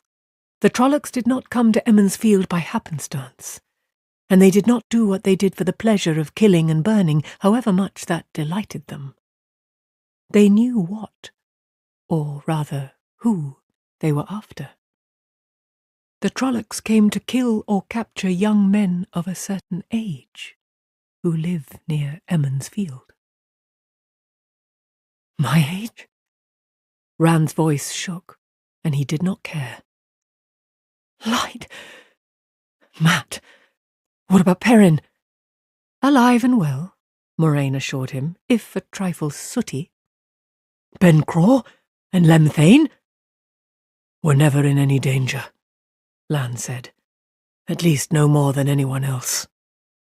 "But they saw the rider, the Fade, too, and they're the same age as I am." "Master Craw's house was not even damaged," Moraine said, "and the miller and his family slept through half the attack before the noise woke them. Ban is 10 months older than you, and Lem 8 months younger." She smiled dryly at his surprise. "I told you I asked questions. And I also said young men of a certain age. You and your 2 friends are within weeks of one another. It was you 3 the Myrddraal sought, and none others." Rand shifted uneasily, wishing she would not look at him like that, as if her eyes could pierce his brain and read what lay in every corner of it. "What would they want with us? We're just farmers, shepherds." "That is a question that has no answer in the Two Rivers," Moraine said quietly, "but the answer is important. Trollocs, where they have not been seen in almost 2,000 years, tells us that much." "Lots of stories tell about Trolloc raids," Rand said stubbornly. "We just never had one here before. Warders fight Trollocs all the time." Lan snorted. "Boy, I expect to fight Trollocs along the Great Blight, but not here, nearly 600 leagues to the south. That was as hot a raid last night as I'd expect to see in Shinar, or any of the borderlands." "In one of you," Moraine said, "or all 3, there is something the Dark One fears." That's impossible." Rand stumbled to the window and stared out at the village, at the people working among the ruins. "I don't care what's happened. That is just impossible." Something on the green caught his eye. He stared, then realized it was the blackened stump of the spring pole. A fine Beltane, with a peddler and a gleeman, and strangers. He shivered and shook his head violently. No, I'm a shepherd." The Dark One can't be interested in me. It took a great deal of effort, Lan said grimly, to bring so many Trollocs so far without raising a hue and cry from the borderlands to Camelin and beyond. I wish I knew how they did it. Do you really believe they went to all that bother just to burn a few houses? They will be back, Moraine added. Rand had his mouth open to argue with Lan, but that brought him up short. He spun to face her. Back? Can't you stop them? You did last night, and you were surprised then. Now you know they are here. Perhaps, Moraine replied, I could send to Tar Valon for some of my sisters. They might have time to make the journey before we need them. The Myrddraal knows I am here too, and it probably will not attack. Not openly, at least, lacking reinforcements, more Myrddraal and more Trollocs. With enough Aes Sedai and enough warders, the Trollocs can be beaten off, though I cannot say how many battles it will take. A vision danced in his head, of Emond's Field all in ashes. All the farms burned, and Watch Hill, and Devon Ride, and Turren Ferry. All ashes and blood. No, he said, and felt a wrenching inside as if he had lost his grip on something. That's why I have to leave, isn't it? The Trollocs won't come back if I am not here. A last trace of obstinacy made him add, if they really are after me. Moraine's eyebrows raised as if she was surprised that he was not convinced, but Lan said, Are you willing to bet your village on it, sheepherder? Your whole 2 rivers? Rand's stubbornness faded. No, he said again, and felt that emptiness inside again too. Perrin and Mat have to go too, don't they? Leaving the 2 rivers. Leaving his home and his father. At least Tam would get better. At least he would be able to hear him say all that on the quarry road had been nonsense. We could go to Baerlon, I suppose, or even Camelin. I've heard there are more people in Camelin than in the whole 2 rivers. We'd be safe there. He tried out a laugh that sounded hollow. I used to daydream about seeing Camelin. I never thought it would come about like this.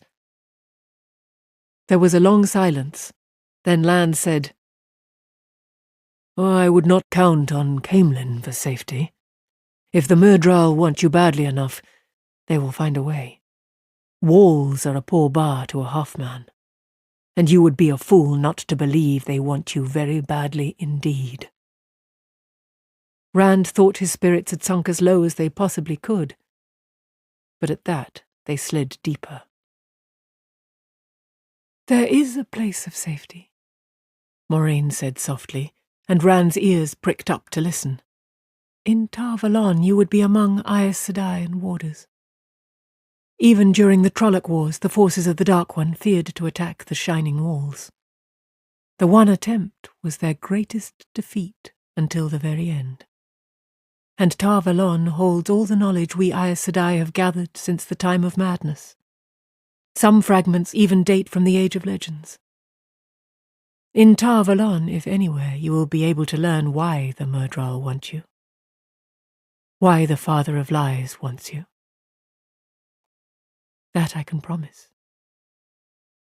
A journey all the way to Tar Valon was almost beyond thinking. A journey to a place where he would be surrounded by Aes Sedai. Of course, Moraine had healed Tam, or it looked as if she had, at least, but there were all those stories.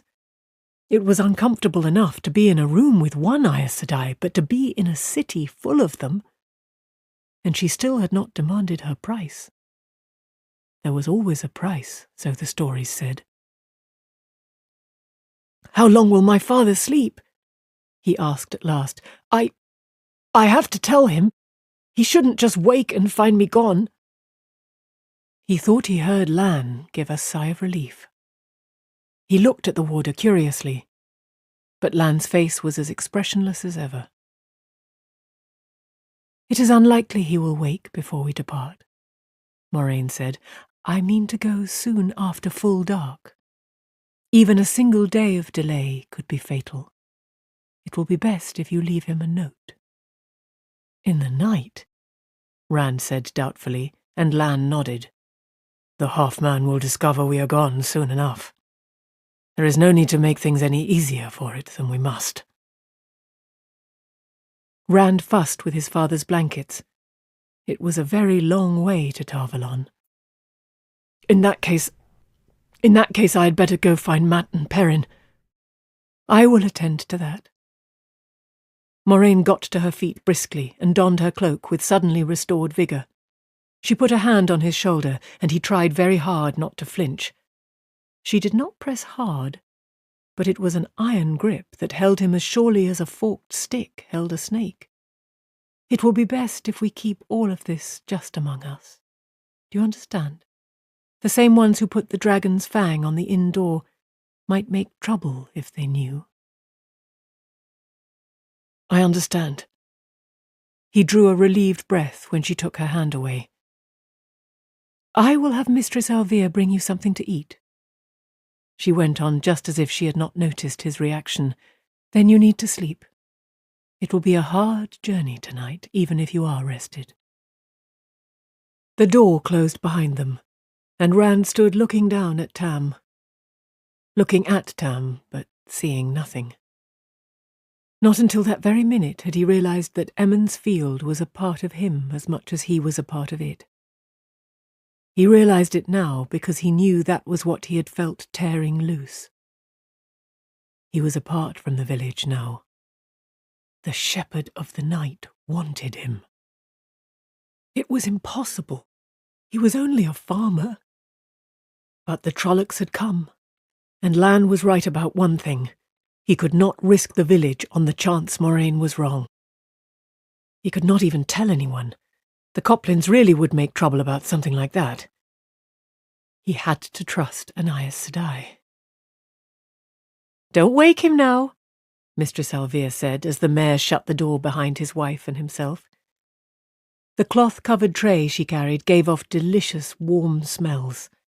She set it on the chest against the wall, then firmly moved Rand away from the bed. Mistress Moiraine told me what he needs, she said softly, and it does not include you falling on top of him from exhaustion. I've brought you a bite to eat. Don't let it get cold now. I wish you wouldn't call her that, Bran said peevishly.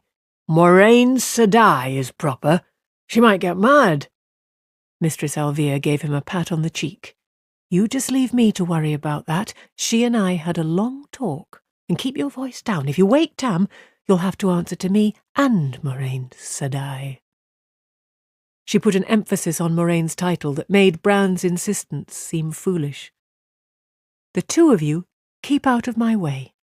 With a fond smile for her husband, she turned to the bed and Tam. Master Alvia gave Rand a frustrated look. She's an Aes Sedai. Half the women in the village act as if she sits in the women's circle, and the rest as if she were a Trolloc. Not a one of them seems to realise you have to be careful around Aes Sedai. The men may keep looking at her sideways, but at least they aren't doing anything that might provoke her. Careful, Rand thought. It was not too late to start being careful. Master Alvia, he said slowly. Do you know how many farms were attacked? Only 2 that I've heard of so far, including your place. The mayor paused, frowning, then shrugged. It doesn't seem enough with what happened here. I should be glad of it, but... well, we'll probably hear of more before the day is out. Rand sighed. No need to ask which farms. Here in the village, did they... was there anything to show what they were after? After, boy? I don't know that they were after anything, except maybe killing us all. It was just the way I said. The dogs barking, and Moraine Sedai and Lan running through the streets, and then somebody shouted that Master Luhan's house and the forge were on fire. Abel Cawthon's house flared up. Odd that, it's nearly in the middle of the village. Anyway, the next thing, the Trollocs were all among us. No, I don't think they were after anything. He gave an abrupt bark of a laugh and cut it short with a wary look at his wife. She did not look around from Tam. To tell the truth, he went on more quietly, They seemed almost as confused as we were. I doubt they expected to find an Aes Sedai here, or a warder. I suppose not, Rand said, grimacing. If Moraine had told the truth about that, she probably had told the truth about the rest, too. For a moment he thought about asking the mayor's advice, but Master Alvear obviously knew little more about Aes Sedai than anyone else in the village. Besides, he was reluctant to tell even the mayor what was going on, what Moraine said was going on. He was not sure if he was more afraid of being laughed at or being believed. He rubbed a thumb against the hilt of Tam's sword. His father had been out into the world. He must know more about Aes Sedai than the mayor did. But if Tam really had been out of the Two Rivers, then maybe what he had said in the Westwood— He scrubbed both hands through his hair, scattering that line of thought. You need sleep, lad, the mayor said. Yes, you do, Mistress Alvear added. You're almost falling down where you stand. Rand blinked at her in surprise. He had not even realized she had left his father. He did need sleep. Just the thought set off a yawn. You can take the bed in the next room, the mayor said. There's already a fire laid. Rand looked at his father. Tam was still deep in sleep, and that made him yawn again. I'd rather stay in here if you don't mind. For when he wakes up. Sick-room matters were in Mistress Alvear's province, and the mayor left it to her. She hesitated only a moment before nodding. But you let him wake on his own. If you bother his sleep— He tried to say he would do as she ordered, but the words got tangled in yet another yawn. She shook her head with a smile. You will be asleep yourself in no time at all. If you must stay, curl up next to the fire, and drink a little of that beef broth before you doze off. I will, Rand said. He would have agreed to anything that kept him in that room. And I won't wake him. See that you do not, Mistress Alvear told him firmly, but not in an unkindly way. I'll bring you up a pillow and some blankets. When the door finally closed behind them, Rand dragged the lone chair in the room over beside the bed and sat down where he could watch Tam. It was all very well for Mistress Alvear to talk about sleep. His jaws cracked as he stifled a yawn, but he could not sleep yet. Tam might wake at any time, and maybe only stay awake a short while. Rand had to be waiting when he did. He grimaced and twisted in the chair, absently shifting the sword hilt out of his ribs. He still felt backward about telling anyone what Moraine had said, but this was Tam, after all. This was— Without realizing it, he set his jaw determinedly. My father. I can tell my father anything. He twisted a little more in the chair and put his head against the chair back. Tam was his father, and nobody could tell him what to say or not say to his father. He just had to stay awake until Tam woke up. He just had to. Chapter 9. Tellings of the Wheel. Rand's heart pounded as he ran, and he stared in dismay at the barren hills surrounding him. This was not just a place where spring was late in coming. Spring had never come here, and never would come. Nothing grew in the cold soil that crunched under his boots, not so much as a bit of lichen. He scrambled past boulders twice as tall as he was. Dust coated the stone as if never a drop of rain had touched it. The sun was a swollen, blood-red ball, more fiery than on the hottest day of summer, and bright enough to sear his eyes, but it stood stark against a leaden cauldron of a sky, where clouds of sharp black and silver roiled and boiled on every horizon. For all the swirling clouds, though, no breath of breeze stirred across the land, and despite the sullen sun, the air burned cold, like the depths of winter. Rand looked over his shoulder often as he ran, but he could not see his pursuers. Only desolate hills and jagged black mountains, many topped by tall plumes of dark smoke rising to join the milling clouds. If he could not see his hunters, though, He could hear them, howling behind him, guttural voices shouting with the glee of the chase, howling with the joy of blood to come. Trollocs, coming closer, and his strength was almost gone. With desperate haste, he scrambled to the top of a knife-edged ridge, then dropped to his knees with a groan. Below him a sheer rock wall fell away, a 1,000-foot cliff plummeting into a vast canyon. Steamy mists covered the canyon floor, their thick grey surface rolling in grim waves, rolling and breaking against the cliff beneath him, but more slowly than any ocean wave had ever moved. Patches of fog glowed red for an instant, as if great fires had suddenly flared beneath, then died. Thunder rumbled in the depths of the valley, and lightning crackled through the grey, sometimes striking up at the sky. It was not the valley itself that sapped his strength and filled the empty spaces left with helplessness.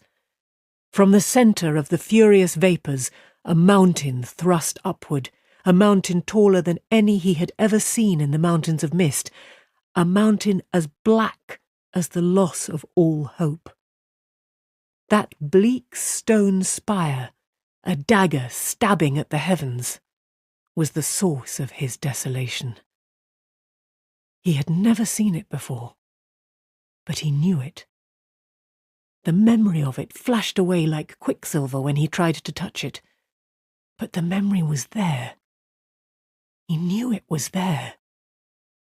Unseen fingers touched him, pulled at his arms and legs, trying to draw him to the mountain.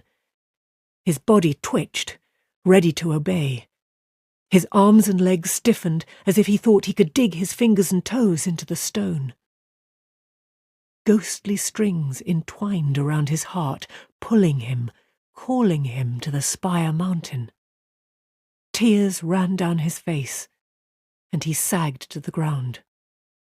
He felt his will draining away like water out of a holed bucket. Just a little longer, and he would go where he was called. He would obey, do as he was told. Abruptly, he discovered another emotion. Anger. Push him, pull him. He was not a sheep to be prodded into a pen. The anger squeezed itself into one hard knot, and he clung to it as he would have clung to a raft in a flood.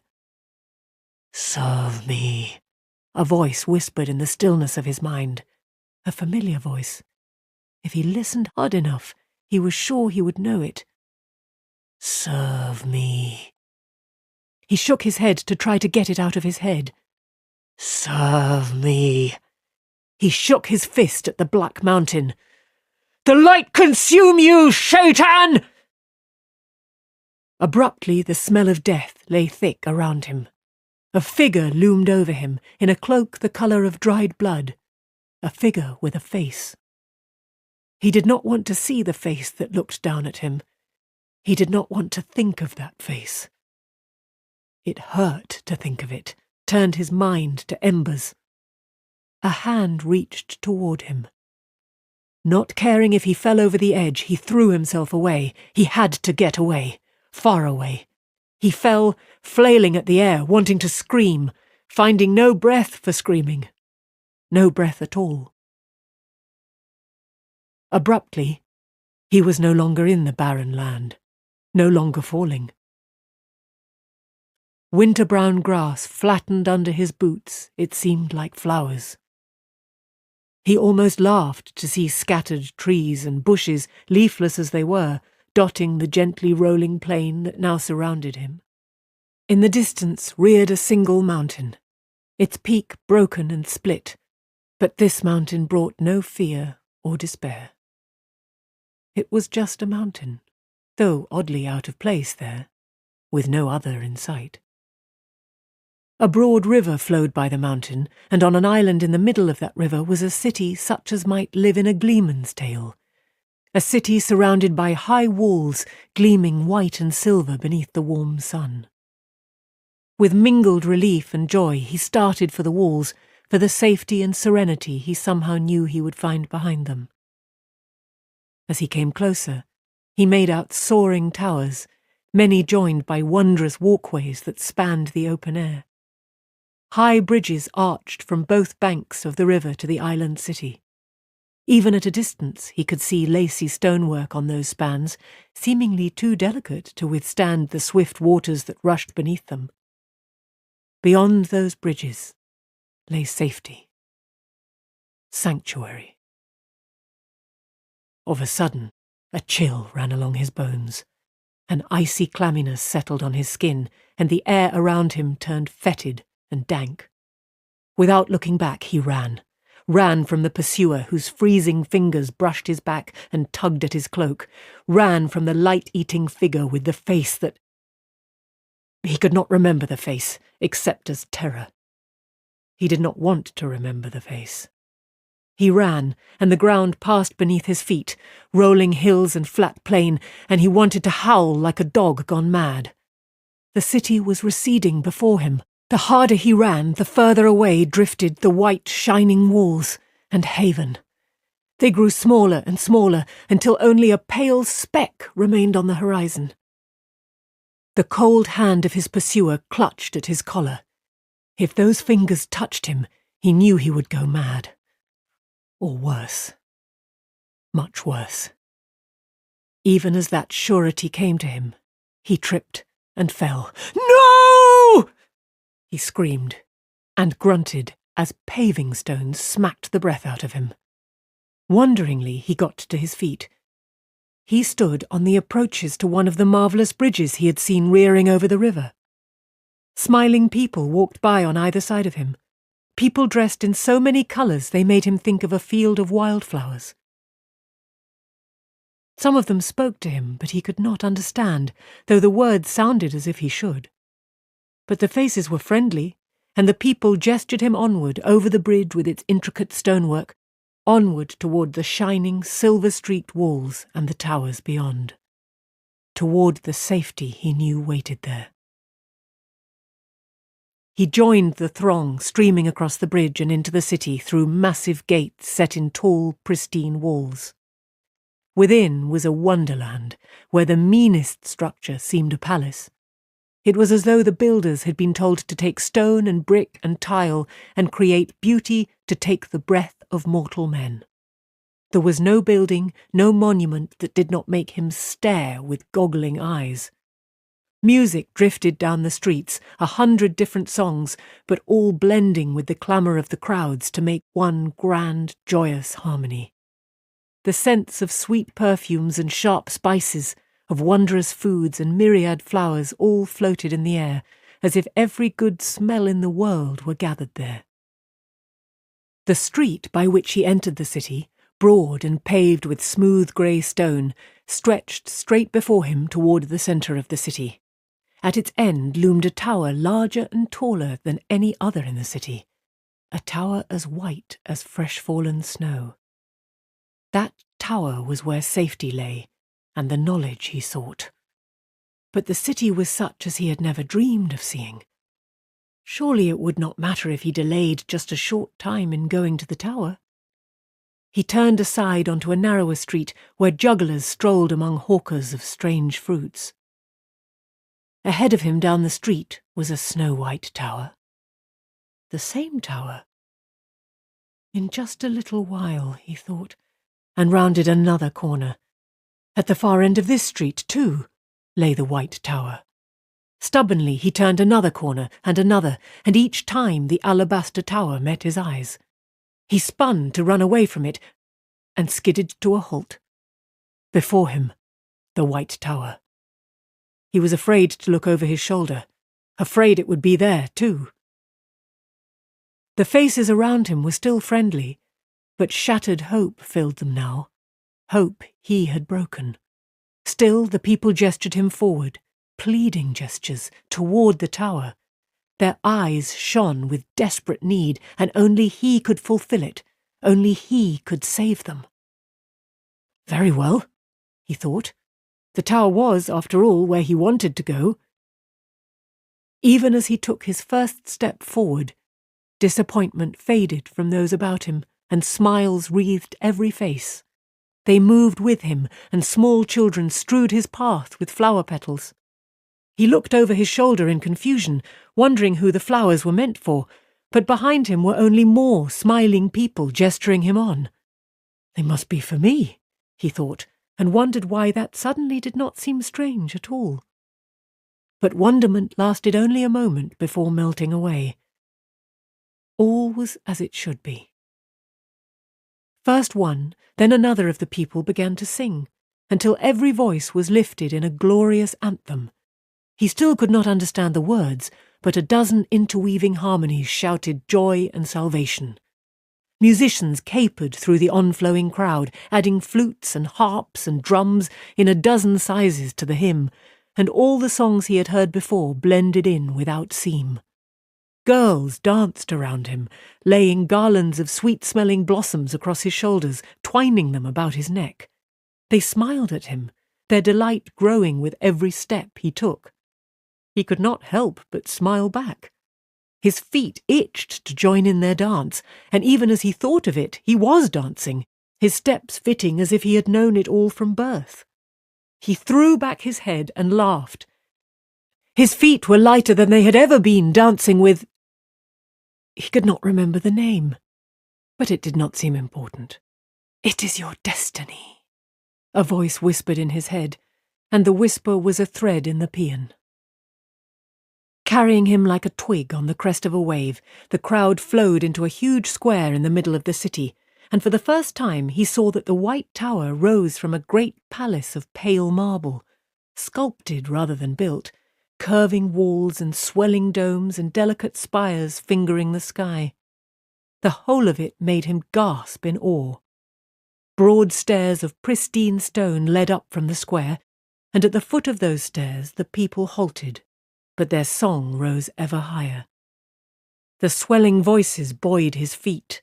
"Your destiny," the voice whispered, insistent now, eager. He no longer danced, but neither did he stop. He mounted the stairs without hesitation. This was where he belonged. Scrollwork covered the massive doors at the top of the stairs, carving so intricate and delicate that he could not imagine a knife blade fine enough to fit. The portals swung open and he went in. They closed behind him with an echoing crash like thunder.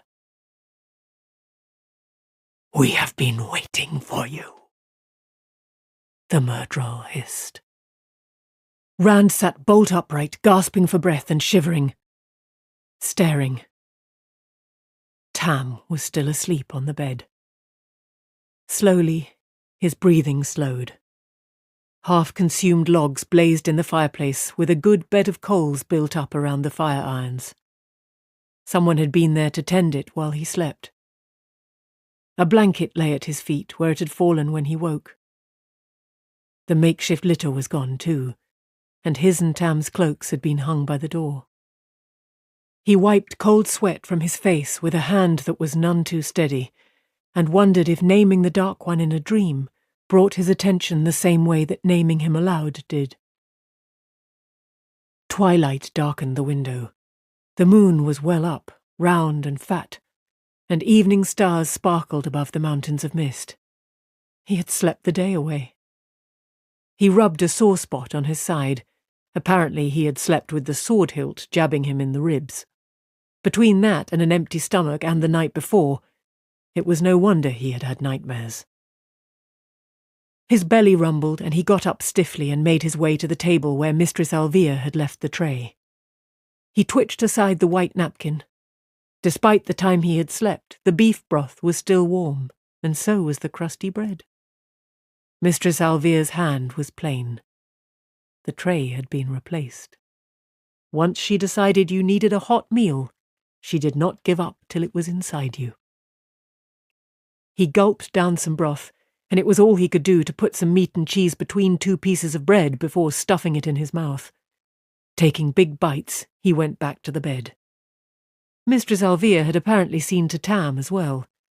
Tam had been undressed, his clothes now clean and neatly folded on the bedside table, and a blanket was drawn up under his chin. When Rand touched his father's forehead, Tam opened his eyes. "There you are, boy. Marin said you were here, but I couldn't even sit up to see. She said you were too tired for her to wake just so I could look at you. Even Bran can't get around her when she has her mind set.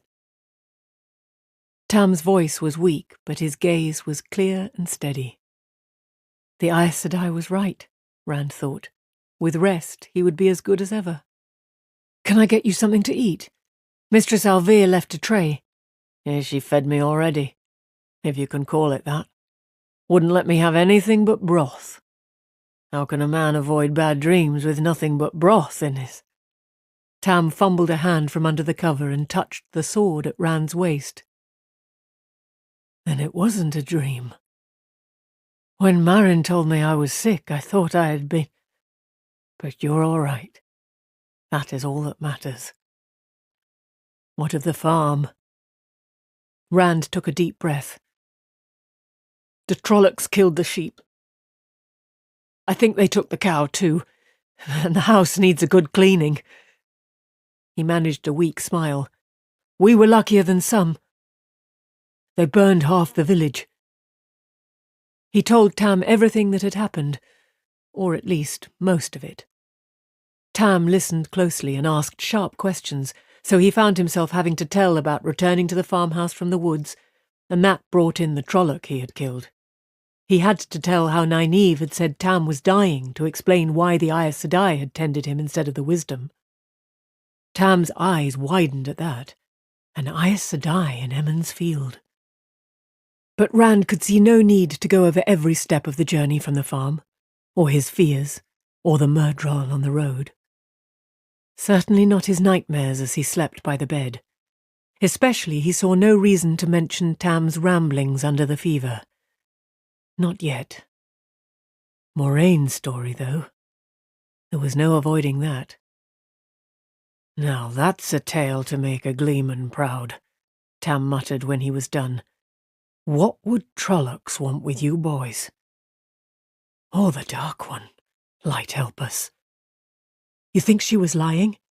Master Alvear said she was telling the truth about only 2 farms being attacked, and about Master Luhan's house and Master Cawthon's. For a moment Tam lay silent before saying, Tell me what she said. Her exact words, mind, just as she said them. Rand struggled. Whoever remembered the exact words they heard? He chewed at his lip and scratched his head, and bit by bit he brought it out as nearly as he could remember. I can't think of anything else, he finished. Some of it I'm not too sure she didn't say a little differently, but it's close anyway. It's good enough. It has to be, doesn't it? You see, lad, Aes Sedai are tricksome. They don't lie, not right out. But the truth an Aes Sedai tells you is not always the truth you think it is. You take care around her. I've heard the stories, Rand retorted. I'm not a child. So you're not, so you're not. Tam sighed heavily, then shrugged in annoyance. I should be going along with you just the same. The world outside the 2 rivers is nothing like Emond's Field. That was an opening to ask about Tam going outside and all the rest of it, but Rand did not take it. His mouth fell open instead. Just like that? I thought you would try to talk me out of it. I thought you'd have 100 reasons I should not go. He realized he had been hoping Tam would have 100 reasons, and good ones. Maybe not 100, Tam said with a snort, but a few did come to mind. Only they don't count for much. If Trollocs are after you, you will be safer in Tar Valon than you could ever be here. Just remember to be wary. Aes Sedai do things for their own reasons, and those are not always the reasons you think. The Gleeman said something like that, Rand said slowly. Then he knows what he's talking about. You listen sharp, think deep, and guard your tongue. That's good advice for any dealings beyond the 2 rivers, but most especially with Aes Sedai, and with warders. Tell Lan something and you've as good as told Moiraine. If he's a warder, then he's bonded to her as sure as the sun rose this morning, and he won't keep many secrets from her, if any. Rand knew little about the bonding between Aes Sedai and warders, though it played a big part in every story about warders he had ever heard. It was something to do with the power, a gift to the warder, or maybe some sort of exchange. The warders got all sorts of benefits, according to the stories. They healed more quickly than other men and could go longer without food or water or sleep. Supposedly they could sense Trollocs if they were close enough, and other creatures of the Dark One too, which explained how Lan and Moraine had tried to warn the village before the attack. As to what the Aes Sedai got out of it, the stories were silent. But he was not about to believe they did not get something. "I'll be careful," Rand said. "I just wish I knew why. It doesn't make any sense. Why me?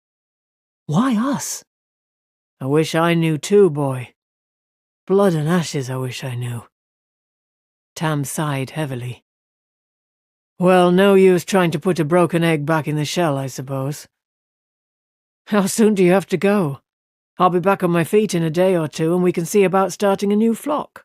Orin Daltrey has some good stock he might be willing to part with the pastures all gone, and so does John Thane." "Moraine, the Aes Sedai said you had to stay in bed." "She said weeks." Tam opened his mouth, but Rand went on. "And she talked to Mistress Alvia." "Oh, well, maybe I can talk Marin around." Tam did not sound hopeful of it, though. He gave Rand a sharp look. "The way you avoided answering means you have to leave soon. Tomorrow? Or tonight?" "Tonight," Rand said quietly, and Tam nodded sadly. "Yes. Well, if it must be done, best not to delay. But we will see about this week's business." He plucked at his blankets with more irritation than strength. "Perhaps I'll follow in a few days anyway. Catch you up on the road. We will see if Marin can keep me in bed when I want to get up." There was a tap at the door, and Lan stuck his head into the room. "Say your goodbyes quickly, sheepherder, and come. There may be trouble." "Trouble?" Rand said, and the warder growled at him impatiently. "Just hurry!"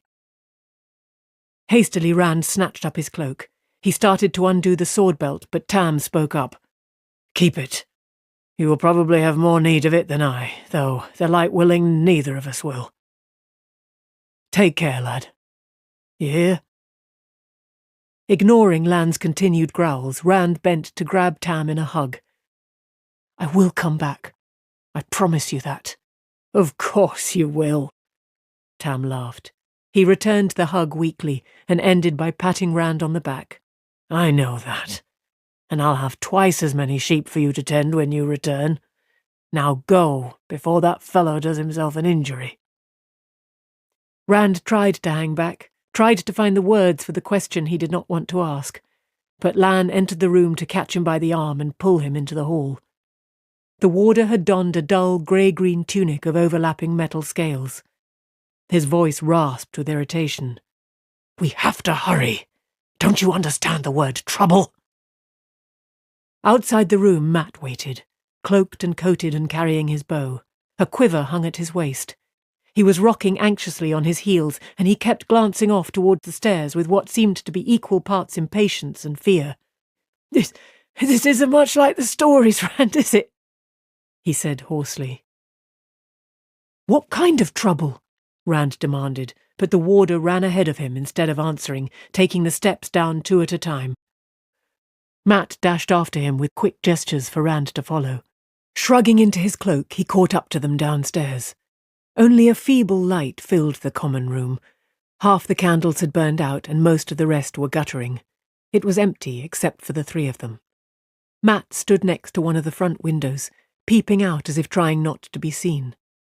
Lan held the door open a crack and peered into the inn yard. Wondering what they could be watching, Rand went to join him.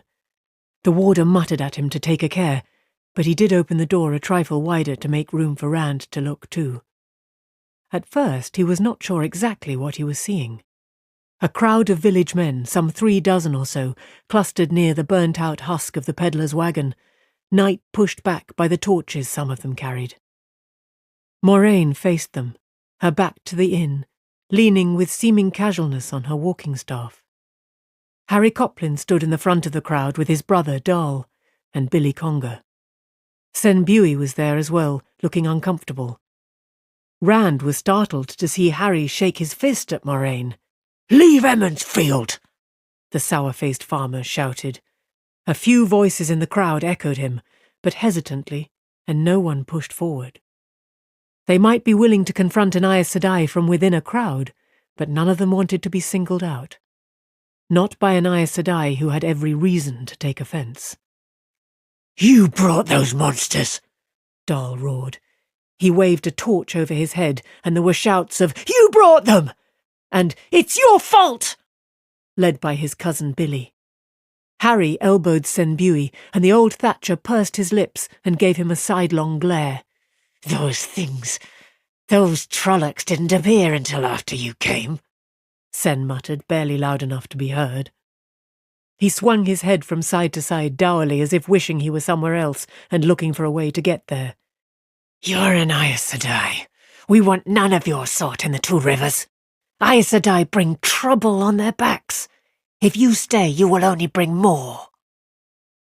His speech brought no response from the gathered villagers, and Harry scowled in frustration.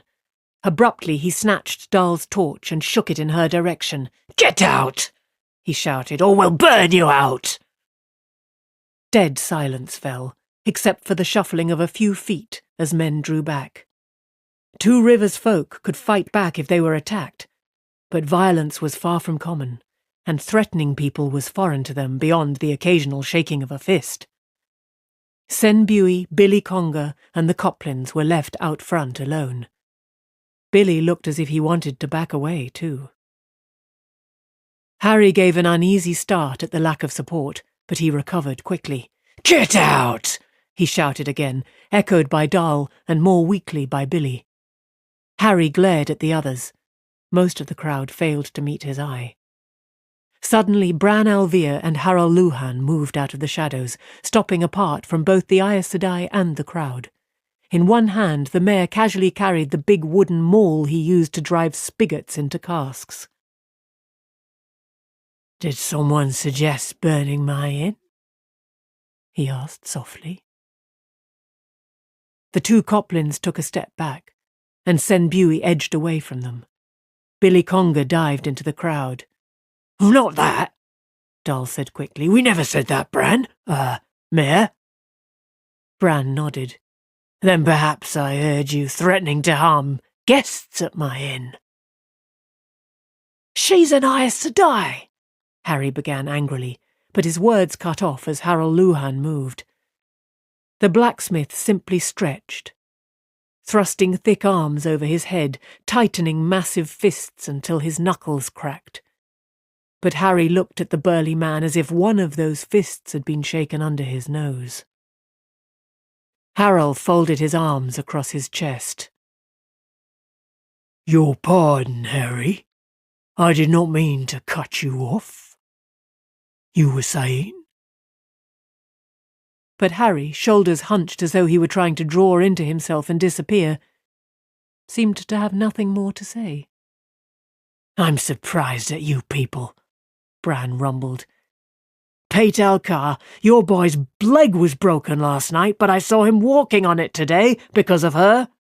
You and Candwin, you were lying on your belly with a gash down your back like a fish for cleaning till she laid hands on you. Now it looks as if it happened a month ago, and unless I misdoubt, there'll be barely a scar. And you, Sen."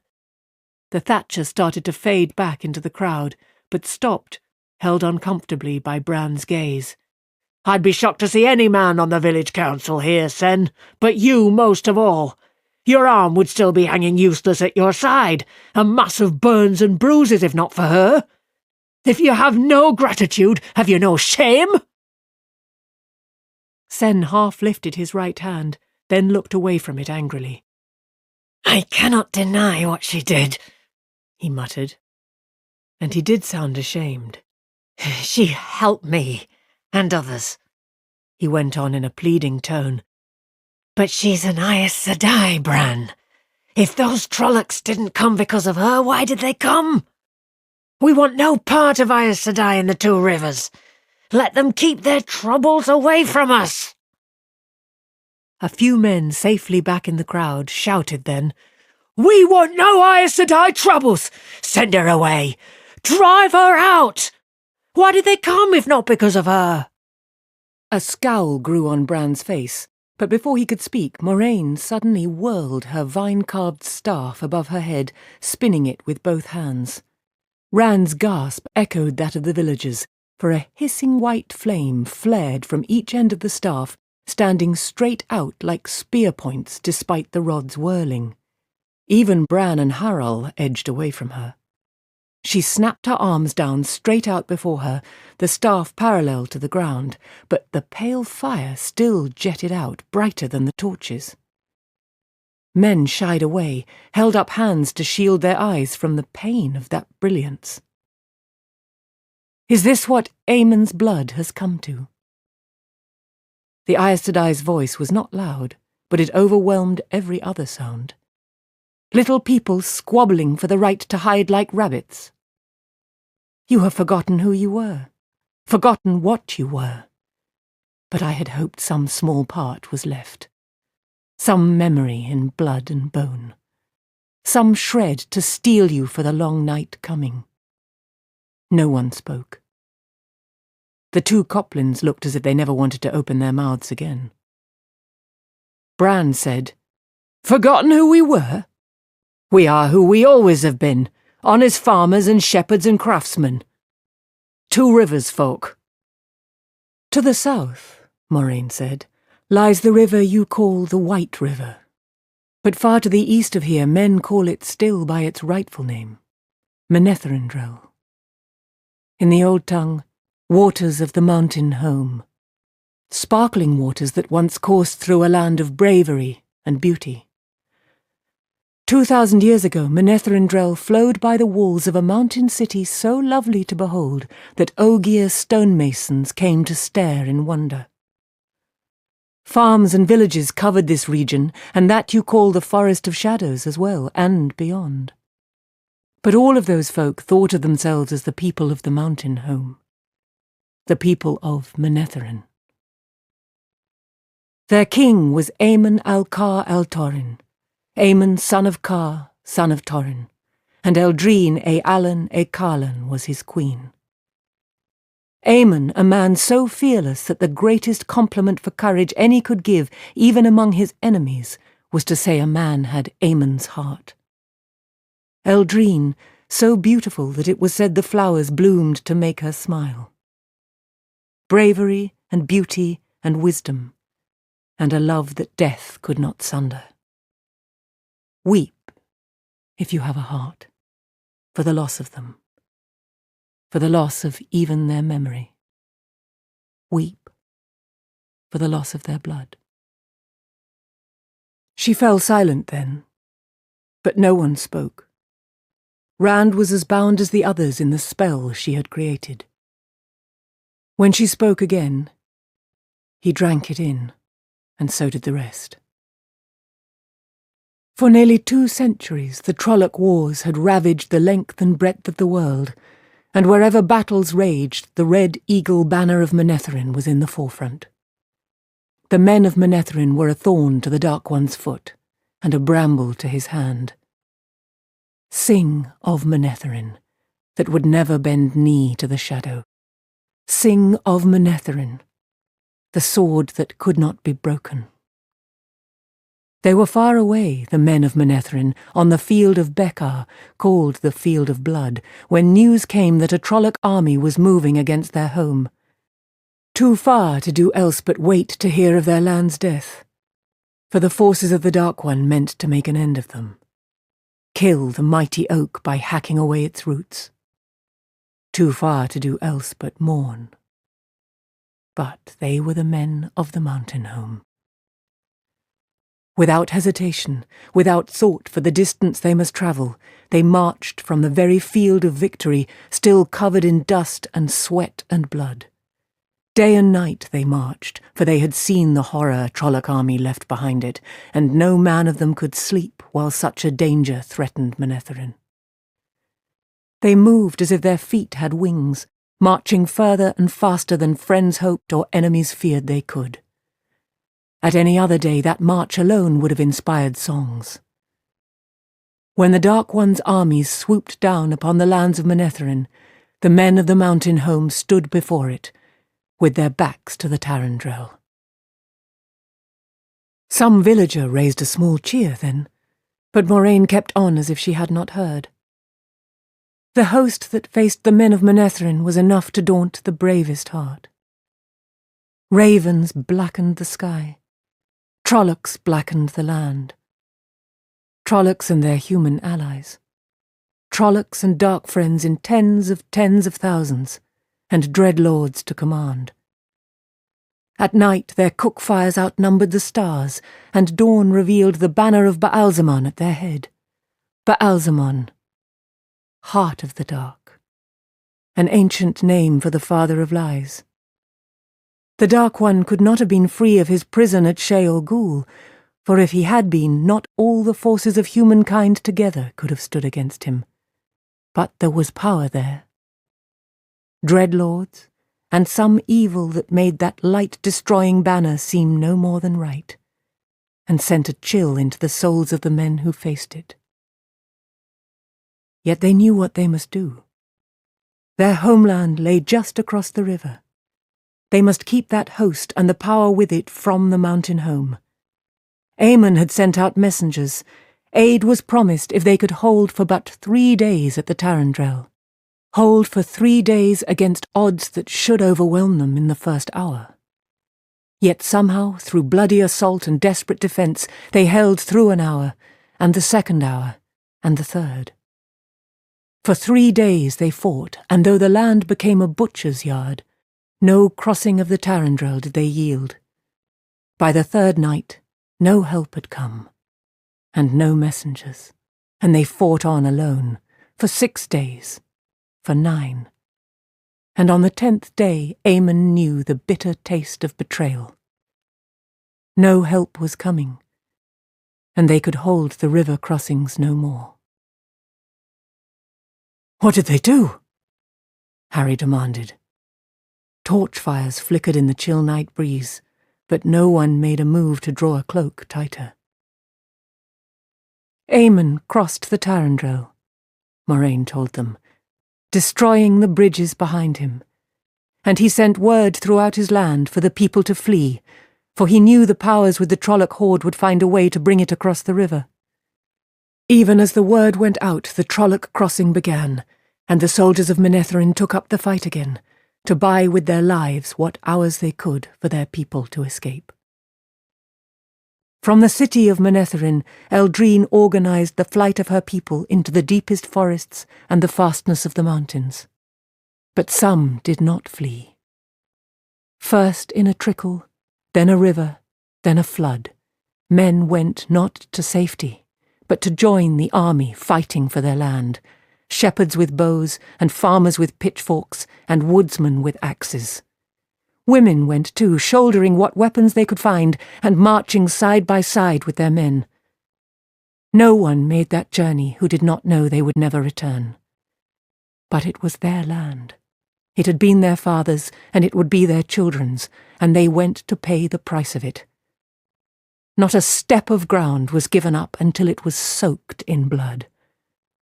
But at last the army of Manetheren was driven back. Back to here, to this place you now call Emond's Field. And here the Trolloc hordes surrounded them. Her voice held the sound of cold tears. Trolloc dead, and the corpses of human renegades piled up in mounds, but always more scrambled over those charnel heaps in waves of death that had no end. There could be but one finish. No man or woman who had stood beneath the banner of the Red Eagle at that day's dawning still lived when night fell. The sword that could not be broken was shattered.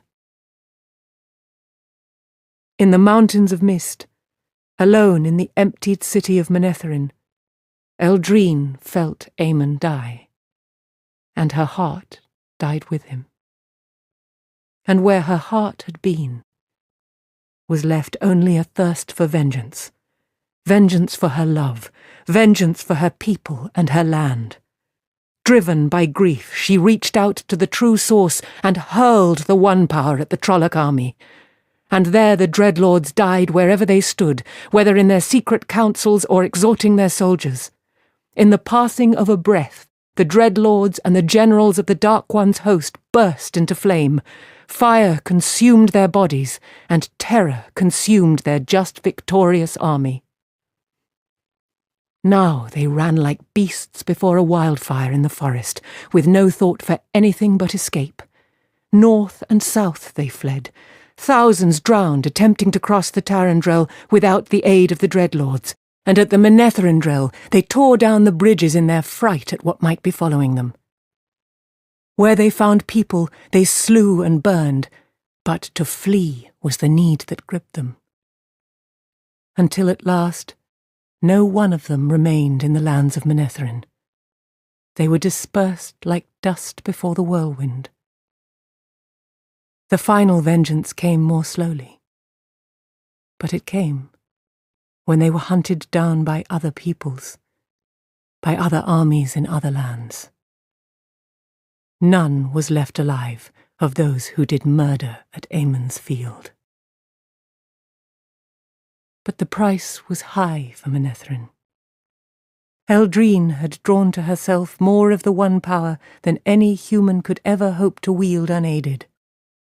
As the enemy generals died, so did she die, and the fires that consumed her consumed the empty city of Manethrin, even the stones of it, down to the living rock of the mountains. Yet the people had been saved. Nothing was left of their farms, their villages, or their great city. Some would say there was nothing left for them, nothing but to flee to other lands where they could begin anew. They did not say so. They had paid such a price in blood and hope for their land as had never been paid before, and now they were bound to that soil by ties stronger than steel. Other wars would rack them in years to come, until at last their corner of the world was forgotten, and at last they had forgotten wars and the ways of war. Never again did Manethrin rise. Its soaring spires and splashing fountains became as a dream that slowly faded from the minds of its people, but they, and their children, and their children's children, held the land that was theirs. They held it when the long centuries had washed the why of it from their memories. They held it until today there is you. Weep for Manethrin. Weep for what is lost forever. The fires on Moraine's staff winked out, and she lowered it to her side as if it weighed 100 pounds. For a long moment the moan of the wind was the only sound. Then Pate Alcar shouldered past the Coplins. "I don't know about your story," the long-jawed farmer said. "I'm no thorn to the Dark One's foot, not ever likely to be neither. But my will is walking because of you, and for that I am ashamed to be here. I don't know if you can forgive me, but whether you will or no, I'll be going. For me, you can stay in Aemon's field as long as you like." With a quick duck of his head, almost a bow, he pushed back through the crowd. Others began to mutter then, offering shame-faced penitence before they, too, slipped away one by one. The Coplins, sour-mouthed and scowling once more, looked at the faces around them, and vanished into the night without a word. Billy Conger had disappeared even before his cousins. Lan pulled Rand back and shut the door. "Let's go, boy." The warder started for the back of the inn. "Come along, both of you. Quickly." Rand hesitated, exchanging a wondering glance with Matt.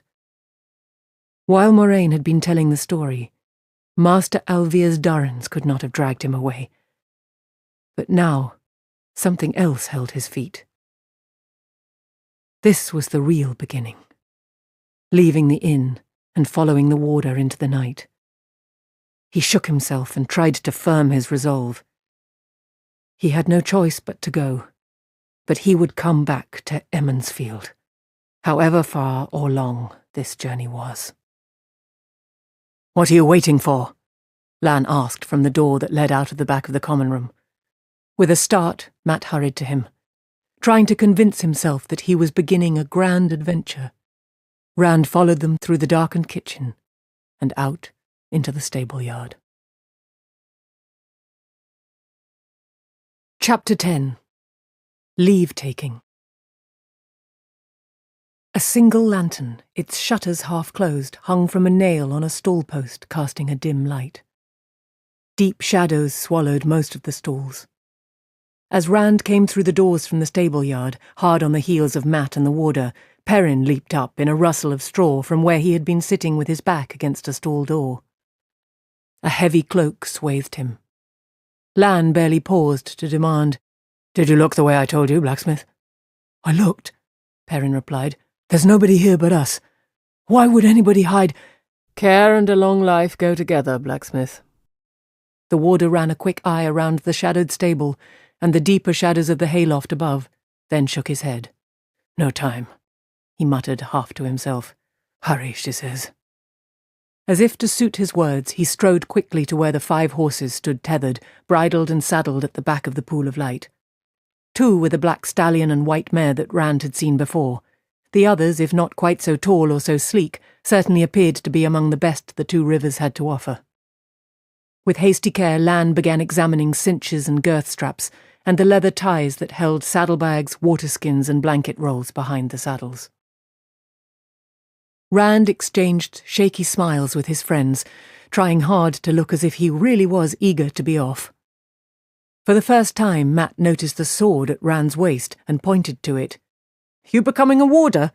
He laughed, then swallowed it with a quick glance at Lan. The warder apparently took no notice. "Or at least a merchant's guard," Matt went on, with a grin that seemed only a little forced. He hefted his bow. "An honest man's weapon isn't good enough for him." Rand thought about flourishing the sword, but Lan being there stopped him. The warder was not even looking in his direction, but he was sure the man was aware of everything that went on around him. Instead, he said with exaggerated casualness, "It might be useful," as if wearing a sword were nothing out of the ordinary. Perrin moved, trying to hide something under his cloak. Rand glimpsed a wide leather belt encircling the apprentice blacksmith's waist, with the handle of an axe thrust through a loop on the belt. "What do you have there?" he asked. "Merchant's guard, indeed," Matt hooted. The shaggy-haired youth gave Matt a frown that suggested he had already had more than his fair share of joking, then sighed heavily and tossed back his cloak to uncover the axe. It was no common woodsman's tool. A broad, half-moon blade on one side of the head and a curved spike on the other made it every bit as strange for the 2 rivers as Rand's sword. Perrin's hand rested on it with a sense of familiarity, though. "Master Luhan made it about 2 years ago for a wool buyer's guard. But when it was done, the fellow wouldn't pay what he had agreed, and Master Luhan would not take less. He gave it to me when—" He cleared his throat, then shot Rand the same warning frown he'd given Matt, "when he found me practicing with it. He said I might as well have it, since he couldn't make anything useful from it." "Practicing?" Matt snickered, but held up his hand soothingly when Perrin raised his head. "As you say, it's just as well one of us knows how to use a real weapon." "That bow is a real weapon," Lan said suddenly. He propped an arm across the saddle of his tall black and regarded them gravely. "So are the slings I've seen you village boys with. Just because you never used them for anything but hunting rabbits or chasing a wolf away from the sheep makes no difference. Anything can be a weapon if the man or woman who holds it has the nerve and will to make it so. Trollocs aside, you had better have that clear in your minds before we leave the 2 rivers, before we leave Emmonsfield, if you want to reach Tarvalon alive." His face and voice, cold as death and hard as a rough-hewn gravestone, stifled their smiles and their tongues. Perrin grimaced and pulled his cloak back over the axe. Matt stared at his feet and stirred the straw on the stable floor with his toe. The warder grunted and went back to his checking, and the silence lengthened. "It isn't much like the stories," Matt said finally. "I don't know," Perrin said sourly. "Trollocs, a warder, an Aes Sedai. What more could you ask?" "Aes Sedai," Matt whispered, sounding as if he was suddenly cold. "Do you believe her, Rand?" Perrin asked. "I mean, what would Trollocs want with us?" As one, they glanced at the warder. Lan appeared absorbed in the white mare's saddle girth, but the three of them moved back toward the stable door, away from Lan. Even so, they huddled together and spoke softly. Rand shook his head. "I don't know, but she had it right about our farms being the only ones attacked, and they attacked Master Luhan's house and the forge first, here in the village. I asked the mayor. It's as easy to believe they are after us as anything else I can think of." Suddenly he realized they were both staring at him. "You asked the mayor?" Matt said incredulously. "She said not to tell anybody." "I didn't tell him why I was asking," Rand protested. "Do you mean you didn't talk to anybody at all? You didn't let anybody know you're going?" Perrin shrugged defensively. "Moraine Sedai said not anybody."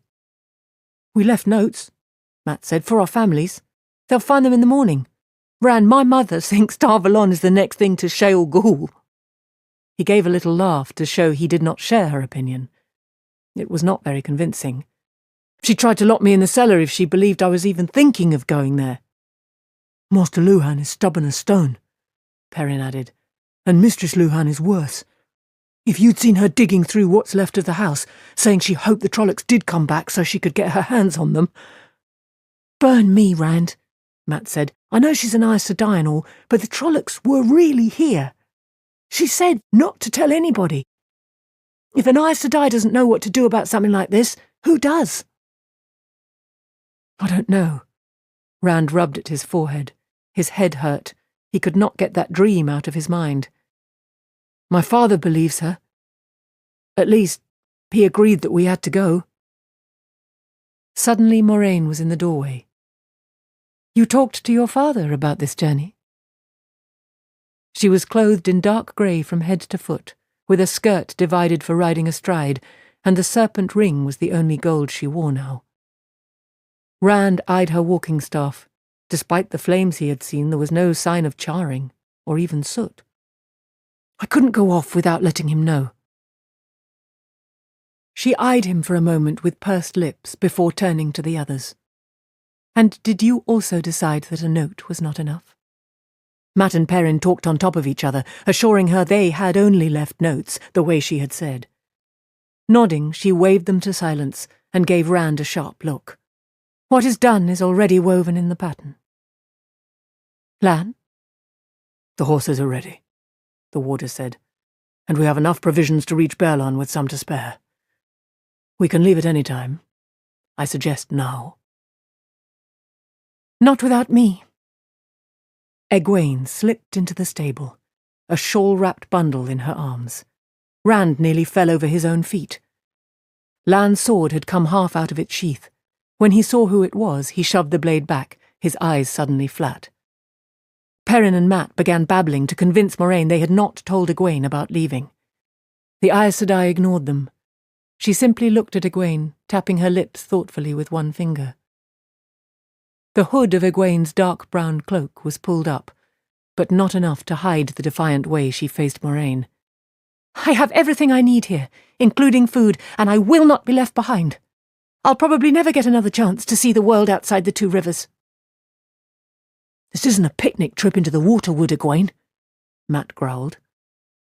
He stepped back when she looked at him from under lowered brows. "Thank you, Matt. I wouldn't have known. Do you think you three are the only ones who want to see what's outside? I've dreamt about it as long as you have, and I don't intend to miss this chance." "How did you find out we were leaving?" Rand demanded. "Anyway, you can't go with us. We aren't leaving for the fun of it. The Trollocs are after us." She gave him a tolerant look, and he flushed and stiffened indignantly. "First," she told him patiently, "I saw Matt creeping about, trying hard not to be noticed. Then I saw Perrin attempting to hide that absurd great axe under his cloak. I knew Lan had bought a horse, and it suddenly occurred to me to wonder why he needed another. And if he could buy one, he could buy others.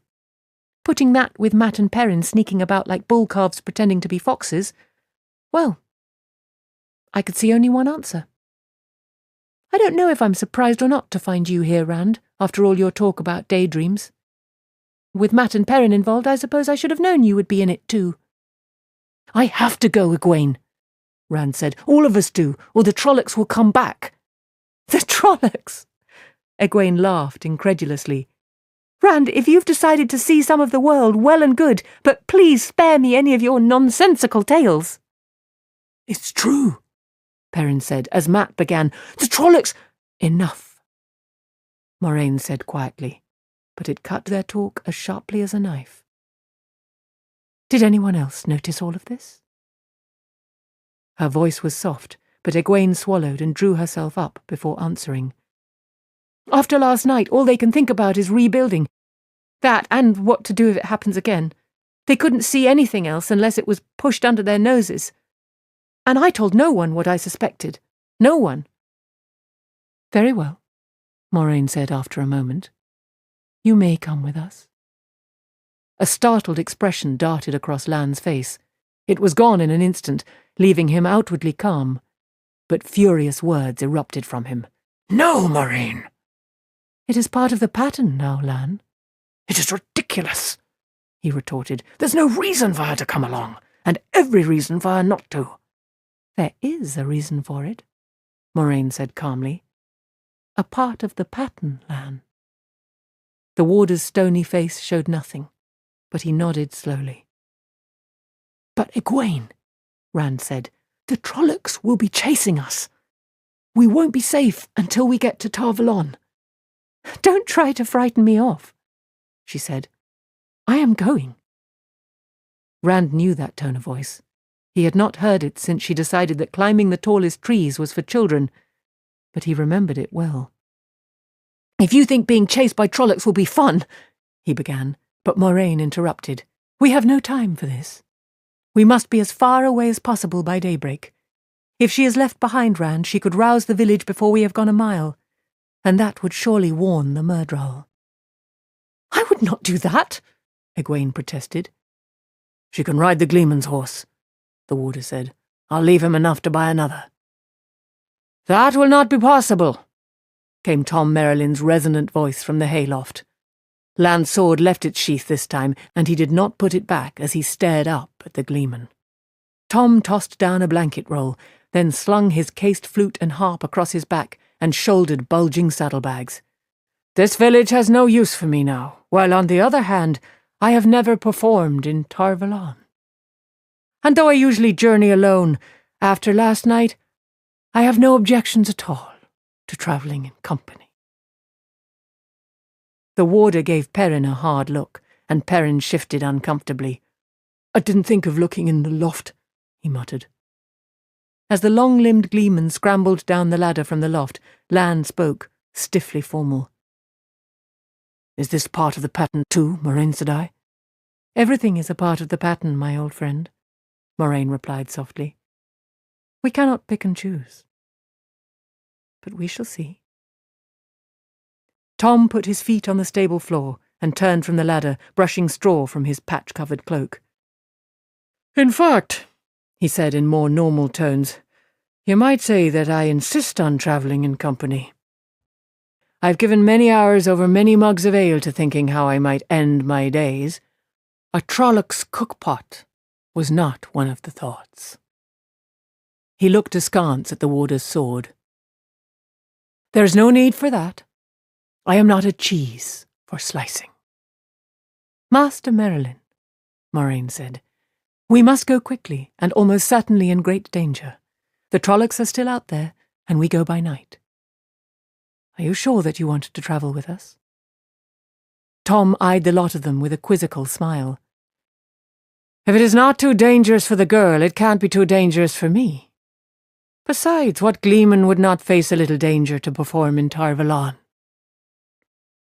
Moraine nodded, and Lan scabbarded his sword. Rand suddenly wondered what would have happened if Tom had changed his mind, or if Moraine had not nodded.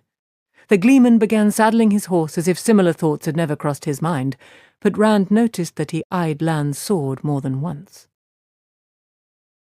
"Now," Moraine said, "what horse for Egwene?"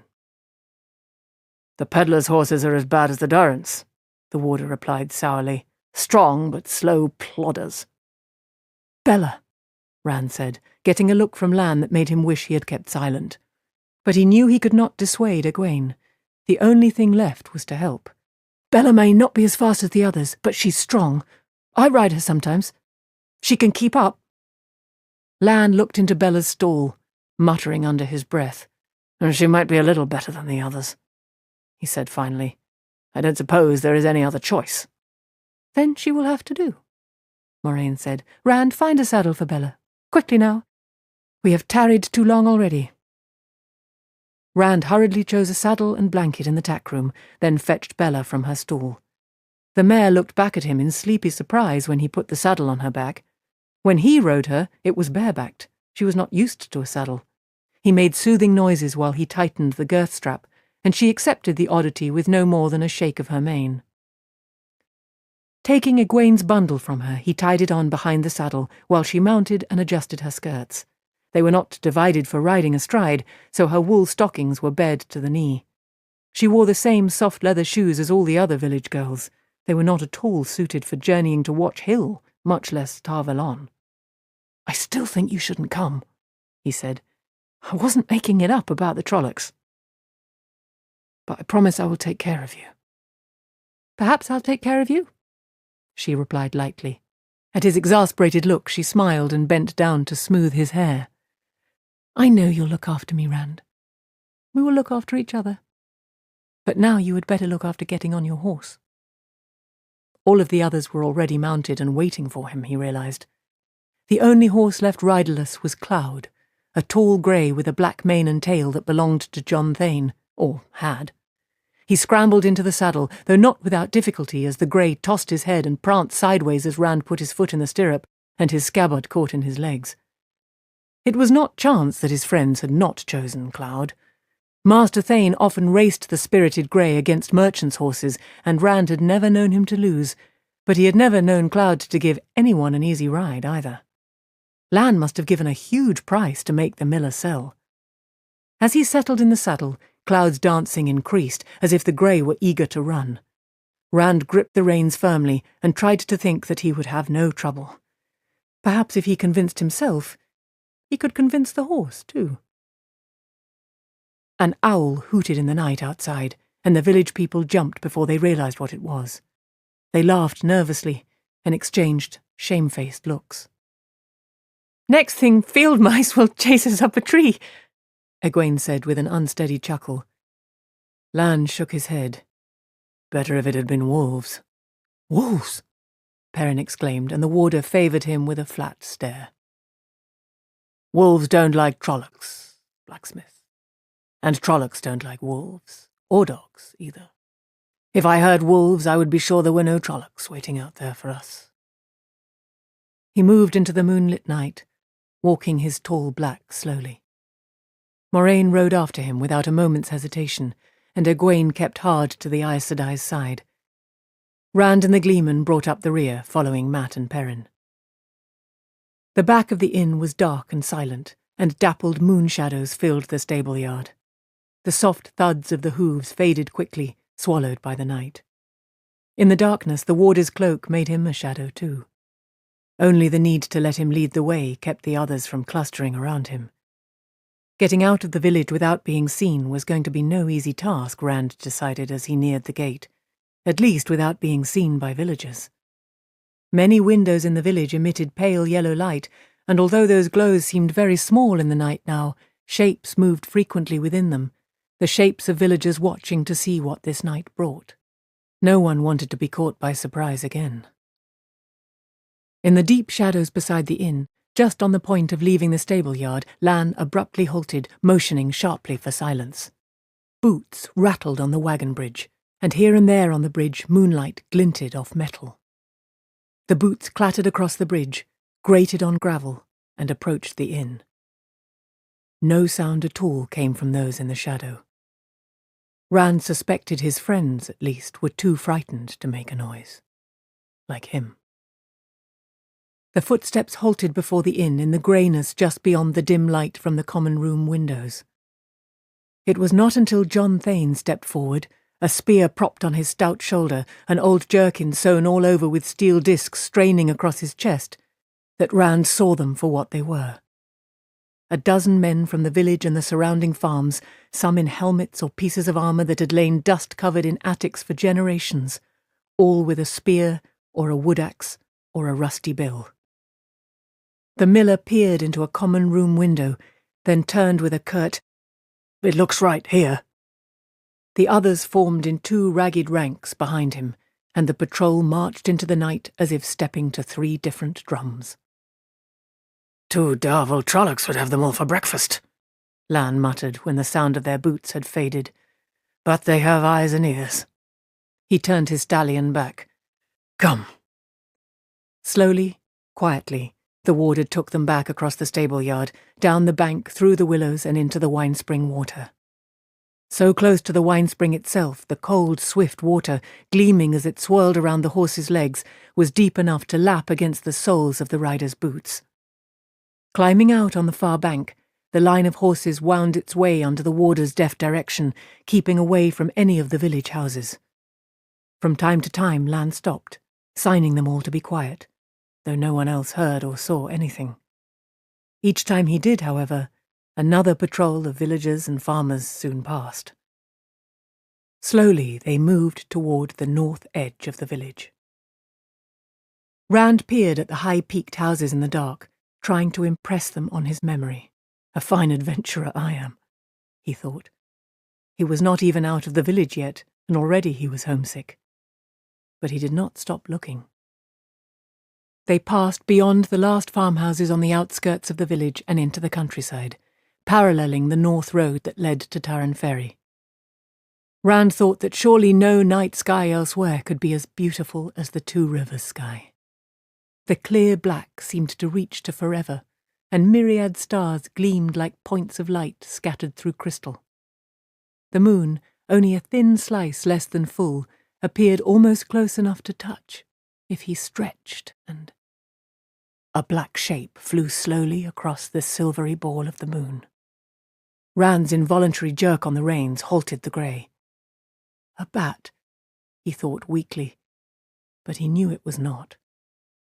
Bats were a common sight of an evening, darting after flies and bite-me's in the twilight. The wings that carried this creature might have the same shape, but they moved with the slow, powerful sweep of a bird of prey. And it was hunting. The way it cast back and forth in long arcs left no doubt of that. Worst of all was the size.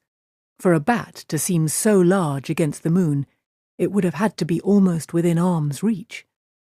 He tried to judge in his mind how far away it must be, and how big. The body of it had to be as large as a man, and the wings.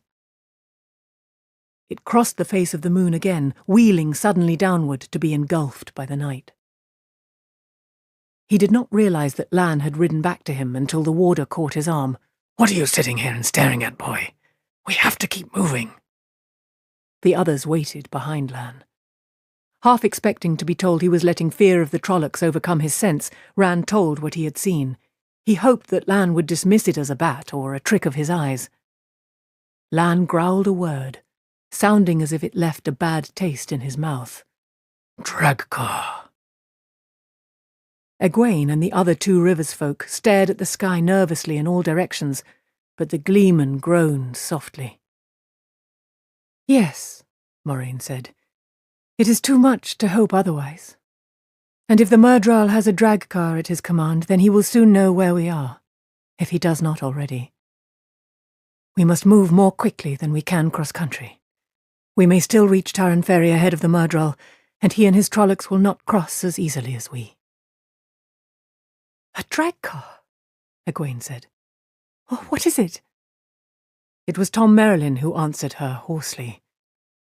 In the war that ended the Age of Legends, worse than Trollocs and half-men were created. Moraine's head jerked toward him as he spoke. Not even the dark could hide the sharpness of her look. Before anyone could ask the Gleeman for more, Lan began giving directions. We take to the North Road now. For your lives, follow my lead. Keep up and keep together. He wheeled his horse about, and the others galloped wordlessly after him. Chapter 11. The Road to Tarren Ferry. On the hard-packed dirt of the North Road, the horses stretched out, manes and tails streaming back in the moonlight as they raced northward, hooves pounding a steady rhythm. Lan led the way, black horse and shadow-clad rider all but invisible in the cold night. Moraine's white mare, matching the stallion stride for stride, was a pale dart speeding through the dark. The rest followed in a tight line, as if they were all tied to a rope with one end in the warder's hands. Rand galloped last in line, with Tom Merrilin just ahead and the others less distinct beyond. The Gleeman never turned his head, reserving his eyes for where they ran, not what they ran from. If Trollocs appeared behind, or the Fade on its silent horse, or that flying creature, the drag car, it would be up to Rand to sound an alarm. Every few minutes he craned his neck to peer behind while he clung to Cloud's mane and reins. The drag car. Worse than Trollocs and Fades, Tom had said. But the sky was empty, and only darkness and shadows met his eyes on the ground. Shadows that could hide an army.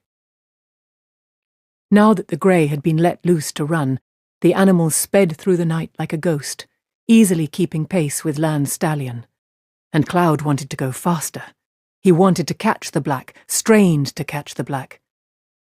Rand had to keep a firm hand on the reins to hold him back. Cloud lunged against his restraint as if the grey thought this were a race, fighting him for mastery with every stride. Rand clung to saddle and reins with every muscle taut. Fervently he hoped his mount did not detect how uneasy he was. If Cloud did, he would lose the one real edge he held, however precariously. Lying low on Cloud's neck, Rand kept a worried eye on Bella and on her rider. When he had said the shaggy mare could stay with the others, he had not meant on the run. She kept up now only by running as he had not thought she could. Lan had not wanted Egwene in their number. Would he slow for her if Bella began to flag, or would he try to leave her behind? The Aes Sedai and the warder thought Rand and his friends were important in some way, but for all of Moraine's talk of the pattern, he did not think they included Egwene in that importance. If Bella fell back, he would fall back too, whatever Moraine and Lan had to say about it, back where the Fade and the Trollocs were, back where the drag car was. With all his heart and desperation, he silently shouted at Bella to run like the wind, silently tried to will strength into her. Run! His skin prickled, and his bones felt as if they were freezing, ready to split open. The light help her run! And Bella ran. On and on they sped, northward into the night, time fading into an indistinct blur. Now and again the lights of farmhouses flashed into sight, then disappeared as quickly as imagination. Dogs' sharp challenges faded swiftly behind or cut off abruptly as the dogs decided they had been chased away. They raced through darkness relieved only by watery pale moonlight, a darkness where trees along the road loomed up without warning, then were gone.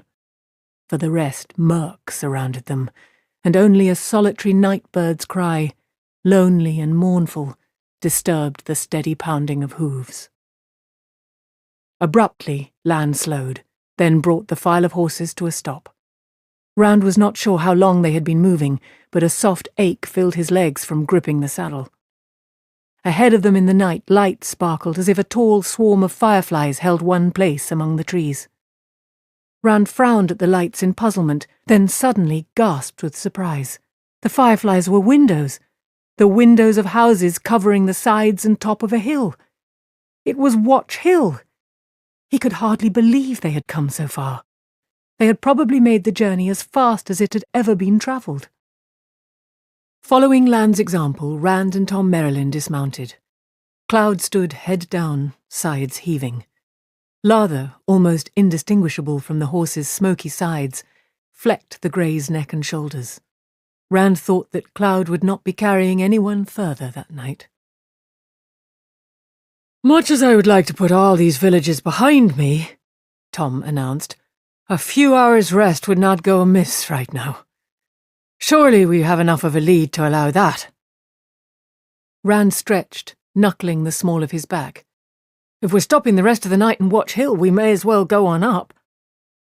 A vagrant gust of wind brought a fragment of song from the village and smells of cooking that made his mouth water. They were still celebrating in Watch Hill. There had been no Trollocs to disturb their Beltane. He looked for Egwene. She was leaning against Bella, slumped with weariness. The others were climbing down as well, with many a sigh and much stretching of aching muscles. Only the warder and the Aes Sedai showed no visible sign of fatigue. "Oh, I could do with some singing," Matt put in tiredly. "And maybe a hot mutton pie at the White Boar." Pausing, he added, "I've never been further than Watch Hill. The White Boar is not nearly as good as the Wine Spring Inn." "The White Boar isn't so bad," Perrin said. "A mutton pie for me, too. And lots of hot tea to take the chill off my bones." "We cannot stop until we are across the Tarn," Lan said sharply. "Not for more than a few minutes." "But the horses," Rand protested. "We'll run them to death if we try to go any further tonight. Moraine Sedai, surely you—" He had vaguely noticed her moving among the horses, but he had not paid any real attention to what she did. Now she brushed past him to lay her hands on Cloud's neck. Rand fell silent. Suddenly the horse tossed his head with a soft whicker, nearly pulling the reins from Rand's hands. The grey danced a step sideways, as restive as if he had spent a week in a stable. Without a word, Moraine went to Bella. "I did not know she could do that," Rand said softly to Lan, his cheeks hot. "You, of all people, should have suspected it," the warder replied. "You watched her with your father. She will wash all the fatigue away, first from the horses, then from the rest of you." "The rest of us? Not you?" "Not me, sheepherder. I don't need it, not yet. And not her. What she can do for others, she cannot do for herself. Only one of us will ride tired. You had better hope she does not grow too tired before we reach Tarvalon." "Too tired for what?" Rand asked the warder. "You were right about your Bella, Rand," Moraine said from where she stood by the mare. "She has a good heart, and as much stubbornness as the rest of you Two Rivers folk. Strange as it seems, she may be the least weary of all."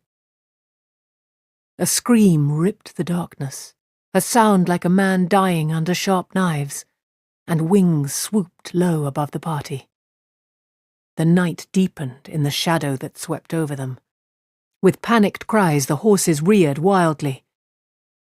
The wind of the dragcar's wings beat at Rand with a feel like the touch of slime, like chittering in the dank dimness of a nightmare. He had no time even to feel the fear of it, for Cloud exploded into the air with a scream of his own, twisting desperately as if attempting to shake off some clinging thing. Rand, hanging onto the reins, was jerked off his feet and dragged across the ground. Cloud screaming as though the big grey felt wolves tearing at his hocks. Somehow he maintained his grip on the reins. Using the other hand as much as his legs, he scrambled onto his feet, taking leaping, staggering steps to keep from being pulled down again. His breath came in ragged pants of desperation. He could not let Cloud get away. He threw out a frantic hand, barely catching the bridle. Cloud reared, lifting him into the air. Rand clung helplessly, hoping against hope that the horse would quieten.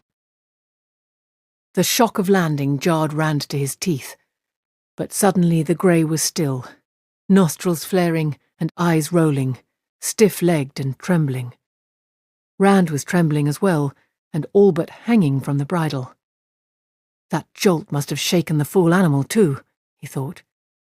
He took 3 or 4 deep, shaky breaths. Only then could he look around and see what had happened to the others. Chaos reigned among the party. They clutched reins against jerking heads, trying with little success to calm the rearing horses that dragged them about in a milling mass.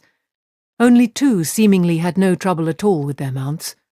Moraine sat straight in her saddle, the white mare stepping delicately away from the confusion as if nothing at all out of the ordinary had happened. On foot, Lan scanned the sky, sword in one hand and reins in the other. The sleek black stallion stood quietly beside him. Sounds of merrymaking no longer came from Watch Hill. Those in the village must have heard the cry too. Rand knew they would listen a while, and perhaps watch for what had caused it, then return to their jollity.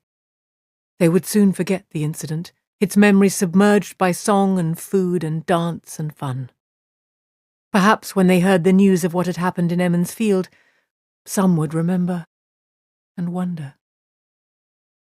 A fiddle began to play, and after a moment a flute joined in. The village was resuming its celebration. "Mount," Lan commanded curtly. Sheathing his sword, he leaped onto the stallion. The drag car would not have showed itself unless it had already reported our whereabouts to the Murdral. Another strident shriek drifted down from far above, fainter, but no less harsh. The music from Watch Hill silenced raggedly once more. It tracks us now, marking us for the half-man. He won't be far. The horses, fresh now as well as fear-struck, pranced and backed away from those trying to mount. A cursing Tom Merrilin was the first into his saddle, but the others were up soon after. All but one. "Hurry, Rand!" Egwene shouted. The drag car gave shrill voice once more, and Bella ran a few steps before she could rein the mare in. "Hurry!" With a start, Rand realized that instead of trying to mount Cloud, he had been standing there staring at the sky in a vain attempt to locate the source of those vile shrieks. More, all unaware, he had drawn Tam's sword, as if to fight the flying thing. His face reddened, making him glad for the night to hide him. Awkwardly, with one hand occupied by the reins, he resheathed the blade, glancing hastily at the others.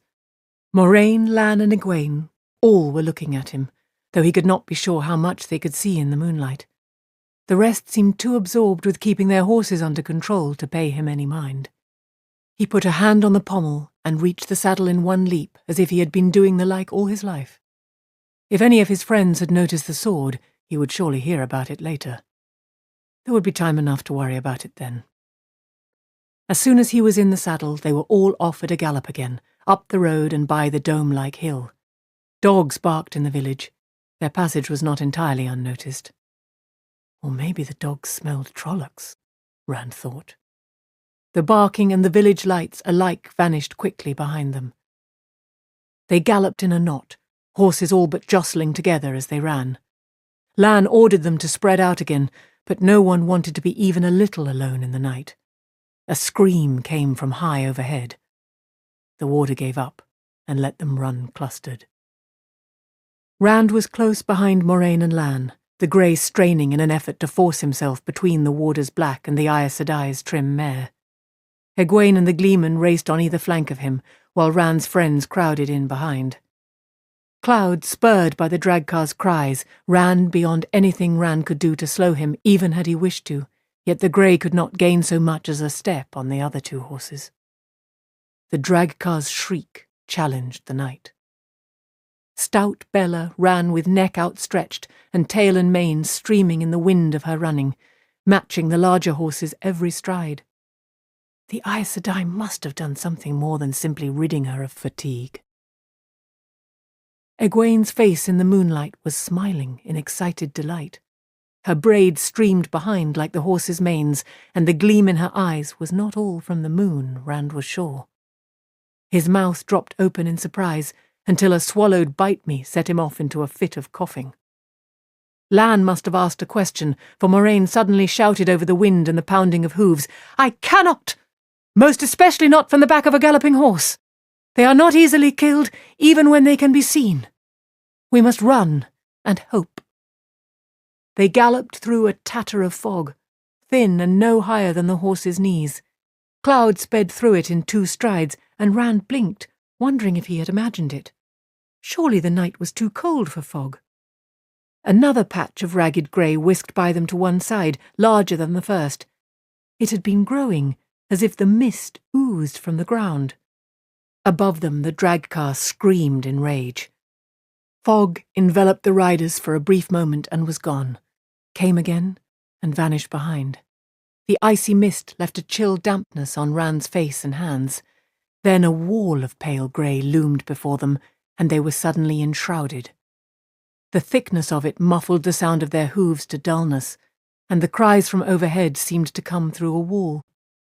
Rand could only just make out the shapes of Egwene and Tom Merrilin on either side of him. Lan did not slow their pace. "There is still only one place we can be going," he called, his voice sounding hollow and directionless. "Murdrala sly," Moraine replied. "I will use its own slyness against it." They galloped on silently. Slaty mist obscured both sky and ground, so that the riders, themselves turned to shadow, appeared to float through night clouds. Even the legs of their own horses seemed to have vanished. Rand shifted in his saddle, shrinking away from the icy fog. Knowing that Moraine could do things, even seeing her do them, was one thing. Having those things leave his skin damp was something else again. He realized he was holding his breath, too, and called himself 9 kinds of idiot. He could not ride all the way to Tarrant Ferry without breathing. She had used the 1 power on Tam, and he seemed all right. Still, he had to make himself let that breath go, and inhale. The air was heavy, but if colder, it was otherwise no different than that on any other foggy night. He told himself that, but he was not sure he believed it. Lan encouraged them to keep close now, to stay where each could see the outlines of others in that damp, frosty greyness. Yet the warder still did not slacken his stallion's dead run. Side by side, Lan and Moraine led the way through the fog as if they could see clearly what lay ahead. The rest could only trust and follow. And hope. The shrill cries that had hounded them faded as they galloped and then were gone. But that gave small comfort. Forest and farmhouses, moon and road were shrouded and hidden. Dogs still barked, hollow and distant in the grey haze when they passed farms, but there was no other sound save the dull drumming of their horses' hooves. Nothing in that featureless ashen fog changed. Nothing gave any hint of the passage of time except the growing ache in thigh and back. It had to have been hours, Rand was sure. His hands had clutched his reins until he was not sure he could release them, and he wondered if he would ever walk properly again. He glanced back only once. Shadows in the fog raced behind him, but he could not even be certain of their number, or even that they really were his friends. The chill and damp soaked through his cloak and coat and shirt, soaked into his bones, so it seemed. Only the rush of air past his face and the gather and stretch of the horse beneath him told him he was moving at all. It must have been hours. "Slow," Lan called suddenly. "Draw rein." Rand was so startled that Cloud forced between Lan and Moraine, forging ahead for 6 strides before he could pull the big grey to a halt and stare. Houses loomed in the fog on all sides, houses strangely tall to Rand's eye. He had never seen this place before, but he had often heard descriptions. That tallness came from high red-stone foundations, necessary when the spring melt in the mountains of mist made the Tarrant overflow its banks. They had reached Tarrant Ferry. Lan trotted the black warhorse past him. "Don't be so eager, sheepherder." Discomfited, Rand fell into place without explaining, as the party moved deeper into the village. His face was hot, and for the moment the fog was welcome. A lone dog, unseen in the cold mist, barked at them furiously, then ran away. Here and there a light appeared in a window as some early riser stirred. Other than the dog, no sound save the muted clops of their horses' hooves disturbed the last hour of the night. Rand had met few people from Tarrant Ferry. He tried to recall what little he knew about them. They seldom ventured down into what they called the lower villages, with their noses up as if they smelled something bad. The few he had met bore strange names like Hilltop and Stoneboat.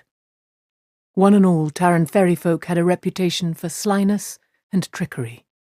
If you shook hands with a Tarrant Ferryman, people said, you counted your fingers afterwards.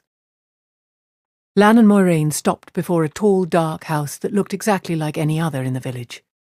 Fog swirled around the warder like smoke as he leaped from his saddle and mounted the stairs that rose to the front door, as high above the street as their heads. At the top of the stairs, Lan hammered with his fist on the door. "I thought you wanted quiet," Matt muttered. Lan's pounding went on. A light appeared in the window of the next house, and someone shouted angrily, but the warder kept on with his drumming. Abruptly, the door was flung back by a man in a nightshirt that flapped about his bare ankles. An oil lamp in one hand illumined a narrow face with pointed features. He opened his mouth angrily, then let it stay open as his head swiveled to take in the fog, eyes bulging. "What's this?" he said. "What's this?" Chill grey tendrils curled into the doorway, and he hurriedly stepped back away from them. "Master Hightower," Lan said. "Just the man I need. We want to cross over on your ferry." "He never even saw a Hightower," Matt snickered. Rand made shushing motions at his friend. The sharp-faced fellow raised his lamp higher and peered down at them suspiciously. After a minute, Master Hightower said crossly, "The ferry goes over in daylight, not in the night, not ever, and not in this fog neither. Come back when the sun's up and the fog's gone." He started to turn away, but Lan caught his wrist. The ferryman opened his mouth angrily. Gold glinted in the lamplight as the warder counted out coins, one by one, into the other's palm. Hightower licked his lips as the coins clinked, and by inches his head moved closer to his hand as if he could not believe what he was seeing. "And as much again," Lan said, "when we are safely on the other side. But we leave now." "Now?" Chewing his lower lip, the ferrety man shifted his feet and peered out at the mist-laden night, then nodded abruptly. "Now it is. Well, let loose my wrist. I have to rouse my haulers. You don't think I'd pull the ferry across myself, do you?" "I will wait at the ferry," Lan said flatly. "For a little while." He released his hold on the ferryman. Master Hightower jerked the handful of coins to his chest, and, nodding agreement, hastily shoved the door closed with his hip. Chapter 12. Across the Tarrant. Lan came down the stairs, telling the company to dismount and lead their horses after him through the fog. Again, they had to trust that the warder knew where he was going. The fog swirled around Rand's knees, hiding his feet, obscuring everything more than a yard away. The fog was not as heavy as it had been outside the town, but he could barely make out his companions. Still, no human stirred in the night except for them. A few more windows than before showed a light, but the thick mist turned most of them to dim patches, and as often as not that hazy glow hanging in the grey was all that was visible. Other houses, revealing a little more, seemed to float on a sea of cloud or to thrust abruptly out of the mist while their neighbours remained hidden, so that they could have stood alone for miles around. Rand moved stiffly from the ache of the long ride, wondering if there was any way he could walk the rest of the way to Tarvalon. Not that walking was much better than riding at that moment, of course, but even so, his feet were almost the only part of him that was not sore. At least he was used to walking. Only once did anyone speak loudly enough for Rand to hear clearly. "You must handle it," Moiraine said in answer to something unheard from Lan. "He will remember too much as it is, and no help for it, if I stand out in his thoughts."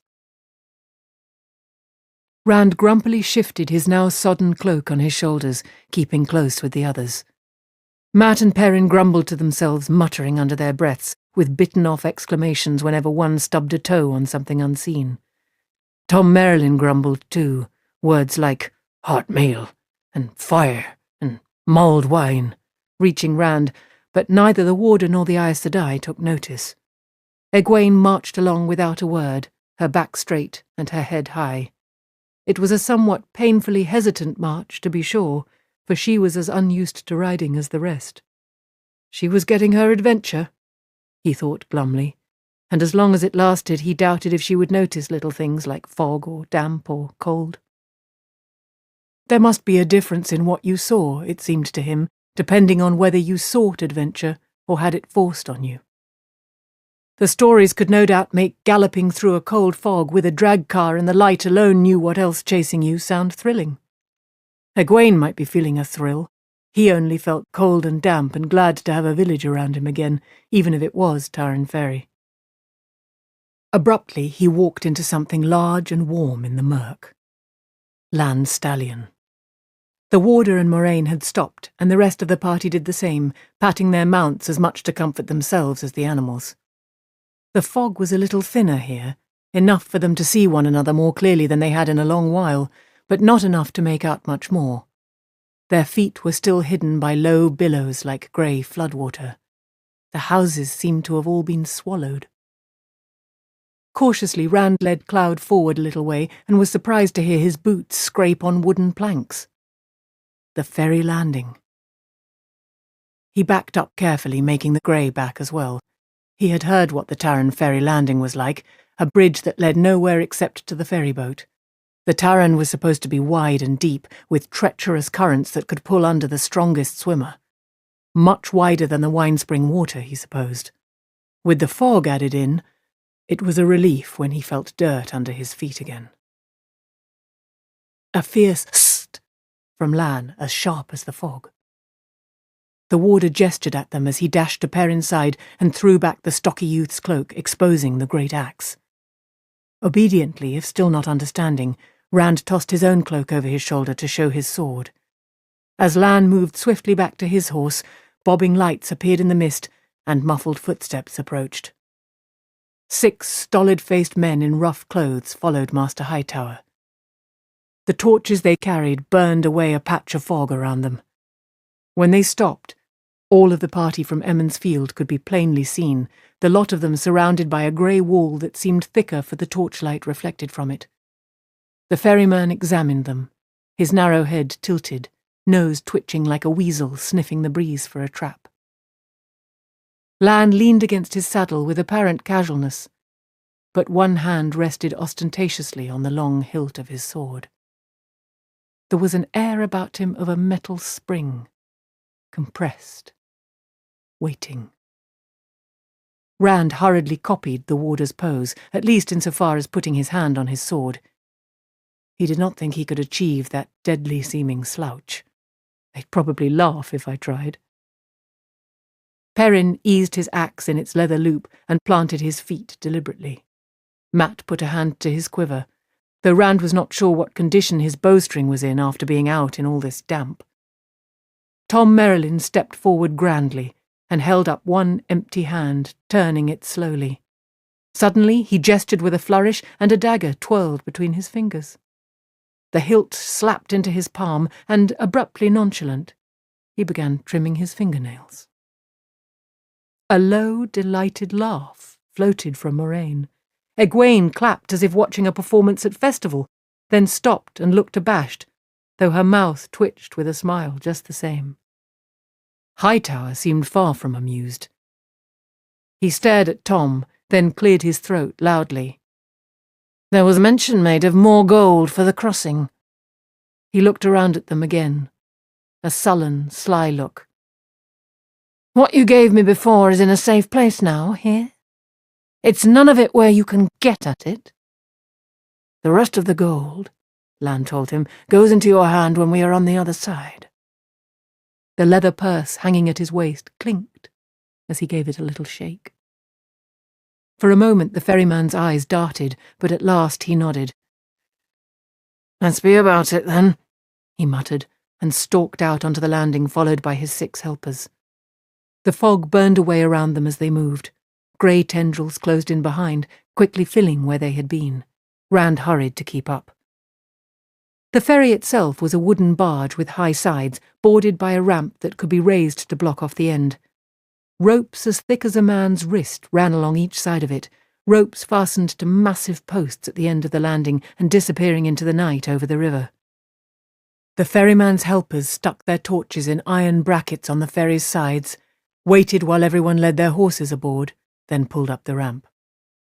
The deck creaked beneath hooves and shuffling feet, and the ferry shifted with the weight. Hightower muttered half under his breath, growling for them to keep the horses still and stay to the centre, out of the hauler's way. He shouted at his helpers, chivying them as they readied the ferry to cross, but the men moved at the same reluctant speed whatever he said, and he was half-hearted about it, often cutting off in mid-shout to hold his torch high and peer into the fog. Finally he stopped shouting altogether and went to the bow, where he stood staring into the mist that covered the river. He did not move until one of the haulers touched his arm. Then he jumped, glaring. "What? Oh, you was it? Ready? About time. Well, man, what are you waiting for?" He waved his arms, heedless of the torch and the way the horses whickered, and tried to move back. "Cast off! Give way! Move!"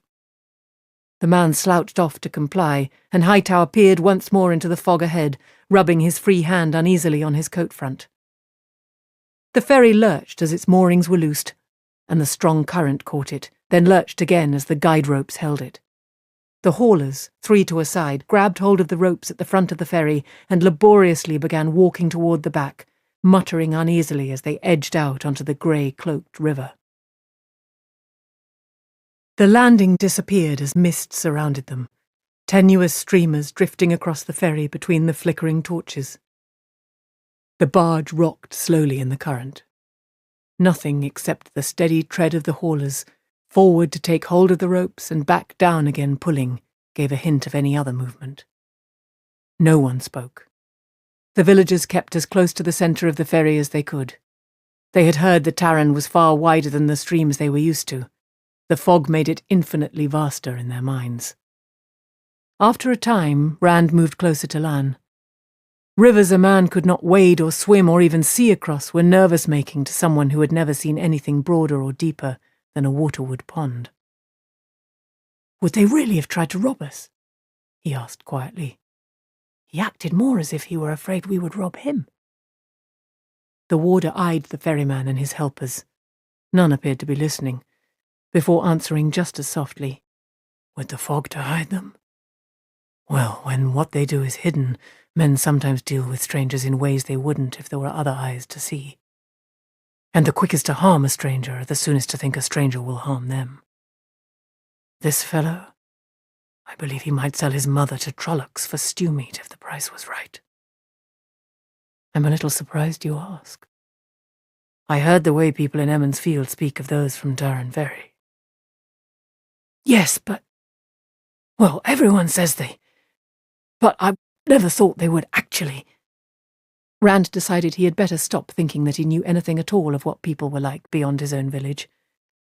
"He might tell the Fade we crossed on the ferry," he said at last. "Maybe he'll bring the Trollocs over after us." Lan chuckled dryly. "Robbing a stranger is one thing, dealing with a half-man something else again. Can you really see him ferrying Trollocs over, especially in this fog, no matter how much gold was offered? Or even talking to a Murdral if he had any choice? Just the thought of it would keep him running for a month. I don't think we have to worry very much about dark friends in Durham Ferry. Not here. We are safe for a time, at least. From this lot, anyway. Watch yourself." Hightower had turned from peering into the fog ahead. Pointed face pushed forward and torch held high, he stared at Lan and Rand as if seeing them clearly for the first time. Deck planks creaked under the hauler's feet and the occasional stamp of a hoof. Abruptly the ferryman twitched as he realized they were watching him, watching them. With a leap he spun back to looking for the far bank, or whatever it was he sought in the fog. "Say no more," Lan said, so softly Rand almost could not understand. "These are bad days to speak of Trollocs or dark friends. or the father of lies with strange ears to hear. Such talk can bring worse than the dragon's fang scrawled on your door. Rand felt no desire to go on with his questions. Gloom settled on him even more than it had before. Dark friends. As if fades and trollocs and dragcar were not enough to worry about. At least you could tell a trolloc at sight. Abruptly, pilings loomed shadowy in the mist before them. The ferry thudded against the far bank, and then the haulers were hurrying to lash the craft fast and let down the ramp at that end with a thump, while Matt and Perrin announced loudly that the Taran was not half as wide as they had heard. Lan led his stallion down the ramp, followed by Moraine and the others. As Rand, the last, took Cloud down behind Bella, Master Hightower called out angrily, "Here now! Here! Where's my gold?" "It shall be paid," Moraine's voice came from somewhere in the mist. Rand's boots clumped from the ramp to a wooden landing. "And a silver mark for each of your men," the Aes Sedai added, "for the quick crossing." The ferryman hesitated, face pushed forward as if he smelled danger, but at the mention of silver the haulers roused themselves. Some paused to seize a torch, but they all thumped down the ramp before Hightower could open his mouth. With a sullen grimace the ferryman followed his crew. Cloud's hooves clumped hollowly in the fog as Rand made his way carefully along the landing. The grey mist was as thick here as over the river. At the foot of the landing the warder was handing out coins, surrounded by the torches of Hightower and his fellows. Everyone else except Moraine waited just beyond in an anxious cluster. The Aes Sedai stood looking at the river, though what she could see was beyond Rand. With a shiver he hitched up his cloak, sodden as it was. He was really out of the two rivers now, and it seemed much farther away than the width of a river. "There," Lan said, handing a last coin to Hightower, "as agreed." He did not put up his purse, and the ferrety-faced man eyed it greedily. With a loud creak, the landing shivered. Hightower jerked upright, head swivelling back toward the mist-cloaked ferry. The torches remaining on board were a pair of dim, fuzzy points of light. The landing groaned, and with a thunderous crack of snapping wood, the twin glows lurched, then began to revolve. Egwene cried out wordlessly, and Tom cursed. "It's loose!" Hightower screamed. Grabbing his haulers, he pushed them toward the end of the landing. "The ferry's loose, you fools! Get it! Get it!" The haulers stumbled a few steps under Hightower's shoves, then stopped. The faint lights on the ferry spun faster, then faster still. The fog above them swirled, sucked into a spiral. The landing trembled. The cracking and splintering of wood filled the air as the ferry began breaking apart. "Whirlpool!" one of the haulers said, his voice filled with awe. "No whirlpools on the Taran." Hightower sounded empty. "Never been a whirlpool." "An unfortunate occurrence." Moraine's voice was hollow in the fog that made her a shadow as she turned from the river. "Unfortunate," Lan agreed in a flat tone. "It seems you'll be carrying no one else across the river for a time. An ill thing that you lost your craft in our service." He delved again into his purse, ready in his hand. "This should repay you." For a moment Hightower stared at the gold, glinting in Lan's hand in the torchlight. Then his shoulders hunched and his eyes darted to the others he had carried across. Made indistinct by the fog, the Emmons Fielders stood silently.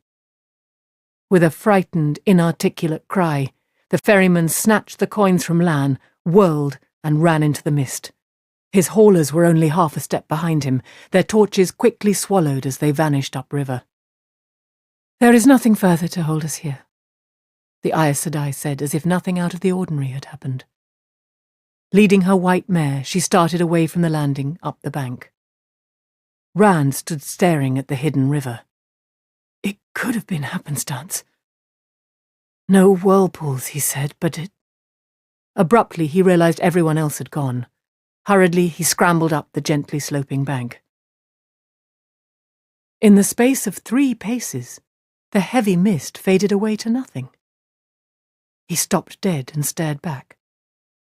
Along a line running down the shore, thick grey hung on one side, on the other shone a clear night sky, still dark, though the sharpness of the moon hinted at dawn not far off. The warder and the Aes Sedai stood conferring beside their horses a short distance beyond the border of the fog. The others huddled a little apart. Even in the moonlit darkness their nervousness was palpable. All eyes were on Lan and Moraine, and all but Egwene were leaning back as if torn between losing the pair and getting too close. Rand trotted the last few spans to Egwene's side, leading Cloud, and she grinned at him. He did not think the shine in her eyes was all from moonlight. "It follows the river as if drawn with a pen," Moraine was saying in satisfied tones. "There are not 10 women in Tar Valon who could do that unaided, not to mention from the back of a galloping horse." "I don't mean to complain, Moraine Sedai," Tom said, sounding oddly diffident for him. "But would it not have been better to cover us a little further? Say to Baerlon. If that drag car looks on this side of the river, we'll lose everything we have gained." "Drag car are not very smart, Master Merlin," the Aes Sedai said dryly. "Fearsome and deadly dangerous, and with sharp eyes, but little intelligence. It will tell the Myrddraal that this side of the river is clear, but the river itself is cloaked for miles in both directions. The Myrddraal will know the extra effort that cost me. He will have to consider that we may be escaping down the river, and that will slow him. He will have to divide his efforts. The fog should hold long enough that he will never be sure that we did not travel at least part way by boat. I could have extended the fog a little way toward Baerlon instead, but then the drag car could search the river in a matter of hours, and the Myrddraal would know exactly where we were headed." Tom made a puffing sound and shook his head. "I apologize, Aes Sedai. I hope I did not offend." Aes Sedai." Matt stopped to swallow audibly. "The ferry, did you... I mean, I don't understand why..." He trailed off weakly, and there was a silence so deep that the loudest sound Rand heard was his own breathing. Finally Moraine spoke, and her voice filled the empty silence with sharpness. "You all want explanations, but if I explained my every action to you, I would have no time for anything else." In the moonlight, the Aes Sedai seemed taller somehow, almost looming over them. "Know this. I intend to see you safely in Tar Valon. That is the one thing you need to know." "If we keep standing here," Lan put in, "the drag car will not need to search the river. If I remember correctly..." He led his horse on up the riverbank. As if the warder's movement had loosened something in his chest, Rand drew a deep breath. He heard others doing the same, even Tom, and remembered an old saying, "Better to spit in a wolf's eye than to cross an Aes Sedai." Yet the tension had lessened. Moraine was not looming over anyone. She barely reached his chest. "I don't suppose we could rest a bit," Perrin said hopefully, ending with a yawn. Egwene, slumped against Bella, sighed tiredly. It was the first sound even approaching a complaint that Rand had heard from her. Maybe now she realizes this isn't some grand adventure after all. Then he guiltily remembered that unlike him, she had not slept the day away. "We do need to rest, Moraine Sedai," he said. "After all, we have ridden all night." "Then I suggest we see what Lan has for us," Moraine said. "Come." She led them on up the bank, into the woods beyond the river. Bare branches thickened the shadows. A good 100 spans from the tarn, they came to a dark mound beside a clearing. Here a long-ago flood had undermined and toppled an entire stand of leatherleafs, washing them together into a great, thick tangle, an apparently solid mass of trunks and branches and roots. Moraine stopped, and suddenly a light appeared low to the ground, coming from under the heap of trees. Thrusting a stub of a torch ahead of him, Lan crawled out from under the mound and straightened. "No unwelcome visitors," he told Moraine, "and the wood I left is still dry, so I started a small fire. We will rest warm." "You expected us to stop here?" Egwene said in surprise. "It seemed a likely place," Lan replied. "I like to be prepared, just in case." Moraine took the torch from him. "Will you see to the horses?" "When you are done, I will do what I can about everyone's tiredness. Right now, I want to talk to Egwene." "Egwene?" Rand watched the two women crouch down and disappear under the great pile of tree trunks. There was a low opening, barely big enough to crawl into. The light of the torch vanished. Lan had included feed bags and a small quantity of oats in the supplies, but he stopped the others from unsaddling their horses. Instead, he produced the hobbles he had also packed. "They would rest easier without the saddles, but if we must leave quickly, there may be no time to replace them." "They don't look to me like they need any rest," Perrin said as he attempted to slip a feed bag over his mount's muzzle. The horse tossed its head before allowing him to put the straps in place. Rand was having difficulties with Cloud, too, taking 3 tries before he could get the canvas bag over the grey's nose. "They do," Lan told them. He straightened from hobbling his stallion. "Oh, they can still run. They will run at their fastest if we let them, right up to the second they drop dead from exhaustion they never even felt. I would rather Moraine Sedai had not had to do what she did, but it was necessary." He patted the stallion's neck, and the horse bobbed his head as if acknowledging the warder's touch. "We must go slowly with them for the next few days until they recover. More slowly than I would like, but with luck it will be enough." "Is that—" Matt swallowed audibly. "Is that what she meant? About our tiredness?" Rand patted Cloud's neck and stared at nothing. Despite what she had done for Tam, he had no desire for the Aes Sedai to use the power on him. Light, she had much as admitted sinking the ferry. "Something like it." Lan chuckled wryly. "But you will not have to worry about running yourself to death, not unless things get a lot worse than they are. Just think of it as an extra night's sleep."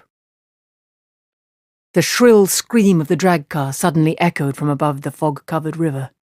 Even the horses froze. Again it came, closer now, and again piercing Rand's skull like needles. Then the cries were fading, until they had faded away entirely. "Luck," Lan breathed. "It searches the river for us." He gave a quick shrug and abruptly sounded matter-of-fact. "Let's get inside. I could do with some hot tea and something to fill my belly." Rand was the first to crawl on hands and knees through the opening in the tangle of trees and down a short tunnel. At the end of it, he stopped, still crouching. Ahead was an irregularly shaped space, a woody cave easily large enough to hold them all. The roof of tree trunks and branches came too low to allow any but the women to stand. Smoke from a small fire on a bed of river stones drifted up and through.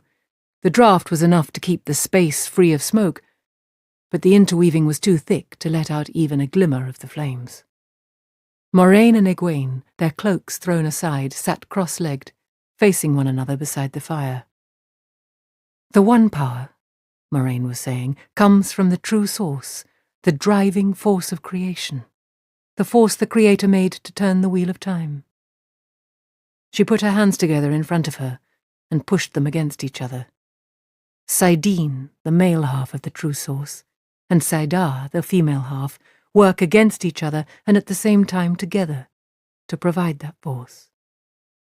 Saidin, she lifted one hand, then let it drop, is fouled by the touch of the Dark One, like water with a thin slick of rancid oil floating on top. The water is still pure, but it cannot be touched without touching the foulness. Only Saidar is still safe to be used. Egwene's back was to Rand. He could not see her face, but she was leaning forward eagerly. Matt poked Rand from behind and muttered something, and he moved on into the tree cavern. Moraine and Egwene ignored his entry. The other men crowded in behind him, tossing off damp cloaks, settling around the fire, and holding hands out to the warmth. Lan, the last to enter, pulled water bags and leather sacks from a nook in the wall, took out a kettle and began to prepare tea. He paid no attention to what the women were saying, but Rand's friends began to stop toasting their hands and stare openly. Tom pretended that all of his interest was engaged in loading his thickly carved pipe, but the way he leaned toward the women gave him away. Moraine and Egwene acted as if they were alone. "No," Moraine said in answer to a question Rand had missed. "The true source cannot be used up any more than the river can be used up by the wheel of a mill. The source is the river, the Aes Sedai the water wheel." "And do you really think I can learn?" Egwene asked. Her face shone with eagerness. Rand had never seen her look so beautiful, or so far away from him. "I can become an Aes Sedai." Rand jumped up, cracking his head against the low roof of logs. Tom Merrilin grabbed his arm, yanking him back down. "Don't be a fool," the gleeman murmured. He eyed the women, neither seemed to have noticed, and the look he gave Rand was sympathetic. "It's beyond you now, boy." "Child," Moraine said gently, "only a very few can learn to touch the true source and use the one power. Some of those can learn to a greater degree, some to a lesser. You are one of the bare handful for whom there is no need to learn. At least, touching the source will come to you whether you want it or not. Without the teaching you can receive in Tar Valon, though, you will never learn to channel it fully, and you may not survive. Men who have the ability to touch Saidin born in them die, of course, if the Red Aja does not find them and gentle them." Tom growled deep in his throat, and Rand shifted uncomfortably. Men like those of whom the Aes Sedai spoke were rare. He had only heard of 3 in his whole life, and thank the light, never in the 2 rivers. But the damage they did before the Aes Sedai found them was always bad enough for the news to carry, like the news of wars or earthquakes that destroyed cities. He had never really understood what the Ajas did. According to the stories, they were societies among the Aes Sedai that seemed to plot and squabble among themselves more than anything else. But the stories were clear on one point. The Red Aja held its prime duty to be the prevention of another breaking of the world, and they did it by hunting down every man who even dreamed of wielding the one power. Mat and Perrin looked as if they suddenly wished they were back home in their beds. But some of the women die, too. It is hard to learn without a guide. The women we do not find, those who live, often become... Well, in this part of the world they might become wisdoms of their villages. The Aes Sedai paused thoughtfully. The old blood is strong in Emond's Field, and the old blood sings. I knew you for what you were the moment I saw you. No Aes Sedai can stand in the presence of a woman who can channel, or who is close to her change, and not feel it. She rummaged in the pouch at her belt and produced the small blue gem on a gold chain that she had earlier worn in her hair. You are very close to your change, your first touching. It will be better if I guide you through it. That way you will avoid the unpleasant effects that come to those who must find their own way. Egwene's eyes widened as she looked at the stone, and she wet her lips repeatedly. Does that have the power? Of course not, Moraine snapped. Things do not have the power, child. Even an Angreal is only a tool. This is just a pretty blue stone. But it can give off light. Here. Egwene's hands trembled as Moraine laid the stone on her fingertips. She started to pull back, but the Aes Sedai held both her hands in one of hers and gently touched the other to the side of Egwene's head. Look at the stone, the Aes Sedai said softly. It is better this way than fumbling alone. Clear your mind of everything but the stone. Clear your mind and let yourself drift. There is only the stone and emptiness. I will begin it. Drift and let me guide you. No thought. Drift. Rand's fingers dug into his knees, his jaws clenched until they hurt. She has to fail. She has to.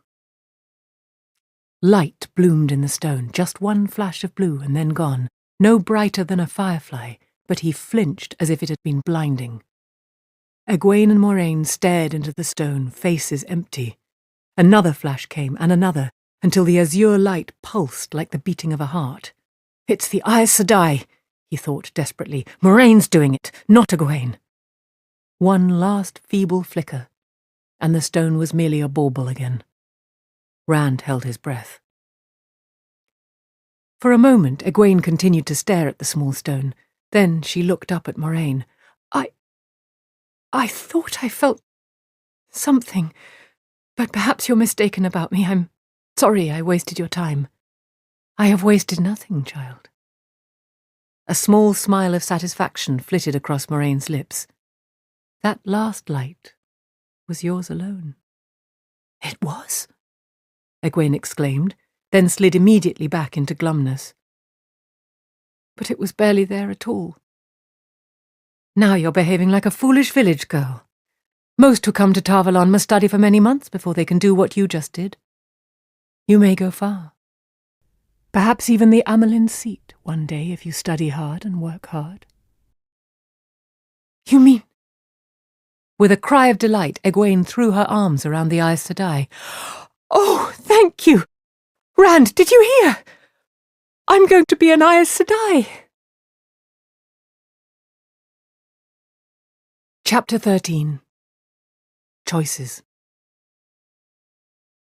Before they went to sleep, Moraine knelt by each in turn and laid her hands on their heads. Lan grumbled that he had no need and she should not waste her strength, but he did not try to stop her. Egwene was eager for the experience, Mat and Perrin clearly frightened of it, and frightened to say no. Tom jerked away from the Aes Sedai's hands, but she seized his grey head with a look that allowed no nonsense. The gleeman scowled through the entire thing. She smiled mockingly once she took her hands away. His frown deepened, but he did look refreshed. They all did. Rand had drawn back into a niche in the uneven wall where he hoped he would be overlooked. His eyes wanted to slide closed once he leaned back against the timber jumble, but he forced himself to watch. He pushed a fist against his mouth to stifle a yawn. A little sleep, an hour or two, and he would be just fine. Moraine did not forget him, though. He flinched at the coolness of her fingers on his face and said, "I don't—" His eyes widened in wonder. Tiredness drained out of him like water running downhill. Aches and soreness ebbed to dim memories and vanished. He stared at her with his mouth hanging open. She only smiled and withdrew her hands. "It is done," she said, and as she stood with a weary sigh, he was reminded that she could not do the same for herself. Indeed, she only drank a little tea, refusing the bread and cheese Lan tried to press on her, before curling up beside the fire. She seemed to fall asleep the instant she wrapped her cloak around her. The others, all save Lan, were dropping asleep wherever they could find a space to stretch out, but Rand could not imagine why. He felt as if he had already had a full night in a good bed. No sooner did he lean back against the log wall, though, than sleep rolled him under. When Lan poked him awake an hour later, he felt as though he had had 3 days' rest. The warder awakened them all, except Moraine, and he sternly hushed any sound that might disturb her. Even so, he allowed them only a short stay in the snug cave of trees. Before the sun was twice its own height above the horizon, all traces that anyone had ever stopped there had been cleared away, and they were all mounted and moving north towards Baerlon, riding slowly to conserve the horses. The Aes Sedai's eyes were shadowed, but she sat her saddle upright and steady. Fog still hung thick over the river behind them, a grey wall resisting the efforts of the feeble sun to burn it away and hiding the 2 rivers from view. Rand watched over his shoulder as he rode, hoping for one last glimpse, even of Tarren Ferry, until the fog bank was lost to sight. "I never thought I'd ever be this far from home," he said, when the trees at last hid both the fog and the river. "Remember when Watch Hill seemed a long way?" 2 days ago, that was. It seems like forever. In a month or two we'll be back, Perrin said in a strained voice. Think what we'll have to tell. Even Trollocs can't chase us forever, Matt said. Burn me, they can't. He straightened around with a heavy sigh, slumping in his saddle as if he did not believe a word that had been said. Men, Egwene snorted. You get the adventure you're always prating about, and already you're talking about home. She held her head high, yet Rand noticed a tremor to her voice now that nothing more was to be seen of the two rivers. Neither Moraine nor Lan made any attempt to reassure them, not a word to say that of course they would come back. He tried not to think on what that might mean.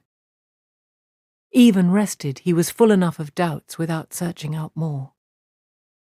Hunching in his saddle, he began a waking dream of tending the sheep alongside Tam, in a pasture with deep, lush grass and larks singing of a spring morning, and a trip into Emond's Field, and Beltane the way it had been, dancing on the green with never a care beyond whether he might stumble in the steps. He managed to lose himself in it for a long time. The journey to Baerlon took almost a week. Lan muttered about the laggardness of their travel, but it was he who set the pace and forced the rest to keep it. With himself and his stallion Mandab, he said it meant blade in the old tongue, he was not so sparing. The warder covered twice as much ground as they did, galloping ahead, his colour-shifting cloak swirling in the wind to scout what lay before them, or dropping behind to examine their back trail. Any others who tried to move at more than a walk, though, got cutting words on taking care of their animals, biting words on how well they would do afoot if the Trollocs did appear. Not even Moraine was proof against his tongue if she let the white mare pick up her step. Aldeeb, the mare was called, in the old tongue, West Wind, the wind that brought the spring rains. The warder's scouting never turned up any sign of pursuit or ambush. He spoke only to Moraine of what he saw, and that quietly so it could not be overheard, and the Aes Sedai informed the rest of them of what she thought they needed to know. In the beginning, Rand looked over his shoulder as much as he did ahead. He was not the only one. Perrin fingered his axe often, and Mat rode with an arrow nocked to his bow in the beginning. But the land behind remained empty of Trollocs or figures in black cloaks. The sky remained empty of dragcar. Slowly, Rand began to think perhaps they really had escaped. No very great cover was to be had, even in the thickest parts of the woods. Winter clung as hard north of the Tarren as it did in the two rivers. Stands of pine or fir or leather leaf, and here and there a few spicewoods or laurels, dotted a forest of otherwise bare grey branches. Not even the elders showed a leaf. Only scattered green sprigs of new growth stood out against brown meadows beaten flat by the winter's snows. Here, too, much of what did grow was stinging nettles and coarse thistle and stinkweed. On the bare dirt of the forest floor, some of the last snow still hung on, in shady patches and in drifts beneath the low branches of evergreens. Everyone kept their cloaks drawn well about them, for the thin sunlight had no warmth to it, and the night cold pierced deep. No more birds flew here than in the two rivers, not even ravens. There was nothing leisurely about the slowness of their movement. The North Road, Rand continued to think of it that way, though he suspected it might have a different name here north of the Tarren, still ran almost due north, but at Lan's insistence their path snaked this way and that through the forest as often as it ran along the hard-packed dirt road. A village or a farm or any sign of men or civilization sent them circling for miles to avoid it, though there were few enough of any of those. The whole first day Rand saw no evidence, aside from the road, that men had ever been in that woods. It came to him that even when he had gone to the foot of the mountains of mist, he might not have been as far from a human habitation as he was that day. The first farm he saw, a large frame house and tall barn with high-peaked thatch roofs, a curl of smoke rising from a stone chimney, was a shock. "It's no different from back home," Perrin said, frowning at the distant buildings barely visible through the trees. People moved around the farmyard, as yet unaware of the travellers. Of course it is, Matt said. We're just not close enough to see. I tell you, it's no different, Perrin insisted. It must be. We're north of the Terran after all. Quiet, you two, Lan growled. We don't want to be seen, remember? This way. He turned west to circle the farm through the trees. Looking back, Rand thought Perrin was right. The farm looked much the same as any around Emmons Field. There was a small boy toting water from the well, and older boys tending sheep behind a rail fence. It even had a curing shed for tobacco. But Matt was right too. We're north of the Terran. It must be different. Always they halted while light still clung to the sky, to choose a spot sloped for drainage and sheltered from the wind that seldom died completely, only changed direction. Their fire was always small and hidden from only a few yards off, and once tea was brewed, the flames were doused and the coals buried. At their first stop, before the sun sank, Lan began teaching the boys what to do with the weapons they carried. He started with the bow. After watching Matt put 3 arrows into a knot the size of a man's head on the fissured trunk of a dead leather leaf at 100 paces, he told the others to take their turns. Perrin duplicated Matt's feat, and Rand, summoning the flame and the void, the empty calm that let the bow become a part of him or him of it, clustered his 3 where the points almost touched one another. Matt gave him a congratulatory clap on the shoulder. Now, if you all had bows, the warder said dryly when they started grinning, and if the Trollocs agreed not to come so close you couldn't use them. The grins faded abruptly. Let me see what I can teach you in case they do come that close. He showed Perrin a bit of how to use that great bladed axe. Raising an axe to someone, or something, that had a weapon was not at all like chopping wood or flailing around in pretend. Setting the big apprentice blacksmith to a series of exercises, block, parry and strike, he did the same for Rand and his sword. Not the wild leaping about and slashing that Rand had in mind whenever he thought about using it, but smooth motions, one flowing into another, almost a dance. Moving the blade is not enough, Lan said, though some think it is. The mind is part of it, most of it. Blank your mind, sheepherder. Empty it of hate or fear, of everything. Burn them away. You others listen to this too. You can use it with the axe or the bow, with a spear or a quarterstaff, or even your bare hands. Rand stared at him. The flame and the void, he said wonderingly. That's what you mean, isn't it? My father taught me about that. The warder gave him an unreadable look in return. Hold the sword as I showed you, sheepherder. I cannot make a mud-footed villager into a blade master in an hour, but perhaps I can keep you from slicing off your own foot. Rand sighed and held the sword upright before him in both hands. Moraine watched without expression, but the next evening she told Lan to continue the lessons. The meal at evening was always the same as at midday and breakfast, flat bread and cheese and dried meat, except that evenings they had hot tea to wash it down instead of water. Tom entertained them evenings. Lan would not let the gleeman play harp or flute, no need to rouse the countryside, the warder said, but Tom juggled and told stories. Mara and the 3 Foolish Kings, or one of the hundreds about Anla the Wise Counsellor, or something filled with glory and adventure, like the Great Hunt of the Horn, but always with a happy ending and a joyous homecoming. Yet, if the land was peaceful around them, if no Trollocs appeared among the trees, no drag car among the clouds, it seemed to Rand that they managed to raise their tension themselves, whenever it was in danger of vanishing. There was the morning that Egwene awoke and began unbraiding her hair. Rand watched her from the corner of his eye as he made up his blanket roll. Every night, when the fire was doused, everyone took to their blankets except for Egwene and the Aes Sedai. The 2 women always went aside from the others and talked for an hour or 2, returning when the others were asleep. Egwene combed her hair out.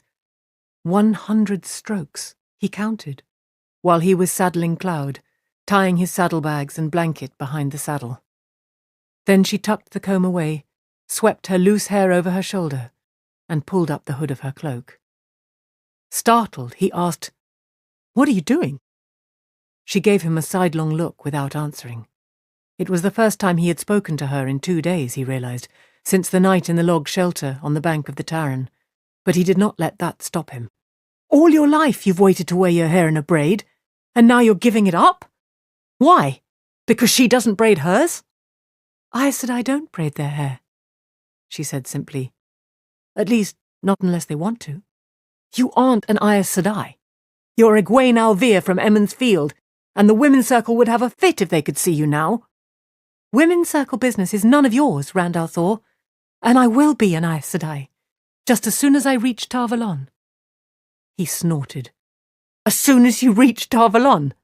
Why? Light, tell me that. You're no dark friend." "Do you think Moraine Sedai is a dark friend? Do you?" She squared around to face him with her fists clenched, and he almost thought she was going to hit him. "After she saved the village? After she saved your father?" "I don't know what she is, but whatever she is, it doesn't say anything about the rest of them.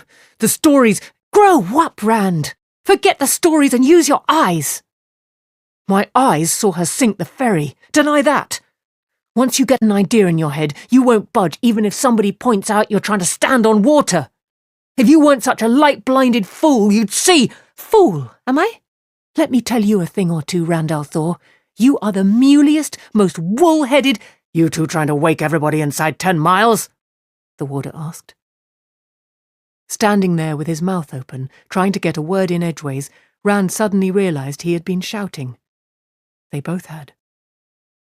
Egwene's face went scarlet to her eyebrows, and she spun away with a muttered, "Men!" that seemed as much for the warder as for him. Warily, Rand looked around the camp. Everybody was looking at him, not just the warder.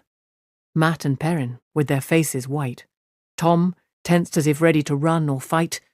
Moraine. The Aes Sedai's face was expressionless, but her eyes seemed to bore into his head. Desperately, he tried to recall exactly what he had said about Aes Sedai and dark friends. "It is time to be going," Moraine said. She turned to Aldib, and Rand shivered as if he had been let out of a trap. He wondered if he had been. 2 nights later, with the fire burning low, Mat licked the last crumbs of cheese from his fingers and said, "You know, I think we've lost them for good." Lan was off in the night, taking a last look around. Moraine and Egwene had gone aside for one of their conversations. Tom was half dozing over his pipe, and the young men had the fire to themselves. Perrin, idly poking the embers with a stick, answered, "If we've lost them, why does Lan keep scouting?" Nearly asleep, Rand rolled over, his back to the fire. "We lost them back at Tarren Ferry." Mat lay back with his fingers laced behind his head, staring at the moon-filled sky. "If they were even really after us." "You think the drag car was chasing us because it liked us?" Perrin asked. "I say stop worrying about Trollocs and such," Mat went on as if Perrin had not spoken, "and start thinking about seeing the world. We're out where the stories come from. What do you think a real city is like?" "We're going to Baerlon," Rand said sleepily, but Mat snorted. "Baerlon's all very well, but I've seen that old map Master Alvear has. If we turn south once we reach Camelin, the road leads all the way to Ilian and beyond." "What's so special about Ilian?" Perrin said, yawning. "For one thing," Mat replied, "Ilian isn't full of Aes..." A silence fell, and Rand was suddenly wide awake. Moraine had come back early. Egwene was with her, but it was the Aes Sedai standing at the edge of the firelight who held their attention. Mat lay there on his back, his mouth still open, staring at her. Moraine's eyes caught the light like dark, polished stones. Abruptly, Rand wondered how long she had been standing there. "The lads were just—" Tom began, but Moraine spoke right over the top of him. "A few days' respite and you are ready to give up?" Her calm, level voice contrasted sharply with her eyes. "A day or two of quiet, and already you have forgotten Winter Night." "We haven't forgotten," Perrin said. It's just... Still not raising her voice, the Aes Sedai treated him as she had the Gleeman. Is that the way you all feel? You are all eager to run off to Ilian and forget about Trollocs and Halfmen and Dragcar. She ran her eyes over them. That stony glint playing against the everyday tone of voice made Rand uneasy, but she gave no one a chance to speak. The Dark One is after you three, one or all, and if I let you go running off wherever you want to go, he will take you. Whatever the Dark One wants, I oppose, so hear this and know it true. Before I let the Dark One have you, I will destroy you myself. It was her voice, so matter-of-fact, that convinced Rand. The Aes Sedai would do exactly what she said if she thought it was necessary. He had a hard time sleeping that night, and he was not the only one. Even the Gleeman did not begin snoring till long after the last coals died. For once, Moraine offered no help. Those nightly talks between Egwene and the Aes Sedai were a sore point for Rand. Whenever they disappeared into the darkness, aside from the rest for privacy, he wondered what they were saying, what they were doing. What was the Aes Sedai doing to Egwene? One night he waited until the other men had all settled down, Tom snoring like a saw cutting an oak knot. Then he slipped away, clutching his blanket around him. Using every bit of skill he had gained stalking rabbits, he moved with the moon shadows until he was crouched at the base of a tall leatherleaf tree, thick with tough broad leaves, close enough to hear Moraine and Egwene, where they sat on a fallen log with a small lantern for light. Ask, Moraine was saying, and if I can tell you now, I will. Understand there is much for which you are not yet ready. Things you cannot learn until you have learned other things which require still others to be learned before them. But ask what you will. The 5 powers, Egwene said slowly, earth, wind, fire, water, and spirit. It doesn't seem fair that men should have been strongest in wielding earth and fire. Why should they have had the strongest powers? Moraine laughed. Is that what you think, child? Is there a rock so hard that wind and water cannot wear it away? A fire so strong that water cannot quench it, or wind snuff it out? Egwene was silent for a time, digging her toe into the forest floor. They were the ones who tried to free the Dark One and the Forsaken, weren't they? The male Aes Sedai. She took a deep breath and picked up speed. The women were not part of it. It was the men who went mad and broke the world. You are afraid, Moraine said grimly. If you had remained in Emond's Field, you would have become wisdom in time. That was Nynaeve's plan, was it not? Or you would have sat in the women's circle and managed the affairs of Emond's Field while the village council thought it was doing so. But you did the unthinkable. You left Emond's Field, left the 2 rivers seeking adventure. You wanted to do it, and at the same time, you are afraid of it, and you are stubbornly refusing to let your fear best you. You would not have asked me how a woman becomes an Aes Sedai otherwise. You would not have thrown custom and convention over the fence otherwise. No, Egwene protested. I'm not afraid. I do want to become an Aes Sedai. Better for you if you were afraid.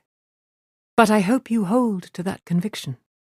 Few women these days have the ability to become initiates, much less have the wish to.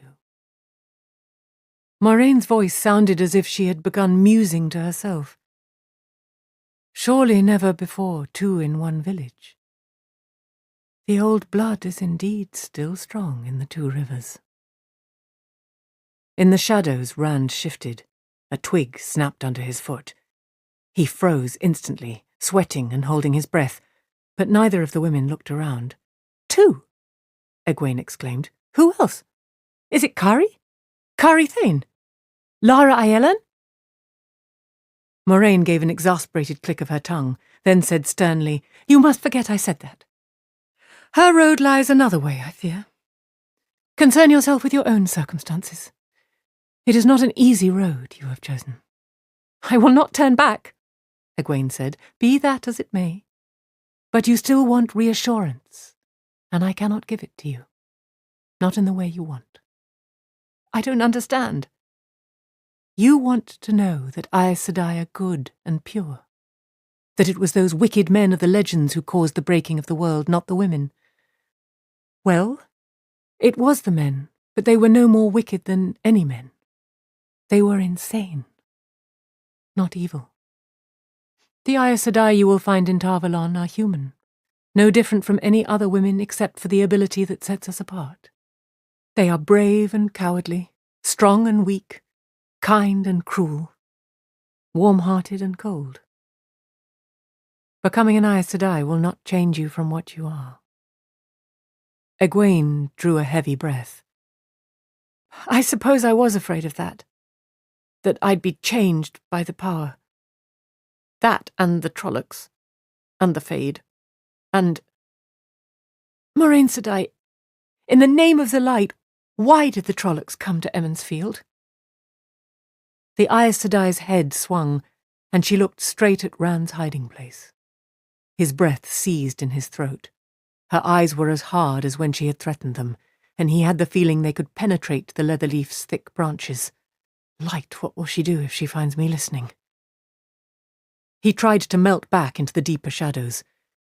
With his eyes on the women, a root snagged his foot, and he barely caught himself from tumbling into dead brush that would have pointed him out with a crackle of snapping branches like fireworks.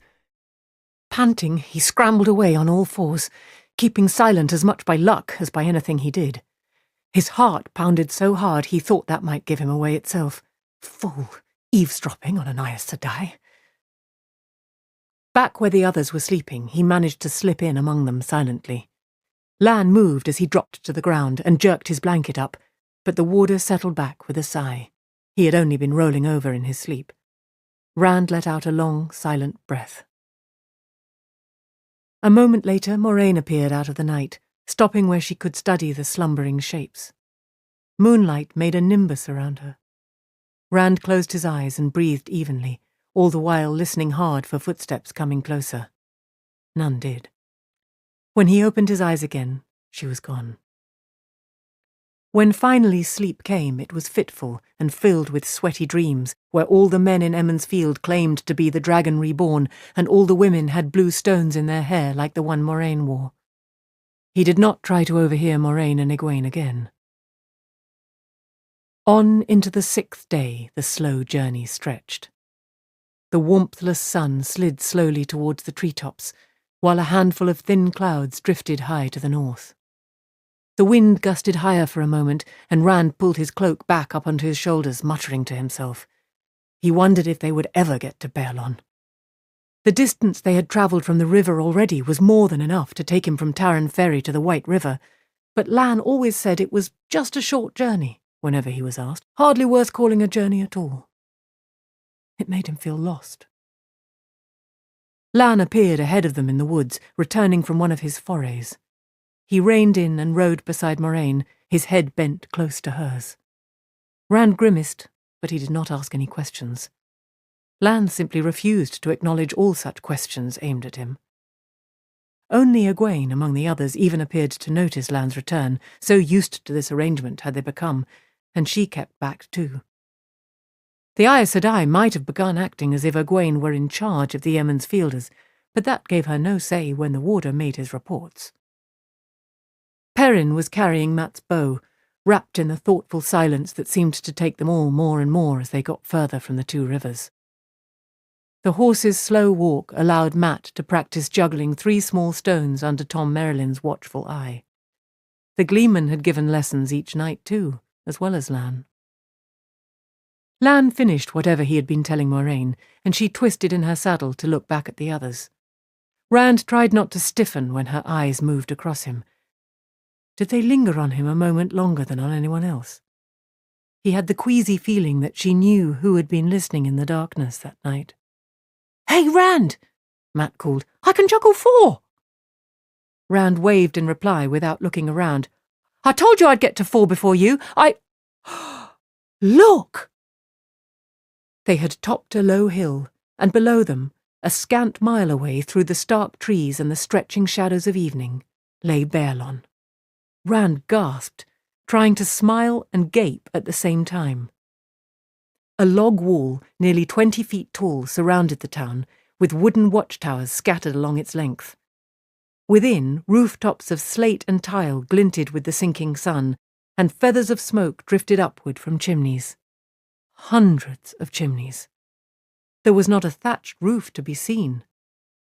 A broad road ran east from the town and another west, each with at least a dozen wagons and twice as many ox carts trudging towards the palisade. Farms lay scattered about the town, thickest to the north, while only a few broke the forest to the south, but they might as well not have existed so far as Rand was concerned. It's bigger than Emmons Field and Watch Hill and Devon Ride all put together. And maybe Tarrant Ferry too. So that's a city, Matt breathed, leaning forward across his horse's neck to stare. Perrin could only shake his head. How can so many people live in one place? Egwene simply stared. Tom Merrilin glanced at Matt, then rolled his eyes and blew out his moustaches. City, he snorted. And you, Rand? Moraine said. What do you think of your first sight of Bearlon? I think it's a long way from home, he said slowly, bringing a sharp laugh from Matt. You have further to go yet, Moraine said. Much further. But there is no other choice except to run and hide and run again for the rest of your lives. And short lives they would be. You must remember that when the journey becomes hard. You have no choice. Rand exchanged glances with Matt and Perrin. By their faces they were thinking the same thing he was. How could she talk as if they had any choice after what she had said? The Aes Sedai's made our choices. Moraine went on as if their thoughts were not plain. The danger begins again here. Watch what you say within those walls. Above all, do not mention Trollocs, or half-men, or any such. You must not even think of the Dark One. Some in Bearlon have even less love for Aes Sedai than do the people of Emmons Field, and there may even be dark friends. Egwene gasped, and Perrin muttered under his breath. Matt's face paled, but Moraine went on calmly. We must attract as little attention as possible.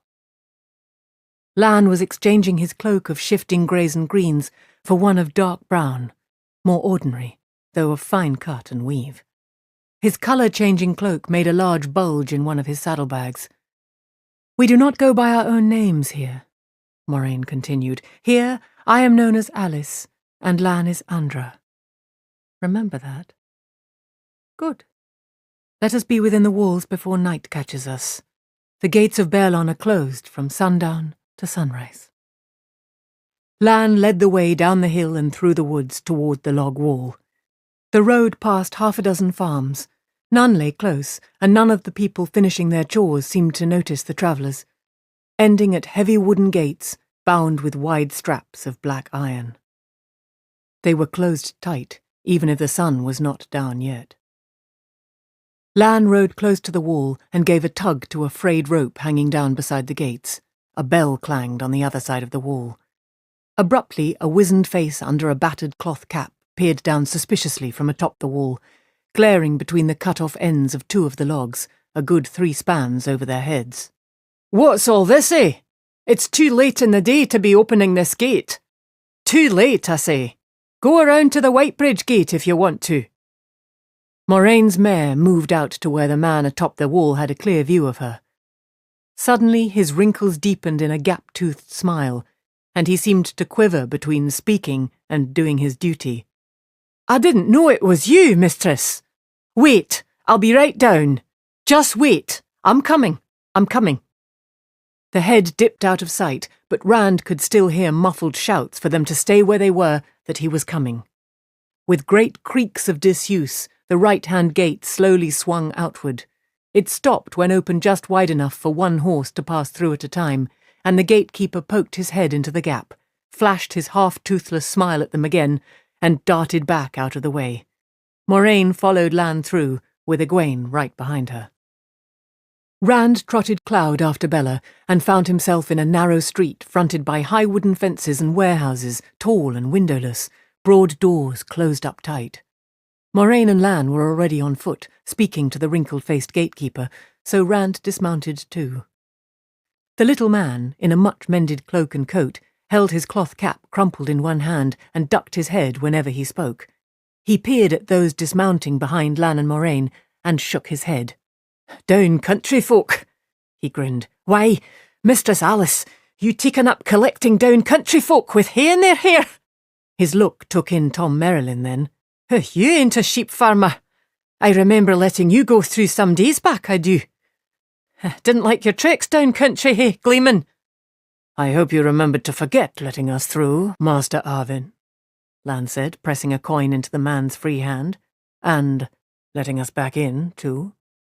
"No need for that, Master Andra. No need for that. You give me plenty when you went out. Plenty." Just the same, Arvin made the coin disappear as deftly as if he were a gleeman too. "I ain't told nobody, and I won't, neither. Specially not them white cloaks," he finished with a scowl. He pursed up his lips to spit, then glanced at Moraine and swallowed instead. Rand blinked, but kept his mouth shut. The others did too, though it appeared to be an effort for Mat. Children of the light, Rand thought wonderingly. Stories told about the children by peddlers and merchants' guards varied from admiration to hatred, but all agreed the children hated Aes Sedai as much as they did Dark Friends. He wondered if this was more trouble already. "The children are in Baerlon?" Lan demanded. "They surely are." The gatekeeper bobbed his head. "Came the same day you left, as I recall. Ain't nobody here likes them at all. Most don't let on, of course." "Have they said why they are here?" Moraine asked intently. "Why they're here, mistress?" Arvin was so astonished he forgot to duck his head. "Of course they said why. Oh, I forgot. You've been down country. Likely you ain't heard nothing but sheep bleating. They say they're here because of what's going on down in Gaeldon. The dragon, you know. Well, him as calls himself dragon. They say the fellow's stirring up evil, which I expect he is, and they're here to stamp it out. Only he's down there in Gaeldon, not here. Just an excuse to meddle in other people's business is what I figure. There's already been the dragon's fang on some people's doors." This time he did spit. "Have they caused much trouble then?" Lan said, and Arvin shook his head vigorously. "Not that they don't want to, I expect, only the governor don't trust them no more than I do. He won't let but maybe 10 or so inside the walls at one time, and ain't they mad about that? The rest have a camp a little ways north, I hear. Bet they got the farmers looking over their shoulders. The ones that do come in, they just stalk around in those white cloaks, looking down their noses at honest folk. Walk in the light, they say, and it's an order. Ne'er come to blows more than once with the wagoneers and miners and smelters and all, and even the watch. But the governor wants it all peaceful, and that's how it's been so far. If they're hunting evil, I say, why aren't they up in Saldea? There's some kind of trouble up there, I hear, or down in Gaeldon. There's been a big battle down there, they say, real big." Moraine drew a soft breath. "I had heard that Aes Sedai were going to Gaeldon." "Yes, they did, mistress." Arvin's head started bobbing again. "They went to Gaeldon all right, and that's what started this battle, or so I hear. They say some of those Aes Sedai are dead. Maybe all of them. I know some folks don't hold with Aes Sedai, but I say, who else is going to stop a false dragon, eh? And those damn fools who think they can be men Aes Sedai or some such, what about them? Of course, some say, not the white cloaks, mind, and not me, but some folks, that maybe this fellow really is the dragon reborn. He can do things, I hear. Use the one power. There's thousands following him." "Don't be a fool," Lan snapped, and Arvin's face folded into a hurt look. "I'm only saying what I heard, ain't I? Just what I heard, Master Andra. They say, some do, that he's moving his army east and south toward Tyr. His voice became heavy with meaning. They say he's named them the people of the dragon. Names mean little, Moraine said calmly. If anything she had heard disturbed her, she gave no outward sign of it now. You could call your mule people of the dragon, if you wanted. Oh, not likely, mistress, Arvin chuckled. Not with the white cloaks around, for sure. I don't expect anybody else would look kindly on a name like that, neither. I see what you mean, but oh, no, mistress, not my mule. No doubt a wise decision, Moraine said. Now, we must be off. And don't you worry, mistress, Arvin said with a deep bob of his head. I ain't seen nobody. He darted to the gate and began tugging it closed with quick jerks. Ain't seen nobody and ain't seen nothing. The gate thudded shut, and he pulled down the locking bar with a rope. In fact, mistress, this gate ain't been open in days. The light illumine you, Arvin, Moraine said. She led them away from the gate then. Rand looked back once, and Arvin was still standing in front of the gate. He seemed to be polishing a coin with an edge of his cloak, and chuckling. The way led through dirt streets barely the width of 2 wagons, empty of people, all lined with warehouses and occasional high wooden fences. Rand walked a time beside the gleeman. Tom, what was all that about Tyr and the people of the dragon? Tyr is a city all the way down on the Sea of Storms, isn't it? The Coriathan cycle, Tom said curtly. Rand blinked. The prophecies of the dragon. Nobody tells those stories in the 2 rivers. Not in Emond's Field, anyway. The wisdom would skin them alive if they did. I suppose she would at that, Tom said dryly. He glanced at Moraine up ahead with Lan, saw she could not overhear, and went on. Tyr is the greatest port on the Sea of Storms, and the Stone of Tyr is the fortress that guards it. The stone is said to be the first fortress built after the breaking of the world, and in all this time it has never fallen, though more than one army has tried. One of the prophecies says that the Stone of Tyr will never fall until the people of the dragon come to the stone. Another says the stone will never fall till the sword that cannot be touched is wielded by the dragon's hand. Tom grimaced. The fall of the stone will be one of the major proofs that the dragon has been reborn. May the stone stand till I am dust. The sword that cannot be touched? That's what it says. I don't know whether it is a sword. Whatever it is, it lies in the heart of the stone, the central citadel of the fortress. None but the high lords of Tyr can enter there, and they never speak of what lies inside. Certainly not to Gleeman, anyway. Rand frowned. The stone cannot fall until the dragon wields the sword, but how can he, unless the stone has already fallen? Is the dragon supposed to be a High Lord of Tyr? Not much chance of that, the Gleeman said dryly. Tyr hates anything to do with the power, even more than Amador, and Amador is the stronghold of the Children of the Light. Then how can the prophecy be fulfilled? Rand asked. I'd like it well enough if the dragon was never reborn, but a prophecy that cannot be fulfilled doesn't make much sense.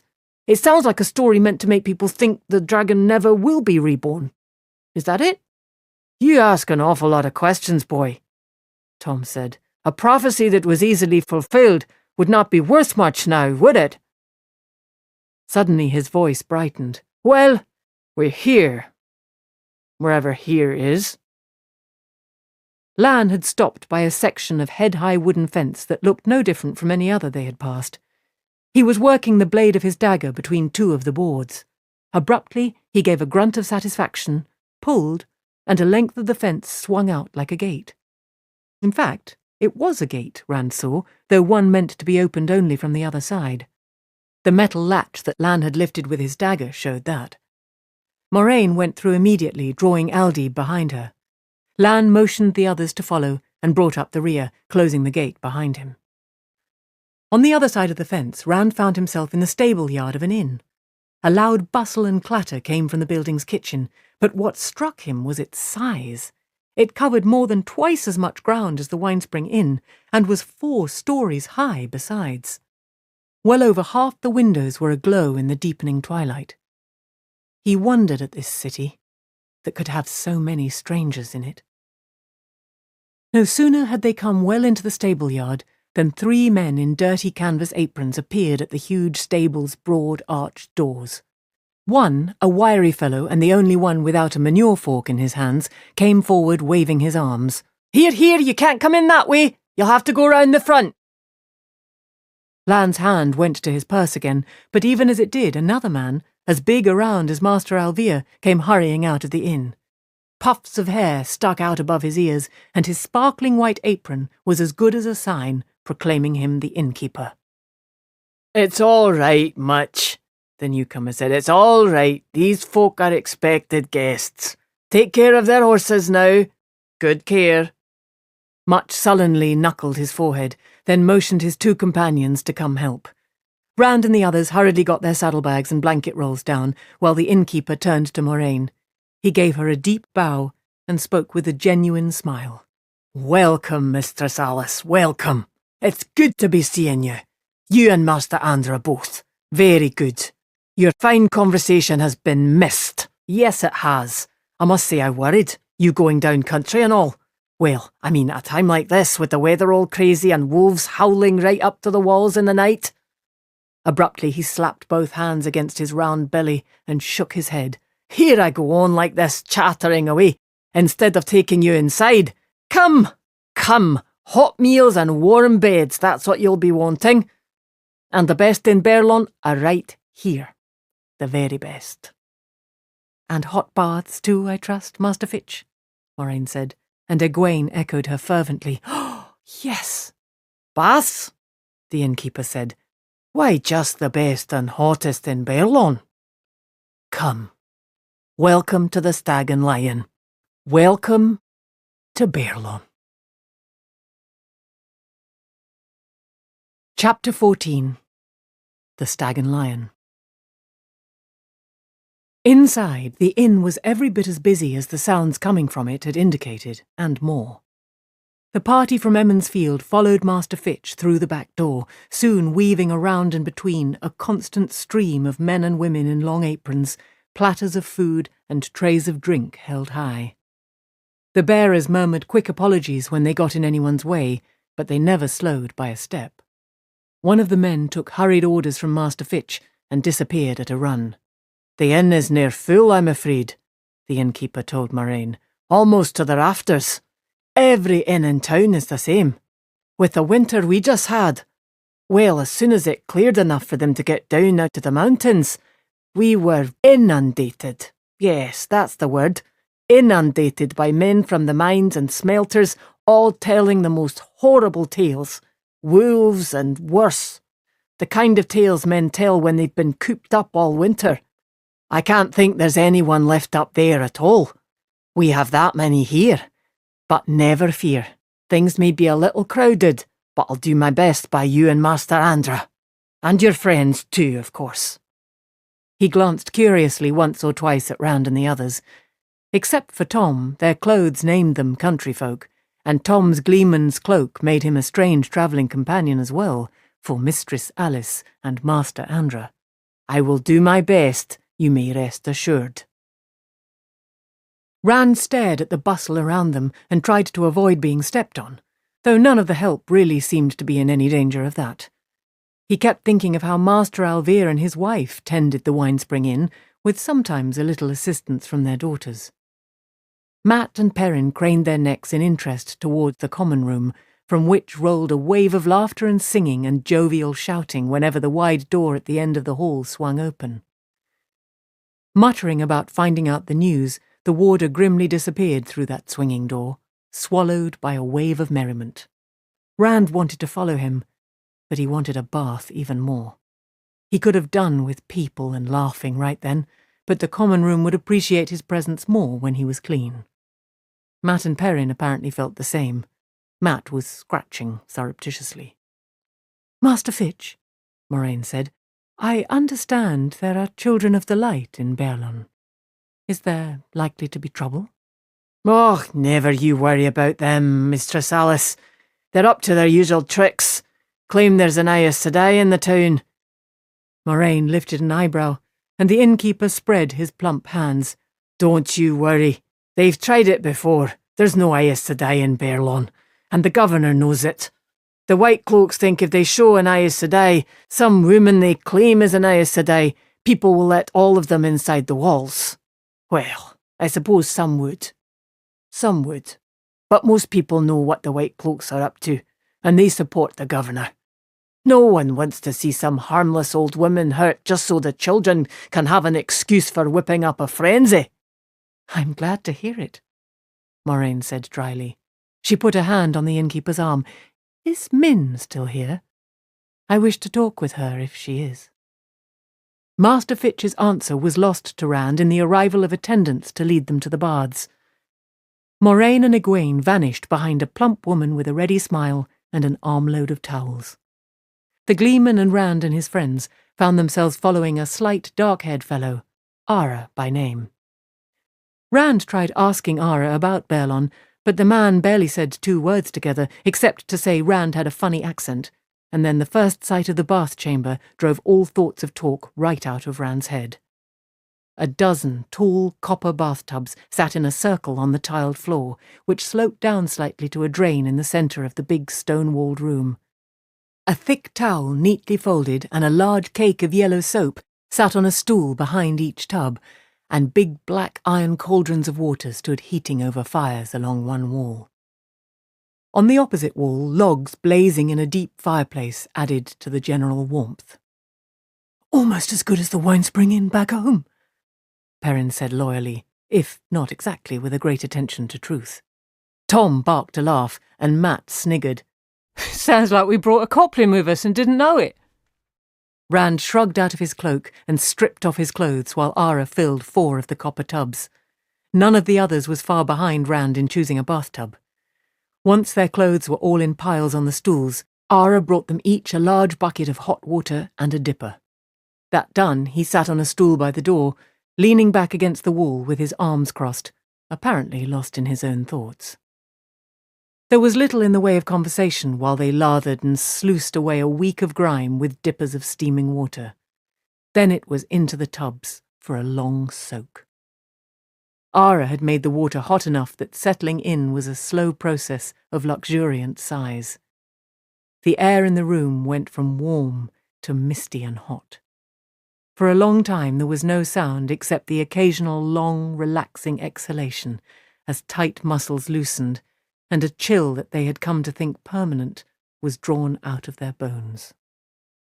Need anything else? Ara asked suddenly. He did not have much room to talk about people's accents. He and Master Fitch both sounded as if they had a mouthful of mush. More towels? More hot water? Nothing, Tom said in his reverberant voice. Eyes closed, he gave an indolent wave of his hand. Go and enjoy the evening. At a later time I will see that you receive more than adequate recompense for your services. He settled lower in the tub until the water covered everything but his eyes and nose. Ara's eyes went to the stools behind the tubs, where their clothes and belongings were stacked. He glanced at the bow, but lingered longest over Rand's sword and Perrin's axe. Is there trouble down country too? He said abruptly. In the rivers, or whatever you call it.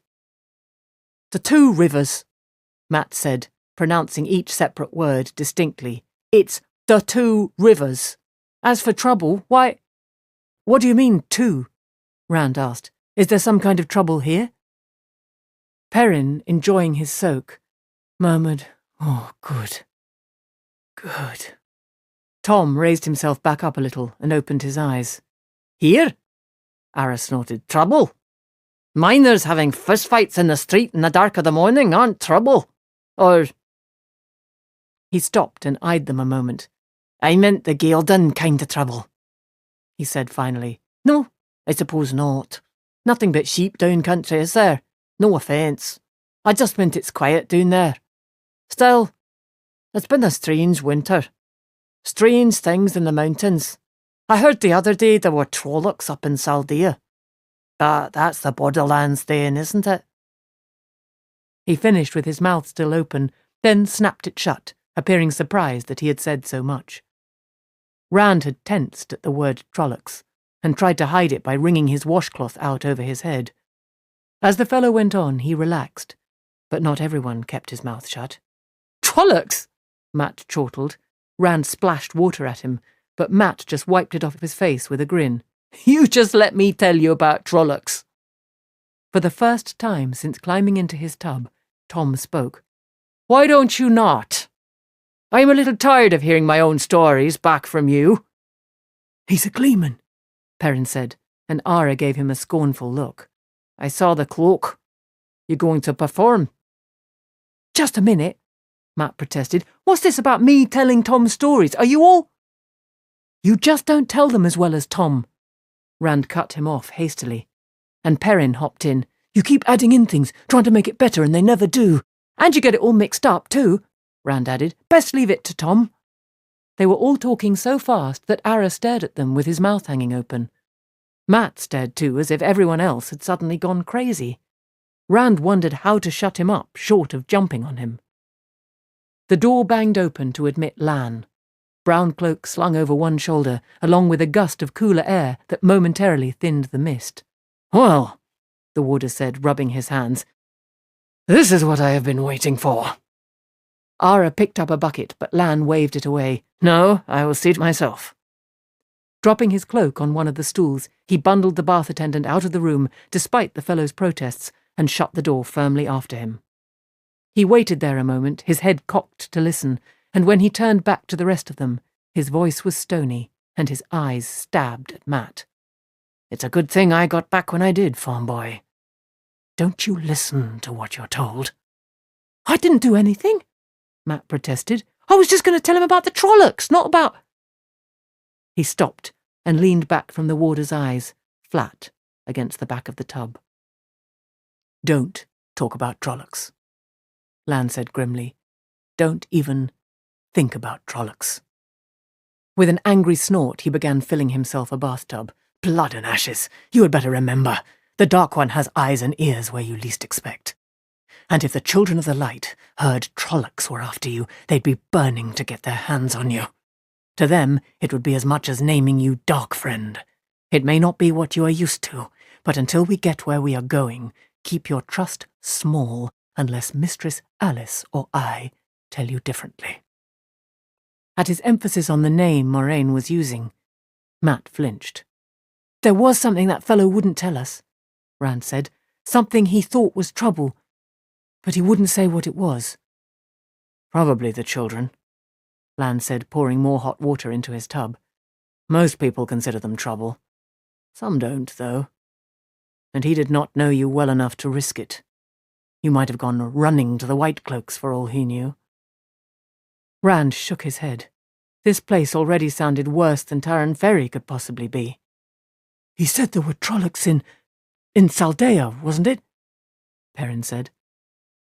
Lan hurled his empty bucket to the floor with a crash. You will talk about it, won't you? There are always Trollocs in the Borderlands, Blacksmith. Just you put it in the front of your mind that we want no more attention than mice in a field. Concentrate on that. Moraine wants to get you all to Tarvalon alive, and I will do it if it can be done. But if you bring any harm to her... The rest of their bathing was done in silence, and dressing afterwards too. When they left the bath chamber, Moraine was standing at the end of the hall with a slender girl not much taller than herself. At least, Rand thought it was a girl, though her dark hair was cut short and she wore a man's shirt and trousers. Moraine said something, and the girl looked at the men sharply, then nodded to Moraine and hurried away. "Well now," Moraine said as they drew closer, "I am sure a bath has given you all an appetite. Master Fitch has given us a private dining room." She talked on inconsequentially as she turned to lead the way, about their rooms and the crowding in the town, and how the innkeeper hoped Tom would favour the common room with some music and a story or two. She never mentioned the girl, if girl it had been. The private dining room had a polished oak table with a dozen chairs around it and a thick rug on the floor. As they entered, Egwene, freshly gleaming hair combed out around her shoulders, turned from warming her hands at the fire crackling on the hearth. Rand had had plenty of time for thought during the long silence in the bath chamber. Lan's constant admonitions not to trust anyone, and especially Ara being afraid to trust them, had made him think of just how alone they really were. It seemed they could not trust anyone but themselves, and he was still not too sure how far they could trust Moraine, or Lan. Just themselves. And Egwene was still Egwene. Moraine said it would have happened to her anyway, this touching the true source. She had no control over it, and that meant it was not her fault. And she was still Egwene. He opened his mouth to apologize, but Egwene stiffened and turned her back before he could get a word out. Staring sullenly at her back, he swallowed what he had been going to say. All right then, if she wants to be like that, there's nothing I can do. Master Fitch bustled in then, followed by 4 women in white aprons as long as his, with a platter holding 3 roast chickens and others bearing silver and pottery dishes and covered bowls. The women began setting the table immediately, while the innkeeper bowed to Moraine. My apologies, Mistress Alice, for making you wait like this, but with so many people at the inn, it's a wonder anybody gets served at all. I'm afraid the food isn't what it should be either. Just the chickens and some turnips and hen peas with a little cheese for after. No, it just isn't what it should be. I truly do apologise. A feast, Moraine smiled. For these troubled times, a feast indeed, Master Fitch. The innkeeper bowed again, his wispy hair sticking out in all directions as if he constantly ran his hands through it, made the bow comical, but his grin was so pleasant that anyone who laughed would be laughing with him, not at him. My thanks, Mistress Alice. My thanks. As he straightened, he frowned and wiped an imagined bit of dust from the table with a corner of his apron. It isn't what I would have laid before you a year ago, of course. Not nearly. The winter. Yes, the winter. My cellars are emptying out, and the market is all but bare. And who can blame the farm folk? Who? There's certainly no telling when they'll harvest another crop. No telling at all. It's the wolves get the mutton and beef that should go on people's tables. And abruptly he seemed to realise that this was hardly the conversation to settle his guests to a comfortable meal. How I do run on.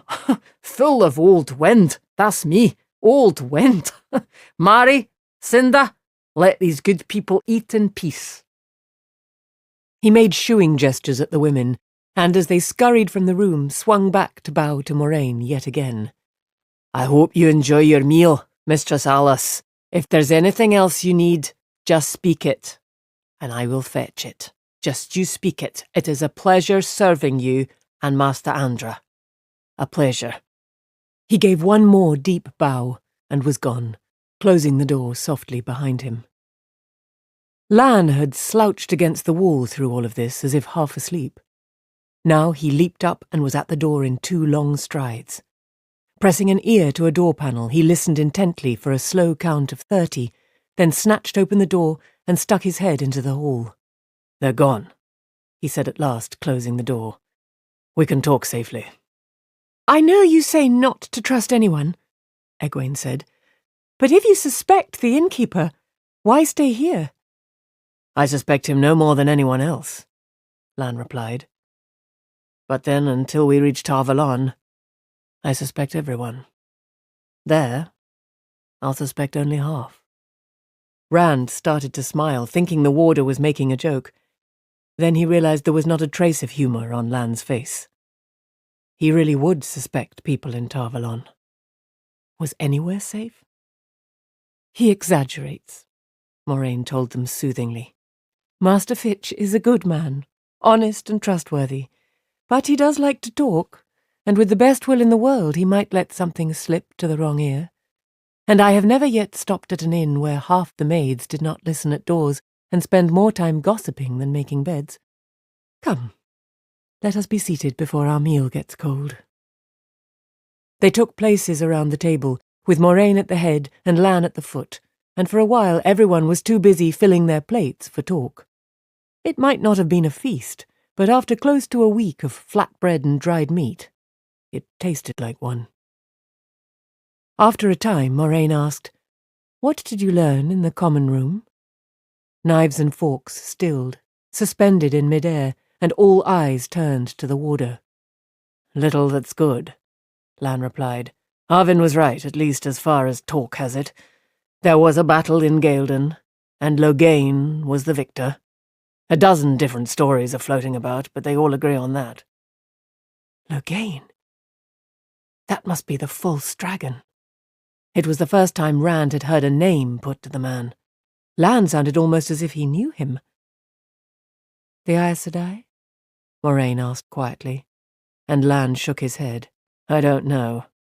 Some say they were all killed. Some say none," he snorted. "Some even say they went over to Loghain. There's nothing reliable, and I did not care to show too much interest." "Yes," Moraine said. "Little that is good." With a deep breath, she brought her attention back to the table. "And what of our own circumstances?" There, the news is better. No odd happenings, no strangers around who might be Murdral, certainly no Trollocs. And the White Cloaks are busy trying to make trouble for Governor Arden because he won't cooperate with them. They will not even notice us unless we advertise ourselves." "Good," Moraine said. "That agrees with what the bathmaid said. Gossip does have its points. Now," she addressed the entire company, "we have a long journey still ahead of us, but the last week has not been easy either, so I propose to remain here tonight and tomorrow night, and leave early the following morning." All the younger folk grinned. A city for the first time. Moraine smiled, but she still said, "What does Master Andra say to that?" Lan eyed the grinning faces flatly. "Well enough, if they remember what I've told them, for a change." Tom snorted through his moustaches. "Huh, these country folk loose in a city." He snorted again and shook his head. With the crowding at the inn, there were only 3 rooms to be had, 1 for Moraine and Egwene, and 2 to take the men. Rand found himself sharing with Lan and Tom on the 4th floor at the back, close up under the overhanging eaves, with a single small window that overlooked the stable yard. Full night had fallen, and light from the inn made a pool outside. It was a small room to begin, and an extra bed set up for Tom made it smaller, though all 3 were narrow. And hard, Rand found when he threw himself down on his. Definitely not the best room. Tom stayed only long enough to uncase his flute and harp, then left, already practicing grand poses. Lan went with him. It was strange, Rand thought as he shifted uncomfortably on the bed. A week ago he would have been downstairs like a falling rock for just the chance he might see a gleeman perform, for just the rumour of it. But he had heard Tom tell his stories every night for a week, and Tom would be there tomorrow night, and the next, and the hot bath had loosened kinks in muscles that he had thought would be there forever, and his first hot meal in a week oozed lethargy into him. Sleepily, he wondered if Lan really did know the false dragon, Loghain. A muffled shout came from below stairs, the common room greeting Tom's arrival. But Rand was already asleep. The stone hallway was dim and shadowy, and empty except for Rand. He could not tell where the light came from, what little there was of it. The grey walls were bare of candles or lamps, nothing at all to account for the faint glow that seemed to just be there. The air was still and dank, and somewhere in the distance water dripped with a steady, hollow plonk. Wherever this was, it was not the inn. Frowning, he rubbed at his forehead. Inn. His head hurt, and thoughts were hard to hold on to. There had been something about an inn? It was gone, whatever it was. He licked his lips and wished he had something to drink. He was awfully thirsty. Dry as dust thirsty, It was the dripping sound that decided him. With nothing to choose by except his thirst, he started towards that steady plonk, plonk, plonk. The hallway stretched on, without any crossing corridor and without the slightest change in appearance. The only features at all were the rough doors set at regular intervals in pairs, one on either side of the hall, the wood splintered and dry despite the damp in the air. The shadows receded ahead of him, staying the same, and the dripping never came any closer. After a long time, he decided to try one of those doors. It opened easily, and he stepped through into a grim, stone-walled chamber. One wall opened in a series of arches onto a grey stone balcony, and beyond that was a sky such as he had never seen. Striated clouds in blacks and greys, reds and oranges, streamed by as if storm winds drove them, weaving and interweaving endlessly. No one could ever have seen a sky like that. It could not exist. He pulled his eyes away from the balcony, but the rest of the room was no better. Odd curves and peculiar angles, as if the chamber had been melted almost haphazardly out of the stone, and columns that seemed to grow out of the grey floor. Flames roared on the hearth like a forge fire with the bellows pumping, but gave no heat. Strange oval stones made the fireplace. They just looked like stones, wet slick despite the fire, when he looked straight at them. But when he glimpsed them from the corner of his eye, they seemed to be faces instead. The faces of men and women writhing in anguish, screaming silently. The high-backed chairs and the polished table in the middle of the room were perfectly ordinary, but that in itself emphasized the rest. A single mirror hung on the wall, but that was not ordinary at all. When he looked at it, he saw only a blur where his reflection should have been. Everything else in the room was shown true, but not him. A man stood in front of the fireplace. He had not noticed the man when he first came in. If he had not known it was impossible, he would have said no one had been there until he actually looked at the man. Dressed in dark clothes of a fine cut, he seemed in the prime of his maturity, and Rand supposed women would have found him good-looking. "Once more we meet face to face," the man said, and just for an instant his mouth and eyes became openings into endless caverns of flame. With a yell, Rand hurled himself backwards out of the room, so hard that he stumbled across the hall and banged into the door there, knocking it open. He twisted and grabbed at the door handle to keep from falling to the floor, and found himself staring wide-eyed into a stone room with an impossible sky through the arches leading to a balcony and a fireplace. "You cannot get away from me that easily," the man said. Rand twisted, scrambling back out of the room, trying to regain his feet without slowing down. This time there was no corridor. He froze, half-crouched, not far from the polished table, and looked at the man by the fireplace. It was better than looking at the fireplace stones, or at the sky. "This is a dream," he said as he straightened. Behind him he heard the click of the door closing. "It's some kind of nightmare." He shut his eyes, thinking about waking up. When he was a child, the wisdom had said if you could do that in a nightmare, it would go away. The wisdom? What? If only his thoughts would stop sliding away, if only his head would stop hurting, then he could think straight. He opened his eyes again. The room was still as it had been. The balcony, the sky, the man by the fireplace. "Is it a dream?" the man said. "Does it matter?" Once again, for a moment, his mouth and eyes became peepholes into a furnace that seemed to stretch forever. His voice did not change. He did not seem to notice it happening at all.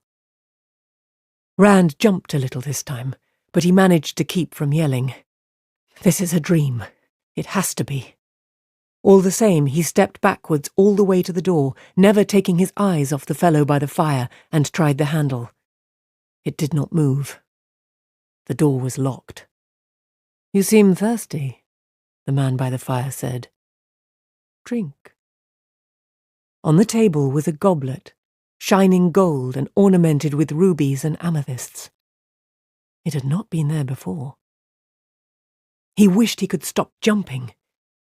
It was only a dream. His mouth felt like dust. "I am a little," he said, picking up the goblet. The man leaned forward intently, one hand on the back of a chair, watching him. The smell of spiced wine drove home to Rand just how thirsty he was, as if he had had nothing to drink in days. "Have I?" With the wine halfway to his mouth, he stopped. Whispers of smoke were rising from the chair back between the man's fingers, and those eyes watched him so sharply, flickering rapidly in and out of flames.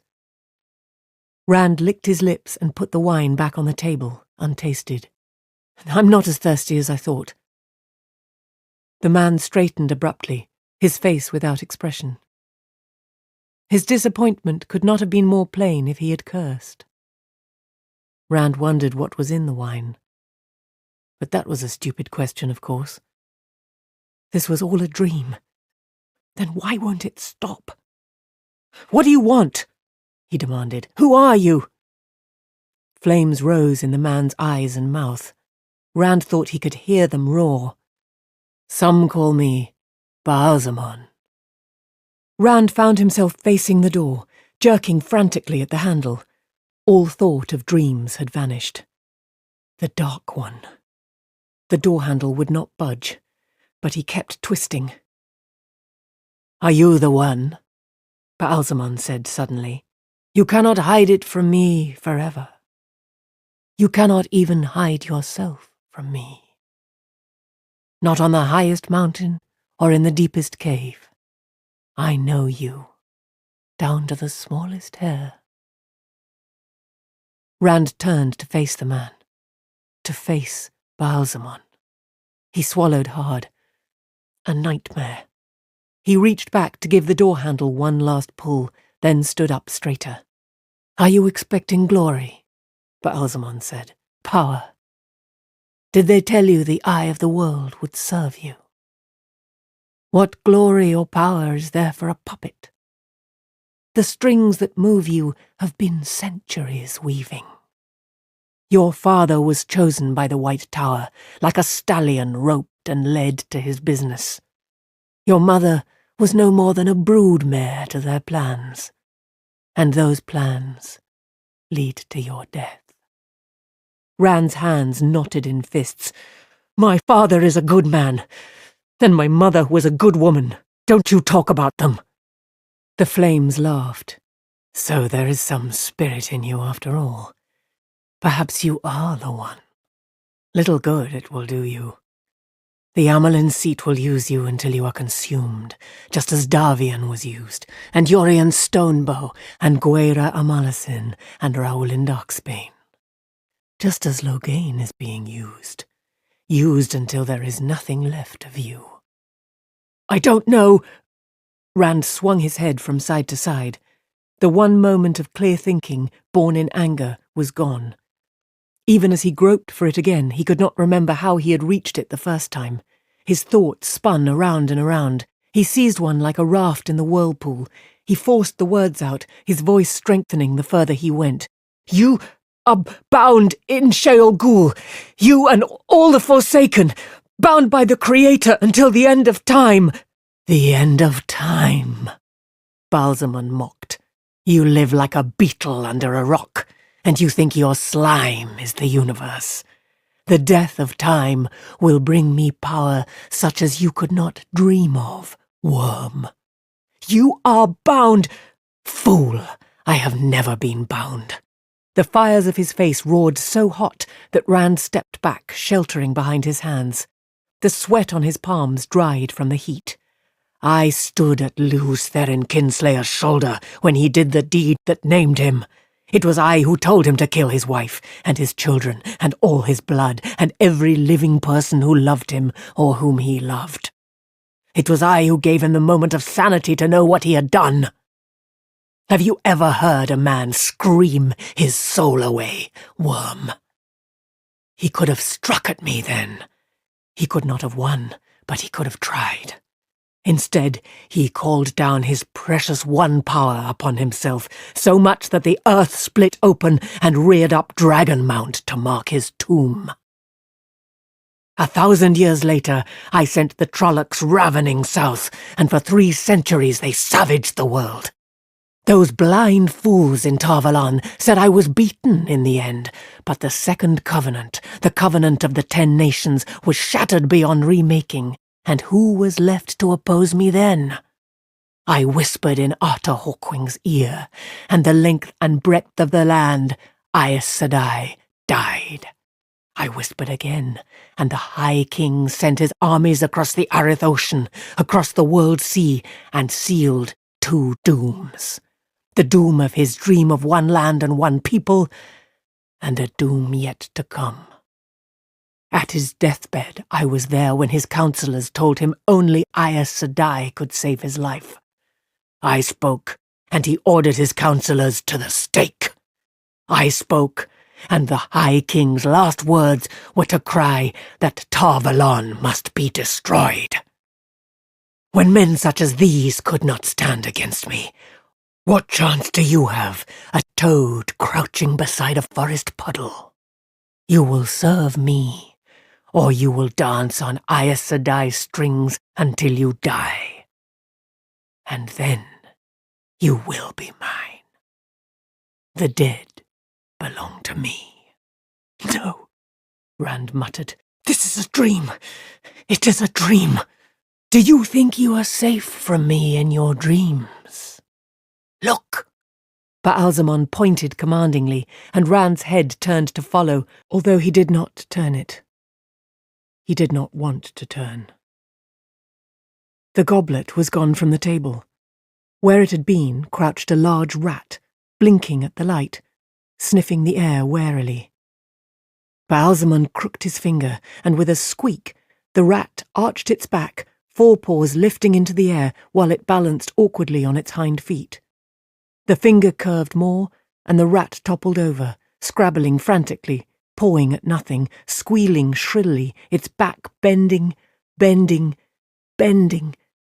With a sharp snap, like the breaking of a twig, the rat trembled violently and was still, lying bent almost double.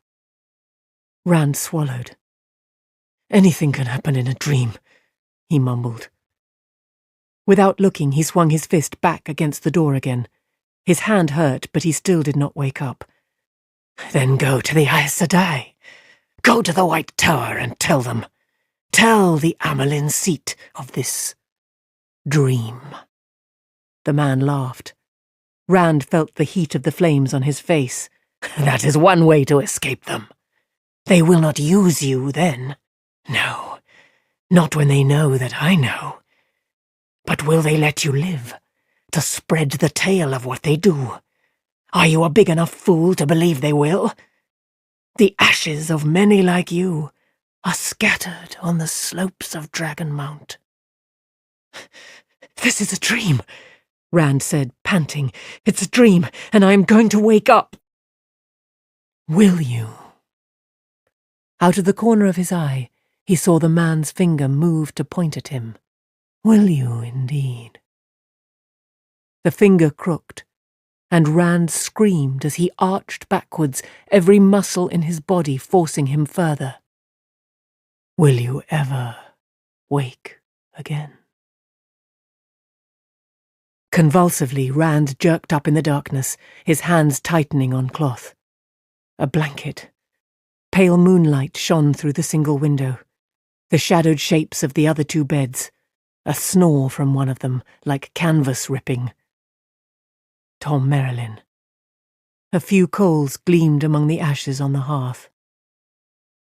It had been a dream then, like that nightmare in the Winespring Inn the day of Beltane. Everything that he had heard and done all jumbled in together with old tales and nonsense from nowhere. He pulled the blanket up around his shoulders, but it was not cold that made him shake. His head hurt, too. Perhaps Moraine could do something to stop these dreams. She said she could help with nightmares. With a snort, he lay back. Were the dreams really bad enough for him to ask the help of an Aes Sedai? On the other hand, could anything he did now get him in any deeper? He had left the two rivers, come away with an Aes Sedai. But there had not been any choice, of course. So, did he have any choice but to trust her? An Aes Sedai? It was as bad as the dreams, thinking about it. He huddled under his blanket, trying to find the calmness of the void the way Tam had taught him. But sleep was a long time returning. Chapter 15. Strangers and Friends. Sunlight streaming across his narrow bed finally woke Rand out of a deep but restless sleep. He pulled a pillow over his head, but it did not really shut out the light, and he did not really want to go back to sleep. There had been more dreams after the first. He could not remember any but the first, but he knew he wanted no more.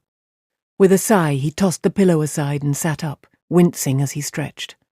All the aches he thought had soaked out in the bath were back, and his head still hurt too. It did not surprise him. A dream like that was enough to give anybody a headache. The others had already faded, but not that one. The other beds were empty. Light poured in through the window at a steep angle. The sun stood well above the horizon. By this hour back on the farm, he would have already fixed something to eat and been well into his chores. He scrambled out of bed, muttering angrily to himself. A city to see, and they did not even wake him. At least someone had seen that there was water in the pitcher, and still warm too. He washed and dressed quickly, hesitating a moment over Tam's sword. Lan and Tom had left their saddlebags and blanket rolls behind in the room, of course, but the warder's sword was nowhere to be seen. Lan had worn his sword in Emond's Field even before there was any hint of trouble. He thought he would take the older man's lead. Telling himself it was not because he had often daydreamed about walking the streets of a real city wearing a sword, he belted it on and tossed his cloak over his shoulder like a sack. Taking the stairs two at a time, he hurried down to the kitchen. That was surely the quickest place to get a bite, and on his only day in Baerlon, he did not want to waste any more time than he already had. Blood and ashes, but they could have waked me. Master Fitch was in the kitchen, confronting a plump woman whose arms were covered in flour to her elbows, obviously the cook. Rather, she was confronting him, shaking her finger under his nose. Serving maids and scullions, potboys and spitboys hurried about their tasks, elaborately ignoring what was going on in front of them.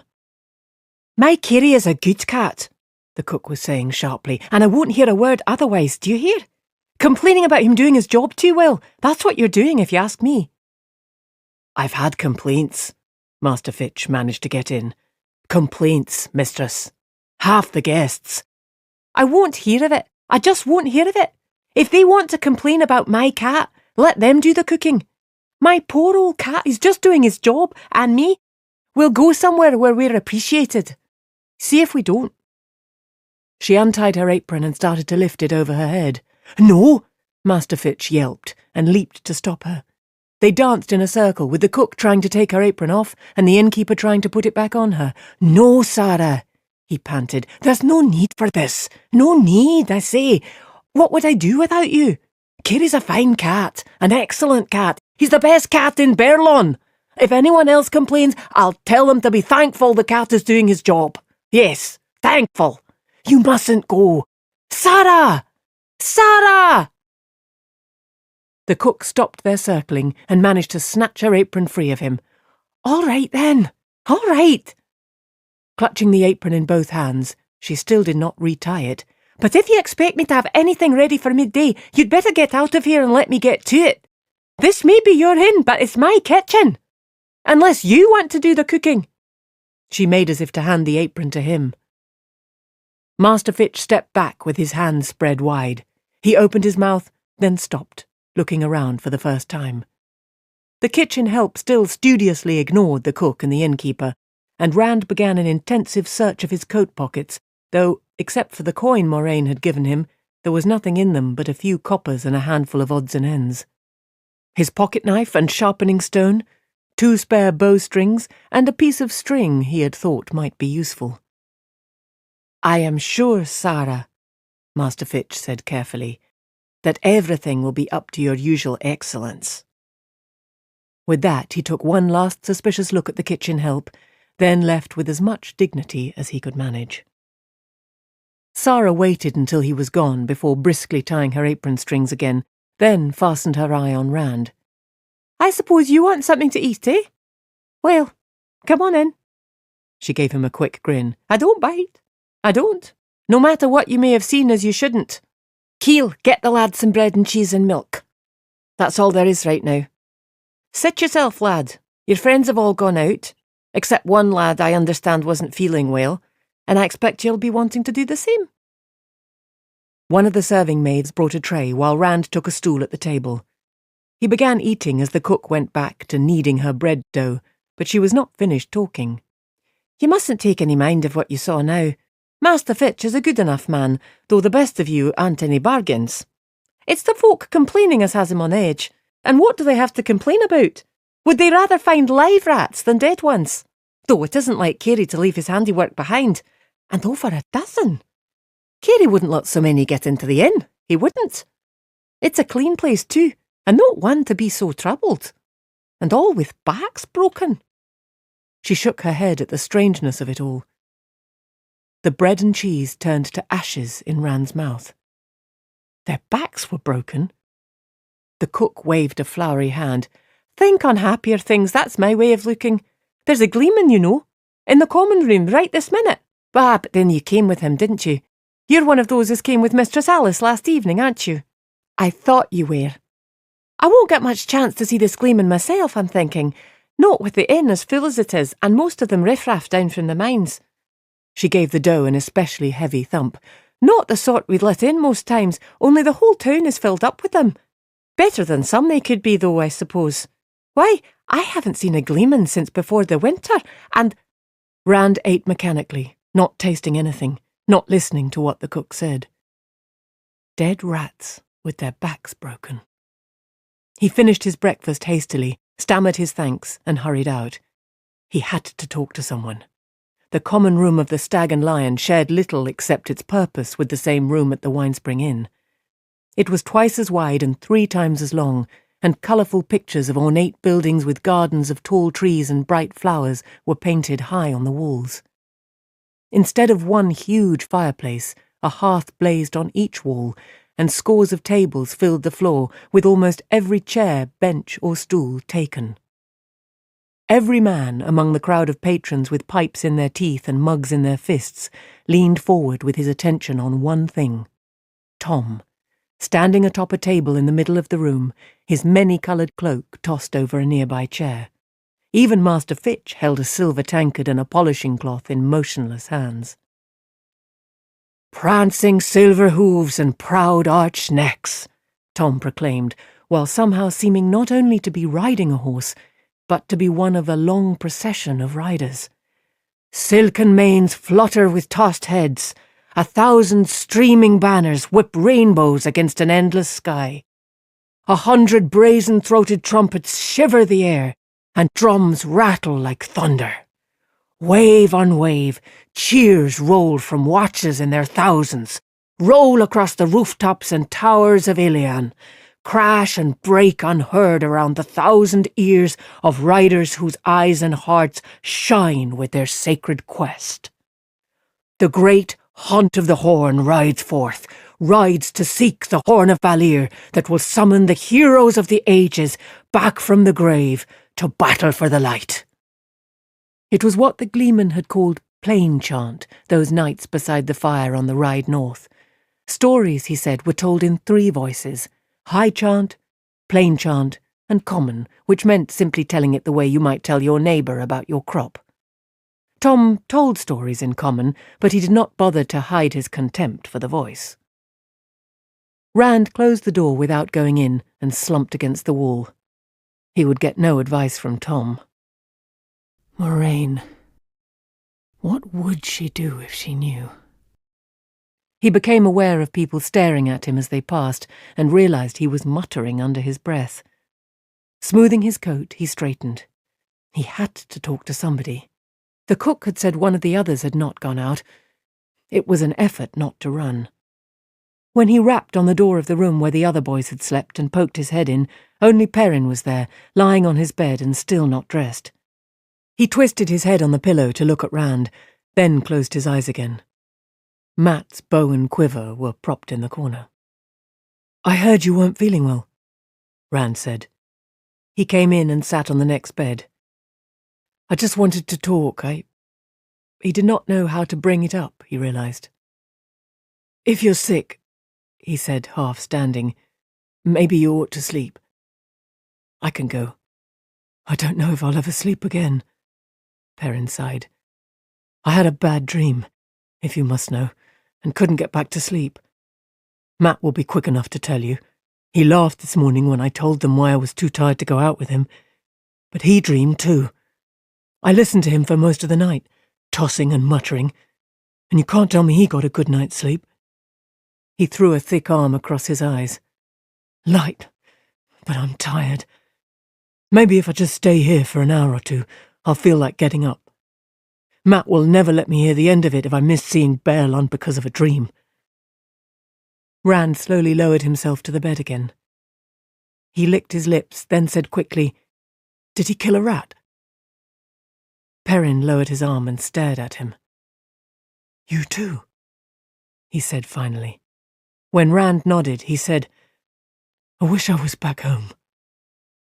He told me. He said, what are we going to do?" "Have you told Moraine?" "No. Not yet. Maybe I won't. I don't know. What about you?" He said, "Blood and ashes, Rand. I don't know." Perrin raised up on his elbow abruptly. "Do you think Matt had the same dream? He laughed, but it sounded forced, and he looked funny when I said I couldn't sleep because of a dream." "Maybe he did," Rand said. Guiltily, he felt relieved he was not the only one. "I was going to ask Tom for advice. He's seen a lot of the world. You don't think we should tell Moraine, do you?" Perrin fell back on his pillow. "You've heard the stories about Aes Sedai. Do you think we can trust Tom? If we can trust anybody? Rand, if we get out of this alive, if we ever get back home, and you hear me say anything about leaving Emmons Field, even to go as far as Watch Hill, you kick me, all right?" "That's no way to talk," Rand said. He put on a smile, as cheerful as he could make it. "Of course we'll get home. Come on, get up. We're in a city, and we have a whole day to see it. Where are your clothes?" "You go. I just want to lie here a while." Perrin put his arm back across his eyes. "You go ahead. I'll catch you up in an hour or two." "It's your loss," Rand said as he got up. "Think of what you might miss." He stopped at the door. "Bearlon.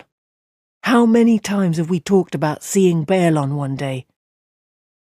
Perrin lay there with his eyes covered and did not say a word. After a minute, Rand stepped out and closed the door behind him.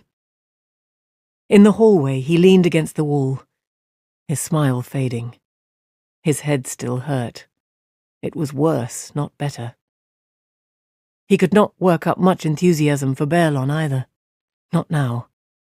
He could not summon enthusiasm about anything. A chambermaid came by, her arms full of sheets, and gave him a concerned look. Before she could speak, he moved off down the hall, shrugging into his cloak. Tom would not be finished in the common room for hours yet. He might as well see what he could. Perhaps he could find Matt, and see if Baalzamon had been in his dreams too. He went downstairs, more slowly this time, rubbing his temple. The stairs ended near the kitchen, so he took that way out, nodding to Sarah but hurrying on when she seemed about to take up where she had left off. The stable yard was empty, except for Much, standing in the stable door, and one of the other ostlers carrying a sack on his shoulder into the stable. Rand nodded to Much too, but the stableman gave him a truculent look and went inside. He hoped the rest of the city was more like Sarah, and less like much. Ready to see what a city was like, he picked up his step. At the open stable-yard gates, he stopped and stared. People packed the street like sheep in a pen. People swathed to the eyes in cloaks and coats, hats pulled down against the cold, weaving in and out at a quick step, as though the wind whistling over the rooftops blew them along, elbowing past one another with barely a word or a glance. All strangers, he thought. None of them know each other. The smells were strange too, sharp and sour and sweet, all mixed in a hodgepodge that had him rubbing his nose. Even at the height of festival he had never seen so many people so jammed together. Not even half so many, and this was only one street. Master Fitch and the cook said the whole city was full. The whole city like this? He backed slowly away from the gate, away from the street full of people. It really was not right to go off and leave Perrin sick in bed. And what if Tom finished his storytelling while Rand was off in the city? The gleeman might go out himself, and Rand needed to talk to someone. Much better to wait a bit. He breathed a sigh of relief as he turned his back on the swarming street. Going back inside the inn did not appeal to him, though. Not with his headache. He sat on an upended barrel against the back of the inn and hoped the cold air might help his head. Much came to the stable door from time to time to stare at him, and even across the stable yard he could make out the fellow's disapproving scowl. Was it country people the man did not like? Or had he been embarrassed by Master Fitch greeting them after he had tried to chase them off for coming in the back way? Maybe he's a dark friend, he thought, expecting to chuckle at the idea, but it was not a funny thought. He rubbed his hand along the hilt of Tam's sword. There was not much left that was funny at all. "A shepherd with a Heramark sword," said a low woman's voice. "That's almost enough to make me believe anything. What trouble are you in, down country boy?" Startled, Rand jumped to his feet. It was the crop-haired young woman who had been with Moraine when he came out of the bath chamber, still dressed in a boy's coat and breeches. She was a little older than he was, he thought, with dark eyes even bigger than Egwene's, and oddly intent. "You're Rand, aren't you?" she went on. "My name's Min." "I'm not in trouble," he said. He did not know what Moraine had told her, but he remembered Lan's admonition not to attract any notice. "What makes you think I'm in trouble? The Two Rivers is a quiet place, and we're all quiet people. No place for trouble, unless it has to do with crops or sheep." "Quiet?" Min said with a faint smile. "I've heard men talk about you Two Rivers folk.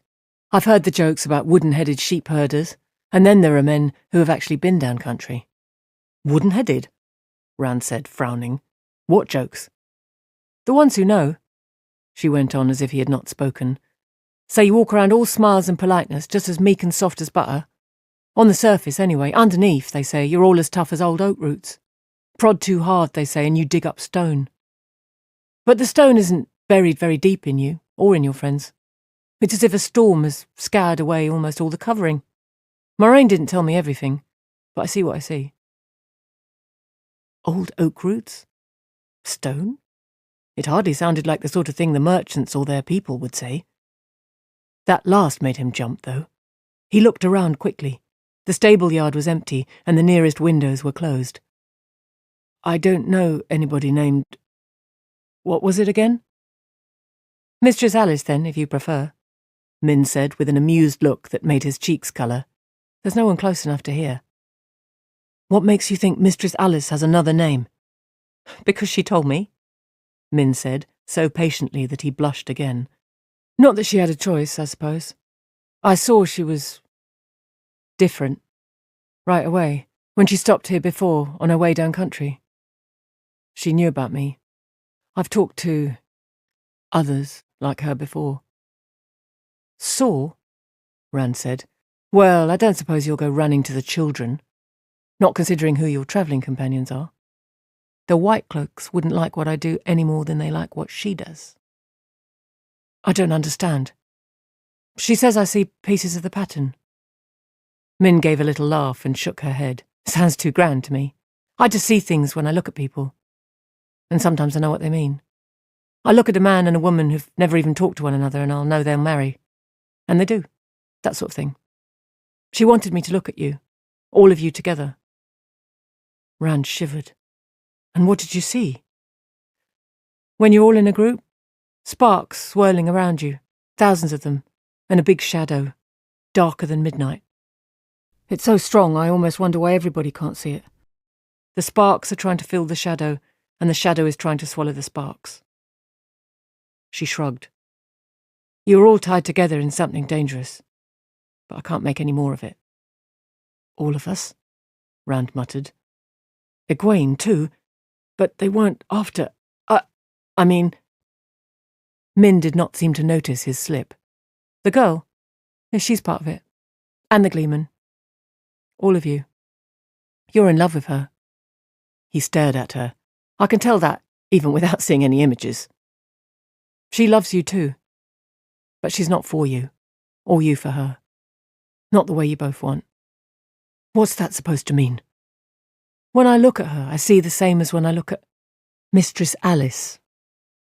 Other things I don't understand too, but I know what that means. She won't refuse it. This is all foolishness, Rand said uncomfortably. His headache was fading to numbness. His head felt packed with wool. He wanted to get away from this girl and the things she saw. And yet, what do you see when you look at the rest of us? All sorts of things, Min said with a grin as if she knew what he really wanted to ask. Master Andra has 7 ruined towers around his head, and a babe in a cradle holding a sword, and... She shook her head.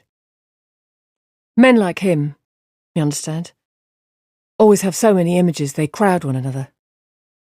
The strongest images around the Gleeman are a man, not him, juggling fire, and the White Tower, and that doesn't make any sense at all for a man. The strongest things I see about the big curly-haired fellow are a wolf, and a broken crown, and trees flowering all around him, and the other one, a red eagle, an eye on a balance scale, a dagger with a ruby, a horn, and a laughing face. There are other things, but you see what I mean. This time I can't make up or down out of any of it. She waited then, still grinning, until he finally cleared his throat and asked, What about me? Her grin stopped just short of outright laughter. The same kind of things as the rest. A sword that isn't a sword, a golden crown of laurel leaves, a beggar's staff, you pouring water on sand, a bloody hand and a white-hot iron, 3 women standing over a funeral bier with you on it, black rock wet with blood. All right, he broke in uneasily, you don't have to list it all. Most of all, I see lightning around you, some striking at you, some coming out of you. I don't know what any of it means, except for one thing. You and I will meet again. She gave him a quizzical look, as if she did not understand that either. Why shouldn't we? He said. I'll be coming back this way on my way home. I suppose you will at that. Suddenly her grin was back, wry and mysterious, and she patted his cheek. But if I told you everything I saw, you'd be as curly-haired as your friend with the shoulders. He jerked back from her hand as if it were red hot. What do you mean? Do you see anything about rats? Or dreams?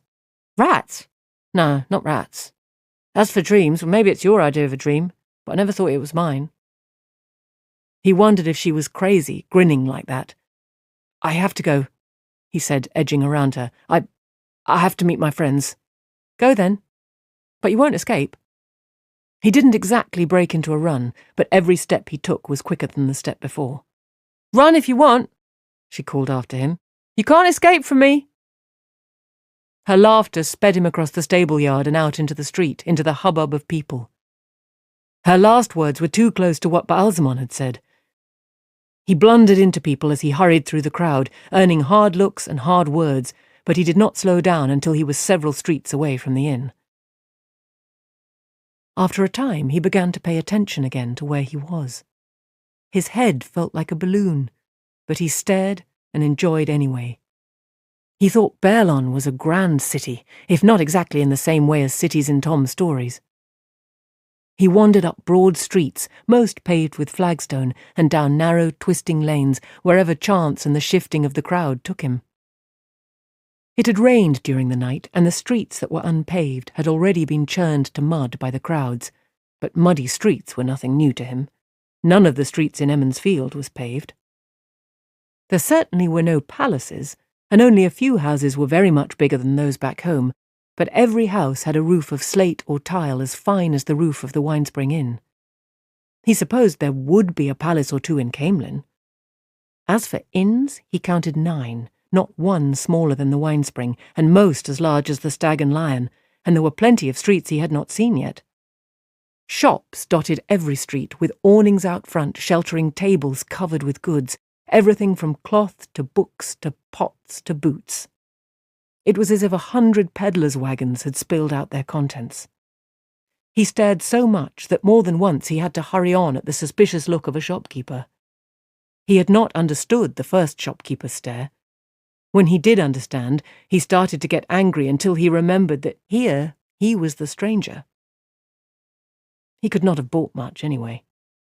He gasped when he saw how many coppers were exchanged for a dozen discoloured apples or a handful of shriveled turnips, the sort that would be fed to the horses in the 2 rivers. But people seemed eager to pay. There were certainly more than enough people, to his estimation. For a while the sheer number of them almost overwhelmed him. Some wore clothes of finer cut than anyone in the 2 rivers, almost as fine as Moraine's, and quite a few had long, fur-lined coats that flapped around their ankles. The miners everybody at the inn kept talking about, they had the hunched look of men who grubbed underground. But most of the people did not look any different from those he had grown up with, not in dress or in face. He had expected they would, somehow. Indeed, some of them had so much the look of the 2 rivers in their faces that he could imagine they belonged to one family or another that he knew around Emmons Field. A toothless, grey-haired fellow with ears like jug handles sitting on a bench outside one of the inns and peering mournfully into an empty tankard could easily have been Billy Conger's close cousin. The lantern-jawed tailor sewing in front of his shop might have been John Thane's brother, even to the same bald spot on the back of his head. A near mirror image of Samuel Craw pushed past Rand as he turned a corner and, in disbelief, he stared at a bony little man with long arms and a big nose, shoving hurriedly through the crowd in clothes that looked like a bundle of rags. The man's eyes were sunken and his dirty face gaunt as if he had not eaten or slept in days, but Rand could swear. The ragged man saw him then and froze in mid-step, heedless of people who all but stumbled over him. The last doubt in Rand's mind vanished. "Master Fane!" he shouted. "We all thought you were—" As quick as a blink, the peddler darted away, but Rand dodged after him, calling apologies over his shoulder to the people he bumped. Through the crowd, he just caught sight of Fane dashing into an alleyway, and he turned after. A few steps into the alleyway, the peddler had stopped in his tracks. A tall fence made it into a dead end. As Rand skidded to a halt, Fane rounded on him, crouching warily and backing away. He flapped grimy hands at Rand to stay back. More than one rip showed in his coat, and his cloak was worn and tattered as if it had seen much harder use than it was meant for. "Master Fane?" Rand said hesitantly. "What is the matter? It's me, Rand Althor from Emmons Field. We all thought the Trollocs had taken you." Fane gestured sharply and, still in a crouch, ran a few crabbed steps toward the open end of the alley. He did not try to pass Rand, or even come close to him. "Don't!" he rasped. His head shifted constantly as he tried to see everything in the street beyond Rand. "Don't mention!" His voice dropped to a hoarse whisper, and he turned his head away, watching Rand with quick, sidelong glances. "Them. There be white cloaks in the town." "Well, they have no reason to bother us," Rand said. "Come back to the Stag and Lion with me. I'm staying there with friends. You know most of them. They'll be glad to see you. We all thought you were dead." "Dead?" the peddler snapped indignantly. "Not Padam Fane. Padam Fane knows which way to jump and where to land." He straightened his rags as if they were feast day clothes. "Always have and always will. I'll live a long time. Longer than... Abruptly his face tightened and his hands clutched hold of his coat front. They burned my wagon and all my goods. Had no cause to be doing that, did they? I couldn't get to my horses. My horses, but that fat old innkeeper had them locked up in his stable. I had to step quick not to get my throat slit. And what did it get me? All that I've got left is what I stand up in. Now, is that fair? Is it now? Your horses are safe in Master Alvir's stable. You can get them any time. If you come to the inn with me, I'm sure Moraine will help you get back to the Two Rivers. Ah! She's the Aes Sedai, is she? A guarded look came over Fane's face. Maybe, though. He paused, licking his lips nervously. How long will you be at this? What was it? What did you call it? The Stag and Lion? We leave tomorrow, Rand said. But what does that have to do with... you just don't know. Fane whined. Standing there with a full belly and a good night's sleep in a soft bed.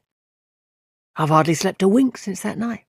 My boots are all worn out with running, and as for what I've had to eat... His face twisted. I don't want to be within miles of an Aes Sedai. He spat the last words. Not miles and miles, but I may have to. I've no choice, have I? The thought of her eyes on me, of her even knowing where I am. He reached toward Rand as if he wanted to grab his coat, but his hand stopped short, fluttering, and he actually took a step back. Promise me you won't tell her. She frightens me. There's no need to be telling her. No reason for an Aes Sedai to even be knowing I'm alive. You have to promise. You have to. I promise, Rand said soothingly. But there's no reason for you to be afraid of her. Come with me. The least you'll get is a hot meal. Maybe. Maybe. Fane rubbed his chin pensively. Tomorrow, you say? In that time... You won't forget your promise. You won't be letting her... I won't let her hurt you, Rand said, wondering how he could stop an Aes Sedai, whatever she wanted to do. She won't hurt me, Fane said. No, she won't. I won't be letting her. Like a flash, he haired past Rand into the crowd. Master Fane! Rand called. Wait! He dashed out of the alley just in time to catch sight of a ragged coat disappearing around the next corner. Still calling, he ran after it, darted around the corner. He only had time to see a man's back before he crashed into it and they both went down in a heap in the mud. Can't you watch where you're going? Came a mutter from under him, and Rand scrambled up in surprise. Matt? Matt sat up with a baleful glare and began scraping mud off his cloak with his hands. You must really be turning into a city man. Sleep all morning and run right over people. Climbing to his feet, he stared at his muddy hands, then muttered and wiped them off on his cloak. Listen, you'll never guess who I thought I just saw. Padan Fane, Rand said. Padan Fane! How did you know? I was talking to him, but he ran off. So the Matt stopped to look around warily, but the crowd was passing them by with never a glance. Rand was glad he had learned a little caution. So they didn't get him. I wonder why he left Emmons Field without a word like that.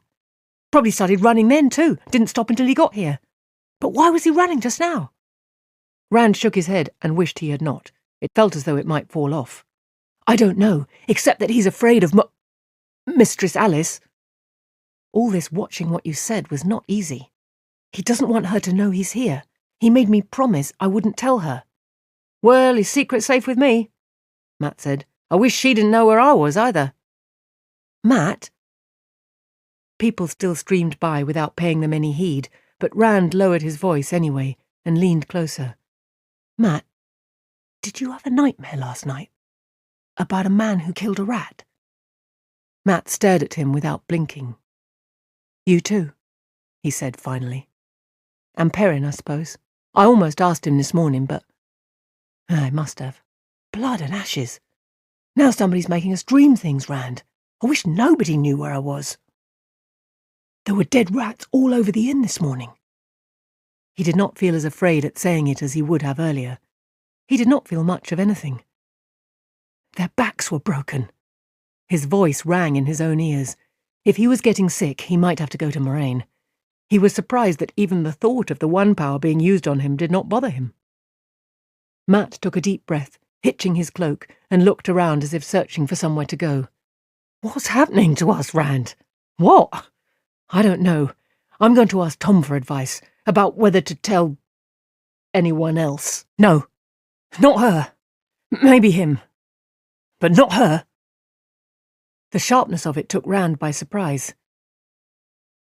Then you believed him. He did not need to say which him he meant. The grimace on Matt's face said he understood. No, Matt said slowly. It's the chances, that's all. If we tell her, and he was lying, then maybe nothing happens. Maybe.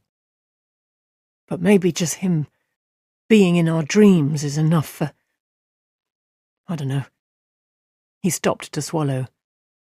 If we don't tell her, maybe we'll have some more dreams. Rats or no rats, dreams are better than... Remember the ferry?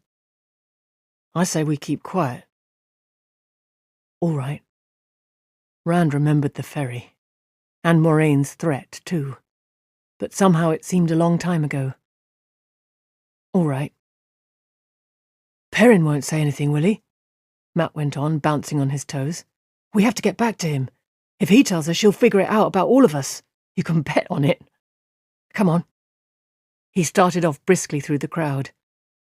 Rand stood there looking after him until Matt came back and grabbed him.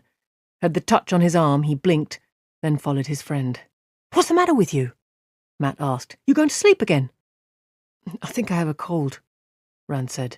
His head was as tight as a drum, and almost as empty. You can get some chicken soup when we get back to the inn, Matt said. He kept up a constant chatter as they hunted through the packed streets. Rand made an effort to listen, and even to say something now and then, but it was an effort. He was not tired. He did not want to sleep. He just felt as if he were drifting. After a while, he found himself telling Matt about Min.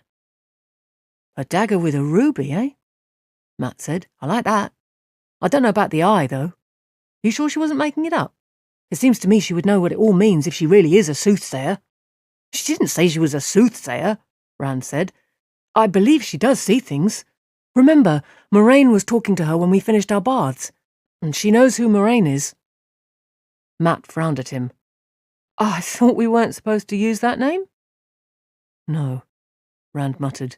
He rubbed his head with both hands. It was so hard to concentrate on anything.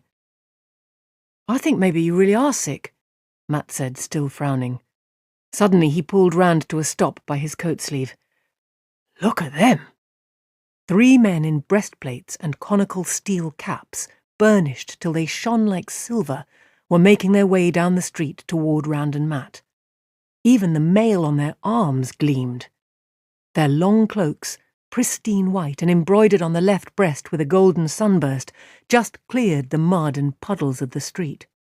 Their hands rested on their sword hilts, and they looked around them as if looking at things that had wriggled out from under a rotting log. Nobody looked back, though. Nobody even seemed to notice them. Just the same, the 3 did not have to push through the crowd. The bustle parted to either side of the white-cloaked men as if by happenstance, leaving them to walk in a clear space that moved with them. Do you suppose they're children of the light? Matt asked in a loud voice.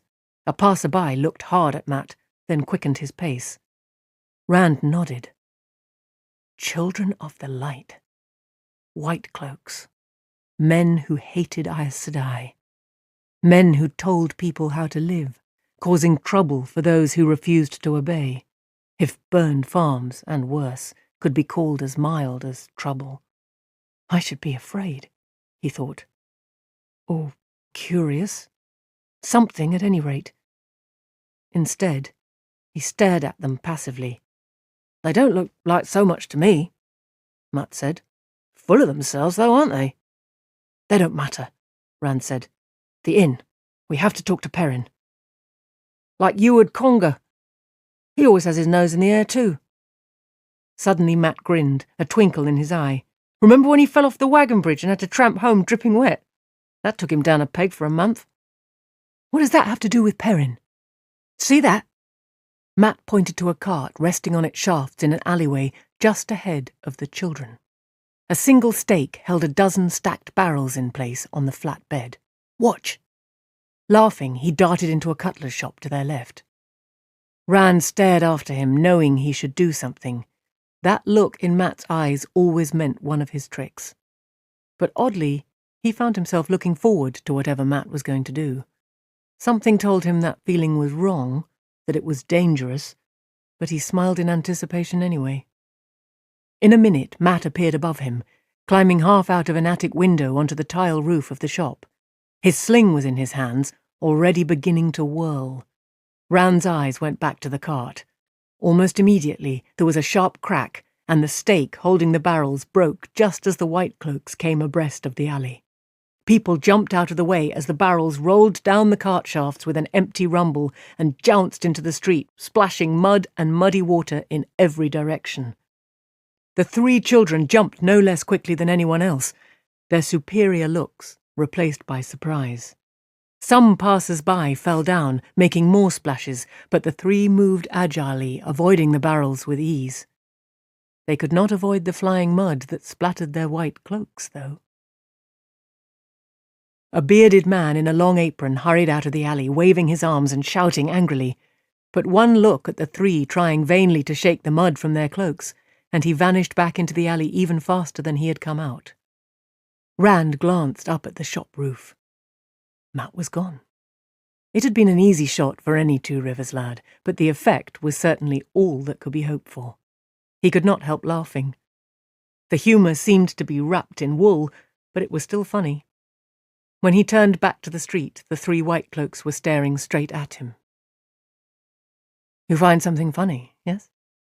The one who spoke stood a little in front of the others. He wore an arrogant, unblinking look, with a light in his eyes as if he knew something important. Something no one else knew. Rand's laughter cut off short. He and the children were alone with the mud and the barrels. The crowd that had been all around them had found urgent business up or down the street. Does fear of the light hold your tongue? Anger made the white cloak's narrow face seem even more pinched. He glanced dismissively at the sword hilt sticking out from Rand's cloak. Perhaps you are responsible for this, yes? Unlike the others, he had a golden knot beneath the sunburst on his cloak.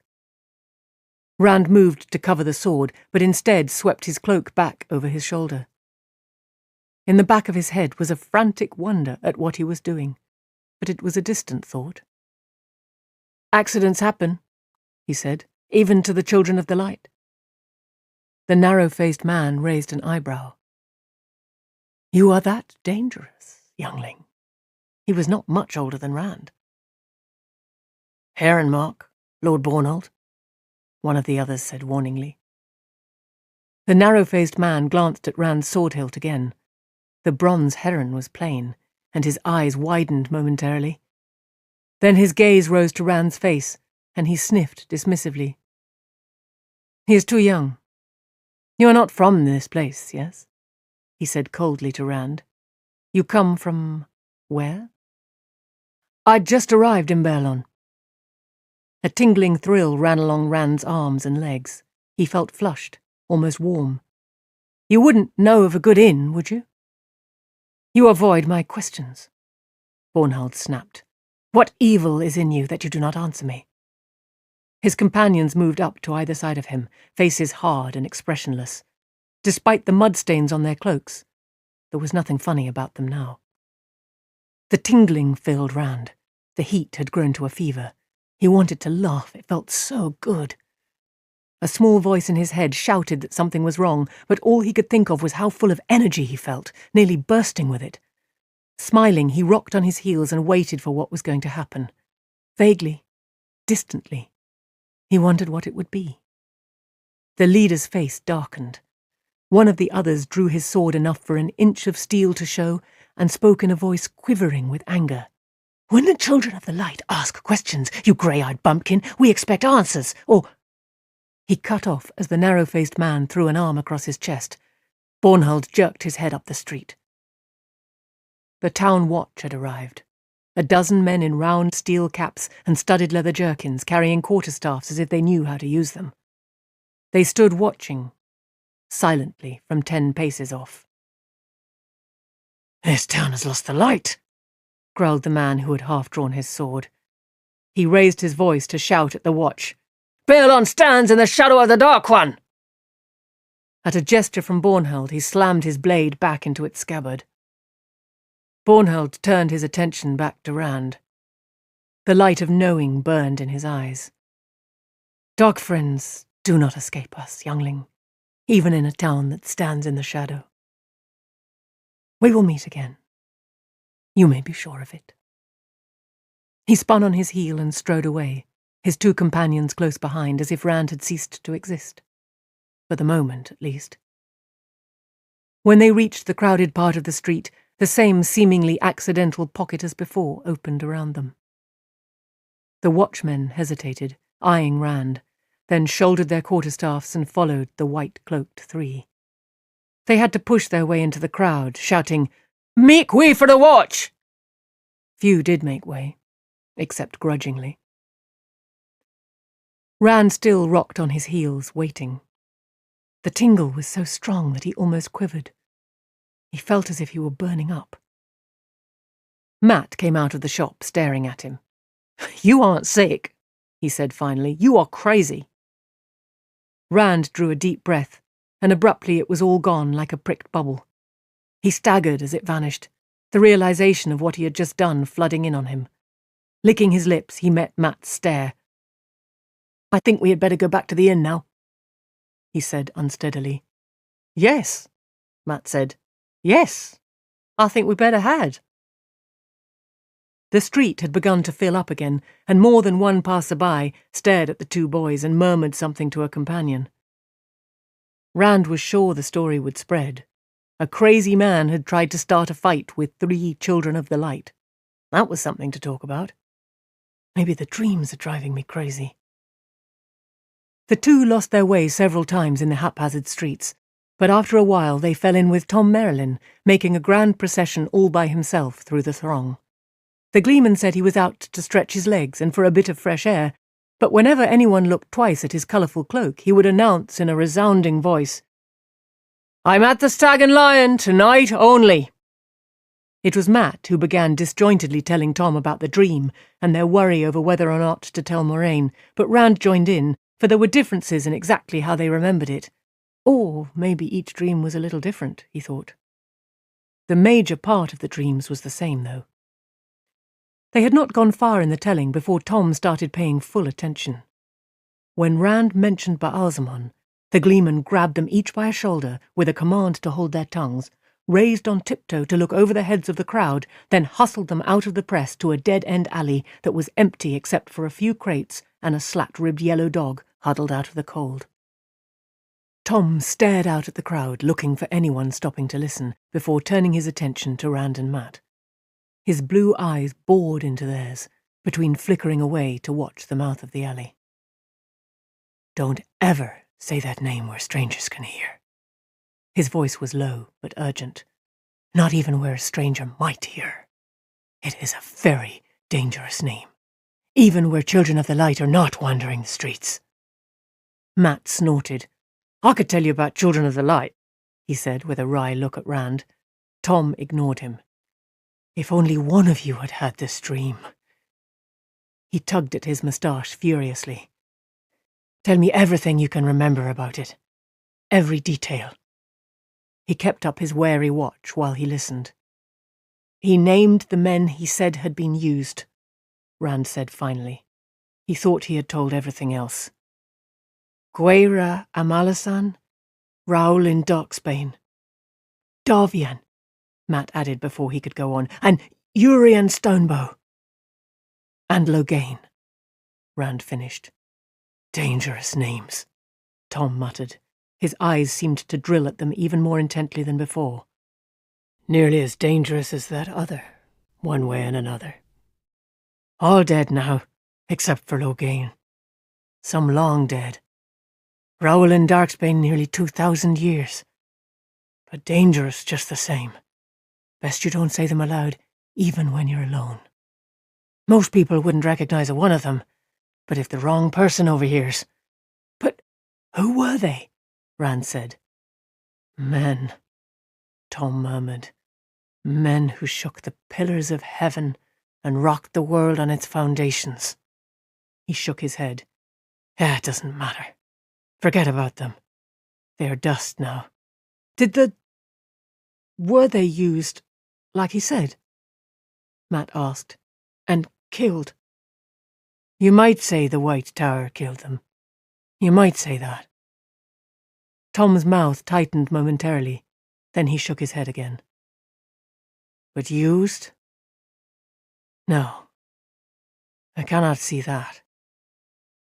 The light knows the Amerlin seat has enough plots going, but I can't see that. Matt shivered. He said so many things. Crazy things. All that about Luz Theron Kinslayer and Arthur Hawkwing. And the Eye of the World. What in the light is that supposed to be? A legend, the Gleeman said slowly. Maybe. As big a legend as the Horn of Valir, at least in the Borderlands. Up there, young men go hunting the Eye of the World the way young men from Ilion hunt the Horn. Maybe a legend. What do we do, Tom? Rand said. Do we tell her? I don't want any more dreams like that. Maybe she could do something. Maybe we wouldn't like what she did, Matt growled. Tom studied them, considering and stroking his moustache with a knuckle. I say hold your peace, he said finally. Don't tell anyone, for the time at least. You can always change your mind if you have to. But once you tell, it's done, and you're tied up worse than ever with her. Suddenly he straightened, his stoop almost disappearing. The other lad, you say he had the same dream? Does he have sense enough to keep his mouth shut? I think so, Rand said, at the same time that Matt said, we were going back to the inn to warn him. The lights end we're not too late. Cloak flapping around his ankles, patches fluttering in the wind, Tom strode out of the alley, looking back over his shoulder without stopping. Well? Are your feet pegged to the ground?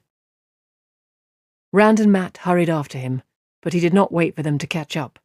This time he did not pause for people who looked at his cloak, or those who hailed him as a gleeman either.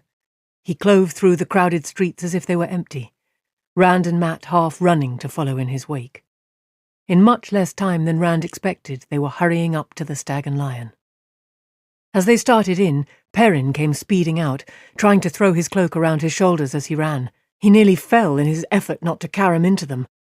I was coming looking for you two, he panted when he had caught his balance. Rand grabbed him by the arm. Did you tell anyone about the dream? Say that you didn't, Matt demanded. It's very important, Tom said. Perrin looked at them in confusion. No, I haven't. I didn't even get out of bed until less than an hour ago. His shoulders slumped. I've given myself a headache trying not to think about it, much less talk about it. Why did you tell him? He nodded at the Gleeman. We had to talk to somebody or go crazy, Rand said. I'll explain later, Tom added with a significant look at the people passing in and out of the Stag and Lion. All right, Perrin replied slowly, still looking confused. Suddenly he slapped his head. You almost made me forget why I was looking for you. Not that I don't wish I could. Nynaeve is inside. Blood and ashes, Matt yelped. How did she get here? Moraine, the ferry... Perrin snorted. You think a little thing like a sunken ferry could stop her? She rooted Hightower out. I don't know how he got back over the river, but she said he was hiding in his bedroom and didn't want to go near the river. Anyway, she bullied him into finding a boat big enough for her and her horse and rowing her across. Himself. She only gave him time to find one of his haulers to work another set of oars. Light, Matt breathed. What is she doing here? Rand wanted to know. Matt and Perrin both gave him a scornful look.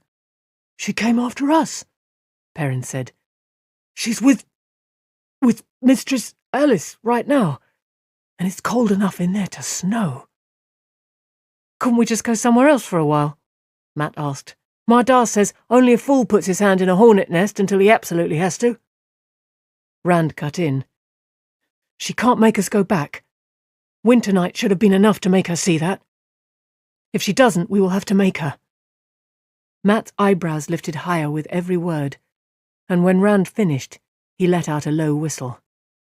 You ever try to make Nynaeve see something she doesn't want to see? I have. I say we stay away till night, and sneak in then. From my observation of the young woman, Tom said, I don't think she will stop until she has had her say. If she's not allowed to have it soon, she might keep on until she attracts attention none of us wants. That brought them all up short. They exchanged glances, drew deep breaths, and marched inside as if to face Trollocs. Chapter 16. The Wisdom. Perrin led the way into the depths of the inn.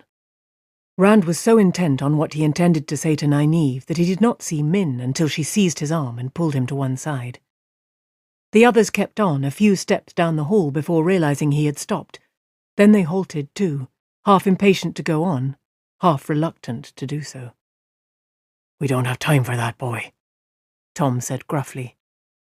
Min gave the white-haired gleeman a sharp look. Go juggle something, she snapped, drawing Rand further away from the others. I really don't have time, Rand told her. Certainly not for any more fool talk about escaping and the like. He tried to get his arm loose, but every time he pulled free, she grabbed it again. And I don't have time for your foolishness either. Will you be still? She gave the others a quick look, then moved closer, lowering her voice. A woman arrived a little while ago. Shorter than I. Young, with dark eyes and dark hair in a braid down to her waist. She's part of it, right along with the rest of you. For a minute, Rand just stared at her. Nynaeve? How can she be involved? Blight, how can I be involved? That's impossible. You know her? Min whispered. Yes, and she can't be mixed in whatever it is you... The sparks, Rand. She met Mistress Alice coming in, and there were sparks, with just the two of them. Yesterday, I couldn't see sparks without at least 3 or 4 of you together, but today it's all sharper and more furious. She looked at Rand's friends, waiting impatiently, and shivered before turning back to him. It's almost a wonder the inn doesn't catch fire. You're all in more danger today than yesterday, since she came. Rand glanced at his friends. Tom, his brows drawn down in a bushy V, was leaning forward on the point of taking some action to hurry him along. She won't do anything to hurt us, he told Min. I have to go, now. He succeeded in getting his arm back this time. Ignoring her squawk, he joined the others, and they started off again down the corridor. Rand looked back once. Min shook her fist at him and stamped her foot. What does she have to say? Matt asked. Nynaeve is part of it, Rand said without thinking, then shot Matt a hard look that caught him with his mouth open. Then, understanding slowly spread across Matt's face. Part of what? Tom said softly. Does that girl know something? While Rand was still trying to gather in his head what to say, Matt spoke up. Of course she's part of it, he said grumpily. Part of the same bad luck we've been having since winter night. Maybe having the Wisdom show up is no great affair to you, but I'd as soon have the White Cloaks here myself. She saw Nynaeve arrive, Rand said, saw her talking to Mistress Alice, and thought she might have something to do with us. Tom gave him a sidelong look and ruffled his moustaches with a snort, but the others seemed to accept Rand's explanation. He did not like keeping secrets from his friends, but Min's secret could be as dangerous for her as any of theirs was for them. Perrin stopped suddenly in front of a door, and, despite his size, he seemed oddly hesitant. He drew a deep breath, looked at his companions, took another breath, then slowly opened the door and went in. One by one, the rest of them followed. Rand was the last, and he closed the door behind him with the utmost reluctance. It was the room where they had eaten the night before. A blaze crackled on the hearth, and a polished silver tray sat in the middle of the table, holding a gleaming silver pitcher and cups. Moraine and Nynaeve sat at opposite ends of the table, neither taking her eyes from the other. All the other chairs were empty. Moraine's hands rested on the table, as still as her face. Nynaeve's braid was thrown over her shoulder, the end gripped in one fist. She kept giving it little tugs the way she did when she was being even more stubborn than usual with the village council. Perrin was right. Despite the fire, it seemed freezing cold, and all coming from the two women at the table. Lan was leaning against the mantel, staring into the flames and rubbing his hands for warmth. Egwene, her back flat against the wall, had her cloak on with the hood pulled up. Tom, Mat and Perrin stopped uncertainly in front of the door. Shrugging uncomfortably, Rand walked to the table. "Sometimes you have to grab the wolf by the ears," he reminded himself. But he remembered another old saying, too. "When you have a wolf by the ears, it's as hard to let go as to hold on." He felt Moraine's eyes on him, and Nynaeve's, and his face became hot. But he sat down anyway, halfway between the two. For a minute the room was as still as a carving. Then Egwene and Perrin, and finally Mat, made their reluctant way to the table and took seats toward the middle with Rand. Egwene tugged her hood further forward, enough to half hide her face, and they all avoided looking at anyone. "Well," Tom snorted from his place beside the door, "at least that much is done." "Since everyone is here," Lan said, leaving the fireplace and filling one of the silver cups with wine. "Perhaps you will finally take this." He proffered the cup to Nynaeve. She looked at it suspiciously. "There is no need to be afraid," he said patiently. "You saw the innkeeper bring the wine, and neither of us has had a chance to put anything in it. It is quite safe." The wisdom's mouth tightened angrily at the word afraid, but she took the cup, with a murmured, "Thank you." "I am interested," he said, "in how you found us." "So am I." Moraine leaned forward intently. "Perhaps you are willing to speak now that Egwene and the boys have been brought to you." Nynaeve sipped the wine before answering the Aes Sedai. "There was nowhere for you to go except Baerlon. To be safe, though, I followed your trail. You certainly cut back and forth enough. But then I suppose you would not care to risk meeting decent people." "You followed our trail?" Lan said, truly surprised for the first time that Rand could remember. "I must be getting careless." "You left very little trace, but I can track as well as any man in the Two Rivers. Except perhaps Tamal Thor." She hesitated, then added, "Until my father died, he took me hunting with him, and taught me what he would have taught the sons he never had." She looked at Lan challengingly, but he only nodded with approval. "If you can follow a trail I have tried to hide, he taught you well. Few can do that, even in the borderlands." Abruptly, Nynaeve buried her face in her cup. Rand's eyes widened. She was blushing. Nynaeve never showed herself even the least bit disconcerted. Angry, yes, outraged often, but never out of countenance. But she was certainly red-cheeked now, and trying to hide in the wine. "Perhaps now," Moraine said quietly, "you will answer a few of my questions. I have answered yours freely enough." "With a great sackful of gleeman's tales," Nynaeve retorted. "The only facts, I can see, are that 4 young people have been carried off, for the light alone knows what reason, by an Aes Sedai." "You have been told that isn't known here," Lan said sharply. "You must learn to guard your tongue." "Why should I?" Nynaeve demanded. "Why should I help hide you, or what you are? I've come to take Egwene and the boys back to Emond's Field, not help you spirit them away." Tom broke in a scornful voice. "If you want them to see their village again, or you either, you had better be more careful. There are those in Baerlon who would kill her." He jerked his head toward Moraine. "For what she is. Him, too. He indicated Lan, then abruptly moved forward to put his fists on the table. He loomed over Nynaeve, and his long moustaches and thick eyebrows suddenly seemed threatening.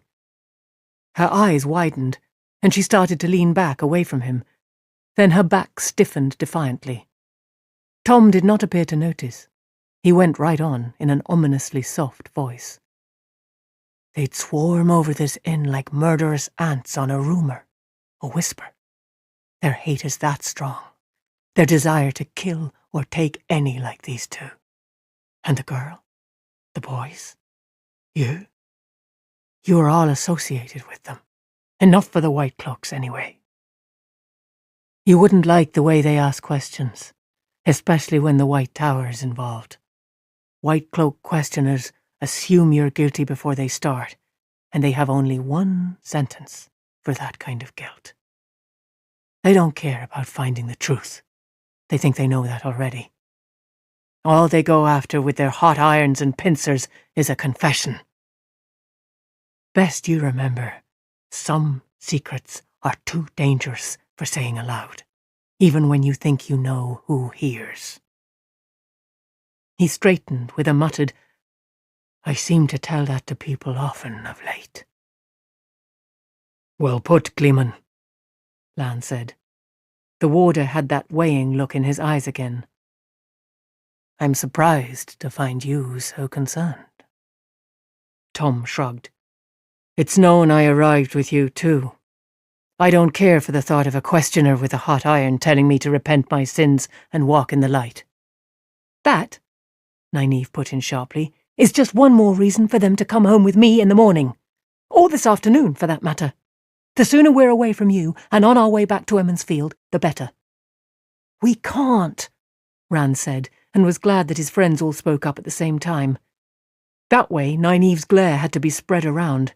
She spared no one as it was. But he had spoken first, and they all fell silent looking at him. Even Moraine sat back in her chair, watching him over steepled fingers. It was an effort for him to meet the wisdom's eyes. If we go back to Emond's Field, the Trollocs will come back too. They're hunting us.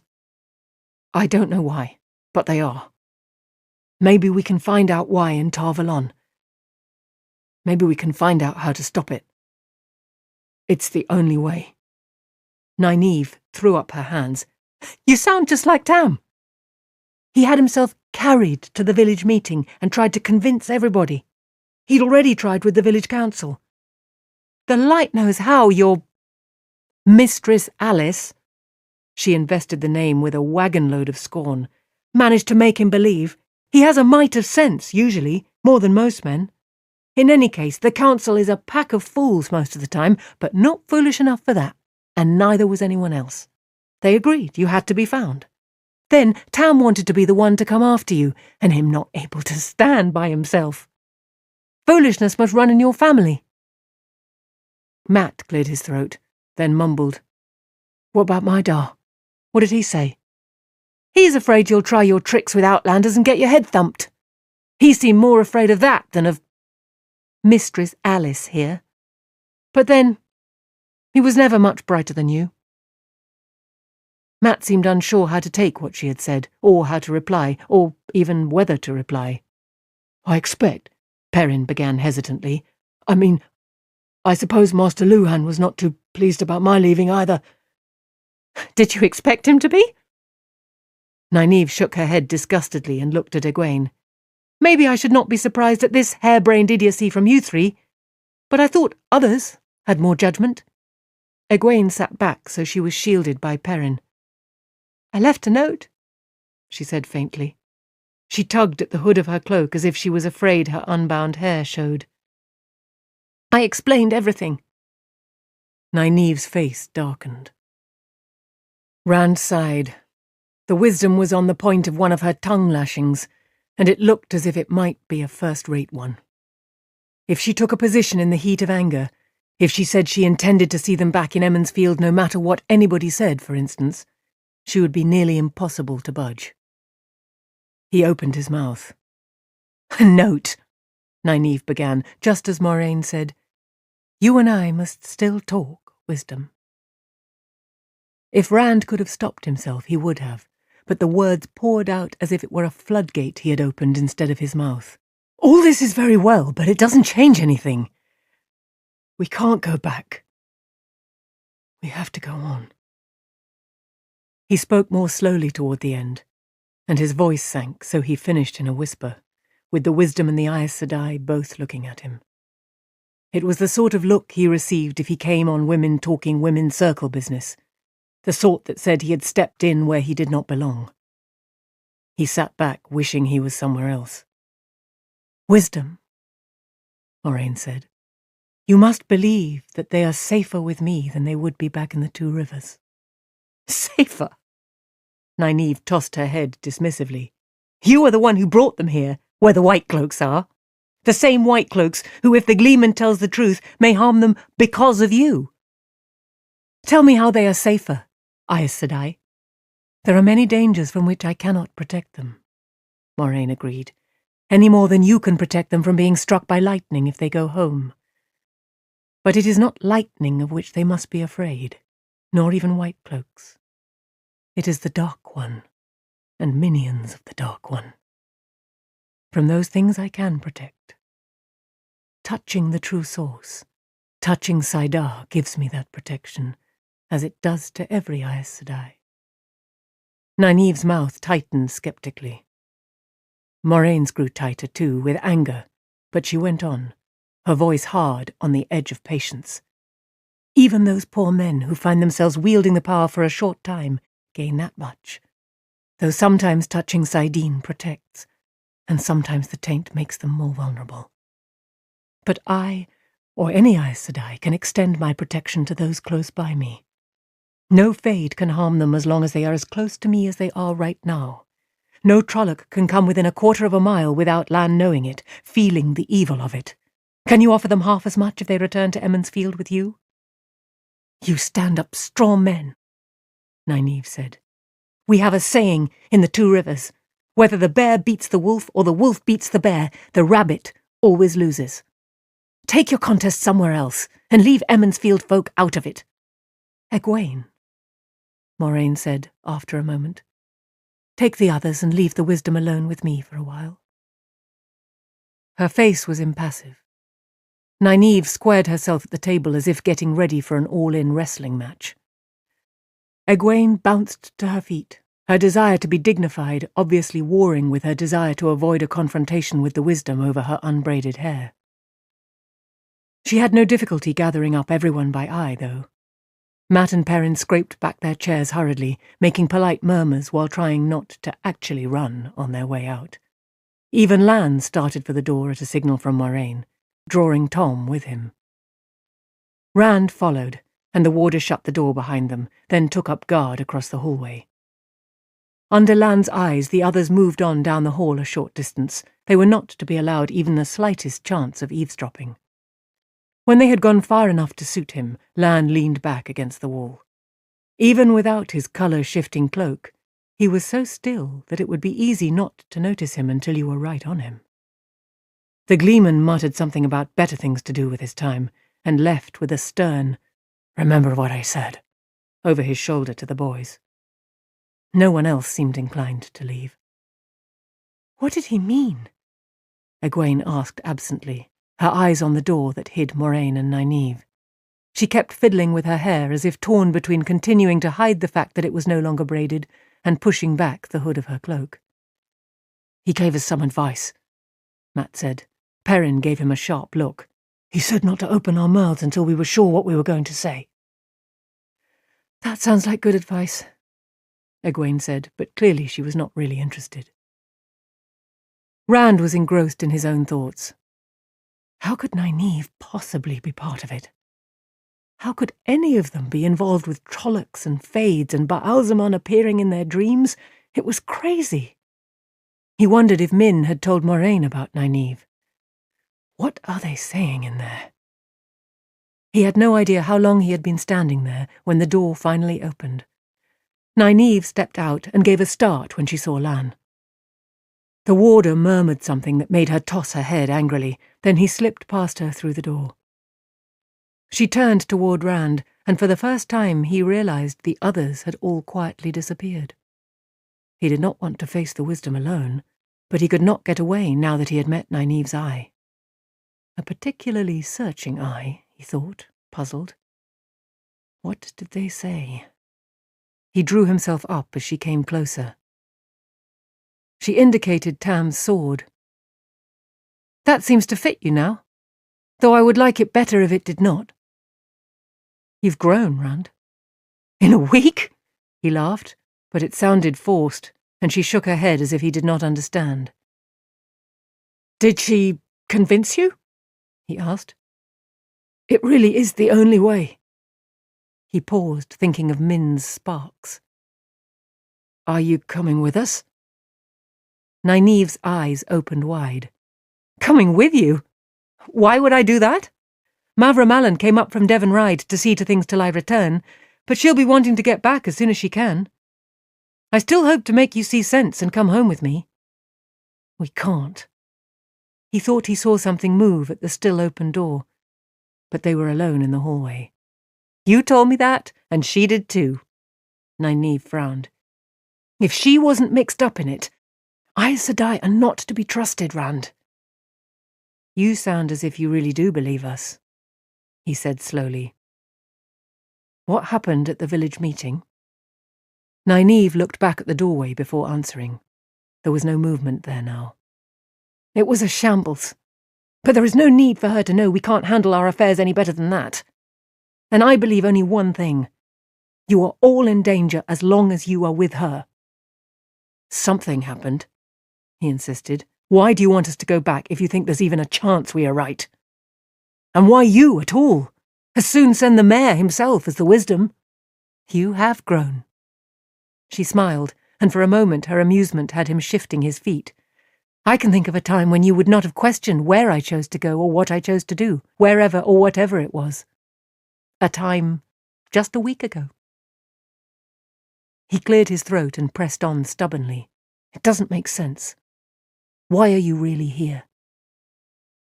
She half glanced at the still empty doorway, then took his arm.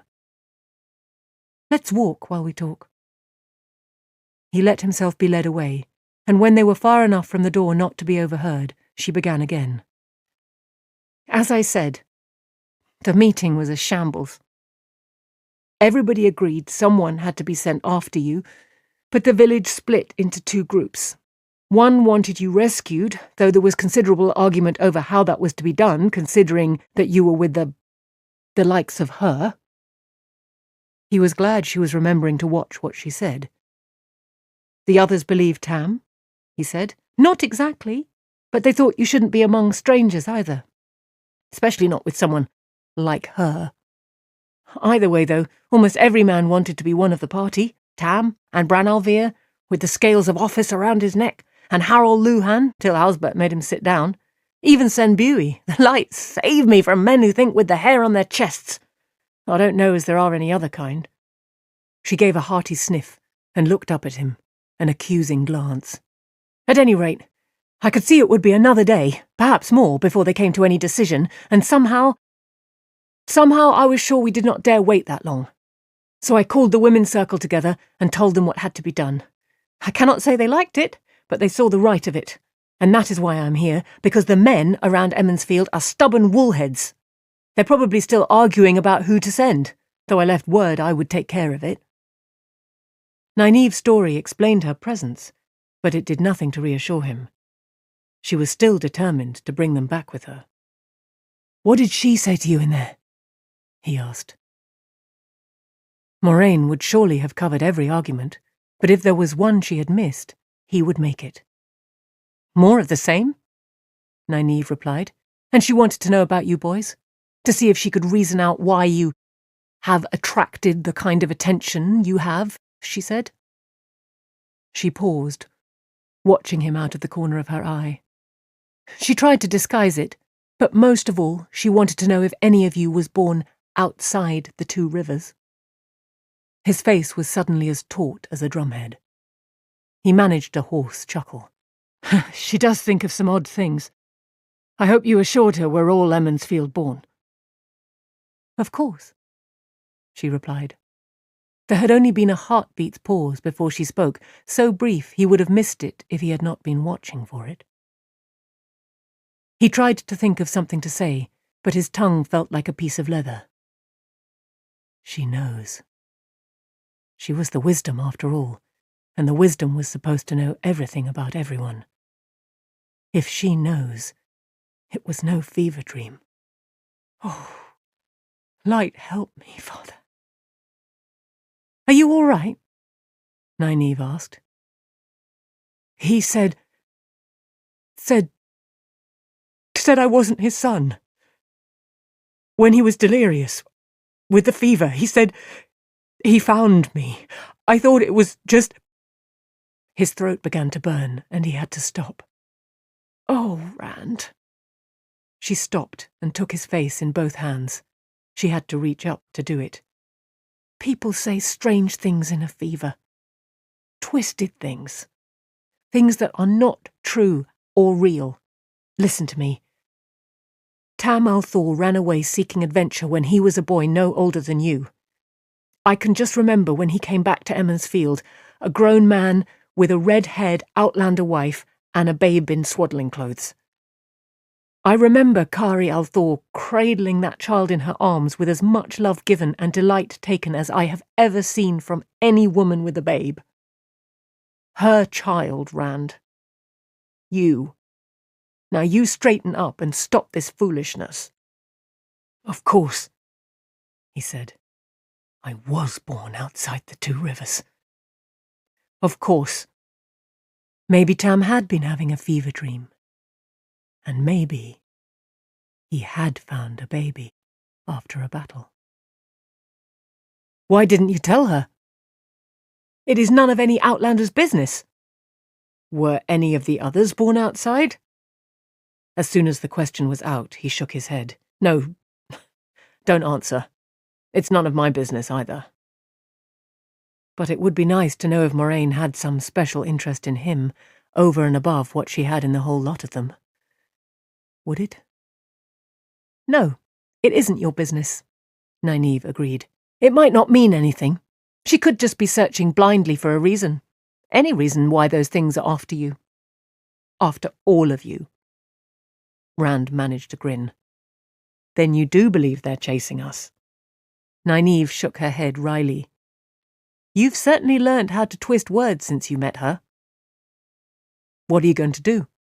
He asked. She studied him. He met her eyes steadily. Today, I'm going to have a bath. For the rest, we will have to see, won't we? Chapter 17. Watchers and Hunters. After the wisdom left him, Rand made his way to the common room. He needed to hear people laughing, to forget what Nynaeve had said and the trouble she might cause alike. The room was crowded indeed, but no one was laughing, though every chair and bench was filled and people lined the walls. Tom was performing again, standing on a table against the far wall, his gestures grand enough to fill the big room. It was the great hunt of the Horn again, but no one complained, of course. There were so many tales to be told about each of the hunters, and so many hunters to tell of, that no two tellings were ever the same. The whole of it in one telling would have taken a week or more. The only sound competing with the gleeman's voice and harp was the crackling of the fires in the fireplaces. To the 8 corners of the world the hunters ride, to the 8 pillars of heaven, where the winds of time blow, and fate seizes the mighty and the small alike by the forelock. Now, the greatest of the hunters is Rogosh of Talmor. Rogosh Eagle-Eye, famed at the court of the High King, feared on the slopes of Sheol Ghoul. The hunters were always mighty heroes, all of them. Rand spotted his 2 friends and squeezed onto a place Perrin made for him on the end of their bench. Kitchen smells drifting into the room reminded him that he was hungry, but even the people who had food in front of them gave it little attention. The maids, who should have been serving, stood entranced, clutching their aprons and looking at the gleeman, and nobody seemed to mind at all. Listening was better than eating, no matter how good the food. Since the day of her birth has the Dark One marked Blias as his own, but not of this mind is she. No, dark friend, Blias of Matuchin. Strong as the ash she stands, lithe as the willow branch, beautiful as the rose. Golden-haired Blias, ready to die before she yields. But hark! Echoing from the towers of the city, trumpets blare, brazen and bold. Her heralds proclaim the arrival of a hero at her court. Drums, thunder, and cymbals sing. Ragosh, Eagle Eye, comes to do homage. The bargain of Ragosh, Eagle Eye wound its way to an end, but Tom paused only to wet his throat from a mug of ale before launching into Lion's Stand. In turn, that was followed by the fall of Aleth L'Oreal and Guidel Cain's sword, and the last ride of Buad of Albane. The pauses grew longer as the evening wore on, and when Tom exchanged the harp for his flute, everyone knew it was the end of storytelling for the night. 2 men joined Tom, with a drum and a hammered dulcimer, but sitting beside the table while he remained atop it. The 3 young men from Emmons Field began clapping their hands with the first note of The Wind That Shakes the Willow, and they were not the only ones. It was a favourite in the 2 Rivers, and in Baerlon too, it seemed. Here and there voices even took up the words, not so off-key as for anyone to hush them. My love is gone, carried away by the wind that shakes the willow, and all the land is beaten hard by the wind that shakes the willow. But I will hold her close to me, in heart and dearest memory, and with her strength to steel my soul, her love to warm my heartstrings, I will stand where we once sang, though cold wind shakes the willow. The second song was not so sad. In fact, only 1 bucket of water seemed even more merry than usual by comparison, which might have been the gleeman's intent. People rushed to clear tables from the floor to make room for dancing, and began kicking up their heels until the walls shook from the stomping and whirling. The first dance ended with laughing dancers leaving the floor holding their sides and new people taking their places. Tom played the opening notes of Wild Geese on the Wing, then paused for people to take their places for the reel. I think I'll try a few steps, Rand said, getting to his feet. Perrin popped up right behind him. Matt was the last to move, and so found himself staying behind to guard the cloaks along with Rand's sword and Perrin's axe. Remember, I want a turn too, Matt called after them. The dancers formed 2 long lines facing each other, men in one, women in the other. First the drum and then the dulcimer took up the beat, and all the dancers began bending their knees in time. The girl across from Rand, her dark hair in braids that made him think of home, gave him a shy smile, and then a wink that was not shy at all. Tom's flute leaped into the tune, and Rand moved forward to meet the dark-haired girl. She threw back her head and laughed as he spun her around and passed her on to the next man in line. Everyone in the room was laughing, he thought, as he danced around his next partner, one of the serving maids with her apron flapping wildly. The only unsmiling face he saw was on a man huddled by one of the fireplaces, and that fellow had a scar that crossed his whole face from one temple to the opposite jaw, giving his nose a slant and drawing the corner of his mouth down. The man met his gaze and grimaced, and Rand looked away in embarrassment. Maybe, with that scar, the fellow could not smile. He caught his next partner as she spun and whirled her in a circle before passing her on. 3 more women danced with him as the music gained speed. Then he was back with the first dark-haired girl for a fast promenade that changed the lines about completely. She was still laughing, and she gave him another wink. The scar-faced man was scowling at him. His step faltered, and his cheeks grew hot. He had not meant to embarrass the fellow. He really did not think he had stared. He turned to meet his next partner, and forgot all about the man. The next woman to dance into his arms was Nynaeve. He stumbled through the steps, almost tripping over his own feet, nearly stepping on hers. She danced gracefully enough to make up for his clumsiness. smiling the while. "I thought you were a better dancer," she laughed as they changed partners. He had only a moment to gather himself before they changed again, and he found himself dancing with Moraine. If he had thought he was stumble-footed with the wisdom, it was nothing to how he felt with the Aes Sedai. She glided across the floor smoothly, her gown swirling about her. He almost fell twice. She gave him a sympathetic smile, which made it worse rather than helping. It was a relief to go to his next partner in the pattern, even if it was Egwene. He regained some of his poise. After all, he had danced with her for years. Her hair still hung unbraided, but she had gathered it back with a red ribbon. Probably couldn't decide whether to please Moraine or Nynaeve, he thought sourly. Her lips were parted, and she looked as if she wanted to say something. But she never spoke, and he was not about to speak first. Not after the way she had cut off his earlier attempt in the private dining room. They stared at one another soberly, and danced apart without a word. He was glad enough to return to the bench when the reel was done. The music for another dance, a jig, began while he was sitting down. Matt hurried to join in, and Perrin slid onto the bench as he was leaving. "Did you see her?" Perrin began before he was even seated. "Did you?" "Which one?" Rand asked. "The Wisdom or Mistress Alice? I danced with both of them." Mistress Alice too?" Perrin exclaimed. "I danced with Nynaeve. I didn't even know she danced. She never does at any of the dances back home." "I wonder," Rand said thoughtfully, "what the women's circle would say about the wisdom dancing." Maybe that's why. Then the music and the clapping and the singing were too loud for any further talk. Rand and Perrin joined in the clapping as the dancers circled the floor. Several times he became aware of the scar-faced man staring at him. The man had a right to be touchy with that scar, but Rand did not see anything he could do now that would not make matters worse. He concentrated on the music and avoided looking at the fellow. The dancing and singing went on into the night. The maids finally did remember their duties. Rand was glad to wolf down some hot stew and bread.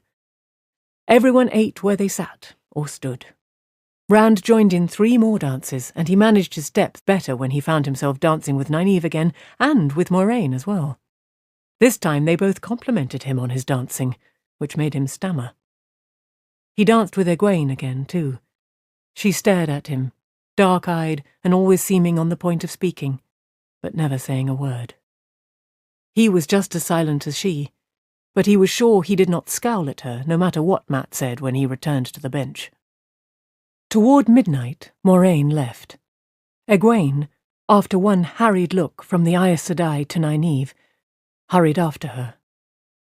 The Wisdom watched them with an unreadable expression, then deliberately joined in another dance before she left too, with a look as if she had gained a point on the Aes Sedai.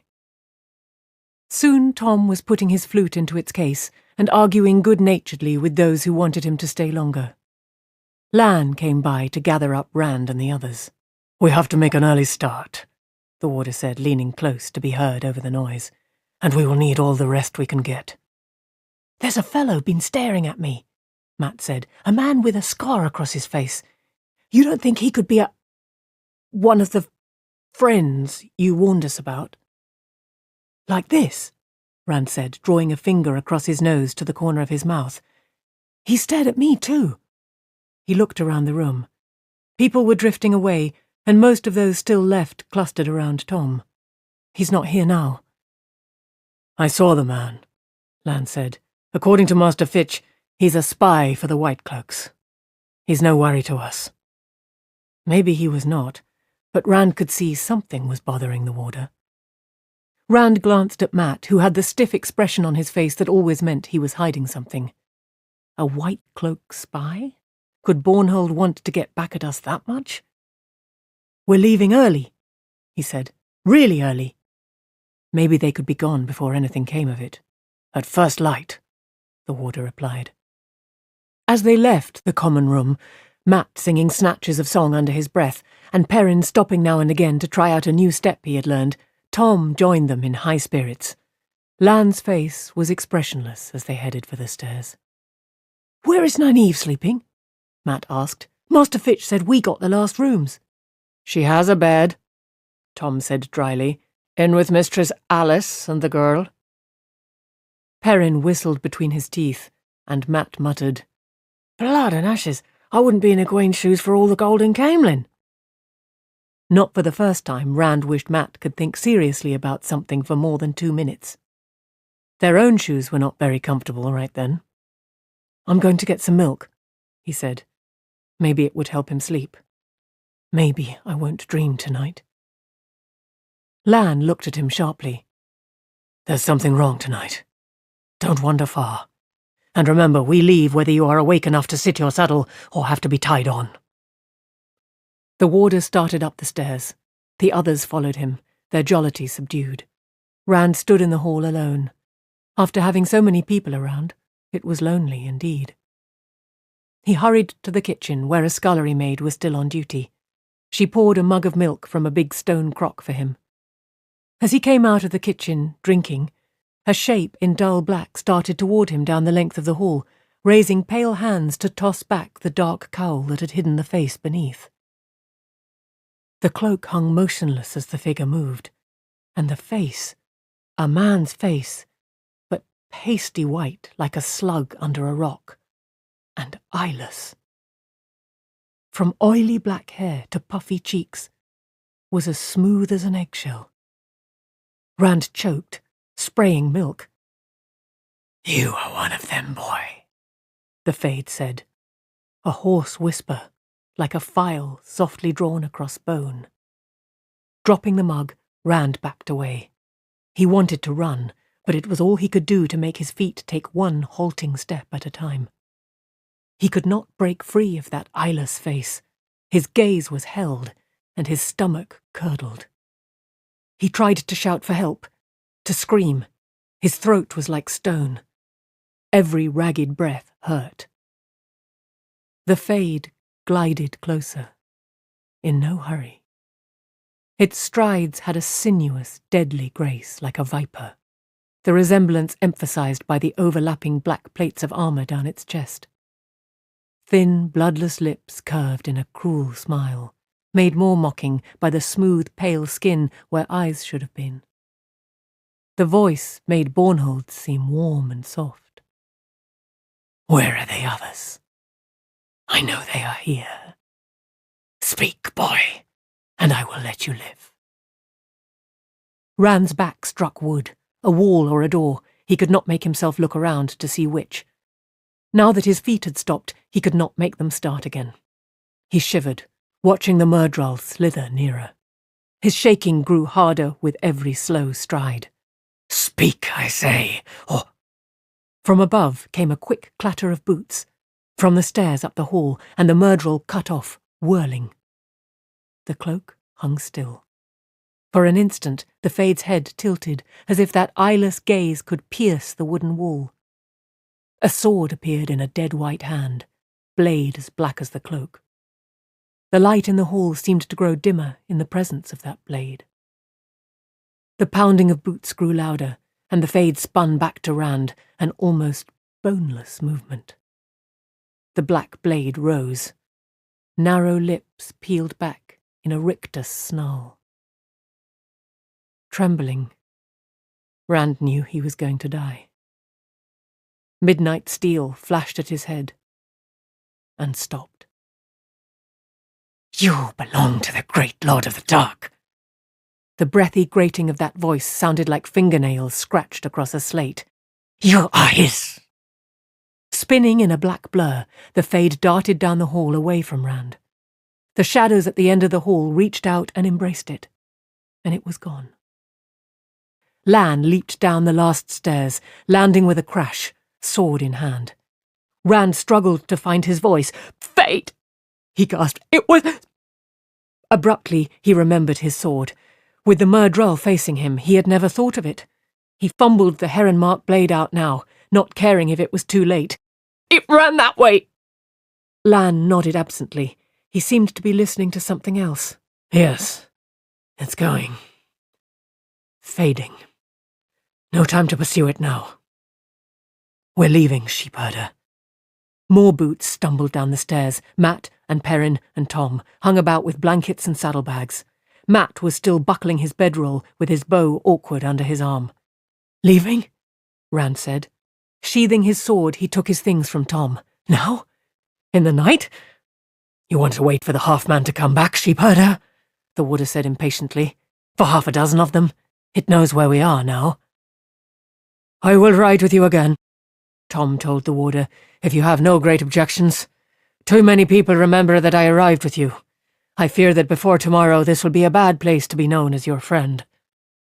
You can ride with us, or ride to Sheol Ghul, Gleeman." Lan's scabbard rattled from the force with which he rammed his sword home. A stableman came darting past them from the rear door, and then Moraine appeared with Master Fitch, and behind them Egwene, with her bundled shawl in her arms. And Nynaeve.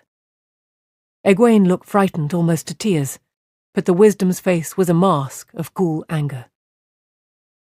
"You must take this seriously," Moraine was telling the innkeeper. "You will certainly have trouble here by morning. Dark friends, perhaps worse.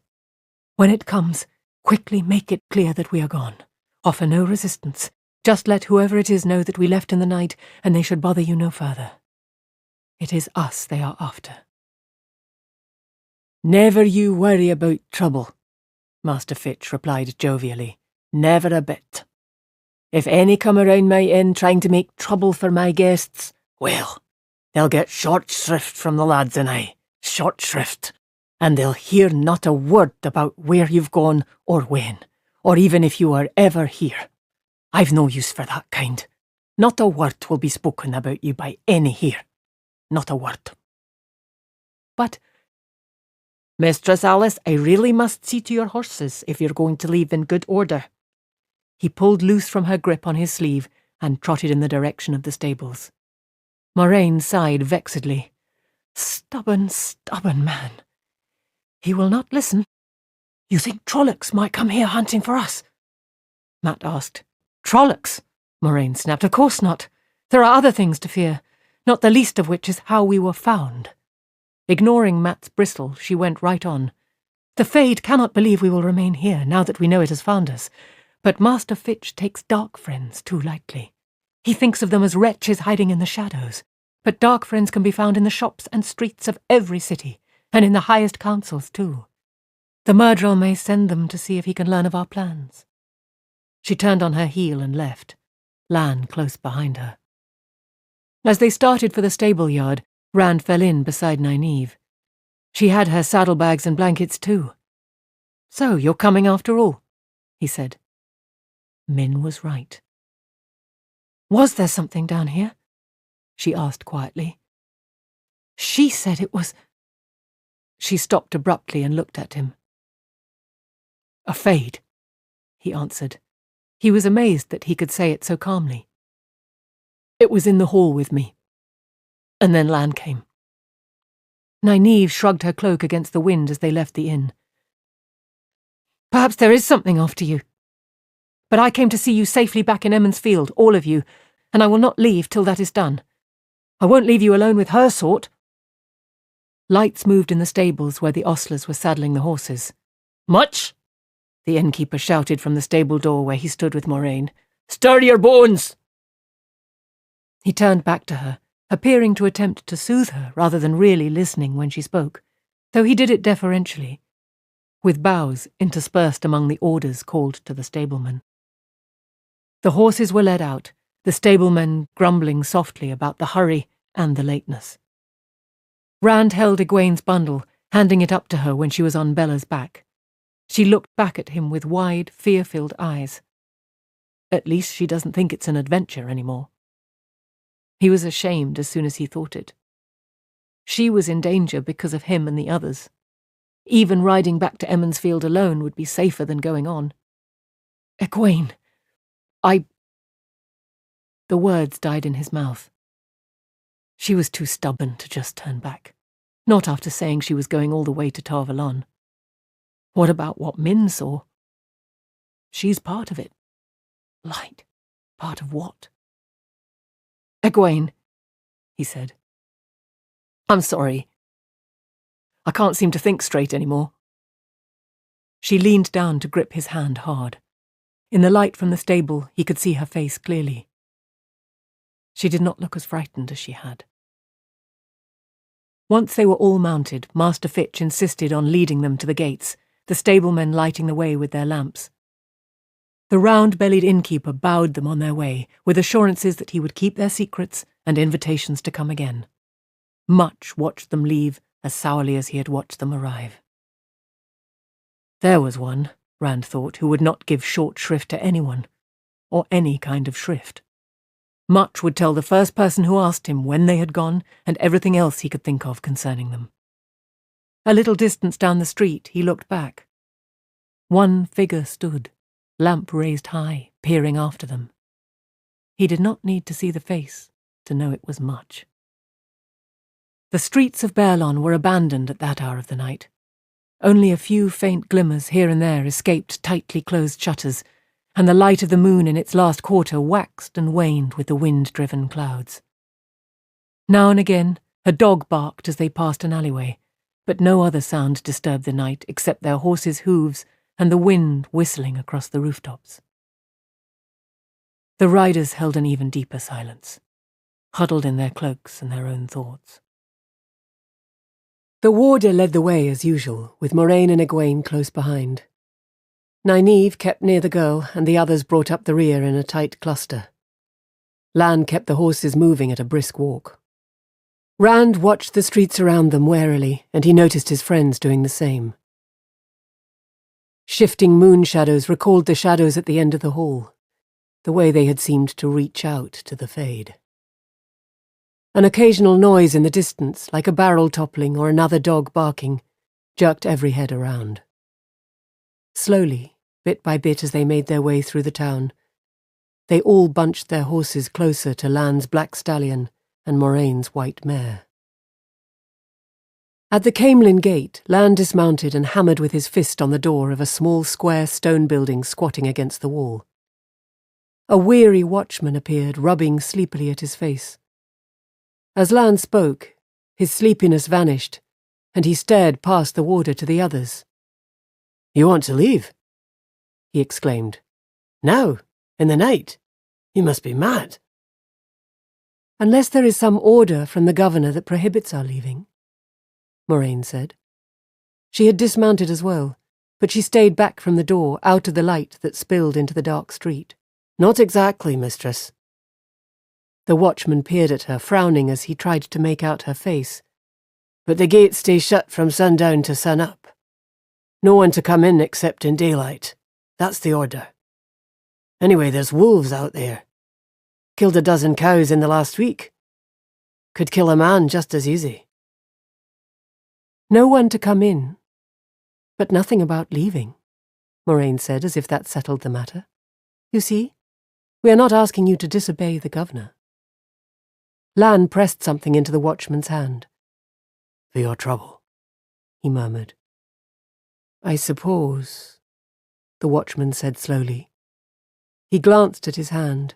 Gold glinted before he hastily stuffed it in his pocket. "I suppose leaving wasn't mentioned at that. Just a minute." He stuck his head back inside. "Aaron? Dar, get out here and help me open the gate. There's people want to leave. Don't argue, just do it." Two more of the watch appeared from inside, stopping to stare in sleepy surprise at the party of 8 waiting to leave. Under the first watchman's urgings, they shuffled over to heave at the big wheel that raised the thick bar across the gates, then turned their efforts to cranking the gates open. The crank and ratchet made a rapid clicking sound, but the well-oiled gates swung outward silently. Before they were even a quarter open, though, a cold voice spoke out of the darkness. "What is this? Are these gates not ordered closed until sunrise?" 5 white-cloaked men walked into the light from the guardhouse door. Their cowls were drawn up to hide their faces, but each man rested his hand on his sword, and the golden suns on their left breasts were a plain announcement of who they were. Matt muttered under his breath. The watchmen stopped their cranking and exchanged uneasy looks. "This is none of your affair," the first watchman said belligerently. 5 white hoods turned to regard him, and he finished in a weaker tone. The children hold no sway here. The governor— The children of the light, the white-cloaked man who had first spoken said softly, hold sway wherever men walk in the light.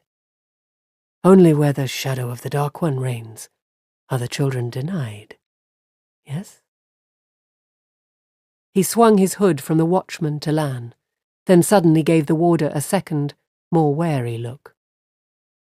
The warder had not moved. In fact, he seemed completely at ease. But not many people could look at the children so uncaringly. Lan's stony face could as well have been looking at a bootblack. When the white cloak spoke again, he sounded suspicious. What kind of people want to leave town walls in the night during times like these? With wolves stalking the darkness, and the Dark One's handiwork seen flying over the town. He eyed the braided leather band that crossed Lan's forehead and held his long hair back. A northerner, yes? Rand hunched lower in his saddle.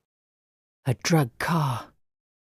It had to be that, unless the man just named anything he did not understand as the Dark One's handiwork. With a fade at the stag and lion, he should have expected a drag car, but at the moment he was hardly thinking about it. He thought he recognized the white cloak's voice. Travellers, Lan replied calmly, of no interest to you or yours. Everyone is of interest to the children of the light. Lan shook his head slightly. Are you really after more trouble with the governor? He has limited your numbers in the town, even had you followed. What will he do when he discovers you're harassing honest citizens at his gates? He turned to the watchman. Why have you stopped? They hesitated, put their hands back on the crank, then hesitated again when the white cloak spoke. The governor does not know what happens under his nose. There is evil he does not see or smell, but the children of the light see. The watchmen looked at one another, their hands opened and closed as if regretting the spears left inside the guardhouse. The children of the light smell the evil. The white cloak's eyes turned to the people on horseback. We smell it and root it out, wherever it is found. Rand tried to make himself even smaller, but the movement drew the man's attention. What have we here? Someone who does not wish to be seen. What do you— Ah. The man brushed back the hood of his white cloak, and Rand was looking at the face he had known would be there. Bornhold nodded with obvious satisfaction. Clearly, watchman, I have saved you from a great disaster. These are dark friends you were about to help escape from the light. You should be reported to your governor for discipline, or perhaps given to the questioners to discover your true intent this night. He paused, eyeing the watchman's fear. It seemed to have no effect on him. You would not wish that, no? Instead, I will take these ruffians to our camp, that they may be questioned in the light, instead of you. Yes?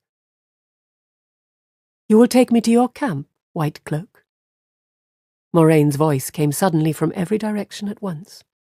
She had moved back into the night at the children's approach, and shadows clumped around her. You will question me? Darkness wreathed her as she took a step forward.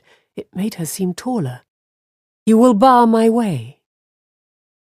Another step, and Rand gasped. She was taller, her head level with his where he sat on the grey's back. Shadows clung about her face like thunderclouds. Aes Sedai! Bornhold shouted, and 5 swords flashed from their sheaths. Die! The other 4 hesitated, but he slashed at her in the same motion that cleared his sword. Rand cried out as Moraine's staff rose to intercept the blade. That delicately carved wood could not possibly stop hard-swung steel. Sword met staff, and sparks sprayed in a fountain, a hissing roar hurling Bornhold back into his white-cloaked companions. All 5 went down in a heap. Tendrils of smoke rose from Bornhold's sword on the ground beside him, blade bent at a right angle where it had been melted almost in two. You dare attack me! Moraine's voice roared like a whirlwind.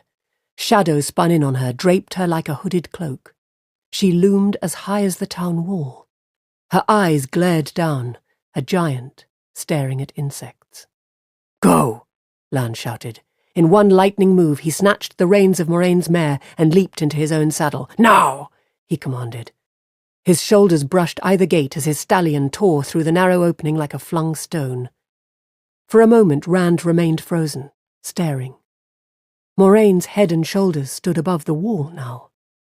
Watchmen and children alike cowered away from her, huddling with their backs against the front of the guardhouse.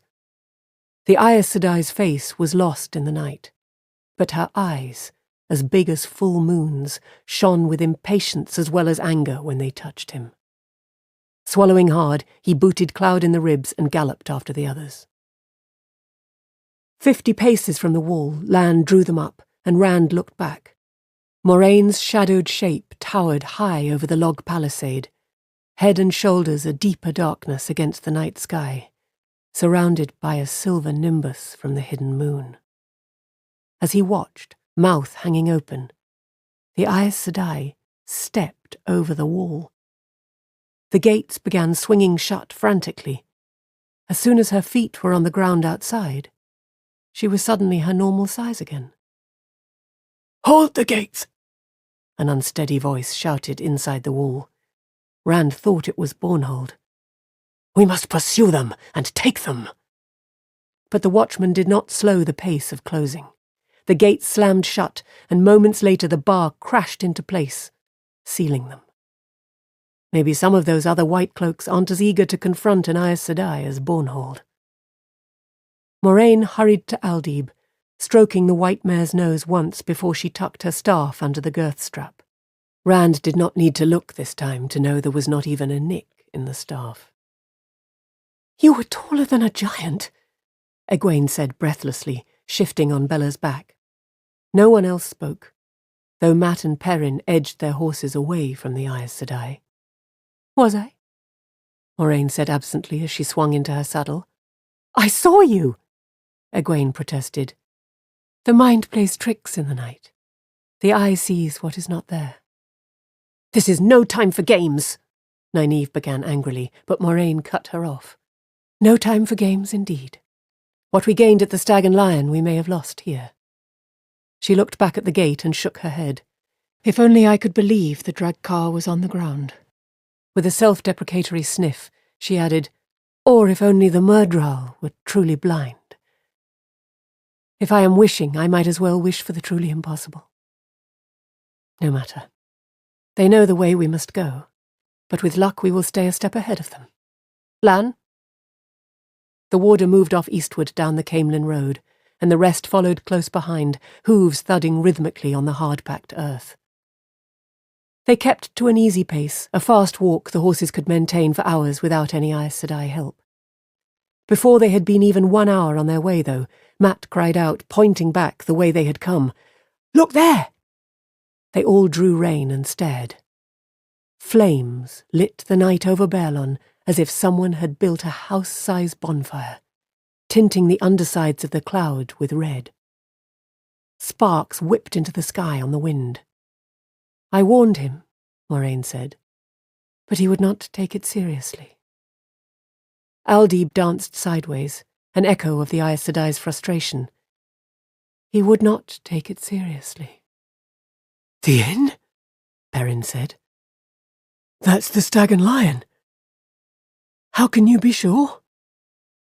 How far do you want to stretch coincidence? Tom asked. It could be the governor's house, but it isn't. And it isn't a warehouse or somebody's kitchen stove or your grandmother's haystack.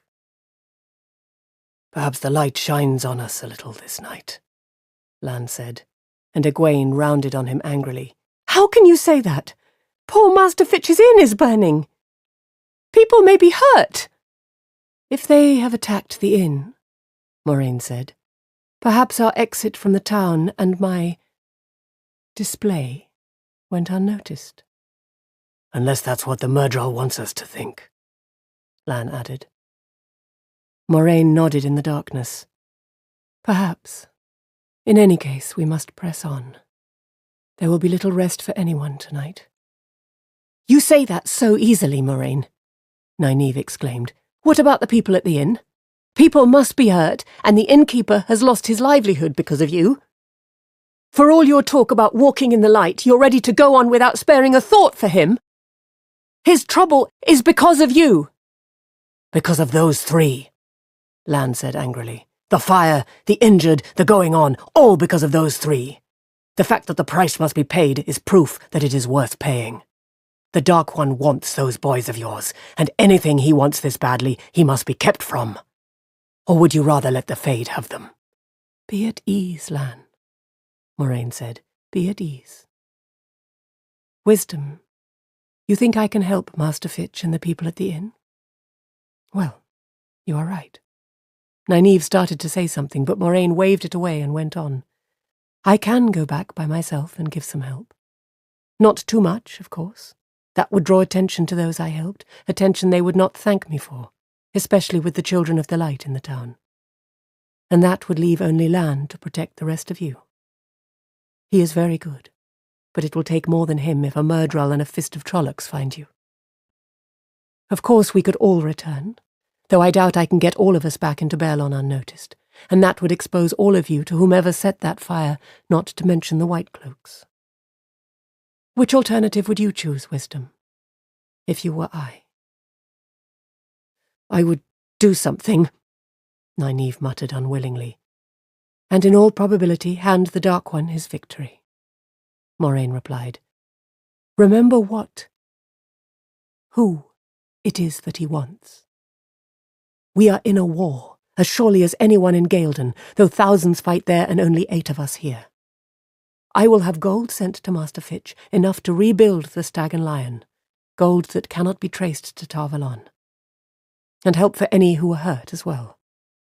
Any more than that will only endanger them. It is far from simple, you see. Lan? The warder turned his horse and took up the road again. From time to time, Rand looked back. Eventually all he could see was the glow on the clouds, and then even that was lost in the darkness. He hoped Min was all right. All was still pitch dark when the warder finally led them off the packed dirt of the road and dismounted. Rand estimated there were no more than a couple of hours till dawn. They hobbled the horses, still saddled, and made a cold camp. 1 hour, Lan warned as everyone except him was wrapping up in their blankets. He would stand guard while they slept. 1 hour, and we must be on our way. Silence settled over them. After a few minutes, Matt spoke in a whisper that barely reached Rand. I wonder what Dav did with that badger. Rand shook his head silently, and Matt hesitated. Finally he said, I thought we were safe, you know, Rand. Not a sign of anything since we crossed the Tarren, and there we were in a city, with walls around us. I thought we were safe. And then that dream, and a Fade. Are we ever going to be safe again? Not until we get to Tar Valon, Rand said. That's what she told us. Will we be safe then? Perrin asked softly, and all 3 of them looked to the shadowy mound that was the Aes Sedai. Lan had melded into the darkness. He could have been anywhere. Rand yawned suddenly. The others twitched nervously at the sound. I think we'd better get some sleep, he said. Staying awake won't answer anything. Perrin spoke quietly. She should have done something. No one answered. Rand squirmed onto his side to avoid a root, tried his back, then rolled off of a stone onto his belly and another root. It was not a good campsite they had stopped at, not like the spots the warder had chosen on the way north from the Tarren. He fell asleep, wondering if the roots digging into his ribs would make him dream, and woke at Lan's touch on his shoulder, ribs aching, and grateful that if any dreams had come, he did not remember them. It was still the dark just before dawn, but once the blankets were rolled and strapped behind their saddles, Lan had them riding east again. As the sun rose, they made a bleary-eyed breakfast on bread and cheese and water, eating while they rode, huddled in their cloaks against the wind. All except Lan, that is. He ate, but he was not bleary-eyed, and he did not huddle. He had changed back into his shifting cloak, and it whipped around him, fluttering through greys and greens, and the only mind he paid it was to keep it clear of his sword arm. His face remained without expression, but his eyes searched constantly, as if he expected an ambush any moment. Chapter 18. The Camelin Road. The Camelin Road was not very different from the North Road through the two rivers.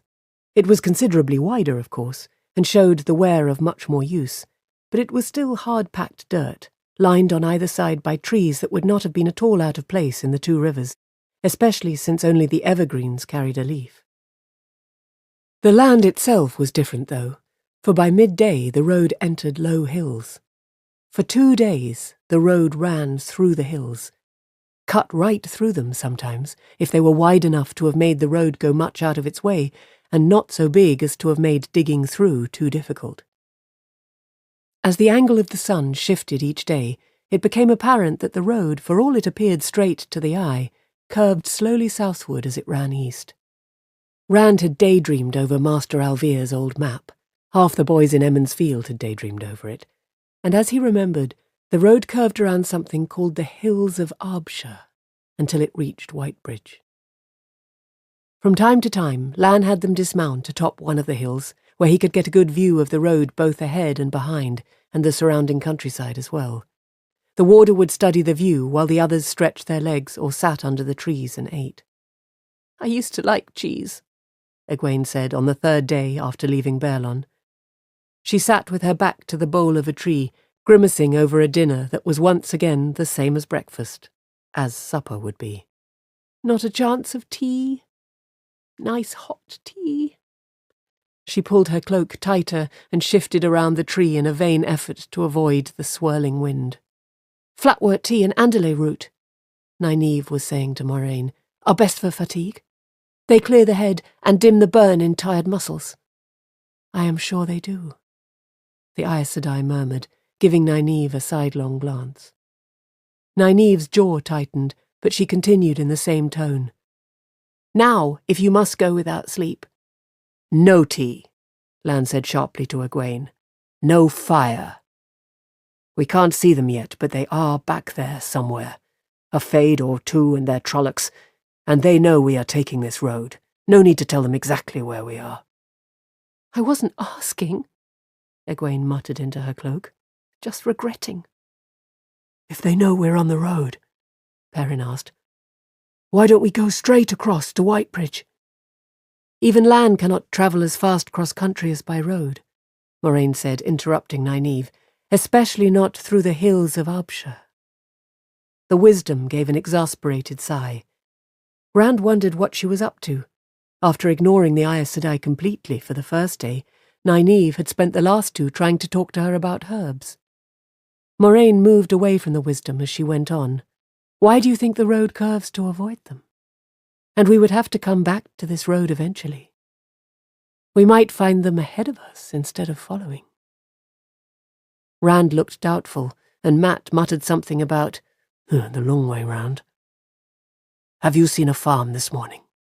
Lan asked, "or even the smoke from a chimney?"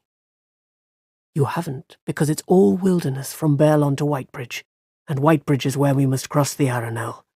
That is the only bridge spanning the Arenelle south of Maradon in Saldea." Tom snorted and blew out his moustaches. "What is to stop them from having something at Whitebridge already?" From the west came the keening wail of a horn. Lan's head whipped around to stare back down the road behind them. Rand felt a chill. A part of him remained calm enough to think. 10 miles. No more. "Nothing stops them, Gleeman," the warder said. "We trust to the light and luck. But now we know for certain there are trollocs behind us." Moraine dusted her hands. "It is time for us to move on." The Aes Sedai mounted her white mare. That set off a scramble for the horses, speeded by a second winding of the horn. This time others answered, the thin sounds floating out of the west like a dirge. Rand made ready to put Cloud to a gallop right away, and everyone else